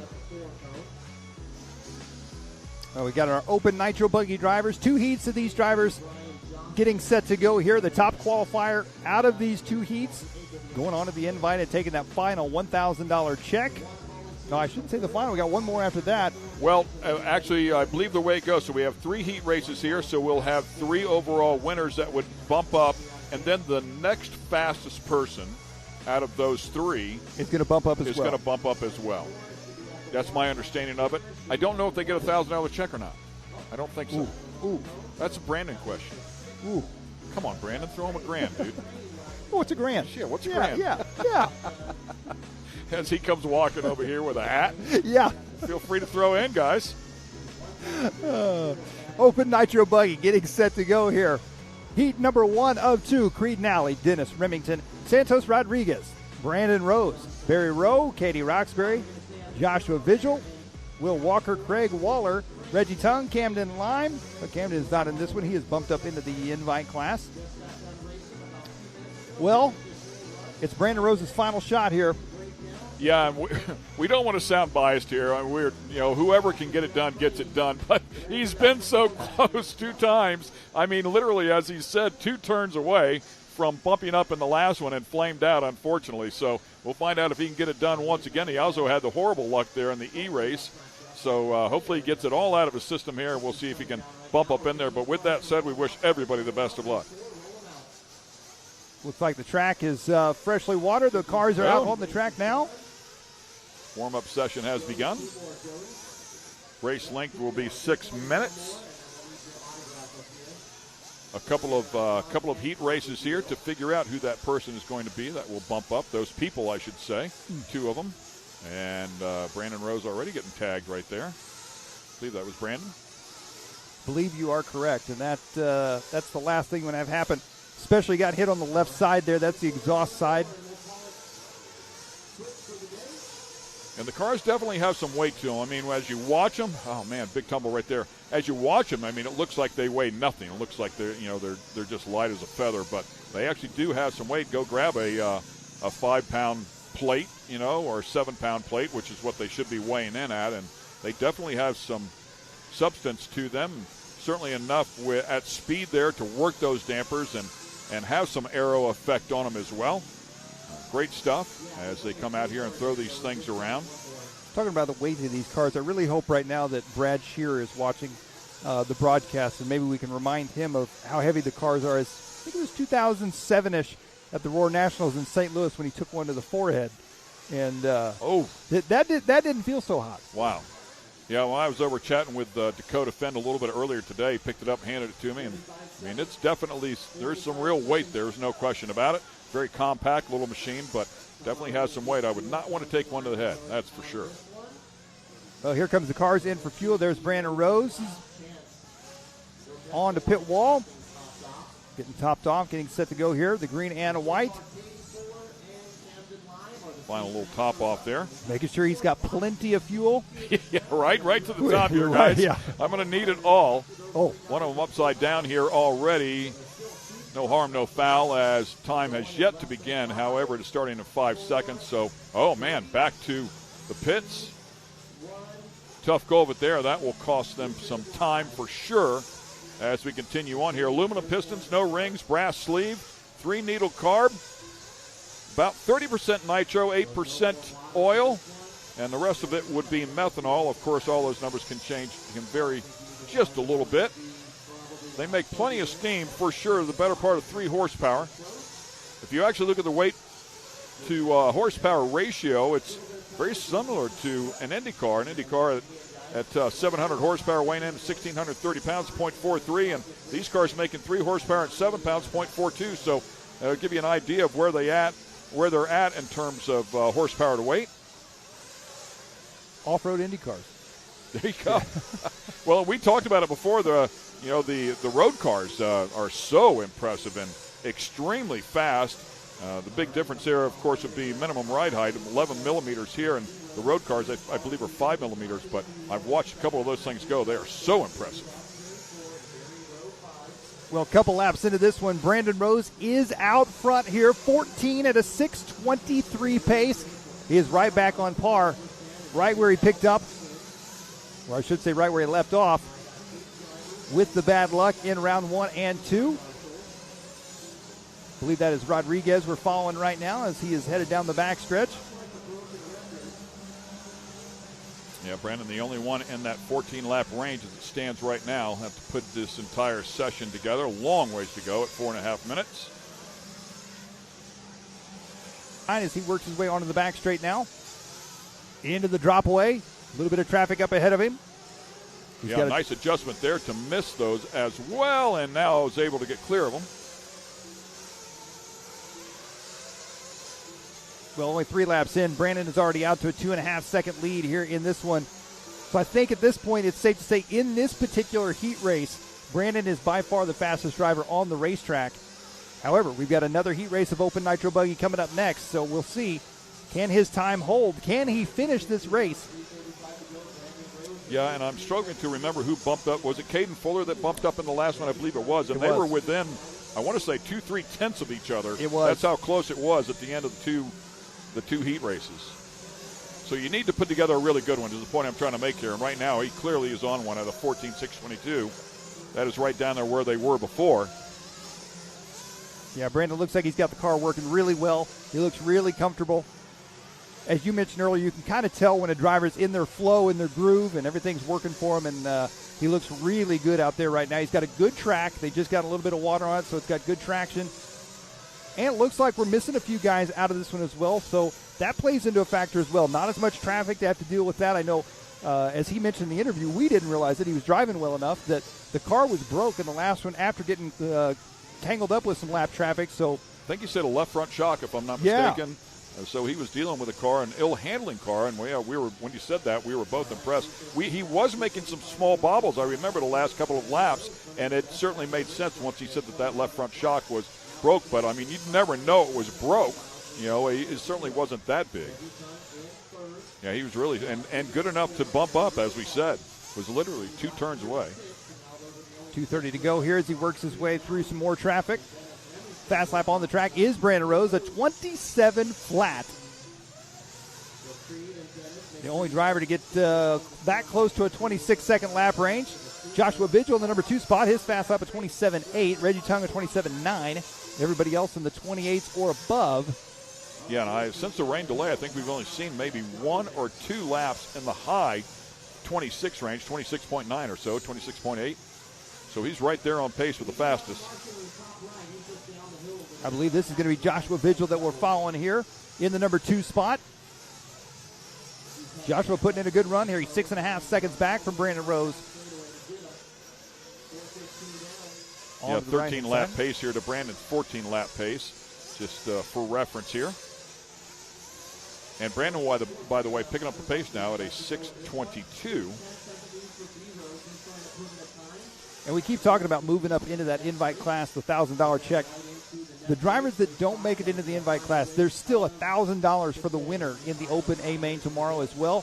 Up for grabs, $600 for second and $400 for third in the Open class. So still some seriously good money to be made here this weekend for racing RC cars, even in the Open class, if they don't make it up into that invite class. Yeah, great point. And Josh Vigil will want to keep digging here, even though he's not winning this one. As we talked about, they're going to take one more and bump him up, and that will be the next fastest. Now, I'm not sure what the protocol is on that, if it's just out of this second heat race grouping, you know, the 2 groups, the 2 heat races, I should say, and this third heat qualifier, or if it's going to be a combined of all 3 and then having the lowest elapsed time. I believe it's going to be a combined of your best 2 of 3. I think is the understanding that I had by qualifying points.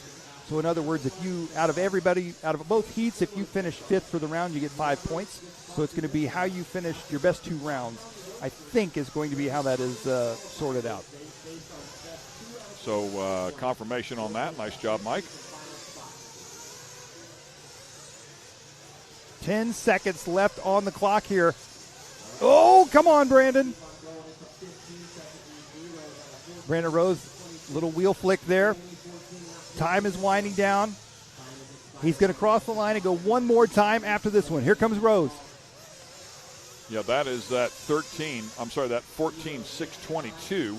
So the 22 part of that is nearly a full lap. So crossing the stripe there and has to complete that final lap. He's halfway there. Yeah, he made it this far before. Here he comes through the switchbacks. This is where it all went bad. He made it this far before, and right there. He's made it where further. It Here wrong. he comes down the front stretch. Come on, Brandon. And he's got it, Brandon Rose. He's going to take the heat race win. We got one more heat to go. One more to go. He's not in yet. He's not in just yet. But he's closer than he's been. Yes. Wow. Reggie Gonna have a Tongue. legit Fantastic shot drive here. as well there. Reggie moving up into that number 2 spot with a 13.611. Joshua Vigil, 13.615. Santos Rodriguez, 13.628. Followed by Barry Rowe and Katie Roxbury. Nicely done. Congratulations to Brandon as we take a look at our qualifying results here, courtesy of Visions Off-Road. And Reggie Tong as well keeps picking away at it. He's been up the top of the sheets here a couple of times. He might find himself as that quick number 2 guy. Well, I was going to say, unofficially what we're hearing right now is Brandon Rose, even if he is not the quickest here for this next heat, there's a possibility, a very good possibility, that he will still be the fastest. That's a really good point. With the qual points playing into factor and all that, he could possibly make his way into the invite class that way. But it'd be interesting if, and yeah, as you said, because they take 2 out of the 3, because in the 1 he had crashed and finished pretty deep. They were getting a good look there at Jared Coley, father of Braxton Coley, getting set to take the track here. Some highlights there from that last one. Brandon Rose finally gets the heat race that he's been looking for. Little trouble there for him in warm-ups. Luckily, no damage done. So just got a little piece of information before we go to a commercial break. Brandon Rose is going to be in one way or the other. Even if he finishes second here, we would have 4 points, and nobody else has a chance at making 4 points. So if he gets third or worse, oh, well, that's a great point. We have to see how things go. If he gets second, if somebody was to beat him and he was to end up second, he would still be in. If he ends up third, 2 people get ahead of him, well, that'll change the math. So stick with us. That's all hypothetical. We will land it for sure when we come back. Stay with us right here. Speed Sport has been America's motorsports authority since 1934. Get news, results, and commentary from the most connected experts in the business, covering all forms of motorsports from flat track to NASCAR and everything in between. Bookmark speedsport.com on your mobile device now, or follow Speed Sport on social, and be sure to subscribe to the Speed Sport Daily. Speed Sport is your one-stop shop for all things racing on 2 wheels and 4. Amsoil runs on freedom and has since 1972. The rest of the market has been trying to follow our lead ever since. But a head start is a head start. Run with us.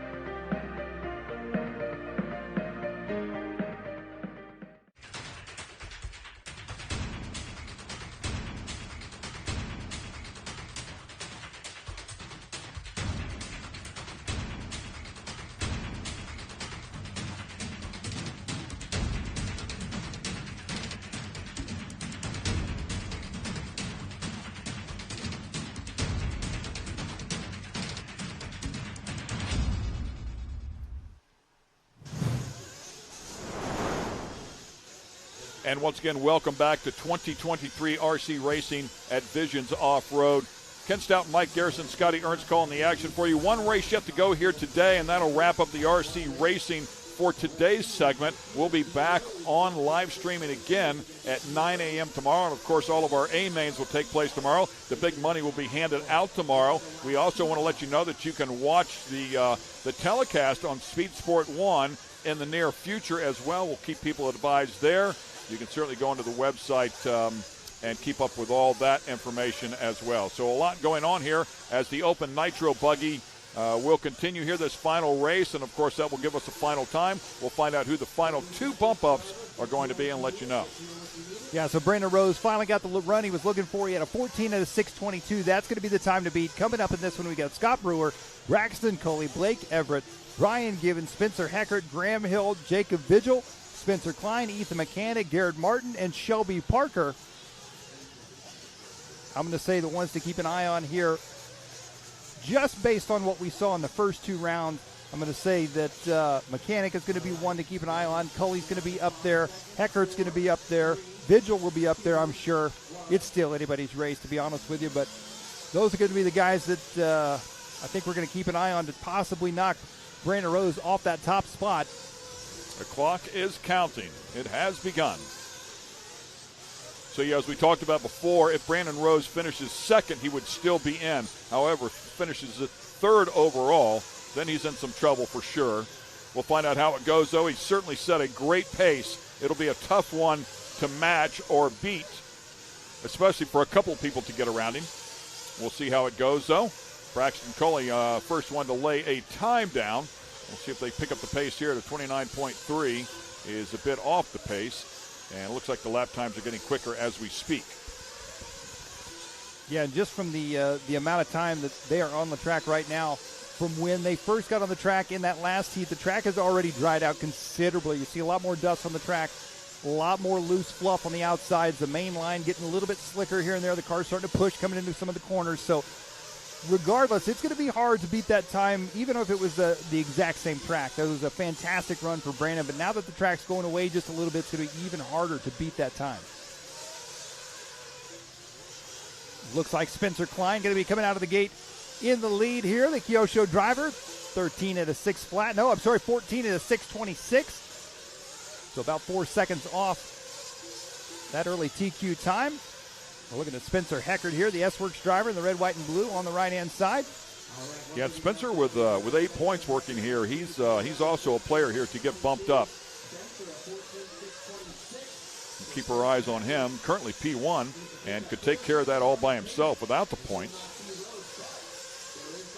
We're going to 14.625. 14.622 was the mark, as you mentioned before, to beat. The only one close to that right now is Heckert. Yeah, and Heckert that time around just turned fast lap of the race, a 27.2. A few more of those, and we may see him ahead of Brandon Rose's TQ time. Yeah, and we saw Brandon Rose lay down a 27 flat, so right there in the hunt within a couple of tenths. A lot of time left inside of this one, just under 4 minutes. Nice line for Heckert coming back onto the front stretch there, onto the right. Oh, way out wide. Way wide there for Heckert. Car a little upset there in the back as it landed in that step down. 26.9. How about that? Throwing it down. So Heckert now is only 1 second off Brandon Rose's time. I wonder if that adjusts here because that is not calculated in that way wide turn. We'll see what happens here as he crosses the stripe. My guess is then it did go back up 1 second to a 6:24. So was that a 6:23? The time to beat 6:22 as you see it up there. Well, there you just saw Brandon Rose waiting patiently on the driver's stand to find out if he's going to take that invite spot. So if Brandon Rose does get in, if it's my understanding, I believe Heckert would be next in line. So again, just needs to keep good pace right here. Should be safe. And I would imagine that Heckert has probably done the math in the pits as well, like you say. And he knows that even if he's not quite on pace with Brandon Rose, he knows he needs to stay in the groove, stay on a move, because he's still in the running to move up into that invite class. Wow, really nice adjustment there, and then dodged the wreck. Oh. That mid-turn adjustment is no easy feat. That car over-rotated a little bit. He turned it back to the left and a right-hander and missed the tube and kept the momentum going. Very, very tough to do. Well, there's Ethan Mechanic working his way around here.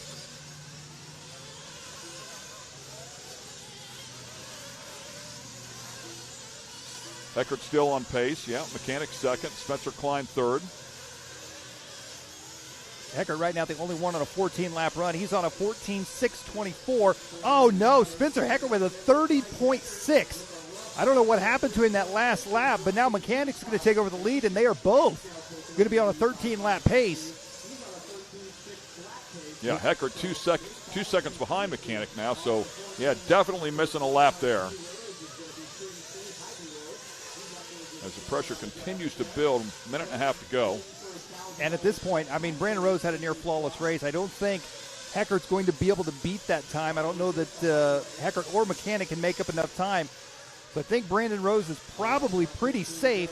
However, as you said, that next person to bump in, this is where Spencer Heckert needs to put the wheels to the ground and really get moving and get back up into that number one spot ahead of Ethan Mechanic. Yeah, second and a half off the pace here behind Mechanic. 55 seconds left to go here in this one. Eckert on the right side, up and over the double he goes, coming down the back straight. Into the drop away. Fast lap on the race. He's the only driver to get down the 26-second lap range, 26.9.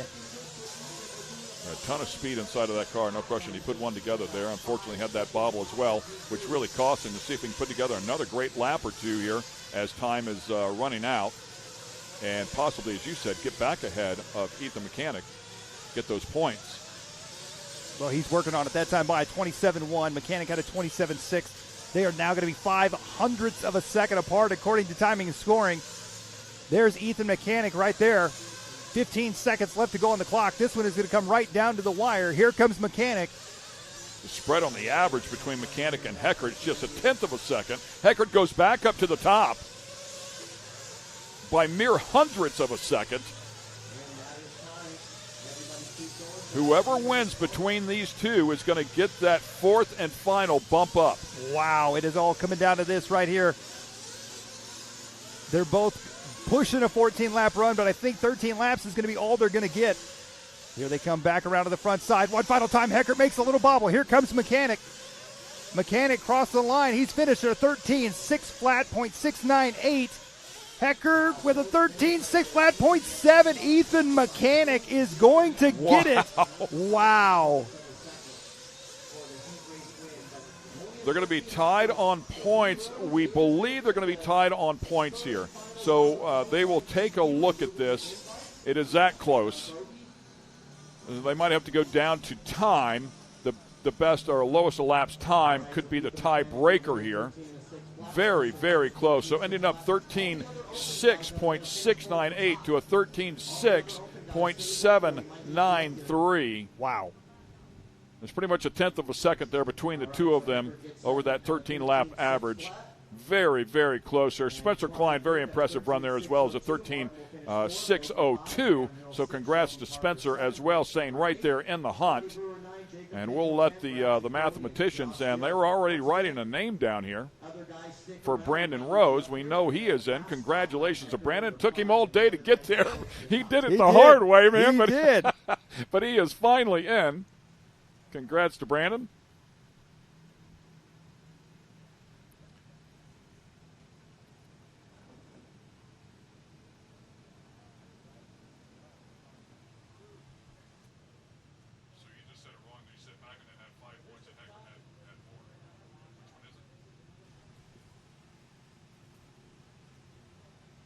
Whoa.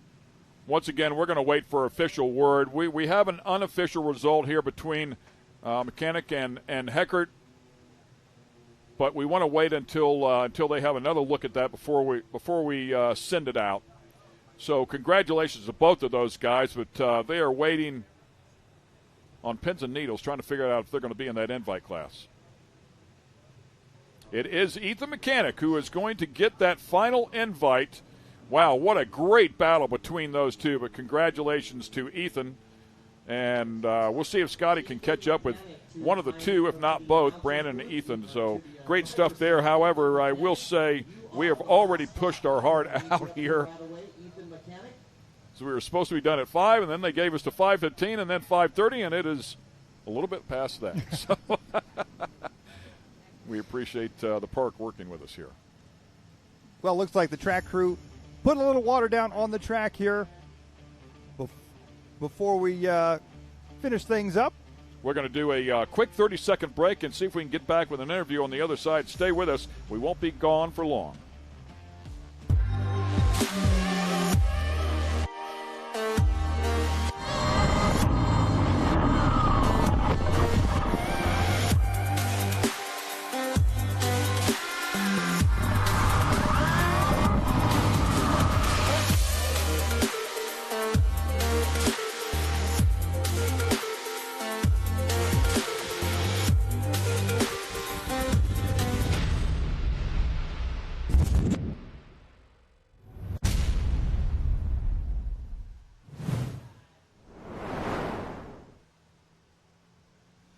And we welcome you back here, 2023 RC Racing at Visions Off-Road. It's been a busy, busy day, especially when you factor in the rain that we had a little bit earlier. But congratulations to everybody that came out here, had a good run today. Of course, the people that did great in the Nitro category, the Invite category, for good starting spots in the A-Mains tomorrow. Everybody that was in the Open class that earned the bump-ups. We know that Camden Lime did it. Caden Fuller did it, Brandon Rose did it, and Ethan Mechanic did it as well. So congrats to the 4 bump-ups. Yeah, what a fantastic day of racing. We obviously got served a little bit of weather, but it all worked out. And it was a fantastic day. The track crew did a great job getting the track back together. The racers did a great job keeping the show moving. A fantastic day for sure. A big thanks once again to our title sponsors, A-Main Hobbies and HPI Racing, and our supporting sponsors of Tekin VP Fuels, Team Associated, and Lifetime. Yeah, I want to thank Scotty Ernst as well for keeping up with all the action down there and catching up with all those interviews. Great job today, Scotty. And, of course, my colleague here in the booth, Mike Garrison, doing an incredible job as well. It's been a great day to get things taken care of here at Mid-America Outdoors, a spectacular complex. Of course, we will be racing all day tomorrow. Make sure you join us at 9 o'clock in the morning. We'll get things started. We'll have our A-Mains. We'll build a TV show as well, and we're going to hand out $30,000 before the day is done. It's going to be an exciting day for sure for all of the categories involved. Until then, we'll see you tomorrow. It's time to go racing. Stay with us. I'm Ken Stout. It's been a blast.